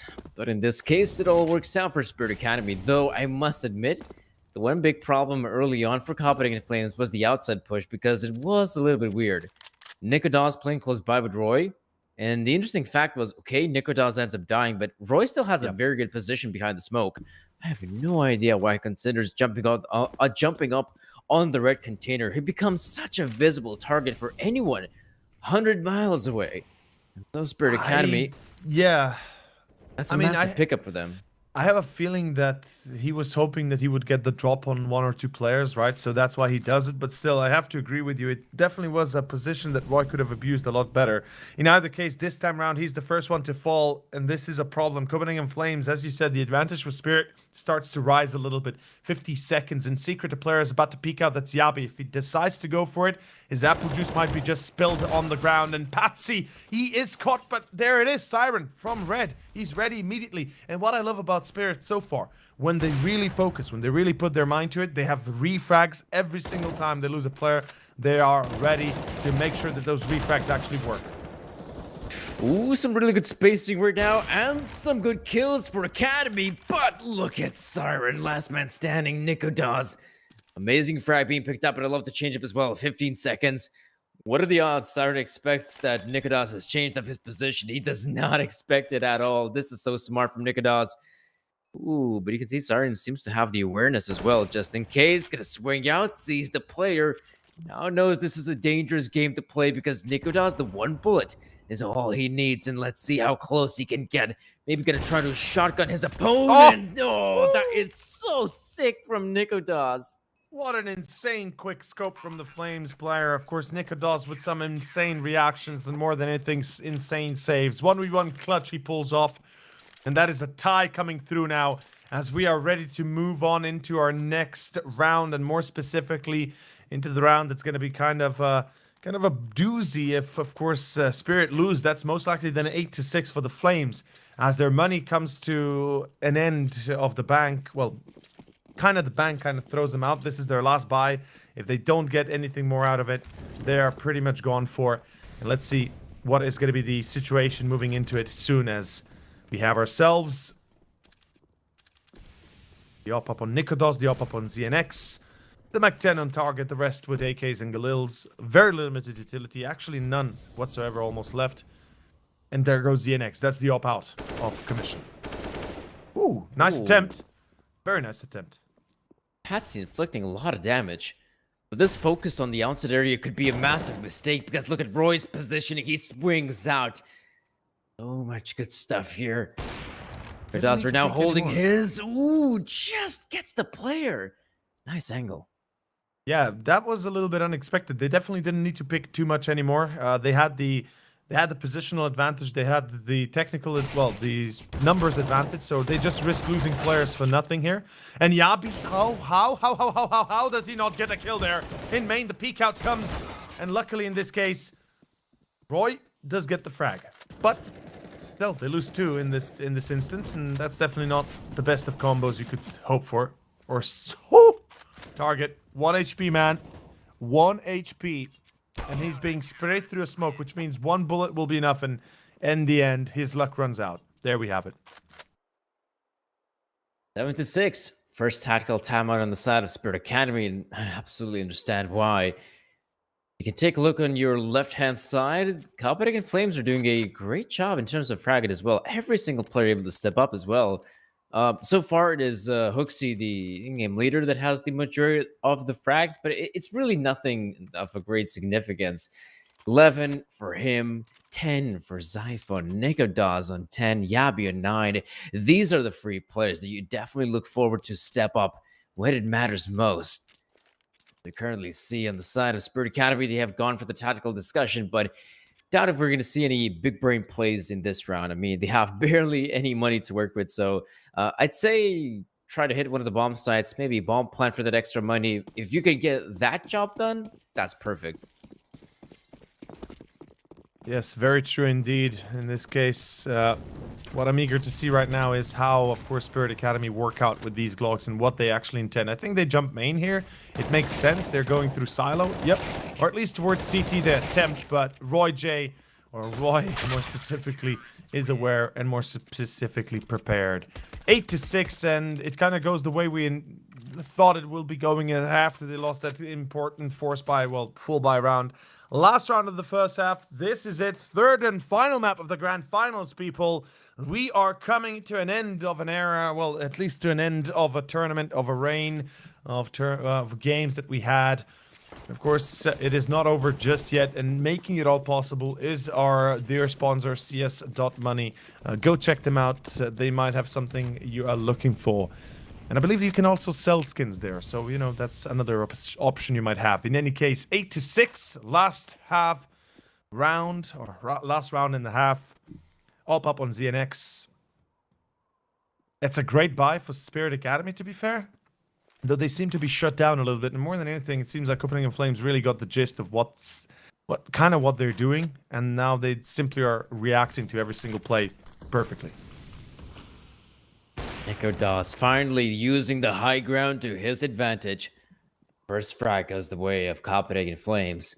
This might just be even the 9-6 they're really looking forward to. Hat Smoke Grenade will definitely slow things down, but he's such a vulnerable position right now. You can see the players of Spirit Academy gonna make sure that he goes down, but love the movement from Nikodaz. Evades the bullets for now. Hooksy holding the position, waiting for the incoming push of Spirit Academy. They have some utility to work with, which is quite nice, but from this position, it's almost impossible to throw down any of the flashbangs or the Molotovs, at least not in a very effective manner. When now the push begins, Spirit Academy entering the bomb site. Good here for Target. Hooks, he gets himself two. Not too shabby here for Spirit Academy. At least they have the site. No bomb plant just yet, however, but maybe a potential push from heaven. That is a perfect flashbang. Ooh, team kill as well. Ouch. But it's still going to be the round win for Copenhagen Flames. Yeah, he won't be too overly concerned about that team kill, let's be fair, you know. As long as they don't get absolutely shafted, it's fine. 9-6, that's an acceptable ending here for the Flames. Their CT side looking quite okay. Moving forward, of course, with that being said, moving into our second half, the Flames switching out to their T side is where it's at. This is what I'm really expecting to be a hard one for the side of the Flames, of course. Because, well, excuse me, the other way around. I want to say the hard one for Spirit Academy, because, of course, I see them more as an aggressive team that has a higher chance when they're playing on the T side, when they're going for their quick plays and quick trades. Very well done, of course, as I already mentioned at the start of, or more specifically on the other map on Overpass, and even on Mirage we saw the same, is basically whenever they peaked on the T side, they always had refrags available, or whenever they were holding crossfires on CT side, they had refrags available, and that's what you really want to have as a team. So let's see how the second half goes. The pistol is live. Let's see where it goes and where it leads us to, more specifically what will be bought up. Flames currently 2 Kevlars. I'd expect at least one more and potentially 2 sets of utilities. It wouldn't be, I mean, it's quite common these days. Well, Looks like we're just gonna see at least the armor and some of the members of Copenhagen Flames, but absolutely does make a lot of sense to go in for that utility. It definitely gives you a bit more leeway, and then probably not going to be necessarily used entering the bomb site, but it can be very useful in a post plant scenario. Though consider this: Copenhagen Flames have free players on the utility, so perhaps it is going to come down to an early execute here. Perhaps the A bomb site. You can definitely set up those smoke grenades if the A bomb site hit. Otherwise, for the post plant, that's a bit overkill. Well, let's see where it leads us to, ladies and gents. Dualies for Siren, Kit, double flash for Patsy. On the other side, actually target with the smoke as well. Of course, he dropped the dualies for Siren. On the other side, we've got 3 sets of utilities, my dude. And as you said, could be a little bit of an overkill. This execution, let's see how it goes. It's an 8 take. Nades, flashbangs, and Molly's about to fly into the site as the execution begins. And an opportunity being set. And more than anything, taken by the Flames. And here we go. It begins, gents. It is going to be an A take. As Spirit Academy have nobody actually on site itself to defend. Oh, the utility has smoked them off. The Molotovs forced them back. So perfect utility usage from that point of view. But look at this on the side of Spirit Academy. You can see the players going to try to go for this one. Nice, gonna use that smoke grenade, and now the flashbang first, then second, now the push. Let's see the frags, it's a bloody one. Oh, Spirit Academy getting themselves a Fusey, an X, Roy now, and Lonesome Target remaining 1v2. Back a sight as well as towards Sweet Target. Oh, it's just not a lot of time remaining to find the frags, and it will be Roy. And in fact, Copenhagen Flames with a victory on the pistol. Second pistol in this third map, and that is their third pistol overall. So at least they get the equal amount of pistols as, of course, Spirit has. So statistically, they're not going to be too much behind on this one.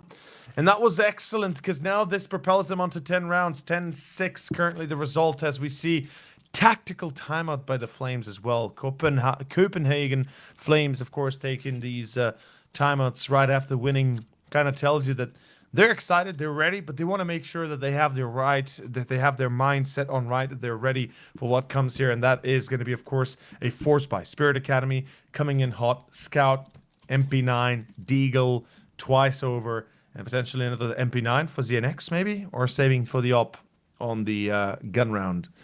Either way, this is going to be a force buy. For sure. Go for the force buy on the side of Spirit Academy does make a lot of sense. You absolutely expect this to be on the side of Copenhagen Flames, but the CTs will have gone for the purchase. And I'd say it's one of the rounds you probably want to play a little bit slower than usual. You know, the force buy, it's going to be the pistols, maybe SMG, a scout. If you're Copenhagen Flames, you need to be very careful in your approach. Do I already like the utility usage coming in? That puts some of the members of Spirit Academy uneased towards outside because they think, oh, perhaps this is the outside hit. But now, I think they must have realized that no one has crossed through the smoke grenades, and they're again defending the A-bomb site. Does feel like, doesn't it? And this position, we are going to have Patsy waiting patiently. The scout could do some serious damage if they were to decide to go ramp, but no, it's an A take. They're going A, Danny. They're going through doors. They're going through hut. Execution being set. Smoke's about to fly in. And Spirit Academy are waiting with hands open, with their arms wide, prepared for the hug they're about to give them. Molotov on Siren, sure enough, breaks him off position of hut. Roy finds the first. That's a good start. Do they check catwalk? Surely they do. And it is faster than you could even blink your eyes on. You blink and you miss it. That's a certainty. Patsy alive, but that is all there is to it. 11-6 and possibly 12-6 before we move forward. Yes, there's the potential right now for the 12-6 scoreline. And this is turning out to be one of the most one-sided CS we've seen from Copenhagen Flames. Fair enough, in the second half, we saw that amazing run of form from Spirit. I do believe Copenhagen Flames didn't even win a single round on the CT side, or shall I say the T side of that second half. It was the Spirit Academy show. And right now, here on Nuke, I have to admit though, Danes, good start, win the pistol, the very important second round, and the upcoming one should be a breeze for them. Not going to see an investment on the side of Spirit Academy. All we're going to see is the scout here for Patsy. This is scary. This is actually legit scary.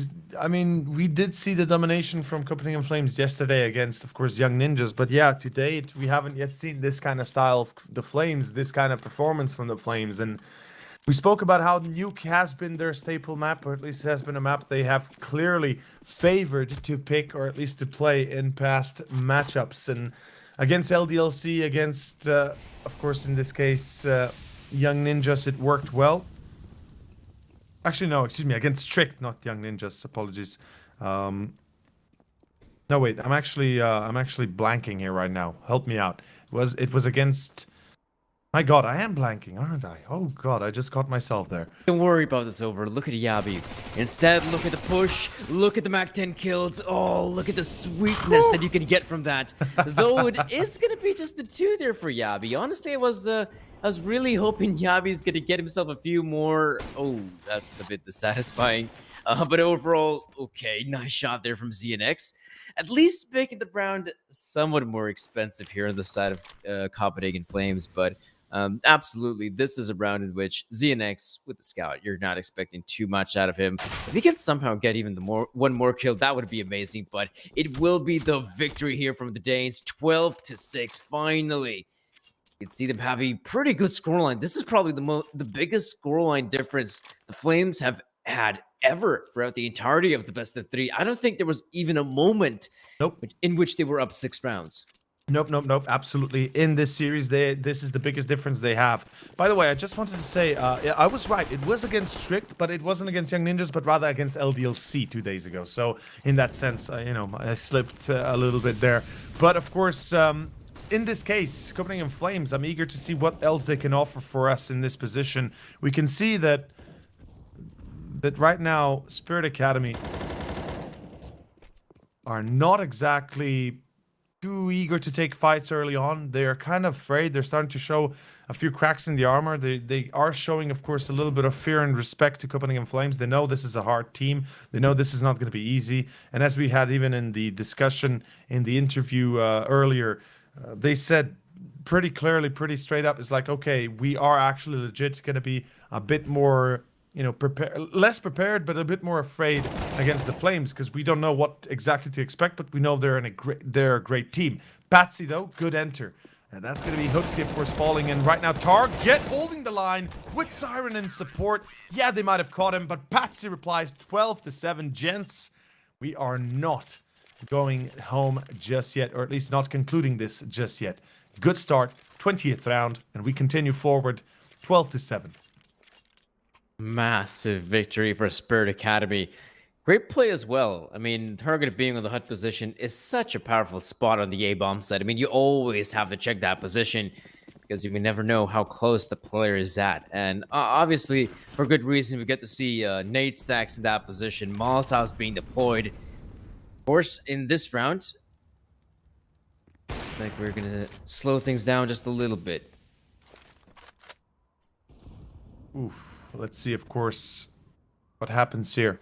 Spirit Academy is in a weird position because they win a round, great.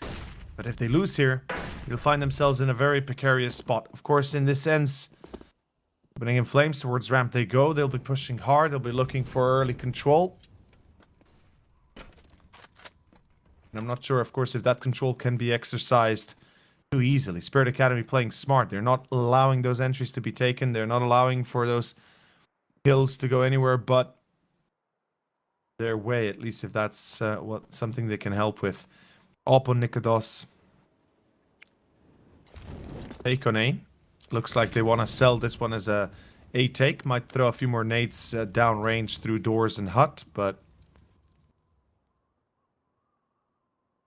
seems like it is a B take right behind it all. Yeah, looks like we're going to see the play coming in on the side of Spirit Academy. Holding on this one, but though Nikodos will get the frag here on 1. Looks like we do see the advanced maneuvers as well. Yapi picking up 1. That will allow Copenhagen Flames to... That's excellent. Oh, this is very nice. target, picking up the frag here on Yabi, and so Spirit Academy in a very difficult position. The retake on the lower side is always so difficult, and Roy will find one, leaving ZNX and target at a very awkward position. Well, that is certainly going to hurt quite big time. Spirit Academy, 7 rounds currently on them, going up against 13. Not doubled down yet, but they're sure enough going to be close to it, and that is a little bit of a painful position to be in. And as one would say, this is one of the most difficult and most dangerous positions to be in as the losing side. When you're up against 13x result, 13-7, 13-8, 13-9, something like this, those are the most dangerous of rounds because every single one of them could be your last hope, gone. In any case, we can see here the first opener by Nikodos. Very well done on Siren. Just as he peeks out towards ramp, he's like, okay, I'm going to try and see if anybody's there. Sings his song of the Siren. Doesn't really do anything. 13-7. And we move on into... We go into our tactical timeout. Spirit Academy definitely required this one. Yeah, 13-7 right now, and there's definitely a bit of a monitor scare for me, but definitely probably wouldn't have that problem if I would be on a proper smartphone. The Red Magic 6 series smartphone, of course, the one that gives it the 165 hertz refresh rate. Very nice. And in this case, you have to admit, though, Copenhagen Flames looking very solid. They are a solid team, absolutely. And I will say this, though. They definitely have the depth here on Nuke.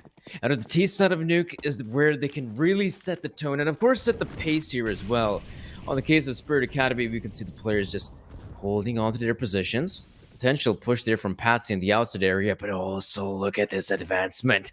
This is so good from ZNX and Zontix. 2 Zs will definitely give us a big show. Not gonna put us to sleep anytime soon. Zontix holds the line, but his teammate though. ZNX has abandoned his post, but Siren chimes in with a kill. Early damage in the lobby room, and Copenhagen Flames definitely feeling a lot more pressure here from Spirit Academy, and probably a little bit confused how those 2 kills go the way of Spirit Academy. But luckily for them, they'll very easily recover the bomb here, which is quite nice here. Roy has the bomb on his shoulders. This is a 3 versus 4 we're talking about. Which the members here. Copenhagen Flames. There we go. Smoke grenade being deployed. Double Molotov as well. Of course, the extra damage, but as we can see, the push coming through here. Hooksy looking for some of the players. In fact, we'll go down the vents. Nikodos, though, great timing. Gets the frag here on Siren, but right now, Nikodos not in the best position to help out Hooksy. Thing is, problem is with the current setup of Spirit. They don't really have a tactical position to work from. The bomb has been planted, and Nikodos catches ZNX as well. Patsy now spotted on site. What do you do? How do you respond? Well, the answer is you can't really do anything. It's Hooksy that's holding short. Patsy comes in to check it. Already caught. 14-7. It's a round that was devastatingly bad for Spirit Academy, and it was a round that, you know, they started off well off in, but unfortunately Nikodos is the one that breaks their stride, and more than anything breaks their absolute confidence and focus. And at the end here, we can see it was a 4v2 at one point. Nikodos makes it back into a 2v2, and once he catches ZNX right here, it's pretty much gone. 14-7, gents. The grand finals of Blast Rising coming to a close slowly. Coming to a close, perhaps quite soon. Oh, Siren. I like the idea. Does he get anything here, though? Nope. Yabi seems to be aware of the push into Hut. Very well done. Shabby right now. The awareness. Definitely their side. We can see right now there is the potential play here. Copenhagen Flames just holding the angle right now, not really committing, so to speak. Why would they? Though we do see Patsy looking for the perfect timing to peek. That's going to be Patsy with one. Quick response from the Flames, though, as Roy gets his. Ooh, 4v4. We are not done. But chance, Spirit Academy, they have it. They have to take it, though. This is it. This is do or die. This is the moment in your career. This is the moment in your game where you have to prove yourself, where you have to find success, or it will bury you. Whoa, Roy! I don't think he even saw him. Just took the shot, blinded, and he still gets it. No, Nico does again. He delivers. No, that's not supposed to happen. And down secret, it's Zontix with the MP9. And look at Roy. Nico does. He's a little bit tagged up, but he's going to check the corner. He gets it. Nico does what? How does he predict that angle? I don't know, but he gets it nonetheless. Siren, the song has to be sung. The sailors have to drown or otherwise go into the water and die. Because you will eat them. And indeed, you will eat the first. Do you eat the second as well? Here's Siren. Can you make it happen? 1v1 clutch round. 10 seconds. Nikodos, what? What is this? Nikodos hat trick and kills are coming out of the blue. Out of absolutely nowhere. Nico the God is better for him than Nikodos. Maybe Nico the God man. I don't know, but that is what in the world? Well, he's got Nico in his name. He's definitely got something that kills in his game, and that's gonna be nicotine. Sorry about that. Copenhagen Flames, though. Oh, look at the bombardment. Siphon, Roy, and Nikodos losing quite a lot of HP early on here. It's a good start. Really good start here for Spirit Academy, though we get to see Target going for the aggressive maneuver, but Nikodos gets the frag here at ZNX. Slow things down from what I can see. Target playing this one close by the smoke grenade. I think it's also a lobby push from the members of Spirit Academy. So I'll see the aggressive maneuvers there from Patsy, but even the CTs consider to back away from their position. 5v3, Copenhagen Flames. This is, unfortunately for Spirit Academy, most likely the finisher. Because it looks like they have run out of juice, they've run out of options, they have nothing in the reservoir that would give us hope. A 3v5 they have to deal with. They have a player down B that's target. And the last two players that are, of course, towards A, one in hell, one on site A going hut. Spirit Academy. Can they close this round with success? Can they at least bring us up to 8? Make it a bit better. Oh, the spot. Nikodos, he's so quick, so accurate, and deadlier than ever. 5v2. Patsy gets him. Patsy. Oh boy. Oh boy. That's it. GG. Copenhagen Flames will win the series 16-7. Ladies and gentlemen, that is the game. That is the series, and that is the tournament. Blast Rising Champions 2021. Copenhagen Flames 16-7. Congratulations to the guys themselves. They have come a long way here ever since they started, which was last week. And now they are already the winners in their first tournament.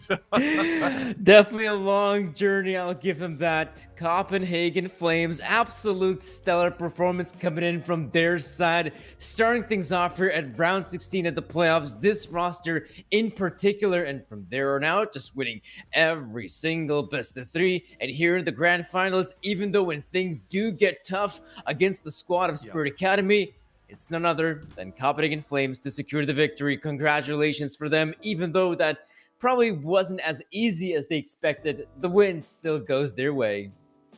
I mean, that last map certainly felt easy, but as you say, the win goes their way, absolutely, and that was fantastic. Spirit Academy showing us what they're good, what they're made of, what they're good at, how well they can play. Their players showing even more individually than anything. Their team play really good, and now I think when time is invested for them, they'll be even better. And I hope we see these two teams meet in the future, because I want to see a rematch of this and see how far it goes. But that is going to be it.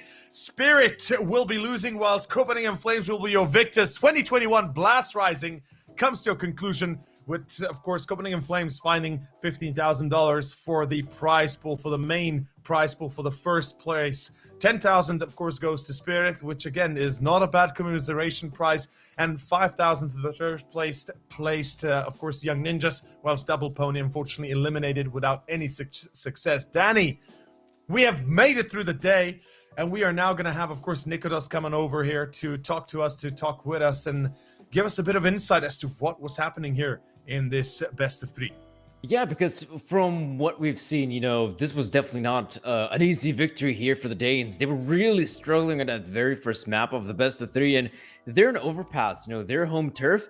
It Yeah. wasn't an easy affair for them as well. They definitely struggled a little bit at the very end. Loved the change up, the aggressive plays working out so well against Spirit Academy. And it was basically, at least it felt like to me, that was the disrespect coming in there from Spirit Academy that did give them that early success, especially on Mirage. There's also some mistakes being made on the side of Flames, definitely a few clutches being lost. But I have to admit, though, it looks like something ticked there for the Flames that they consider, you know what? They play zero respect with us. We're also going to give them zero respect. And that changeup really set the tone for that overpass finish. And of course, to put us on the third map of the best of three. It really did, and that is the finisher here. That is the end for the series itself. And of course, Copenhagen Flames, the team structured last week, basically. Last week is when they became an actual team officially, at least. And they still pull it back. Well, not even last week. It was this week. We're just talking about last week like it was last week. It was actually on Tuesday, I believe, when they were officially accumulated into the team. So 5 days ago, Tuesday it was. And that is it. That is all there is to say about it. Copenhagen Flames, they have a bright future ahead of them, given what we've just seen, given how far they've just been able to push us. The IGL Hooksy, of course, having led this team from the get-go, from the start in this tournament, leading into a very, very good finisher, I think. And DJL, of course, the coach, congratulations to him to, of course, keeping the team hyped up and telling us yesterday, giving us a good example of, what to expect, what to really think of the team as more of a team that is still finding their niche, their way, their style. All the players still adapting to their new positions, to their new perhaps game plan. But it seems like it's all going perfectly well. And I believe we're ready to begin here with Nikodos on our interview. So let's get Nikodos in here. Let's see what the man himself says. Of course, they've been playing a long time today, a long game today. And definitely not an easy game, but in the end, it's still theirs. Yeah, and it definitely has been a lengthy affair for them, and definitely on the side of Copenhagen Flames. Though I can't really say the change-ups have been too massive.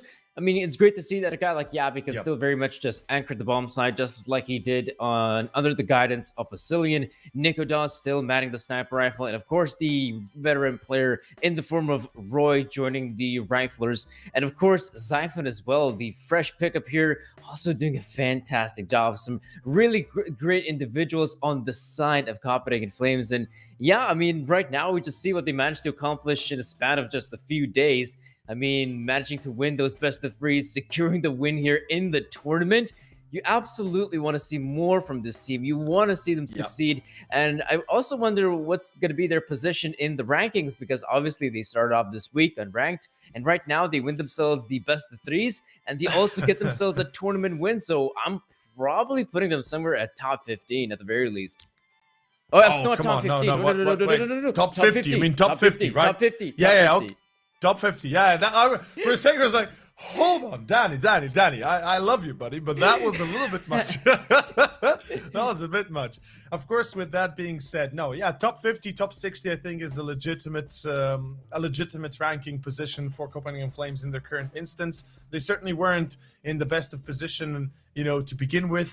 Started off a little bit back and forth, but they pretty much won all their games, if I'm not wrong. If we go over the series, of course, in Blast Rising, they had been basically undefeated up until this point, right? As far as I know, they have not lost a single series in Blast. No, actually, I lie. Again, they lost against Apex in the group stage. They lost one best of 3 series in the entirety of the tournament, and that was, of course, in the group stage with at the beginning of this tournament in Group D, of course, where they played in the winners match. That's the one they lost, and that's it.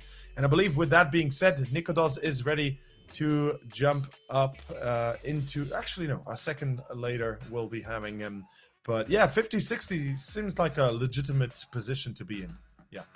Yeah, for sure, because the players are definitely. I mean, they're not a fresh. I mean, in the sense they are a fresh roster, but it's not like these are fresh names or guys you've never No. seen play before. So there's definitely some really good mixture of some of that veterancy coming in there from guys like Roy as well as Hooksy, Nikodas as well being part of the Danish scene for some time now as well. But it's also great to see some of the newcomers, the youngsters also Yeah. getting their limelight in the form of Yavi, in the form of Zyphon.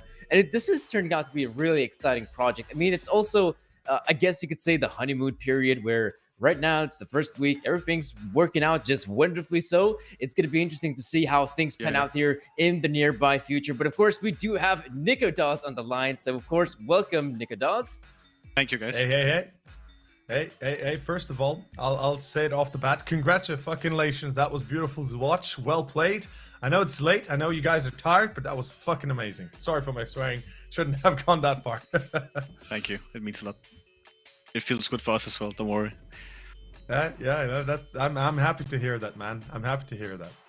Yeah, so of course, guys, this is going to be a great win for you guys. Just a fresh roster with the victory here at the Blast Rising. But right now, of course, I'd definitely like to hear your perspective because you also got to play under the leadership of Asilian. Now you're playing under the leadership of Hooksy. I would like to know, what's the big difference when you compare the leadership of Asilian and to Hooksy? It's hard to describe because I haven't played with Hooksy for so long, but I feels like it's very easy to play with Hooksy, but in the same way I feel like it's because Asilian has taught me so much. So I can bring everything Asilian has taught me and improve it with Hooksy as the IGL. So I can't really describe the between The those big two yet. difference, right? Yeah, that's not that Yeah. big of a difference. Of course, they have different ways to call, but I mean that's normal with different IGLs. So. Absolutely. What my question would be, we talked with Roy yesterday when you guys won against Young Ninjas. It was a weird match, not gonna lie. The 16-4 and then the 16-12 and then the 16-4, right, back and forth, a little wonky. But he was very adamant about, you guys are right now in a period where everybody's still discovering their roles a little bit. Everybody's still kind of finding out about each other, right? And I want to ask you this. So since you guys officially started as a team on Tuesday, that would be the 18th of May. You played a little bit before that, a few days, but that's not really much meaningful, right? Practice is still scarce because obviously tournaments and everything happens. Yep. How is it? How is the feeling right now? How are you feeling? How is the team feeling in this current stance that you've just closed out the tournament first week after you guys have started playing? What's the hype? How are you guys mentally?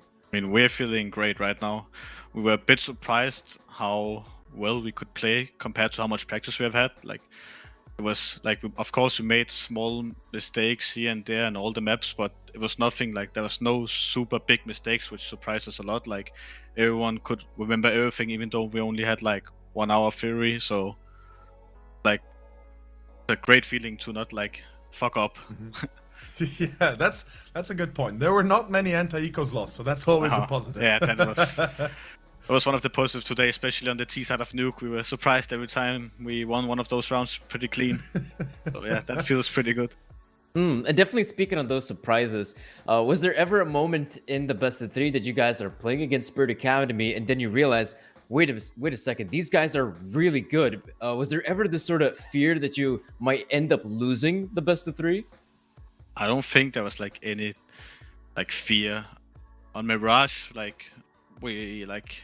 We knew that would be a really hard game because we haven't cracked that map at all. So we just went on Mirage as full mix. We went through everything half an hour before and just tried to mix something up, but it didn't really work out that good. But we were very confident in our Nuke and in our... Wait, I don't even remember. On Overpass, yeah, exactly. Overpass, yeah. I don't even remember, but yeah, we were confident in those two maps and we felt like we were in control all the games. Even though we had a bad start on Nuke, we just kept saying, let's take it one round at a time, let's break their money and just take it home. That's how it kind of looked for Mirage, and then obviously, as you said, for both the Overpass and Nuke, we both me and Danny, I think we were basically agreeing when we said that Overpass is your home map. You guys should be winning it, no doubt. But it still came very close, right? It came down to the bone. It came down to those last few rounds where there were a few economical rounds that could have changed the whole pace. You guys were on the edge of being broken economically, and then Spirit as well, the same. And it really turned the tide of the tournament, or the game itself, the map itself. And my last question here, to not keep you too long, my dude, is what's for the future? What's ready for the future? How are you guys going to move on forward? What tournaments are the horizon? What are you looking out to play in the next, let's say, month or so? Where could we perhaps look at Copenhagen Flames in the coming days, weeks, months? Yeah, we have a lot of tournaments coming up. For now, we have Spring Street Spring, where we're gonna play already tomorrow, I think. And then we also have Fun Spark Ulti coming up. So we don't, like, for example, next week we're not gonna have any practice days. We have officials every day again. So that's gonna be that for us. We're gonna keep playing officials for now at least, and hopefully get a few practice days in here and there to fix some of the smaller mistakes and get a bit sharper. But we're all hyped to play officials, especially Hooks and Roy. They haven't played any officials for like the last 6 months, so they're really hyped to play those officials, and we just want to enjoy it and win as many as we can. Absolutely. It looked like you guys enjoyed it today, and I'll leave it to Danny here to bring out any big questions, any big guns to finish it off. No, not really. I mean, absolutely, guys. Just gonna give you a warm congratulations with the victory. You guys definitely deserve it. We had that opportunity to speak with Roy. He felt confident that you guys have what it takes to secure the victory here in the grand final. And it goes to show Roy gave us the truth. And of course, guys, you got yourselves the victory. So, of course, congratulations. Thanks a lot, guys. Again, thank you, Nikodos, for coming out, and I hope that we'll have more interviews like this and see you in more tournaments, and of course in winning fashion as well. But until then, good luck tomorrow, good luck the next week, and I hope you get some practice days, of course, in, because we all know how important that is. Until then, be well, be good, and good night. Good night, guys. All right, bye-bye. Well, okay, that was the interview. Ooh. That was, I love it. I love the chillness of Nikodos, man. I've never had the chance to talk with him, and rarely do we have a chance as casters to even communicate with the players after matches and such. And I love the chillness. I love the, like, just the straight up honesty. I like it. I like it. That's what you would want in a player like Nikodos, and in general in any player, really. Yeah, and it's obviously right now great storyline here for Copenhagen Flames, fresh roster, being able to win the tournament. It's really going to be exciting to just look at the project right now in the coming days. And like they said, it's not like they're going to have an official match in the next, say, the next week. I mean, it's going to happen the next day by the looks of things. So there's obviously going to be the opportunities for the team to continue on playing, for the team to continue on improving, though maybe that progress is going to slow down just a little bit because of the officials, though it's still a good opportunity to build up some of that experience, you know, for some of the other guys, like, for example, Zypha, and for, of course, guys like Hooksy and Roy, who haven't really played a lot of officials, like Nikodos said, the past 6 months. Yeah. So it's still going to be good to see this team, you know, going out there in the online CS world, playing and trying their best at winning those tournaments. Exactly so. And with that, guys, we have our victor. We have our finalists that close it out. Copenhagen Flames are your victors. Blast Rising 2021. And we will probably not be done with this. But for the moment, this is it. The end of the tournament. We have come to an end of a journey, an end of an era almost here. And it was my absolute pleasure. And I can, I think, speak for both of us here, Danny, when I say it was our absolute pleasure to be here for you guys, casting throughout the entirety of this weekend and even a few days before that in the groups. And hopefully we'll see each other more again in the near future. In any case, that's all from us. Before we sign off, before we go away, big shout out, of course, to the production Fantasy Expo. You guys are amazing. Much love you. Wojtek, Big Vu, you are amazing, dude. Good support, greatest production, and beyond that, go check us out on our social media. Shameless self-plug. Myself at Overseer, on to my left here, Sir Danny at Sir Danny with double N and double Y. Go give us a like, go give us a follow if you would. In any case, much love, good night, and have a beautiful Sunday left. We will see you guys on the next broadcast. Until then, be well and goodbye.